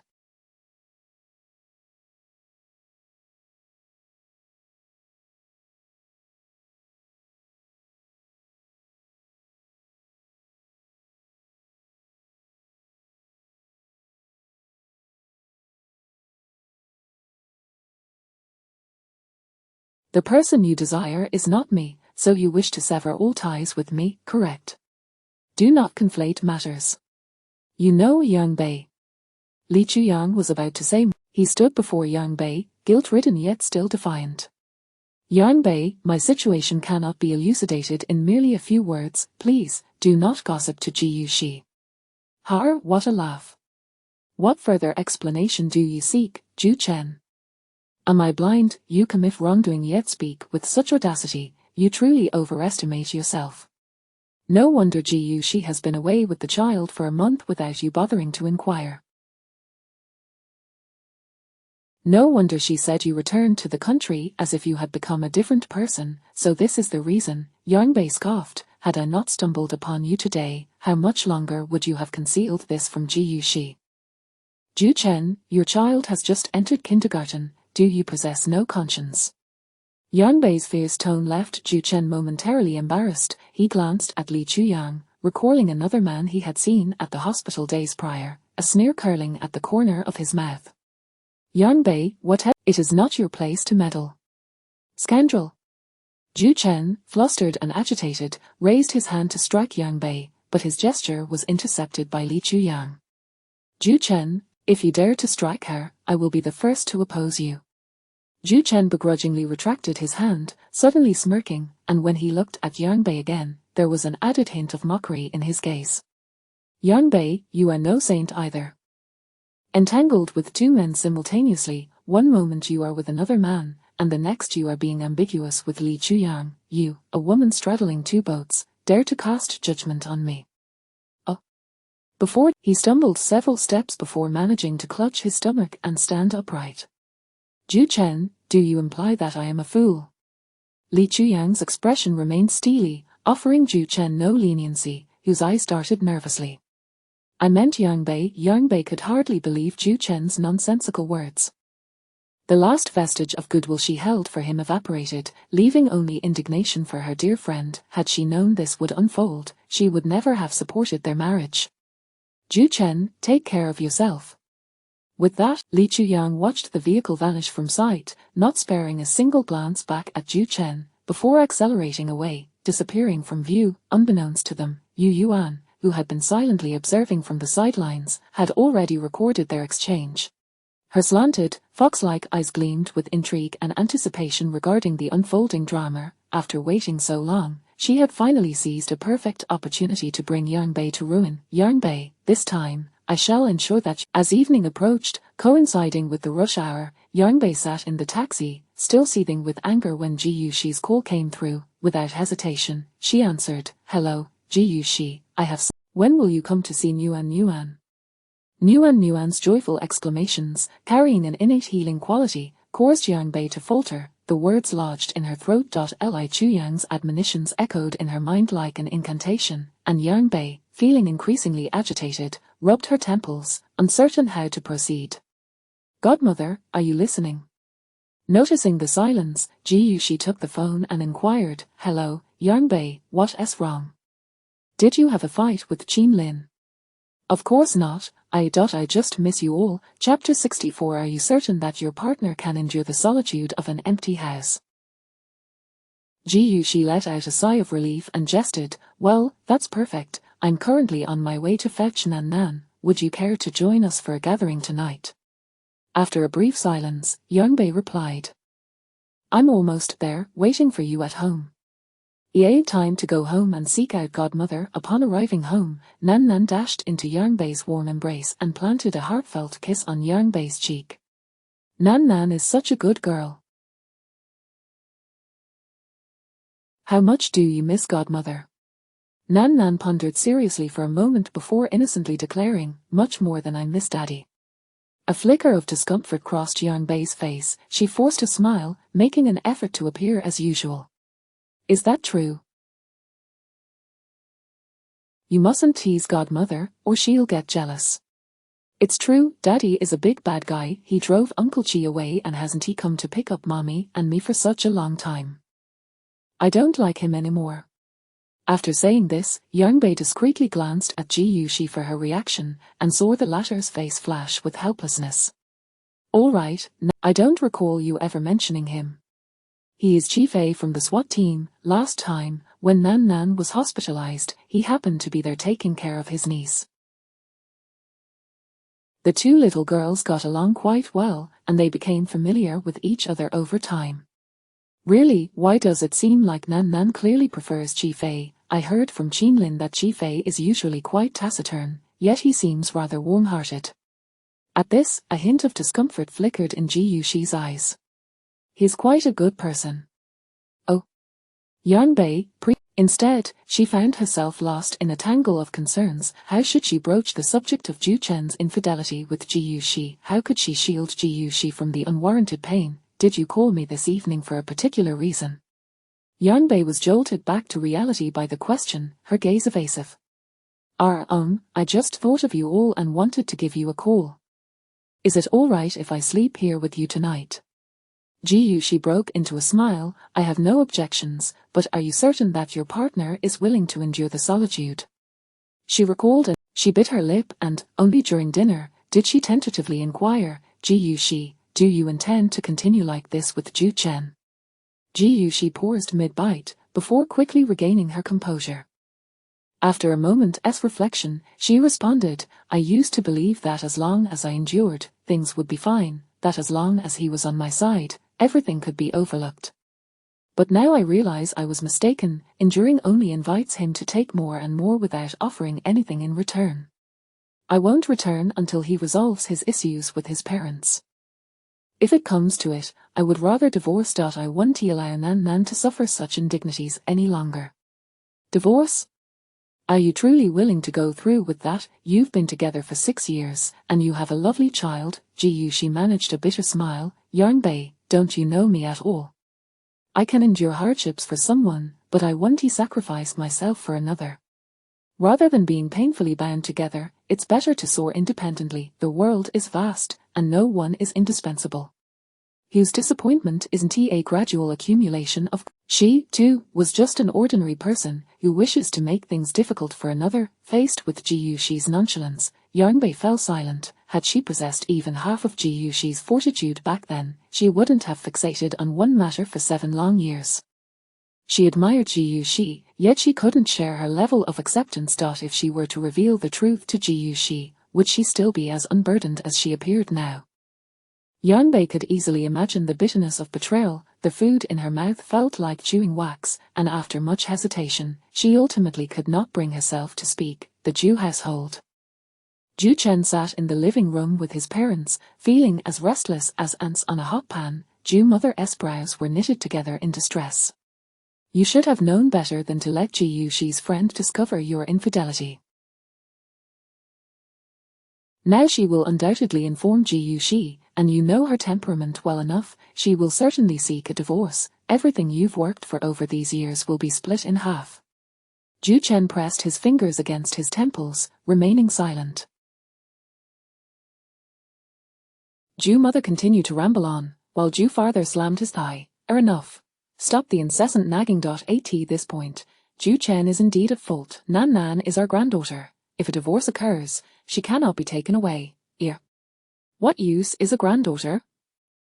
She is just a drain on resources at home. Let Ju Chen have another child with that mistress. It takes real skill to produce a son. The more Ju Chen listened, the more agitated he became. Suddenly, he shouted, Enough, stop discussing divorce. I have no intention of divorcing.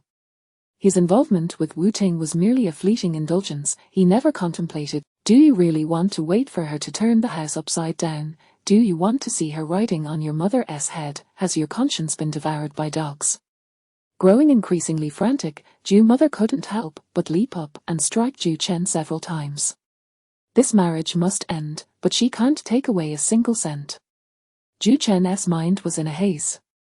He grasped his head helplessly. After a few minutes, unable to endure the incessant buzzing in his ears, he abruptly stood up from the sofa and stormed out in silence. In the stillness of the night, Yangbei lay alone on the sofa, struggling to fall. As she tossed and turned, her phone beneath the pillow suddenly rang, prompting her to quickly silence it. The caller ID read, Qin Lin.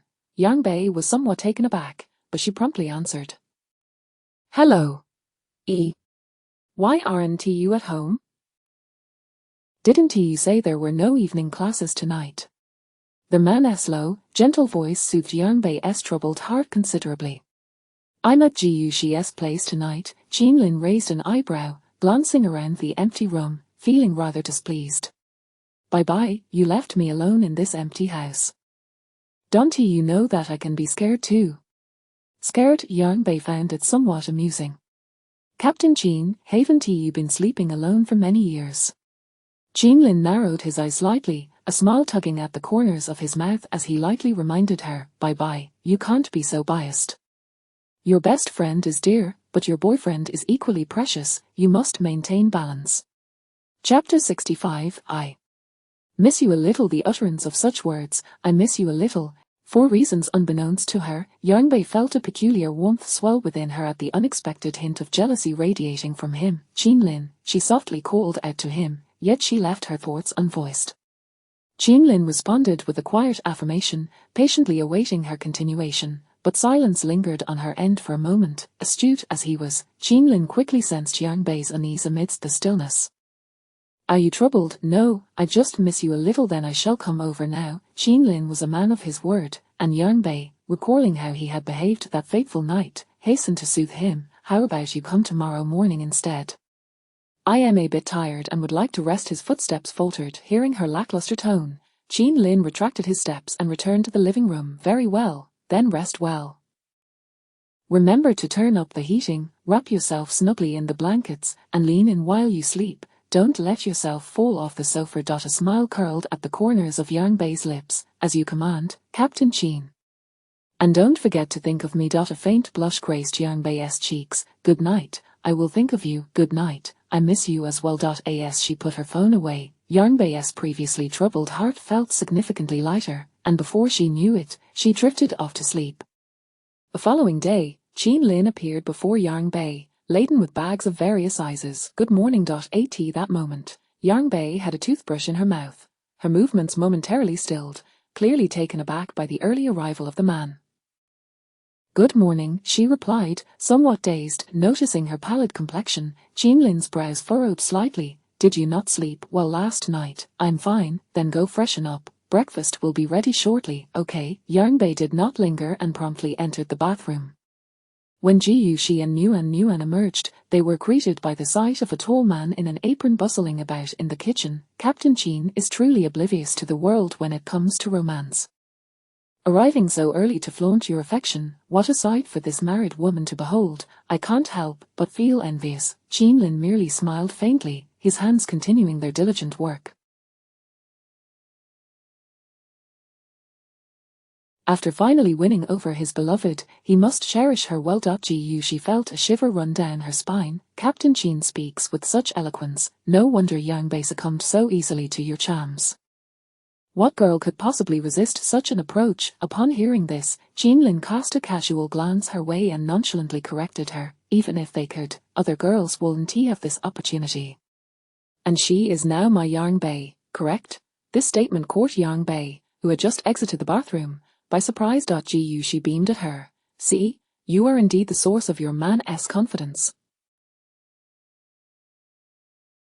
Yang Bei's face flushed, and as her gaze met Jeanlin's deep eyes, she bashfully retreated into the room. This man was unabashed before her, but why did he have to be so brazen in front of others as well? How had she never realized he possessed such audacity? Speechless, she exchanged a knowing glance with her daughter, both stifling their laughter. Godmother is shy, he. The mother and daughter joyfully entered the bathroom to freshen up, their cheerful voices resonating until mealtime.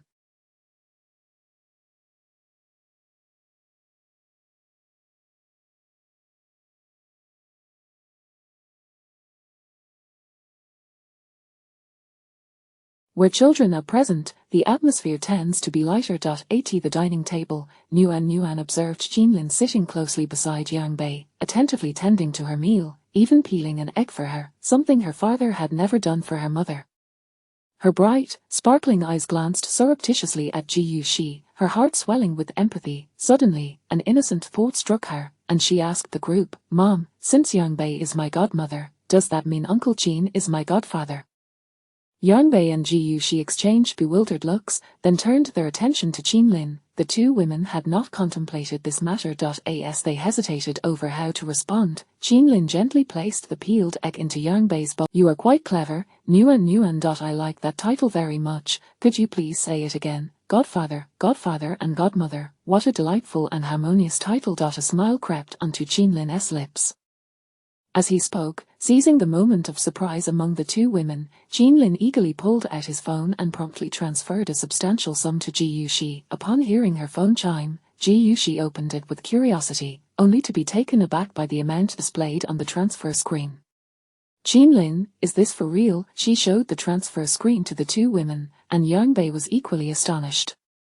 200,000. When she had accepted Nuan as her goddaughter, it had not even been half this amount. This was quite extravagant. Seeing both women in disbelief, Jeanlin remained unfazed. "Of course it's serious. I understand that becoming a godfather and godmother is not a casual affair, but since we've committed, Yang Bei and I will certainly take our responsibilities seriously.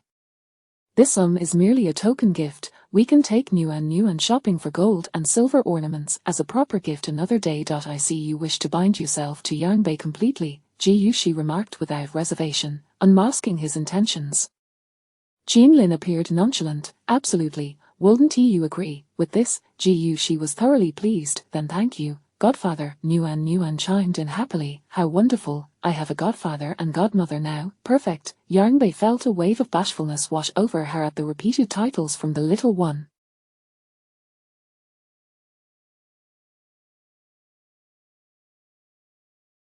Stealing a glance at Jeanlin, warmth flooded her heart as a smile involuntarily graced her lips. The man noticed the blossoming smile on Yang Bei's face, his adoration for her unmistakable. After their meal, Yang Bei had hoped to spend some time with Guxi. It was the weekend, and she inexplicably feared that Ju Chen would come by. However, she seemed to perceive her unease, and when Jeanlin suggested taking her out, she swiftly sent him away. She could not be a stumbling block for her dear friend. Yet, shortly after Yang Bei and Jeanlin departed, she received a message from Chi Fei. "Little Jia wants to see Nuan.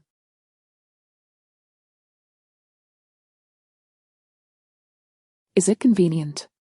The two little girls had forged a deep friendship during their hospital stay and frequently video-called each other post-discharge, surprising Ji Yuxi with their bond. Though it was the weekend, Nuan's hospitalization had delayed a considerable amount of work, and her boss had asked her to bring work home the previous day. Ji Yuxi sighed. Having someone to accompany Nuan would be beneficial. After some deliberation, she ultimately sent her current address. On the other end, Qifei sat in his car, clutching his phone, waiting for what felt like an eternity. Just as he began to lose hope, his phone lit up with a message. An address popped up, and Qifei joyfully clenched his fist. The next moment, he pressed the accelerator, merging into the flow of traffic. Half an hour later, when Ji Yuxi opened the door, there was no sign of little Jier. Qifei, did you deceive me? Chapter 66. Can't we share another kiss? A fleeting look of discomfort crossed Qifei's face. Xiao Jier was suddenly taken by my sister to learn dancing, so I came here alone. Upon hearing the familiar voice, Nuan dashed out and, upon spotting Qifei, joyfully bounced up and exclaimed, "Uncle Qi, I've missed you so much." Without hesitation, the little girl hurled herself into Qifei's embrace, and he promptly lifted her up. "Uncle Qi has missed you too," he replied with utmost seriousness, while naturally making his way inside, leaving Ji Yuxi standing there, somewhat helpless. The little rascal, one might easily mistake Qifei for her father. Now that they had entered the house, Ji Yuxi could hardly ask him to leave. As soon as Nuan pulled him inside, she began excitedly recounting the events of the morning to Qifei, who listened with a silent sigh of relief.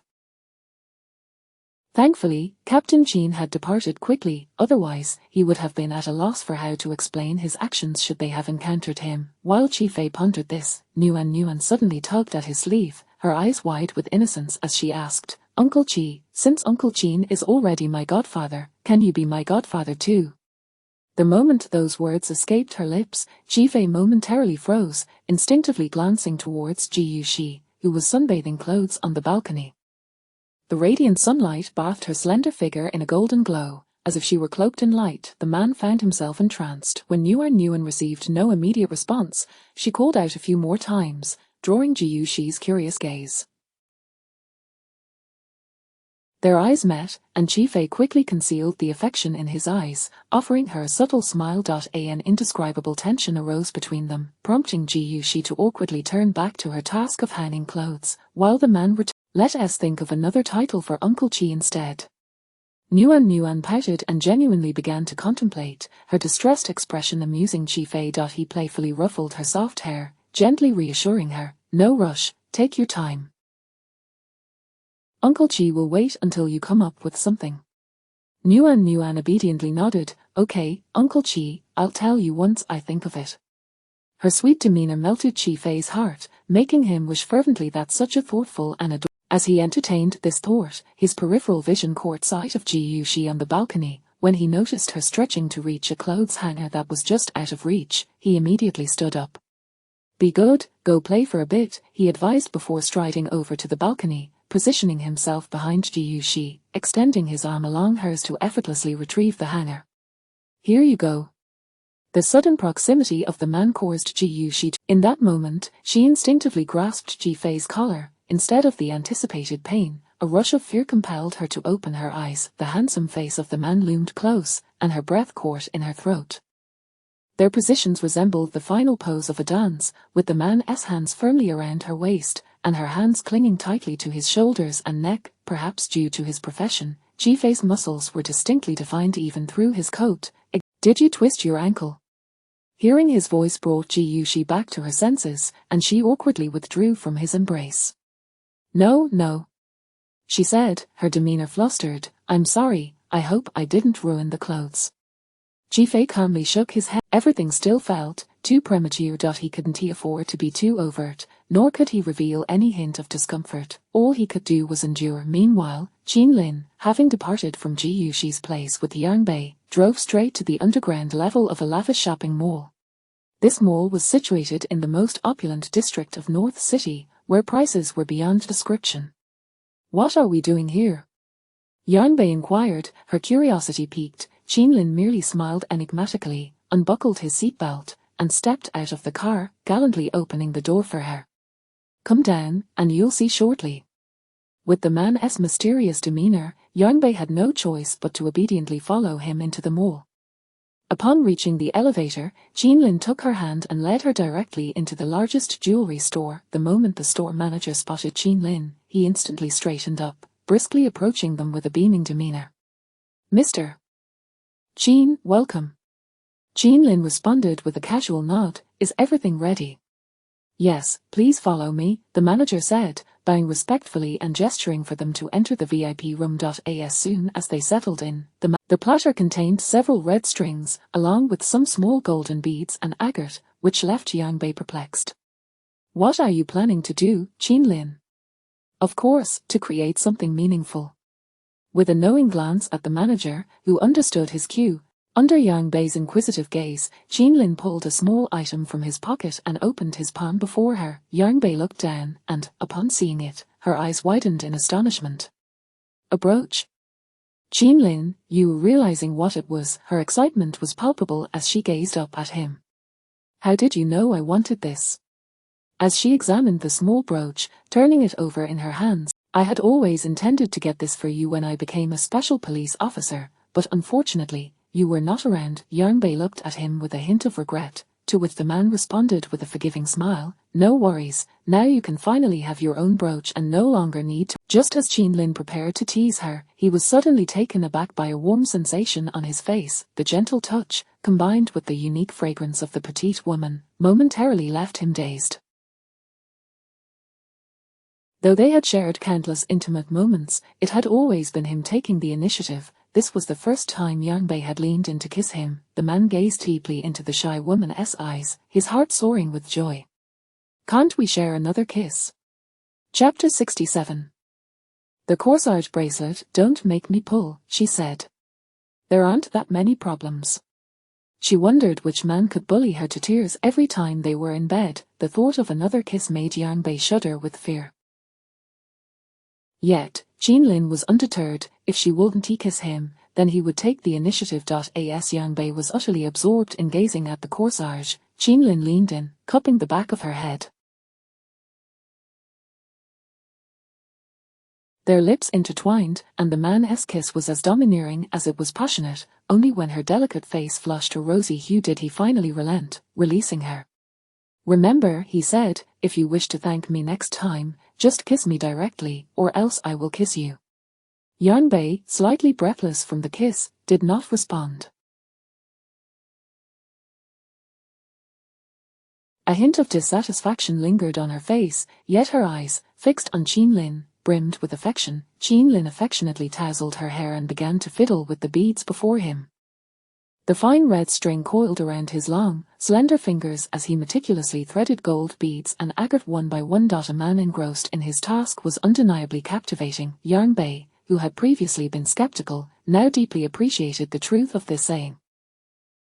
Seizing the moment while he was focused on crafting the bracelet, Yang Bei discreetly took a photo with her phone before joining him in the endeavor. Both were novices at this craft, and when it came to the intricate braiding, they found themselves somewhat clumsy.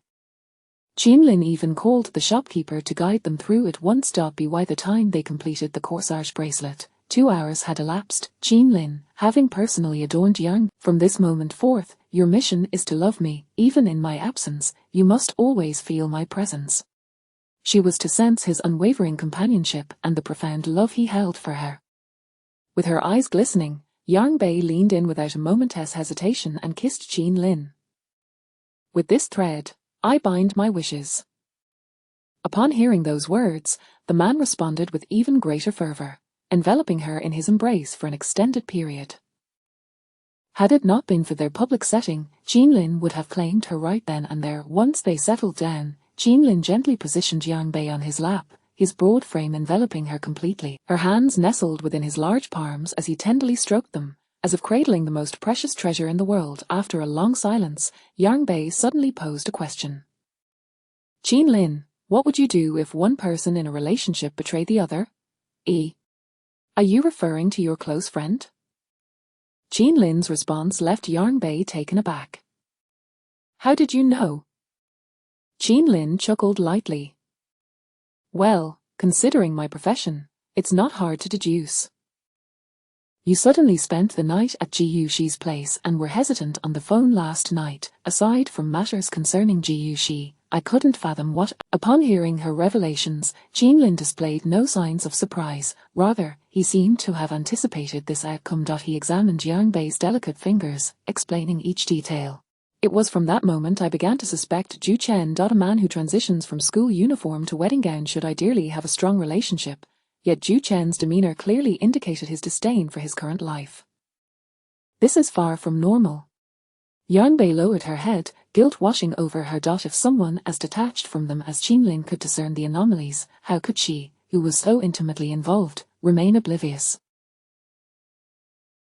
How could she confront Ji Yuxi about this, after 7 years of friendship? How should she navigate this sudden betrayal? There was a child involved, as Li Chuyang had said. What would happen to the child if they divorced? A childhood devoid of both parents would lead to immeasurable loss, a truth Yang Bei understood better than anyone. What should I do? She murmured helplessly, her sadness evident, stirring Qinlin's heart. He lifted her onto his lap, facing him. Bei, infidelity is simply infidelity. There's no need to seek reasons to justify such insincere feelings. It would be better to sever ties early. You know Ji Yuxi's character best. Hiding this from her is the real issue. But they have a child. Look at me, Bei. Qinlin gazed intently into her eyes, asking, if it were you, what would you do? It was this question that sparked clarity in Yang Bei. She suddenly understood, viewing the situation as if she were the one involved often led to straightforward solutions. If it were her, she would unhesitatingly end such a meaningless marriage, rather than languishing in pain. It was better to confront the truth with courage. It was not too late for anything. I figured it out, Qinlin. I believe I must tell Ji Yuxi, regardless of her decision. All I can do is support her. Qinlin inquired gently, so, shall we go right now? He had finally taken a rare day off and was now accompanying her to handle these matters, which made Yang Bei feel both grateful and guilty. I'm sorry, Qinlin. You finally get a break. The rest of her words were silenced by the man. I don't want to hear any more apologies or thanks, Bei. I simply wish to be with you during my time off, no matter when.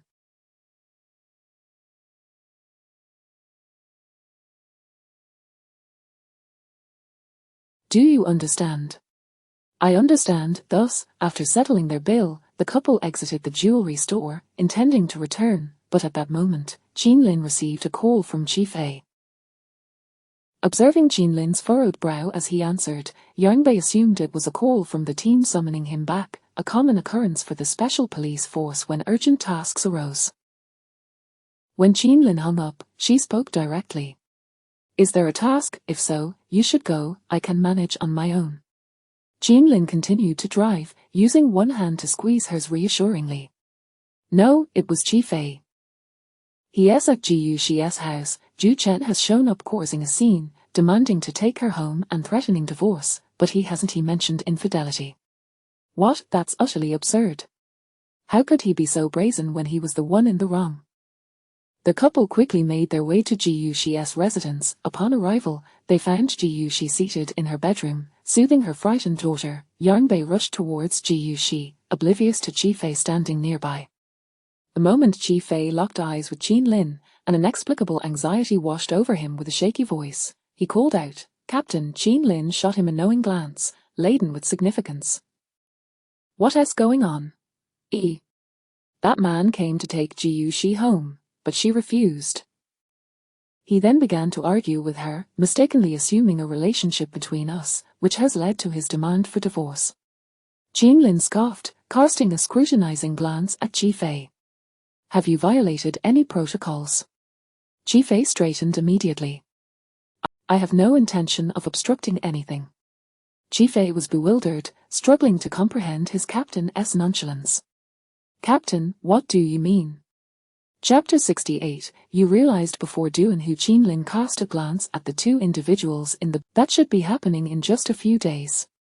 Chi Fei felt a jolt of shock. Amidst the haze of his thoughts, he faintly heard a conversation. He inadvertently caught wind of Yang Bei mentioning Zhu Chen's infidelity, and his heart sank in disbelief.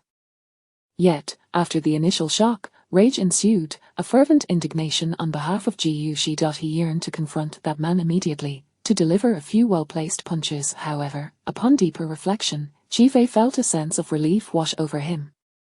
It appeared that his opportunity had finally arrived. He never imagined that the affection he had harbored in silence could emerge into the light of day.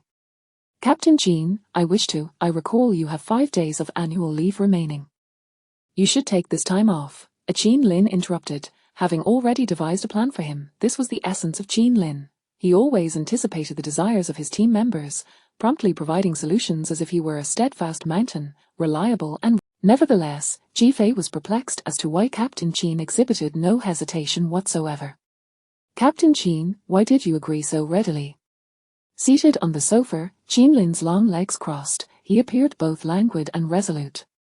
Because, in matters of the heart, you have awakened before Duan-hu. He had always been a beat behind in matters of the heart, often driving away potential partners during the team's social events, or misinterpreting a girl's kindness as mere friendship, leading the management to refrain from inviting him to blind dates. Consequently, Duan-hu had dubbed him the Dense One. Today's revelation genuinely surprised Qin Lin. Ji Fei's capabilities ranked second only to his within the team. He hailed from a good family and possessed commendable character. If Ji Fei was willing to act, then it was beyond Qin Lin's purview to intervene, yet his unwavering support stemmed primarily from his own wife's sentiments. Given the bond between Yang Bei and Ji Yuxi, if Ji Yuxi remained trapped in sorrow, Yang Bei would inevitably share in that pain, and witnessing his beloved suffer for another's transgressions was something he could not stand idly by for. Ji Fei was taken aback by Qin Lin's unexpected jest, yet he preferred it that way. The two men lingered in the living room until Yang Bei requested Qin Lin to bring the child out, with the two of them taking turns to soothe the little girl until she was finally calmed down. In the bedroom, only the two women remained, where Yang Bei revealed the entirety of Zhu Chen's betrayal to Ji Yuxi, even presenting her with photographs. Ji Yuxi was initially stunned, her expression dimming, before suddenly breaking into laughter, only to have it dissolve into tears, and then laughter again, a cycle repeated several times, until she could no longer contain herself and wept in Yang Bei's embrace. Once Ji Yuxi had composed herself, she spoke with a quiver in her voice. Yang Bei, could you let Nuan stay with you for a couple of days? Ji Yuxi, may I stay to accompany you?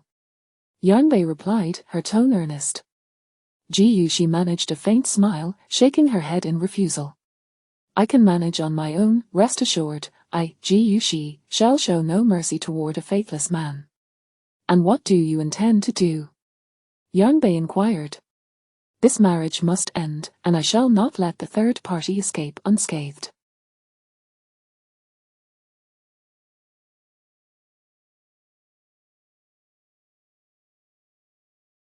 My youth cannot be squandered. Despite her sorrow, Ji Yuxi was resolute. She was not a woman who could not survive without a man. She had once defied all odds to be with him, even at the cost of severing ties with her own parents, only to end up with such a disheartening conclusion. Ji Yuxi would not allow the man who betrayed her to go unpunished. Ji Yuxi's stance was unwavering, and Yang Bei ceased to press her. As they exited, Ji Fei's gaze immediately fell upon the woman, her eyes swollen and red. Are you all right? I'm fine. You two should head back, I need some time alone, Ji Yuxi replied, gently caressing Nuan, who was nestled in Ji Fei's arms, her eyes betraying an unmistakable sadness. Be good, Nuan, let your godmother and godfather. Once she's done, she'll come to pick you up, okay? Ji Yuxi reassured her. Nuan, ever perceptive, nodded her agreement, and Ji Yuxi felt a pang of bittersweet relief, though the ache in her heart almost overwhelmed her. Ji Fei's gaze flitted between Ji Yuxi, Yang Bei, and Qin Lin, a thought racing through his mind, and before Ji Yuxi had even finished speaking, he interjected, with the end-of-term exams approaching, sister, perhaps it would be best for Nuan to stay at my home, she can accompany Xiao Jie to school. No need for that, I feel quite guilty about today. Ji Yuxi felt an overwhelming sense, yet, just as she was about to decline, Ji Fei, aware that Ji Yuxi would likely refuse, turned to the little girl in his arms. Nuan, would you like that? Yay. Nuan wants to play with her sister. The little girl's face lit up, but then she pouted, but I also want to be with my godmother. Nuan, she felt a wave of embarrassment, unsure of how to reprimand the child, while Yang Bei, sensing the delicate tension, exchanged a Yang Bei and I can take Nuan out for the day, and on Monday after school, Fei can pick you both up, this way, neither side is inconvenienced. Lin proposed, casting a deliberate glance at Yang Bei. What do you think, Bei? Yang Bei took a moment, then exclaimed, right, I'm sorry, Shi. I forgot that the winter break is approaching, and my work hours will indeed extend. I might not be able to pick up Nuan from school. Then it's settled. Fei cautiously inquired, looking to Shi for confirmation. After a brief moment of hesitation, she took a deep breath and nodded in agreement. Thank you for your help. Fei's eyes sparkled with joy, though he maintained a composed demeanor, subtly clenching his other hand into a fist filled with excitement. That morning, after Yang Bei took Nuan home and sent the others off, she locked herself away in her room. She sat dazed at the edge of her bed for what felt like an eternity, despair and anguish entwining within her, until the pain became unbearable, and she collapsed to the floor. She wrapped her arms around herself and wept bitterly. Just once more, from this day forth, she vowed never to shed another tear for any man. After bringing Nuan home, Yang Bei found Lin increasingly embodying the role of a devoted house husband. Following lunch, Yang Bei took Nuan for a brief nap, while Lin seized the opportunity to dash to the supermarket downstairs, gathering ingredients to prepare a nourishing soup for dinner. When Yang Bei emerged from the bedroom, she was greeted by the sight of Lin busily tending to the stove. His work schedule was already demanding, leaving little time for rest, yet he often found ways to concoct various soups. Yang Bei had taken note of this. The stomach issues that had plagued her intermittently vanished entirely during the month they had spent together. Chapter 69. It wouldn't be unacceptable to do something else. Yang Bei gazed intently at the man's straight back, gradually approaching him and wrapping her arms around his slender waist from behind. The temperature has dropped significantly these days, and it seems it might snow soon. Drinking this soup will help dispel the chill and warm the stomach. How come you can do everything? Yang Bei leaned her head out to catch a glimpse of Lin. During her 7 years in Nan City, she had been compelled to learn how to cook, yet her culinary skills were quite poor. She could only manage a few simple home-cooked dishes and had never mastered any meat dishes. To her surprise, the man who had once been just as inept in the kitchen had now acquired remarkable culinary skills, evoking genuine admiration and envy within her. With a smile, Lin picked up a piece of pork tripe from the pot, blew gently on it, and held it to Yang Bei. I spent 2 years specifically learning from the head chef at Shangyuelu, all in the hope that you could someday enjoy my cooking. 2 years, that must have happened after she had left.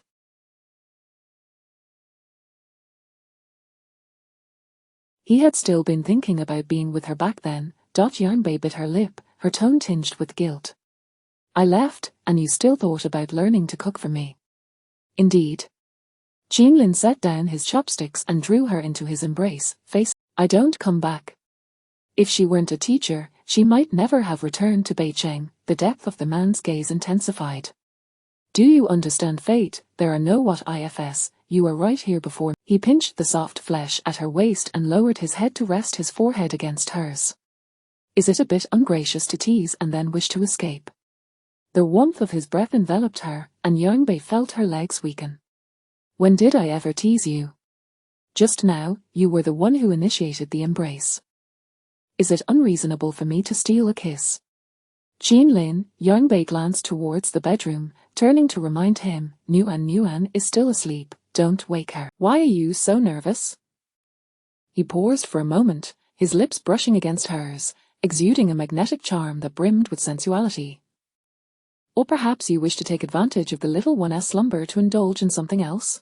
I didn't, as she started, but the last word remained unspoken as Lin's lips met hers. His kiss was both passionate and tender, savoring her sweet essence, and he quickly became aroused, his hands wandering beneath her clothing. Yang Bei stiffened, grasping his restless hands.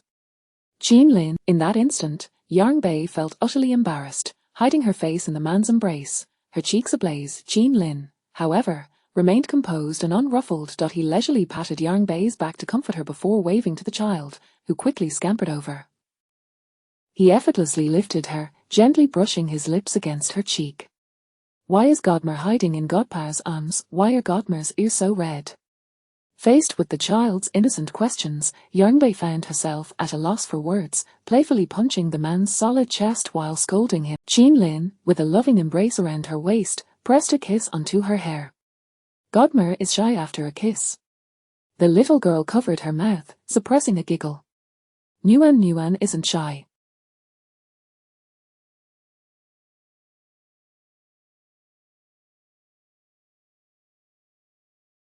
If Nuan kisses Godmer, then Godmer won't be shy anymore. Did you hear that? Even the child has thicker skin than you. Qin Lin, you're incorrigible. Flustered, Yang Bei snatched the child from his arms and hurried into the bedroom. The next morning, Qin Lin had prepared everything they needed for their outing bright and early, setting off with Yang Bei and Nuan for their destination. Yang Bei was still in the dark. Even when she inquired, the man merely smiled, teasing her, "You will definitely love it. Isn't the goal today just to make Nuan happy?" Qin Lin looked at her with a blend of amusement and exasperation. She always thought of others but forgot that in his eyes, she was the most important. You all will enjoy it. On this chilly day, with the frost from the previous night still lingering, visibility was somewhat poor as they traveled for about 2 hours before reaching their destination. After unloading their luggage and preparing everything, it was precisely 9 a.m. The room Qin Lin booked was a luxurious VIP suite, and standing by the window, they were greeted with an expansive view of the forest outside, utterly breathtaking. Adjacent to it was the renowned ice and snow world of Beicheng. Now was the coldest season in Beicheng, making it the perfect time each year to construct the ice and snow wonderland. Yang Bei's eyes widened in surprise before she turned to look back at Qin Lin, who had just entered the room. Her joy was unmistakable. "How did you know I would love this?"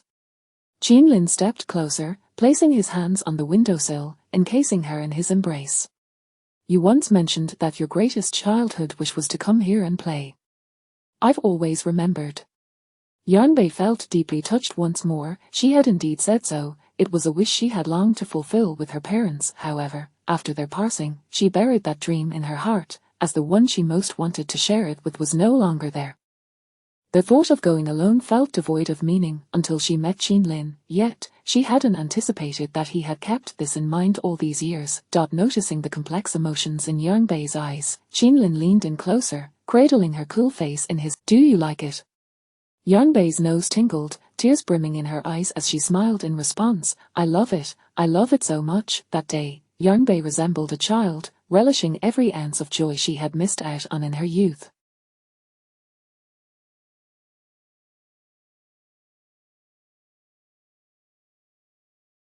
Snowflake Ferris wheels, giant slides, snowmobiles, and bumper cars on ice. Yang Bei had one to herself, while Nuan and Qin Lin shared another, with many parents accompanying their children, everyone reveling in the merriment.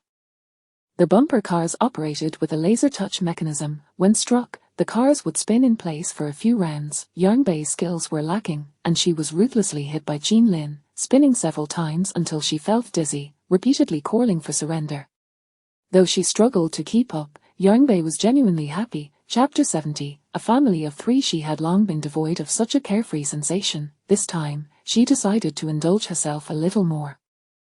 Upon witnessing her laughter, Qin Lin couldn't help but smile, his adoring gaze never leaving her.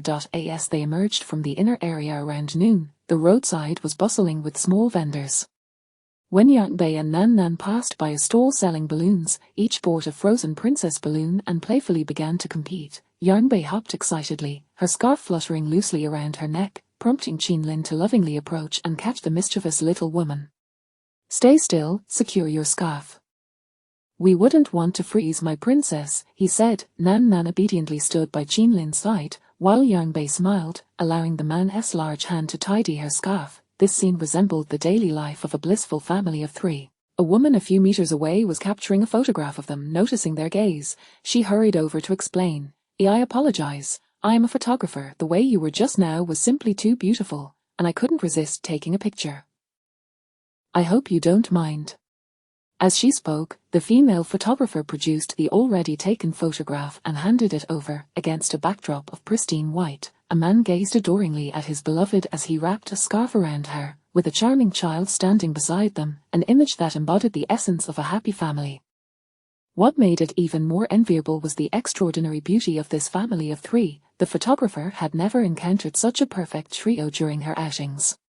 "This photograph is a gift to your delightful family," the photographer said politely. Upon hearing family of three, a faint blush crept onto Yang Bei's cheeks, and she hurriedly sought to clarify. However, Qinlin spoke before her. "Thank you," he replied, taking the photograph and handing it to Yang Bei. "Treasure this.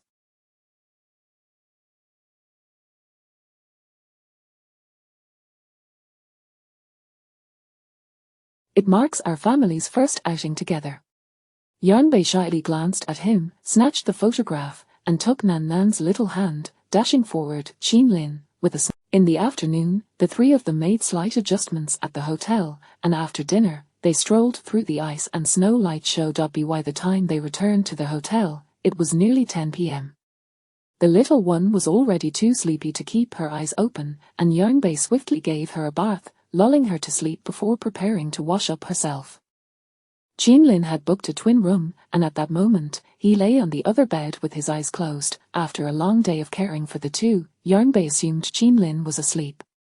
She quietly rose, took a blanket from the bed, and gently covered the man before tiptoeing into the bathroom. Just as Yang Bei was about to lock the bathroom door, a figure suddenly squeezed in, catching her off guard as he pressed her against the door.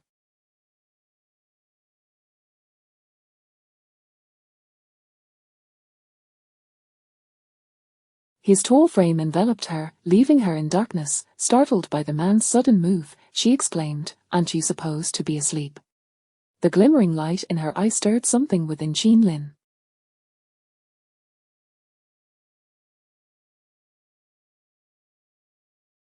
He glanced at her eyes before his gaze slowly descended to her soft, full lips.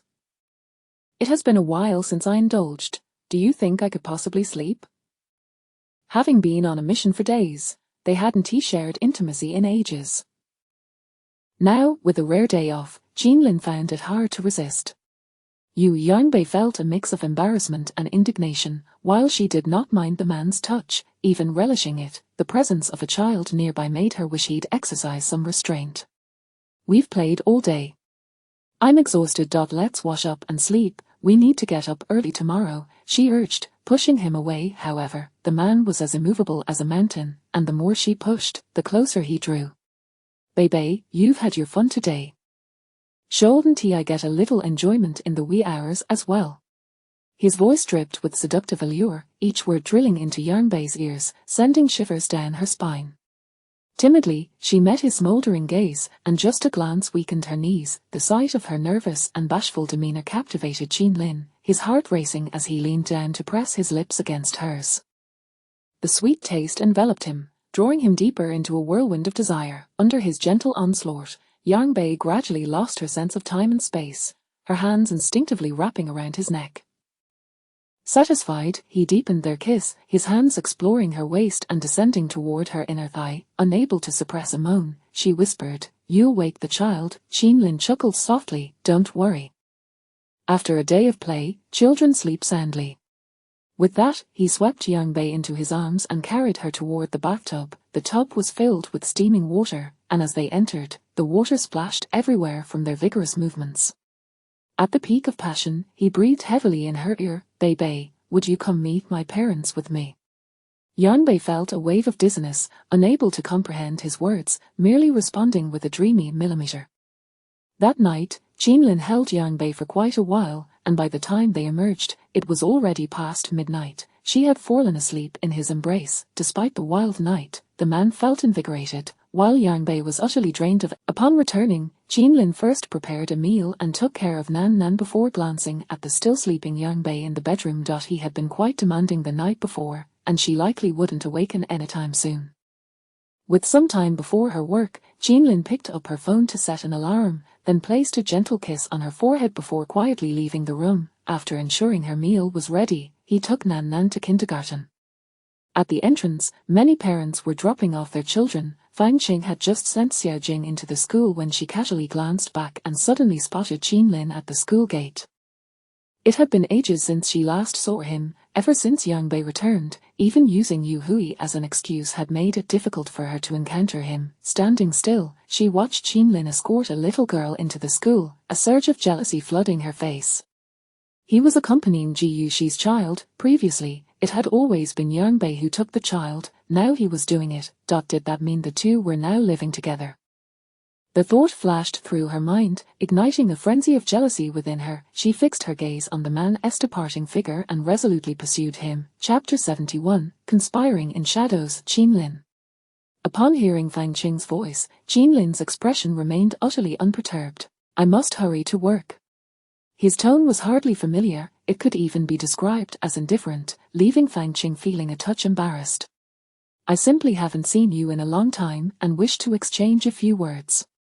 Qin Lin cast a dispassionate glance her way before returning his gaze elsewhere, fully aware of the thoughts occupying Fang Qing's mind. I am busy and have no time for idle chatter. I will keep a close watch on Yu Hui. You need only ensure that Xiao Jing is well taken care of. He articulated his message with stark clarity, igniting a sense of resentment within Fang Qing. Beyond Yu Hui and Xiao Jing, it seemed there was nothing left to connect them. Why must their relationship be confined to this? With a hint of reluctance, Fang Qing tugged at the corners of her mouth. Qin Lin, can't we discuss anything beyond these matters? Qin Lin's narrow eyes turned icy, his tone even more frigid. Fang Qing, considering that Yu Hui once rescued me, I shall grant you one final reprieve. When Yu Hui awakens, we shall owe each other nothing. With resolute determination, Qin Lin entered his vehicle. As he glanced back at the still-standing Fang Qing, he issued another warning. Do not disrupt my life with Yang Bei again. The grand vehicle sped away, vanishing into a shroud of mist, while Fang Qing stood frozen, her expression one of ashen despair, as if a frigid wind had stripped her of her last vestiges of patience. The happiness that eluded her was not to be attained by others. A flicker of malice crossed Fang Qing's eyes as she opened her phone, selecting a number belonging to someone with the surname Yu to make a call. At North City High School, Yang Bei struggled to stay awake throughout the morning, the aches in her body serving as a reminder of the man's egregious behavior the previous night. The more she refrained from voicing her discomfort, the more fervently he pursued her, employing every tactic to elicit her cries. Ultimately, exhaustion overcame her, leaving her utterly spent. The mere thought of the encounter made her legs feel weak. As the afternoon approached, she had 2 classes to teach, so she seized the opportunity during her lunch break to step across the street to a cafe for a revitalizing cup of coffee. Just as she prepared to leave, a familiar voice caught her attention. Curiously, she turned to see Yu Yuan seated in a corner with Fang Qing, engaged in a furtive conversation. Yang Bei paused, memories of the past flooding her mind. She recalled how, back at the Yu household, Yu Yuan had exhibited displeasure upon learning that Fang Qing also harbored feelings for Qin Lin, even going so far as to confront Fang Qing in a physical altercation that had become the talk of the school, cementing their status as bitter rivals. How could they now be sharing coffee together? Yang Bei felt perplexed but quickly dismissed the thought. Others' affairs were of no interest to her, and she had no desire to pry. Meanwhile, Fang Qing and Yu Yuan were deep in discussion. You've been at number 1 high for a short while. How are preparations progressing? Rest assured, I have effortlessly captured images of her entanglements with other men, Yu Yuan replied confidently. That colleague of hers, surnamed Li, is not to be underestimated. Are you certain you can bring her down? Recalling the night when Li Chuyang had cornered her in the underground garage, Fang Qing still felt a shiver of fear. She wished to see Yang Bei's reputation tarnished, but she could not be implicated in any wrongdoing. If it were discovered that she had acted against Yang Bei, both Qin Lin and Li Chuyang would undoubtedly retaliate. Thus, she turned to Yu Yuan, a woman equally envious of Yang Bei and eager to see her gone. Yu Yuan smiled self-assuredly. What is there to fear? I perceive that he is rather indifferent toward Yang Bei as well. He is not nearly as formidable as you suggest. He is aware of her little schemes, but has never stood up for her. Perhaps he finds her tainted by her dalliances with other men. After all, which man would not mind such a thing? That would be ideal. The malevolence in Fang Qing's eyes deepened, mirroring the smile on her face. However, to drive her away, mere gossip will not suffice. You and I both know Yanbei's character. She will not yield unless her pride is deeply wounded.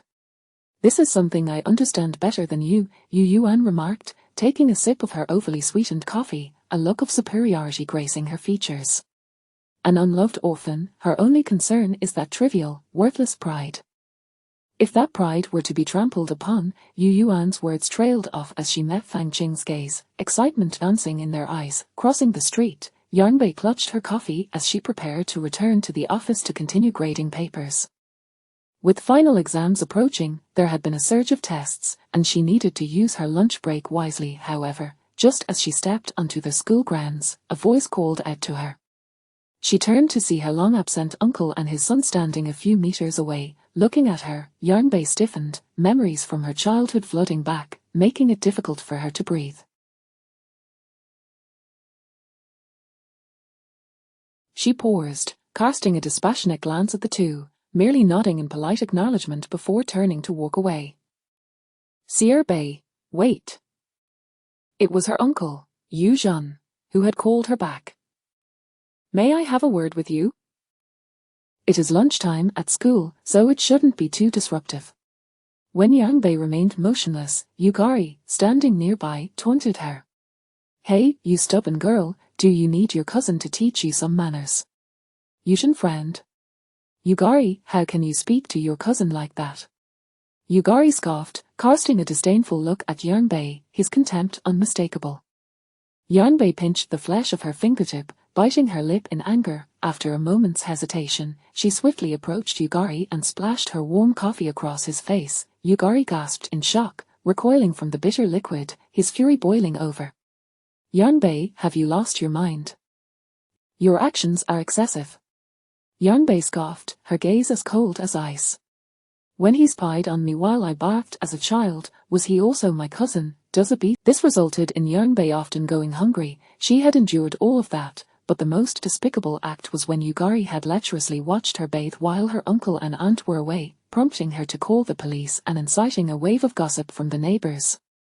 Chapter 72, The Compensation for Her Parents. It was precisely this that subdued his petty thoughts, and following this incident, Yanbei transitioned from a day student to a boarder. She would forever remember the look in her uncle and aunt's eyes upon their return, one of blame, reproach, and a sense of unjust retribution. They accused her of being naturally alluring at such a tender age, luring her cousin instead of focusing on her studies. With her parents deceased, they deemed her unworthy of any guidance, claiming there were many such remarks, and Yanbei wished not to recall them any longer. Yugari's expression turned sour as she attempted to cover up. You speak nonsense.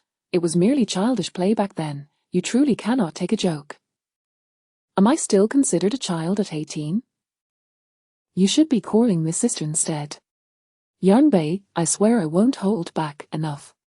Yuzhan interjected sharply, we did not come here to cause a scene today. Yugari huffed in indignation and stormed off, while Yuzhan sighed, choosing not to pursue. Are you well? I am quite well, thank you for your concern, uncle, but if there is nothing more, please do return. Yanbei's distant tone rendered Yuzhan visibly uncomfortable. After all, she was his younger sister's child, and despite having neglected her for 7 years, he felt a twinge of guilt, prompting him to soften his tone. Since you've returned, why not visit home? What unresolved issues could there be among family? Your aunt misses you dearly. Yanbei found this laughable. Return to where? That is no longer my home. When you wished to cast me out, you certainly did not speak. He had not anticipated that she had overheard his conversation with his wife, leaving him momentarily speechless. Nevertheless, having lived for so many years, Yu Zhan was quick-witted. He soon regained his composure. A little bay, do not be so obstinate. Let bygones be bygones, there is no need to dwell on past grievances. Let bygones be bygones, har. Yanbei suppressed the pain within her as she gazed at Yuzhan. 7 years had passed, and while his face bore the marks of time, the hypocrisy in his heart remained unchanged. Since you say so, uncle, then perhaps you might begin by returning my parents' compensation. I am willing to overlook the past. Upon mentioning the compensation, Yuzhan's countenance darkened abruptly, replaced by a look of displeasure, his tone considerably harsher than before. Yanbei, that paltry compensation for your parents has long been spent on your education. There is no surplus. Uncle, I am well aware of how much there is, even without your disclosure. Yu Yangbei, cease your nonsensical tirade. Just then, Yu Yuan, who had been seated in the cafe, suddenly Yu Yuan stood before Yang Bei, seething with anger. My father is your uncle, how can you treat your elders in such a manner? A child without parents clearly lacks upbringing. You have parents and upbringing. Go ahead, call me cousin and let us hear it. You think you're worthy of me calling you cousin? Not a chance. Yang Bei scoffed. In terms of upbringing, we are quite alike. Once harm is inflicted, erasing it becomes an impossible endeavor. Yang Bei ceased to engage further, turning to leave, but suddenly recalled something and turned back to add, the familial bond between us has long ceased to exist. I will certainly reclaim my parents' compensation. With that, she resolutely strode into the school, leaving Yu Yuan and Yu Zhen's faces alternating between paleness and redness. Reflecting on the earlier plan with Fang Qing, Yu Yuan felt that now was the perfect opportunity to bring Yang Bei down. The gloom on Yu Zhen's face had yet to dissipate as he turned his gaze to his daughter, concern evident in his tone. Little Yuan, do you truly believe your method will work? Dad, rest assured, I will ensure Yang Bei is permanently expelled from North City, and she will not see a single cent of her parents' compensation. With Yu Yuan's assurance, the furrows on Yu Zhen's brow softened a bit. Reflecting on the gentle fa he had put on for Yang Bei, a glint of cunning flashed in his eyes. If not for her parents' compensation, your brother would not be able to afford his house, and you wouldn't have such a good job now. Whether you can bring her down depends on you. Yu Yuan nodded confidently. Just wait and see, in a few days, I will make her pack her things and leave. Very well, I shall take my leave now. You go to work. Yu Zhen hailed a taxi at the corner and departed the school, while Yu Yuan returned to her office after placing another call to Fang Qing. Upon returning, the two exchanged no further words. Yang Bei appeared to ignore Yu Yuan entirely, engrossed in her own tasks, unfazed by the latter's provocations. Even when Yu Yuan deliberately spilled hot water on Yang Bei's desk, she merely wiped it away without sparing her a glance. Finding it tedious, Yu Yuan ceased her petty antics and began editing videos on her phone. Meanwhile, Li Chuyang sat at his workstation, observing Yang Bei silently endure the maltreatment yet remaining mute. His heart ached for her, yet he suppressed the urge to intervene, remaining motionless. He wanted Yang Bei to experience hardship. Only through such trials would she understand whom she ought to cherish. That evening, Ji Yuxi picked up Nan Nan from school. Just as she hesitated on whether to send the child to Ji Fei's home, Ji Fei knocked on her door. Uncle Ji. Ji Yuxi opened the door to find the tall man standing at the entrance, and it was Nan Nan who first called out to him. Ji Fei smiled gently. I'm here to take you both. Ji Yuxi appeared somewhat embarrassed. Ji Fei, I think I shouldn't trouble you. I can manage on my own. We made a promise. Let us not make the child sad, Ji Fei cancelled immediately. Rest assured, I have a full-time nanny, and she can ensure the child's safety. In case he tries to take the child. This way, you can focus on your work. Ji Fei's words struck a chord with her. Given the circumstances, Ji Yuxi had little reason to refuse. All right then, thank you. Not a bother at all. Shall we gather your things and be on our way? Sure. At 7 in the evening, Ji Fei drove the mother and daughter to his home. Upon entering, Xiao Jie greeted them with joy, and the two girls embraced each other, reveling in their happiness. In contrast to the children's ease, Ji Yuxi appeared somewhat more uncomfortable. Just then, a stylishly dressed woman emerged from the room, her short hair and impeccable makeup revealing her as a strong. As Ji Yuxi stood there puzzled, Ji Fei provided an explanation. This is my sister, Jia. She will be staying for a few days. Hello, sorry for the intrusion. Chapter 73, Princess. Jia smiled in response. Nan Nan is so well behaved, go and play with your sister. The two children immediately dashed off in excitement. She then raised her gaze to answer Ji Yuxi. As long as I'm not disturbing you, it's perfectly fine. With a hint of a meaningful smile, Ji Yuxi felt a touch of awkwardness, standing at the doorway, unsure of what to do. Ji Fei set down his belongings, squatted down, and handed her a pair of new slippers, saying, change into these. After dinner, I will take you back. No, it's unnecessary. I have things to attend to and must leave now. thank you for looking after me and Sister Gya these past few days. I will come to fetch them soon. It's no trouble at all, little Jia gets quite lonely by herself, and I have no time to accompany her. It's perfect that the two little girls can go to and from school together. Take your time with your matters, there's no rush. Gya leisurely sipped from her glass of red wine, her gaze continuously scrutinizing Guxi. She felt the weight of her stare and, feeling quite uncomfortable, merely nodded before bidding farewell to Nan Nan and making her exit. Jifei did not change his shoes either, he turned and followed her downstairs. I'll drive you. No need, you should head back. She had noticed Gya's scrutinizing gaze earlier, and thinking she was upset, he hurriedly explained, please don't mind the way my sister looked at you. She meant no harm, she was simply surprised and curious that I brought a woman home.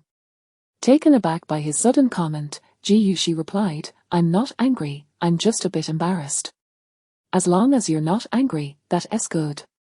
There's no need to feel embarrassed. Divorce is nothing. My sister is also raising her child alone. Upon hearing this, she paused, your sister is divorced too. Yes, so you need not carry any psychological burden. What psychological burden could I possibly have? Your family matters are of no concern to me, she mumbled, while Jifei awkwardly cleared his throat. Unbeknownst to them, they had reached the entrance of the community, and Jifei insisted on escorting Shi. For the first time, she sensed a certain unconsciousness about this big man. Jifei, I am going to catch a cheating spouse, are you coming with me? Jifei was momentarily taken aback, but quickly regained his composure, responding earnestly, if that wasn't my intention. She found his innocent demeanor quite endearing, shaking her head, then you should head back, I'm leaving. Then you, be careful. I will. She turned and walked toward the bus stop across the road, while Jifei waited until she boarded the bus before turning back home. Just as he closed the door, Gya, seated on the sofa, curiously inquired, you took half an hour just to send her to the door, if you're so reluctant, why didn't you go with her? Jifei, changing his shoes at the entrance, glanced at the two children playing in the room and shot her a look of exasperation. From now on, mind your own eyes and be a bit more discreet. Gya chuckled lightly, with the way you've been staring, you dare tell me to be discreet. How shameless. I didn't invite you here to Gork, I took leave to help you take care of the children, and now it's your turn to assist me. It was better not to mention the hospitalization, for once it was brought up, Gya couldn't refrain from sharing her thoughts. I didn't force you to take leave. You had ulterior motives, not me coercing you. She had rushed back the day after the child fell ill, and it was he who insisted on caring for her. She found it odd.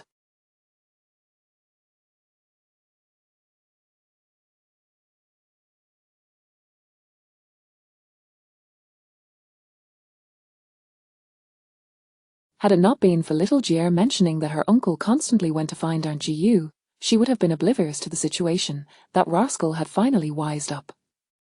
If you choose not to help, then if the Chi family's bloodline is severed from me, I'll help. Absolutely. Gya immediately underwent a complete change of heart, knowing that their parents had entrusted the Chi family to her before their passing. If their parents learned that the Chi family was extinguished, how could she explain? How could a sister refuse to help her brother? She said with a chuckle. Jifei grinned triumphantly, then I thank you, sister. He himself was not particularly articulate, lacking in understanding matters of the heart, and had never engaged with any woman romantically. Approaching She was no simple feat, he would need to recruit more allies for assistance. At 10 o'clock in the evening, Lin awaited at the entrance of Yangbei School.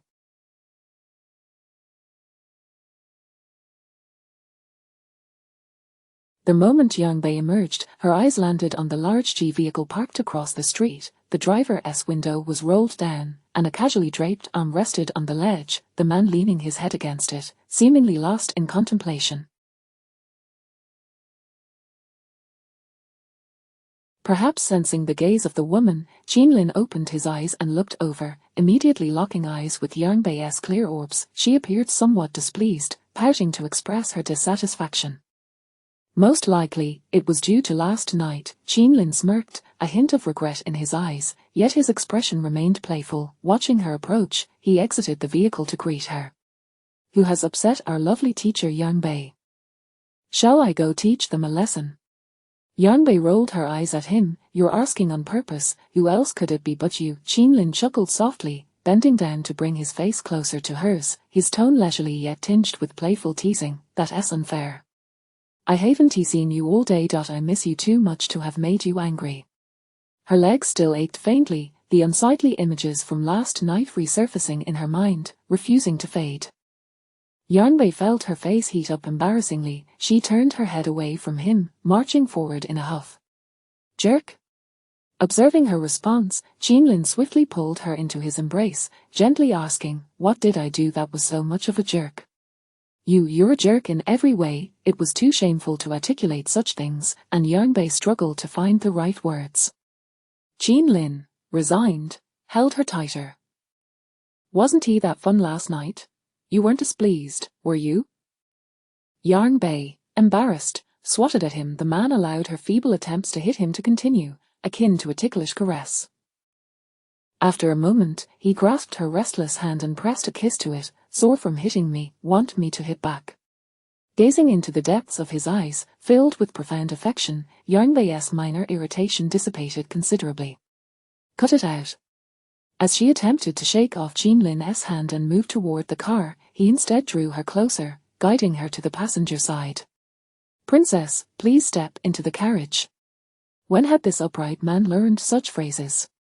Yang Bei stifled her laughter, opening the car door. Just as she was about to enter, she was taken aback by the sight before her. The passenger seat was adorned with an array of red roses, the warm yellow stars twinkling with a gentle glow. Chapter 74. Who is your wife? Yang Bei, astonished, covered her mouth, completely taken aback by the unexpected scene. Her eyes widened as she gazed at Qinlin, and the flicker of annoyance in her heart dissipated into the ether. I stopped by the... Do you like it? As he spoke, he reached over to the passenger seat where a bouquet of roses had been prepared, presenting it to the shyly smiling Yang Bei. His voice, drenched in affection, imbued his already magnetic tone with an added layer of sensuality, leaving Yang Bei utterly. The intoxicating fragrance of the flowers enveloped her senses as she held them close, inhaling their aroma. What prompted you to gift flowers so suddenly? In the limited time we have, I wish to create. I believe my wife would be delighted. Yang Bei felt warmth spread through her heart, yet she retorted playfully, who is your wife? Of course, it is you, Yang Bei.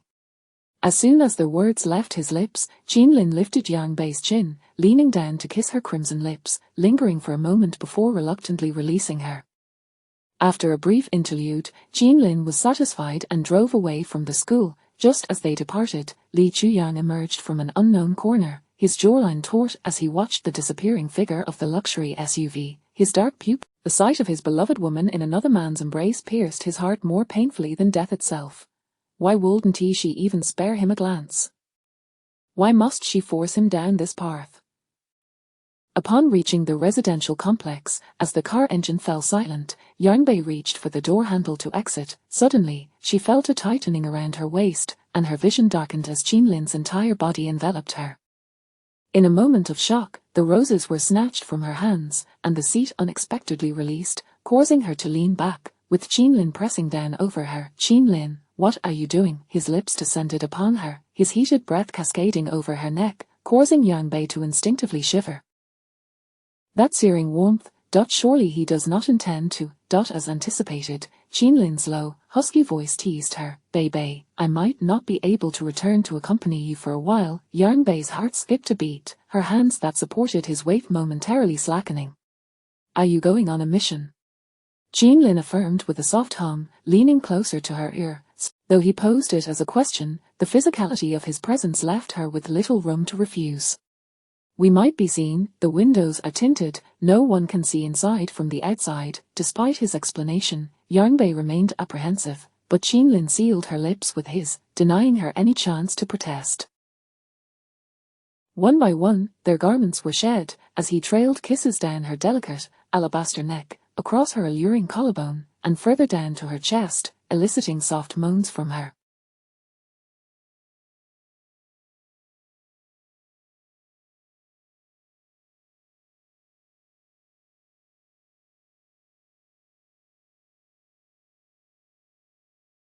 A profound emptiness consumed her, and she clutched Jeanlin's shoulders, gradually exerting more pressure. In the dead of night, a vehicle passed by the SUV, its bright headlights illuminating the intimate scene within.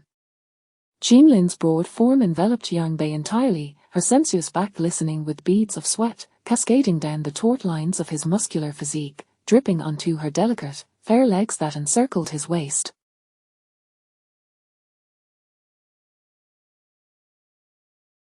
At the North City Commercial Building, Ji Yuxi, donning sunglasses, strode purposefully from the elevator directly to Zhu Chen's office. With a loud bang, the door was flung open, revealing Wu Ting perched on Zhu Chen's lap, engaged in a tender kiss.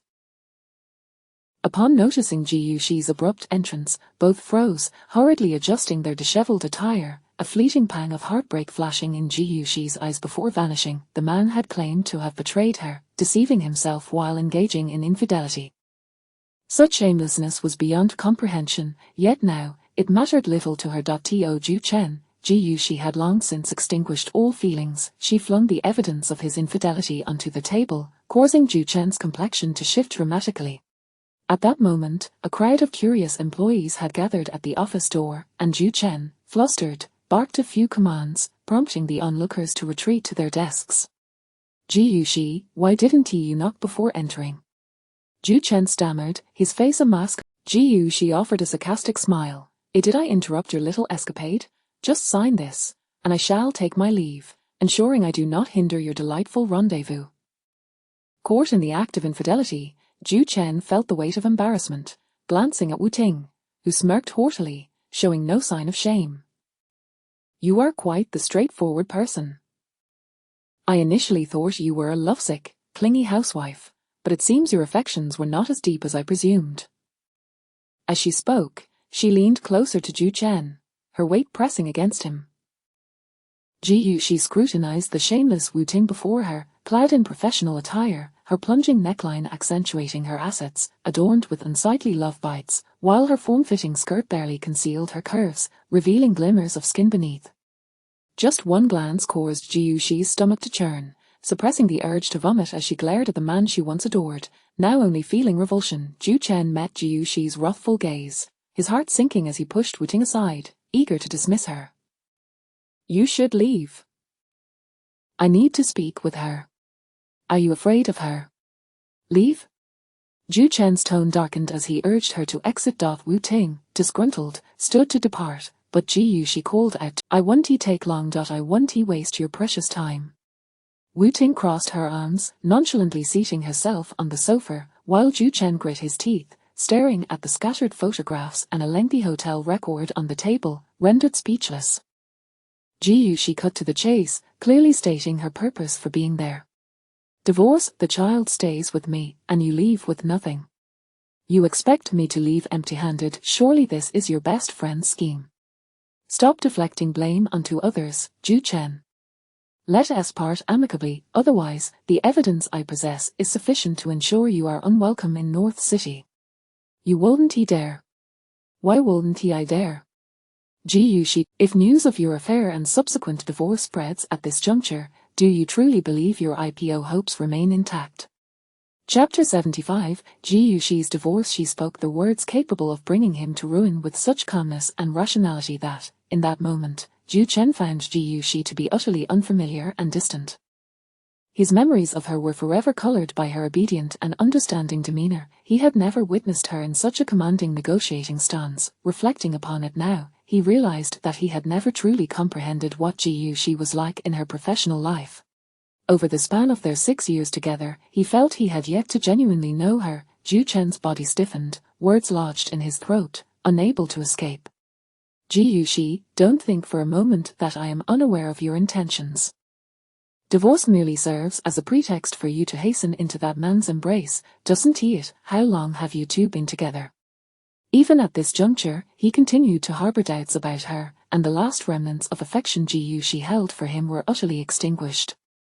Zhu Chen, when it comes to shamelessness, I cannot compete with you. Whether you cheat or not, from this moment forth, my associations are none of your concern. The disappointment in her eyes was palpable to Zhu Chen, yet he felt no remorse. As long as I refuse to sign, what can you do? no matter how much you dream on if you think you can extract even a penny from me. Enraged and humiliated, Zhu Chen seized the divorce agreement from the table and tore it into shreds, flinging the fragments at her. The scattering pieces of paper resembled the shattered remnants of their relationship, with no possibility of reconciliation remaining. She regarded the scene before her with an impassive expression, devoid of emotion. I shall send you another copy of the divorce agreement.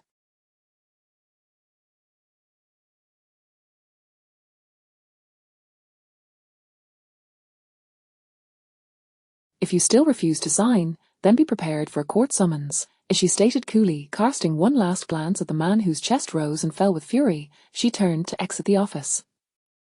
As if recording something, she paused momentarily before offering him a parting remark. Wishing you both a swift arrival of children and a harmonious union. Well, thank you for that, get lost. The thunderous shout reverberated throughout the office as Ji Yuxi strode confidently toward the elevator, her head held high amidst the peculiar gazes of onlookers. The moment the elevator doors closed, she exhaled deeply. 2 days later, Ji Yuxi received the signed divorce agreement, and the following day, she compelled Zhu Chen to visit the Civil Affairs Bureau to finalize their divorce certificate. Upon exiting the bureau, she was taken aback to find Zhu Chen's parents had followed them. The couple immediately lunged at Ji Yuxi, hair in hand, as if possessed by drunken fury, delivering a barrage of blows before she could evade. Zhu Chen, caught off guard by the scene, rushed to pull them aside. What are you doing here? His mother's venomous glare seemed poised to consume Ji Yuxi, as she pointed an accusatory finger at her son, berating him for his ineptitude. Why did you leave empty-handed? Are you out of your mind? That's shared marital property, why should she get everything? I refuse to accept this.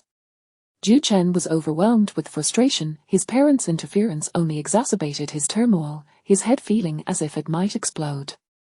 Could you please just stay out of it?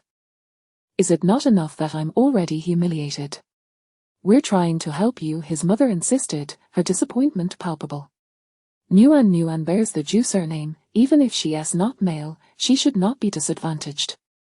Ji Yuxi could tolerate their words, but the notion of contesting custody over their child was intolerable. Nuan is the child I fought to bring into this world. Where were you when I faced complications during childbirth? You haven't even laid eyes on her as she grew, and now you wish to contest custody. Dream on. I'll make you regret this. Zhu's father, in a fit of rage, slapped Ji Yuxi across the face, causing blood to trickle from her lips. Yet she defiantly lifted her chin, straightened her back, and spoke the coldest words. This is the last time I will endure the bullying from the Zhu family.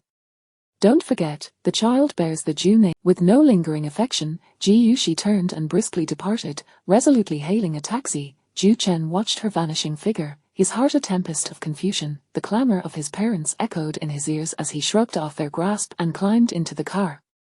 Ji Yuxi sat in the taxi, clutching the freshly minted divorce certificate, crumpling it in her grip. Tears welled in her eyes, and she fought to keep them at bay. Ji Yuxi, you can do this. From now on, you are free, live for yourself and become the best version of you. Yet, despite her resolve, the moment she released 6 years of affection was still a heart-wrenching ordeal. Maram, where to? Where to indeed? She had just lost a home, her mind a blank slate, staring out at the fleeting scenery with a heavy heart. To a bar. Inside the bar, the deafening music and potent alcohol coursed through every nerve in Ji Yuxi. Tables cluttered with empty bottles surrounded her as she sank into oblivion, her head resting heavily on the table, her eyes barely able to remain open. After an indeterminate amount of time, she vaguely remembered that she needed to pick up her child. As she attempted to stand, dizziness overcame her, and she slumped back down. Forget it, she would have Yangbei fetch the child instead. Swaying slightly, she fumbled for her phone, her bleary eyes scanning her contacts for Yangbei's name. After a prolonged search, she located the 2 characters, her finger unsteadily dialing the number. The tone had barely sounded once before it was answered. Hello, Ji Yuxi, have you been drinking? Jifei, you mean the tall, seemingly goofy special police officer. That's me. The man's brow furrowed slightly, evidently taken aback by how he was perceived by her. He seemed somewhat displeased. Upon hearing his confirmation, Ji Yushi's tone shifted abruptly as she began to cry, murmuring his name and expressing her distress. Chi Fei, standing at the entrance, "I'll come to get you." Her response was met with a cacophony of laughter and shouts from women in the background, causing Chi Fei's heart to tighten as he dashed out the door. When he arrived, Ji Yushi was sprawled on the table, drifting in and out of consciousness. He panted heavily as he surveyed her from head to toe, relieved to find her unharmed. He then wrapped his arms around her waist and lifted her effortlessly. Ji Yushi leaned against his shoulder, revealing her left cheek, where a red handprint was starkly visible. Chi Fei's eyes darkened.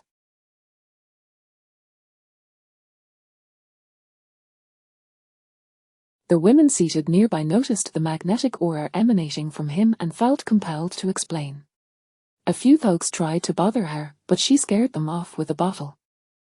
They didn't lay a finger on her.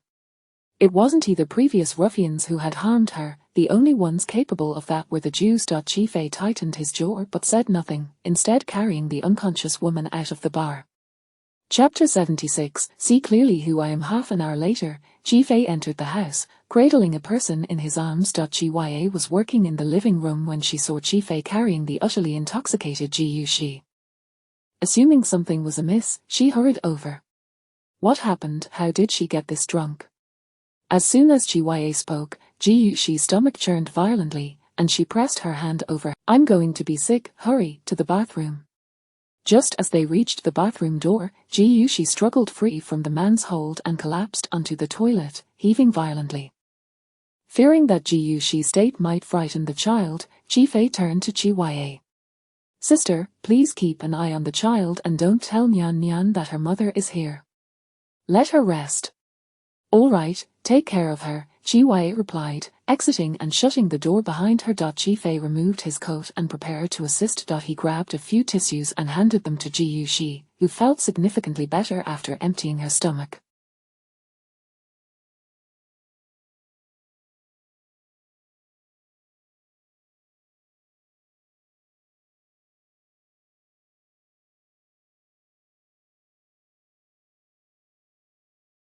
Unsteadily, she rose and took the tissues, wiping her mouth haphazardly. Spotting the bathtub nearby, she stumbled over without a second thought, shedding her clothes as she walked.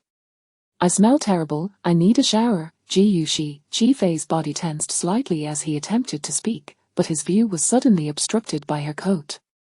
The faint fragrance of her body filled his senses, causing his breath to catch. As he hastily stripped off his clothes and raised his gaze again, he found her already submerged in the tub, entirely unclothed. His throat tightened painfully, and instinctively, he turned to leave, intending to summon Chi Ya for help. However, just as he grasped the doorknob, Ji Yushi let out a sharp cry. What's wrong? It's so cold. In a panic, Chi Fei rushed over, realizing she had turned on the cold water. He quickly adjusted the temperature and maximized the flow. It's freezing, Ji Yushi shivered, clutching Chi Fei's arm tightly for warmth. Her soft, warm body pressed against his thin sweater sent an unexpected wave of heat coursing through him, causing his breath to quicken. The water will be ready soon. Can you wash yourself? Ji Yushi mumbled something incoherent, and Chi Fei's hand, gripping her wrist, was taut with barely contained restraint. His voice became hoarse as he managed to say, I'll fetch Chi Ya for assistance. Just sit tight and don't slip. As he attempted to pull away, Ji Yushi wrapped her arms around his neck, murmuring something. I'm so cold. Don't leave me. Chi Fei pressed his lips together, shutting his eyes to steady his breath, forcing himself to reply, all right, I want to go. The water in the tub barely reached her waist, and sitting like this could easily lead to a cold. Chi Fei stood to turn on the bathroom heater and retrieve a towel to cover her. However, the moment he moved, Ji Yushi let out a distressed whimper, prompting him to soothe her. I'm going to turn on the heater. It will warm you up significantly, just be patient, all right. True to his words, Ji Yushi obediently released her grip, allowing him to rise and activate the heater. He then returned with a towel, but Ji Yushi, feeling dazed, let her hands drop limply over the edge of the tub.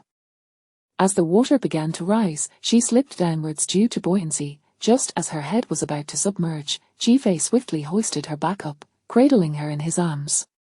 The woman felt as soft as a cloud, and as he attempted to reposition her, she unexpectedly yanked him forward, causing him to lose his balance and tumble into the tub alongside her. Water splashed everywhere, dousing him completely. Nevertheless, Ji-Fei quickly flipped over, pinning Ji Yuxi beneath him. She squirmed restlessly, and he let out a muffled groan, instinctively seizing her misbehaving hands, his voice a gravelly warning. Ji-Fei.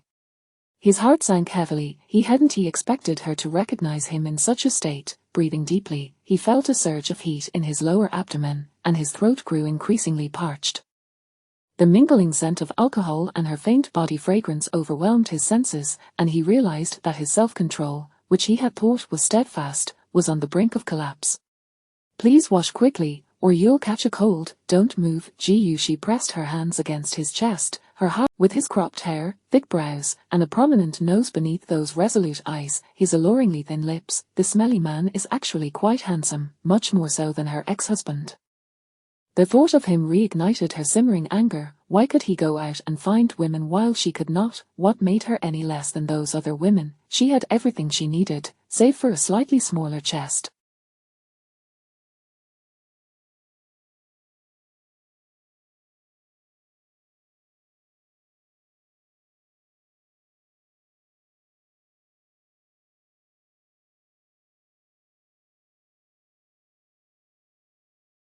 Her gaze drifted down to his prominent Adam's apple, her fingers brushing against it as her voice turned sultry. Ji-Fei, do you want to be with me?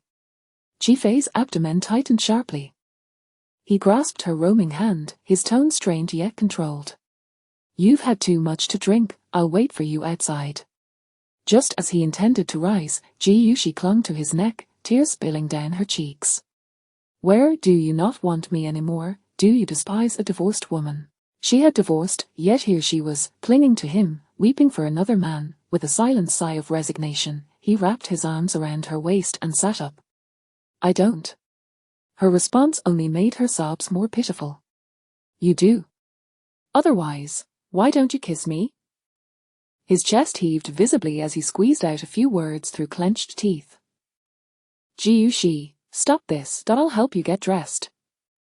Ji Yuxi pounded her fists against his solid chest, shaking her head vehemently. You're just ashamed of me. All men were the same, hypocritical.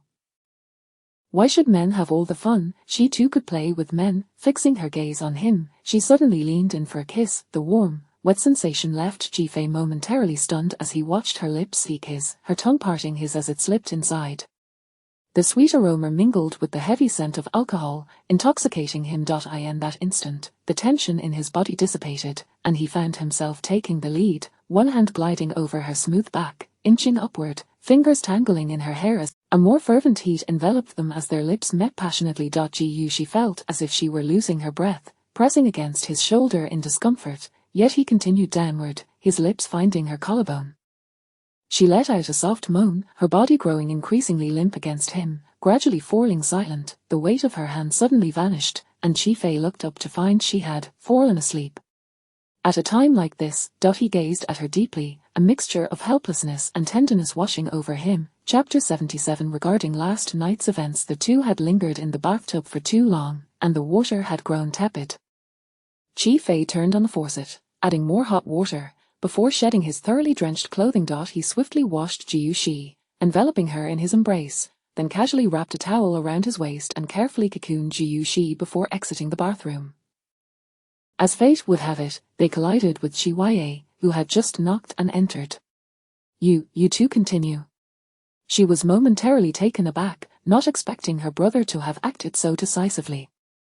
She hastily attempted to shut the door, but Ji-Fei called out to her.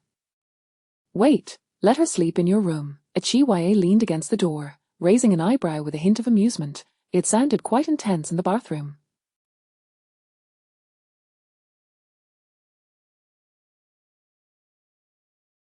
I could hear it from the living room. Are you really going to backtrack now that you've already? I'm not backing out, but we didn't. Stop right there. I don't want to hear your excuses, Chi Yue interrupted, glancing at the sleeping Ji Yuxi on the bed, a flicker of sympathy flashing in her eyes. She's in the same state I was years ago. Has she divorced? Ji-fei nodded in acknowledgement. Well then, let us see how you handle this, she said, turning to leave while closing the door behind her. Don't wake the child. Hey, we didn't oh please, how can a grown man be so verbose, we're all adults here, aren't we? With that, the bedroom door was firmly shut. Ji-fei stood momentarily in place, his gaze eventually landing on the woman stirring restlessly on the bed, a faint smile gracing his lips. This was quite satisfactory. The following morning, Ji-yushi awoke to the pangs of thirst, mistakenly believing she was in her own home. She extended a hand from under the covers to find a glass of water on her bedside, yet after a few moments of fruitless searching, she inadvertently knocked her phone to the floor. Lazily, she turned over, eyes still closed, and reached for her phone. Just then, the bedroom door swung open, and a pair of long legs entered. In a few strides, the man bent down to retrieve the phone and handed it to her. Here you go. Still groggy, Ji-yushi rested her head on the bed's edge, feeling rather pleased that someone was assisting her. Thank you. No need for thanks. It is chilly this morning, make sure to keep the covers wrapped around you. Ji-fei half squatted on the floor, gazing intently at her still closed eyes, his voice steady and pleasant. All right, just as the word barely escaped her lips, Ji-yushi she shot upright, a chill running down her spine. Upon recognizing who it was, an unexpected sense of relief washed over her. What are you doing here? Ji-fei remained remarkably calm. This is my home. You got drunk last night and called me, so I brought you back. How are you feeling now? I called you. She distinctly remembered calling Yanbei instead. Don't believe me, you can check the call log. Ji-yushi glanced at the call history, and sure enough, the most recent entry bore Ji-fei's name, leaving her feeling utterly embarrassed. I'm sorry, I must have dialed the wrong number. I intended to call Yanbei, my hand slipped. Ji-yushi laughed awkwardly. I hope I didn't cause you any trouble. A flicker of discomfort crossed Ji-fei's eyes as he rose silently, placing a set of clothes beside her. I washed your clothes from last night. This is my sister's, it's new, put it on. Only then did Ji-yushi notice the alluring nightgown she wore, hastily pulling the covers to shield her exposed skin, revealing the lingering marks of last night's passionate encounter. Tension gripped her as she instinctively surveyed the room's decor. The minimalist grey tones were unmistakably those of a man's bedroom, the bedding reeking of his scent. Memories of last night's drunken escapades flashed through her mind, and as recollections of their time in the bathroom resurfaced, embarrassment overwhelmed her, making her wish she could leap from the upstairs window. Is there any water? Their eyes met, and Ji-fei instantly recognized her furtive demeanor. He turned and exited the room. I'll get you a glass. During his absence, Ji-yushi scrambled out of bed, hastily changing into the offered clothes. What should she do? Ji-yushi chided herself for being a drunken fool, for taking advantage of his kindness. A sudden kiss was one thing, but to inquire if he was willing to engage in such activities, she felt as if her dignity had been tossed into the Pacific Ocean.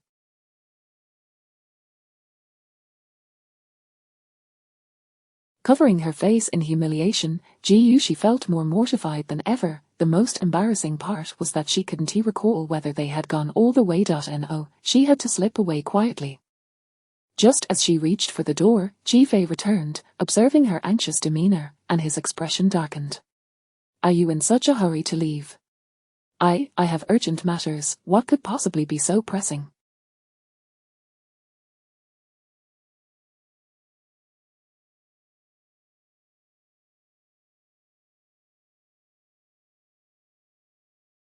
I have the day off and can accompany you.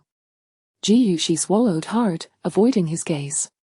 No need, I can handle my own affairs.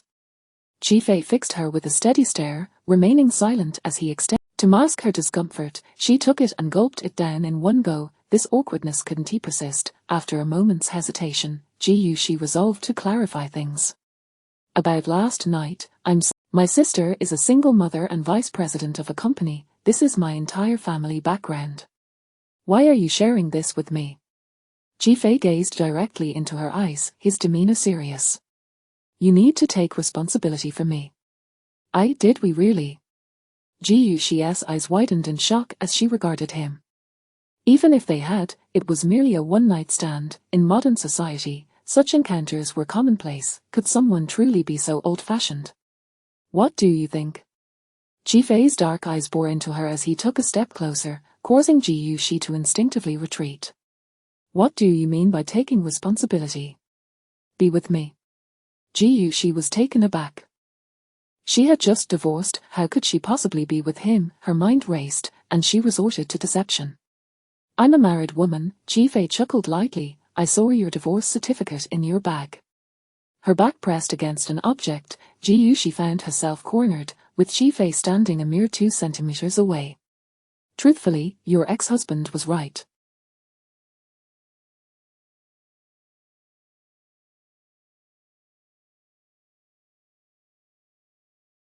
I have intentions toward you, which is why last night, every time I see you, I am overwhelmed with emotion. I know you have a family, so I've tried to restrain my feelings for you, letting affection give way to propriety. Now that you are free, I no longer wish to conceal my feelings. He had spent the night awake. He yearned to savor her steady breathing, her tranquil visage, her delicate fragrance. Chapter 78. If you wish to deny it, call him mad or irrational, he would accept it. Yet, this was certainly not a fleeting desire for indulgence, but rather a steadfast love at first sight. The sudden confession left Ji Yuxi in disbelief, yet it seemed somewhat anticipated. The memories of their past resurfaced, and Ji Yuxi finally understood that her previous misperceptions were not mere illusions. This man before her had long harbored feelings for her. Strangely, Ji Yuxi felt no revulsion. Instead, a sense of inexplicable reassurance washed over her. She could not articulate the reasons behind it. She had just divorced, and now a second spring in her life appeared. It was utterly absurd, and she found it hard to believe, nor would she easily trust any man again. She raised her gaze to meet the man's unwavering eyes, her tone distant. I have just been hurt by another man and divorced, and you are so eager to confess your feelings.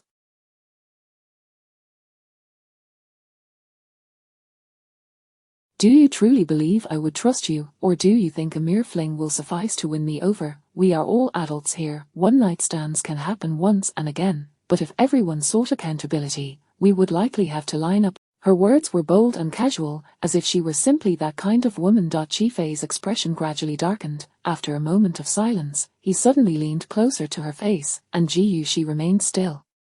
You may choose to believe or not, but should you wish to deny it, I will pursue you for a lifetime. Does that mean if I agree, you will cease your pursuit? Indeed, I shall pursue. Such was the futility of it all. Ji Yuxi felt overwhelmed. She could no longer remain there. I am sorry, thank you for taking care of us these past few days. I will find a way to express my gratitude in the future. As she pushed past Ji Fei to leave the bedroom, he grasped her wrist from behind. You cannot leave just yet. Why? Do you intend to imprison me? Ji Fei sighed in exasperation, regretting his earlier impulsiveness, pondering what this woman now thought of him. You are mistaken, I am a police officer. If you return now, they will likely come looking for you again. The injuries on your face are ample proof. His words held merit. Zhu Chen's parents were indeed typical of unreasonable. She had realized as much during their confrontation at the Civil Affairs Bureau that morning. Zhu Chen knew where Yang Bei lived. She was uncertain if he would come looking for her again, but just to be safe, she could not stay there with her child. For a moment, it felt as though she truly had nowhere to go. I will find a way.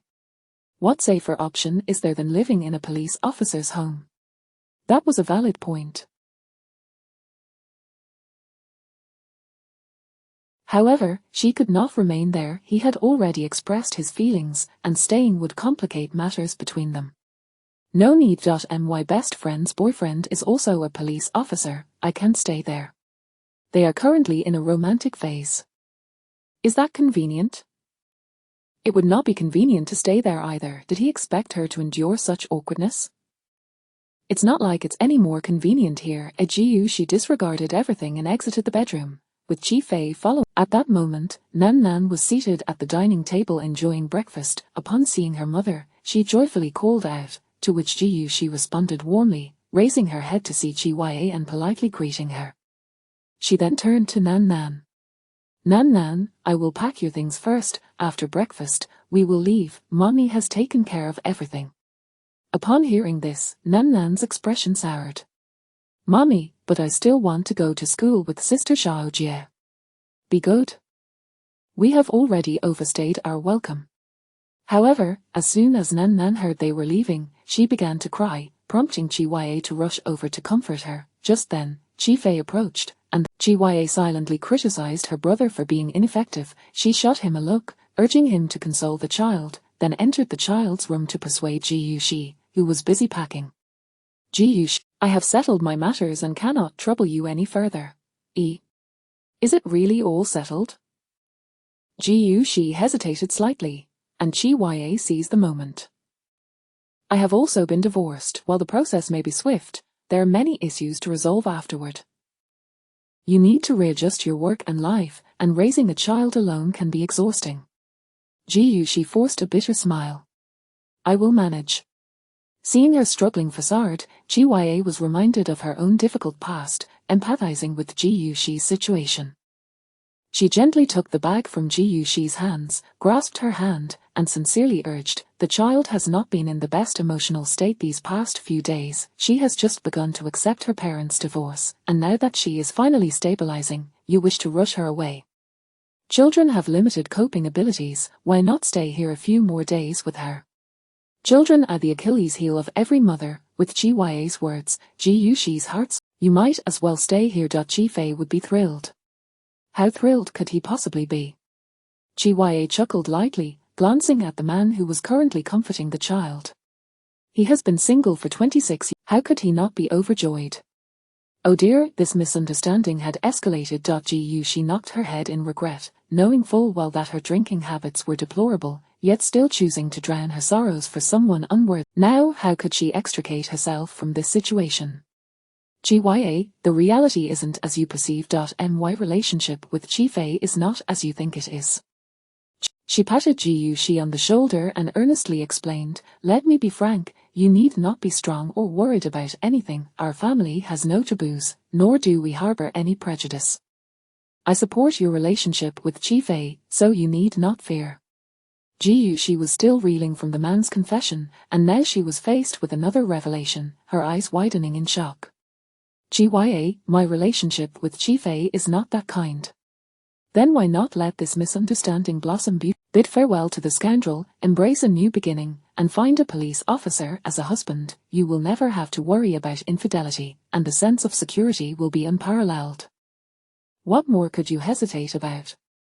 Ji Yuxi's lips twitched. It must be said that this brother and sister duo had a way with words. Chapter 79. I miss you. In the moment Ji Yuxi's mother realizes her mistakes and will not leave. Shall we stay a few more days at Uncle Qi's? Qi Huaiye spoke soothingly, as the little one, feeling wronged, ceased her tears and looked at Ji Yuxi behind Qi Huaiye, asking pitifully, is that really all right, mommy? The child's woeful expression instantaneously struck a chord in Ji Yuxi's heart, stirring a profound sense of tenderness and remorse. After a brief moment of silence, she managed to muster a faint smile. Mother promises you. The little girl instantly brightened, leaping from Qi Fei's embrace and joyously scampering off to play with Xiaojie. Qi Fei's gaze remained fixed upon her, a smile unconsciously curving at the corners of his lips. Ji Yuxi feigned calmness as she glanced at him. Then, may I trouble you for a few more days? You may stay as long as you. After breakfast, Qi Huaiye carried out her child's bedding, arranging for Ji Yuxi and her daughter to share a room while Xiaojie would sleep with her. Ji Yuxi's room faced Qi Fei's.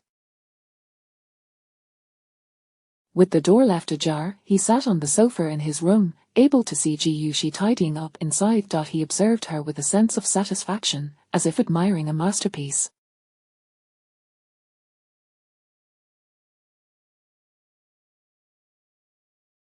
Ji Yuxi, feeling uncomfortable under his gaze, unceremoniously closed her door. The man paused for a moment, then unexpectedly broke into a cheerful smile. Regardless of the circumstances, her willingness to stay brought him immense joy.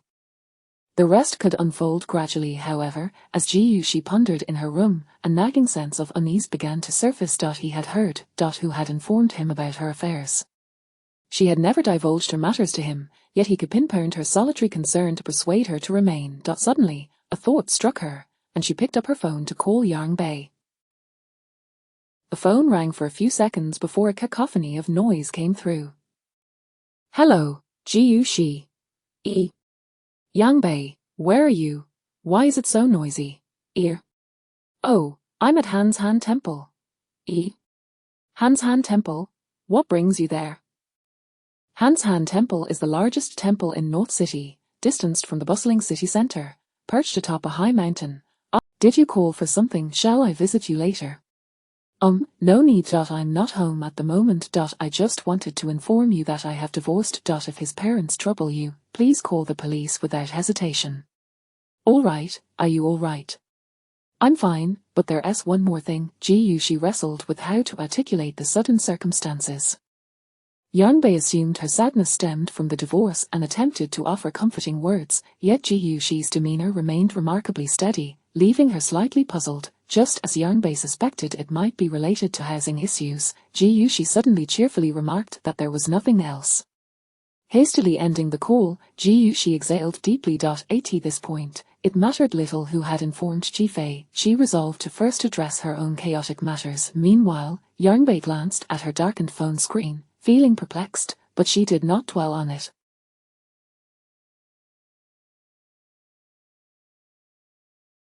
Today, she had something of great importance to accomplish at Han's Han Temple. It was the weekend, and many had come to pray for blessings, elderly couples worshipping together, young lovers hand in hand, and parents praying for their children's studies.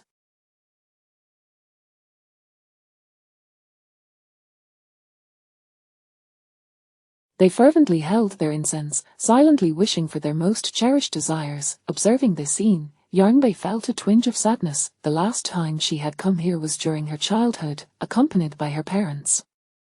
Lowering her gaze to conceal her heartache, she turned aside to respectfully offer 3 sticks of incense, then lit them at a nearby everlasting lamp, holding them aloft with both hands in earnest prayer. At noon, the temple held an event offering free vegetarian meals, where Yang Bei partook of a humble meal afterward. She wandered alone amidst the verdant mountains surrounding the temple until sunset, before returning to the city.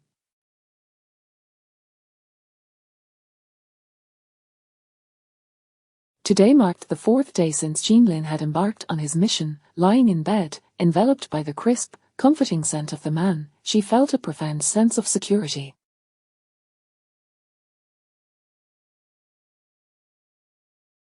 Gazing at their chat history from 4 days prior on her phone, her longing for him swelled dramatically. She wondered what he had eaten today, whether his mission was fraught with danger, and if he had sustained any injuries.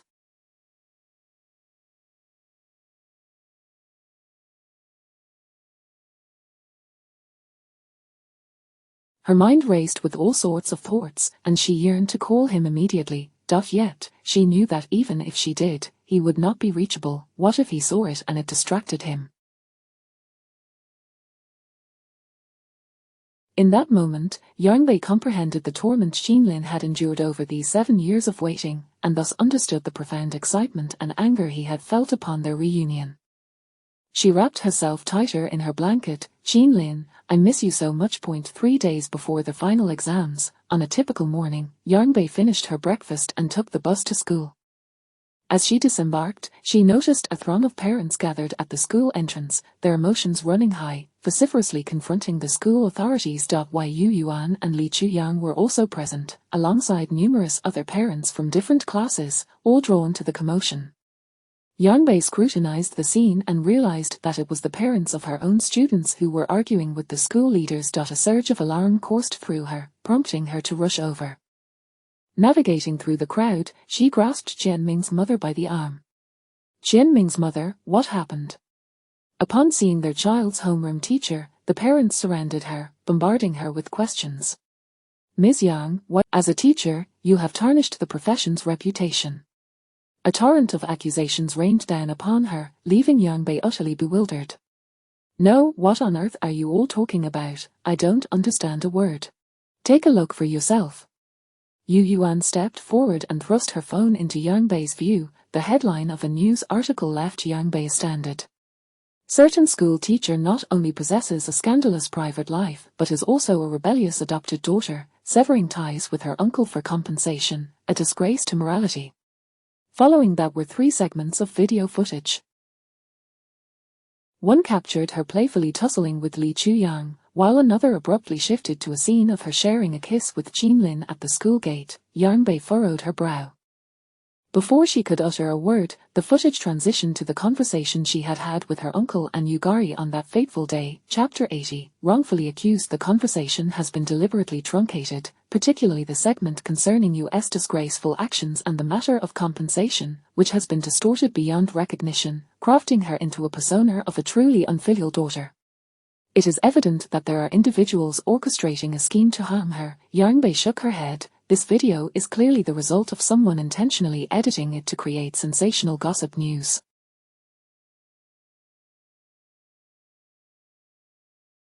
Yu Yuan, you were present when these events transpired, you know the truth.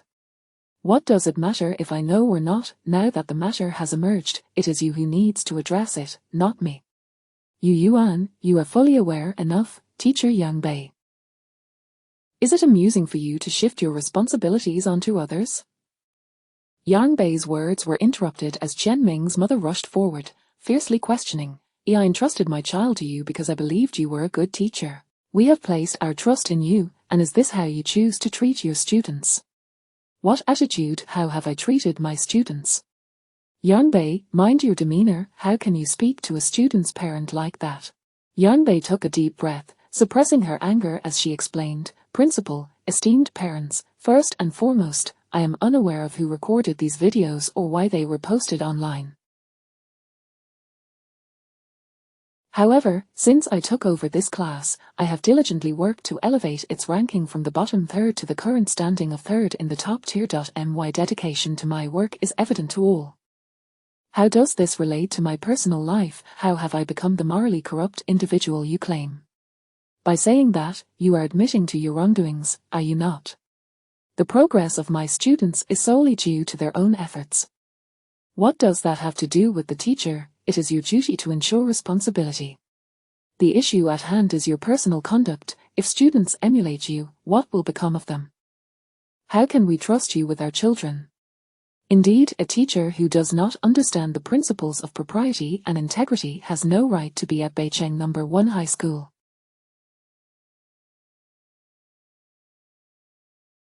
You should simply leave. The parents of the students grew increasingly agitated, and Yang Bei found herself overwhelmed, her voice drowned out by a chorus of accusations. In a moment of clarity, she turned to Lee Chu-yang, as if grasping at a sliver of hope. Teacher Lee, perhaps you could clarify the situation for everyone and demonstrate whether my personal conduct is indeed questionable. A flicker of hesitation crossed Lee Chu-yang's eyes, but it vanished as quickly as it appeared. He remained silent, rooted to the spot. Seeing his reticence, the parents became even more convinced of Yang Bei's character, their emotions escalating further, some even resorting to physical confrontation, tugging at Yang Bei. What if this type of person corrupts our children? They are set to take the college entrance examination next year. Principal, you must provide us with an explanation. She must be dismissed immediately. Beicheng has no place for such a morally corrupt female teacher. Leave Beicheng, you are not welcome here. Amidst the cacophony of harsh words, Yang Bei chose silence, her gaze fixed upon Lee Chu-yang, her heart sinking. She had initially believed that even if they could not be lovers, they could at least remain friends. However, it seemed she had overestimated the bond they shared. The two individuals who could vouch for her were unwilling to assist, and with a self-deprecating smile, she felt like a rag being torn apart.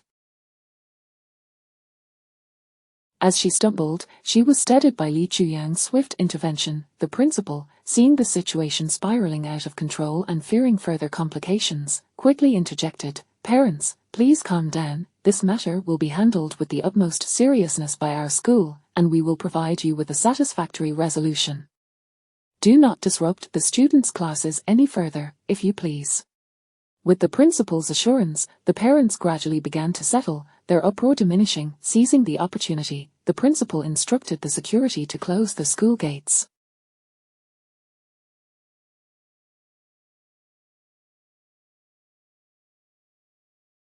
As Li Chuyang attempted to support Yang Bei towards the administrative building, she coldly evaded him. I can manage on my own, I do not wish to trouble Teacher Li. A flicker of regret passed through Li Chuyang's heart.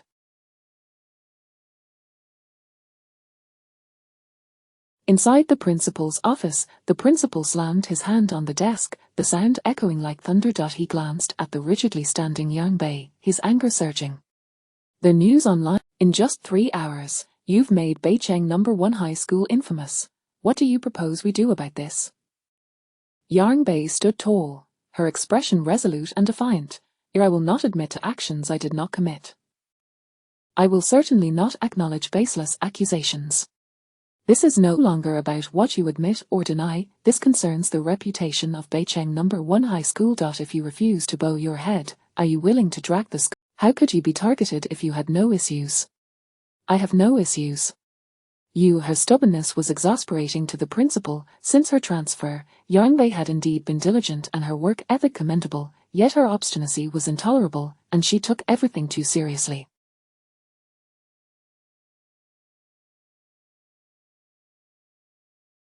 The atmosphere in the office grew tense, prompting Li Chuyang to step forward to ease the situation. Principal, I see that many parents are still gathered at the school gate. We should swiftly mitigate the impact this incident has on the school. As for Teacher Yang Bei, we can wait for the investigation results before reaching a conclusion. Yu Yuan chuckled maliciously, her tone dripping with derision. No matter how you investigate, the facts remain. It would be wiser for you to leave of your own accord. Yang Bei clenched her fists, her thumb rubbing fiercely against her index finger, the indignation within her suffocating. The two individuals before her were participants in this affair. Li Chuyang was indeed one of its principal figures, and neither offered a word of explanation, instead pompously suggesting she depart. This was utterly perplexing. She could hardly believe that Yu Yuan was not involved in this scheme. What was Li Chuyang's motive? Was this mere retaliation for her rejection? Her piercing gaze fixed on Yu Yuan sent a chill down the latter's spine, prompting Yu Yuan to avert her eyes. What are you staring at me for? Do you think I am responsible for this? I am not foolish. I worked hard to become a teacher at No. 1 High School. Why would I do something so reckless? Aside from you, I truly cannot fathom who else would be behind this. Yu Yuan's heart sank as a flicker of panic crossed her face, barely perceptible. Yang Bei, what nonsense are you spouting? Do you think I'll hesitate to call the police and have you locked up?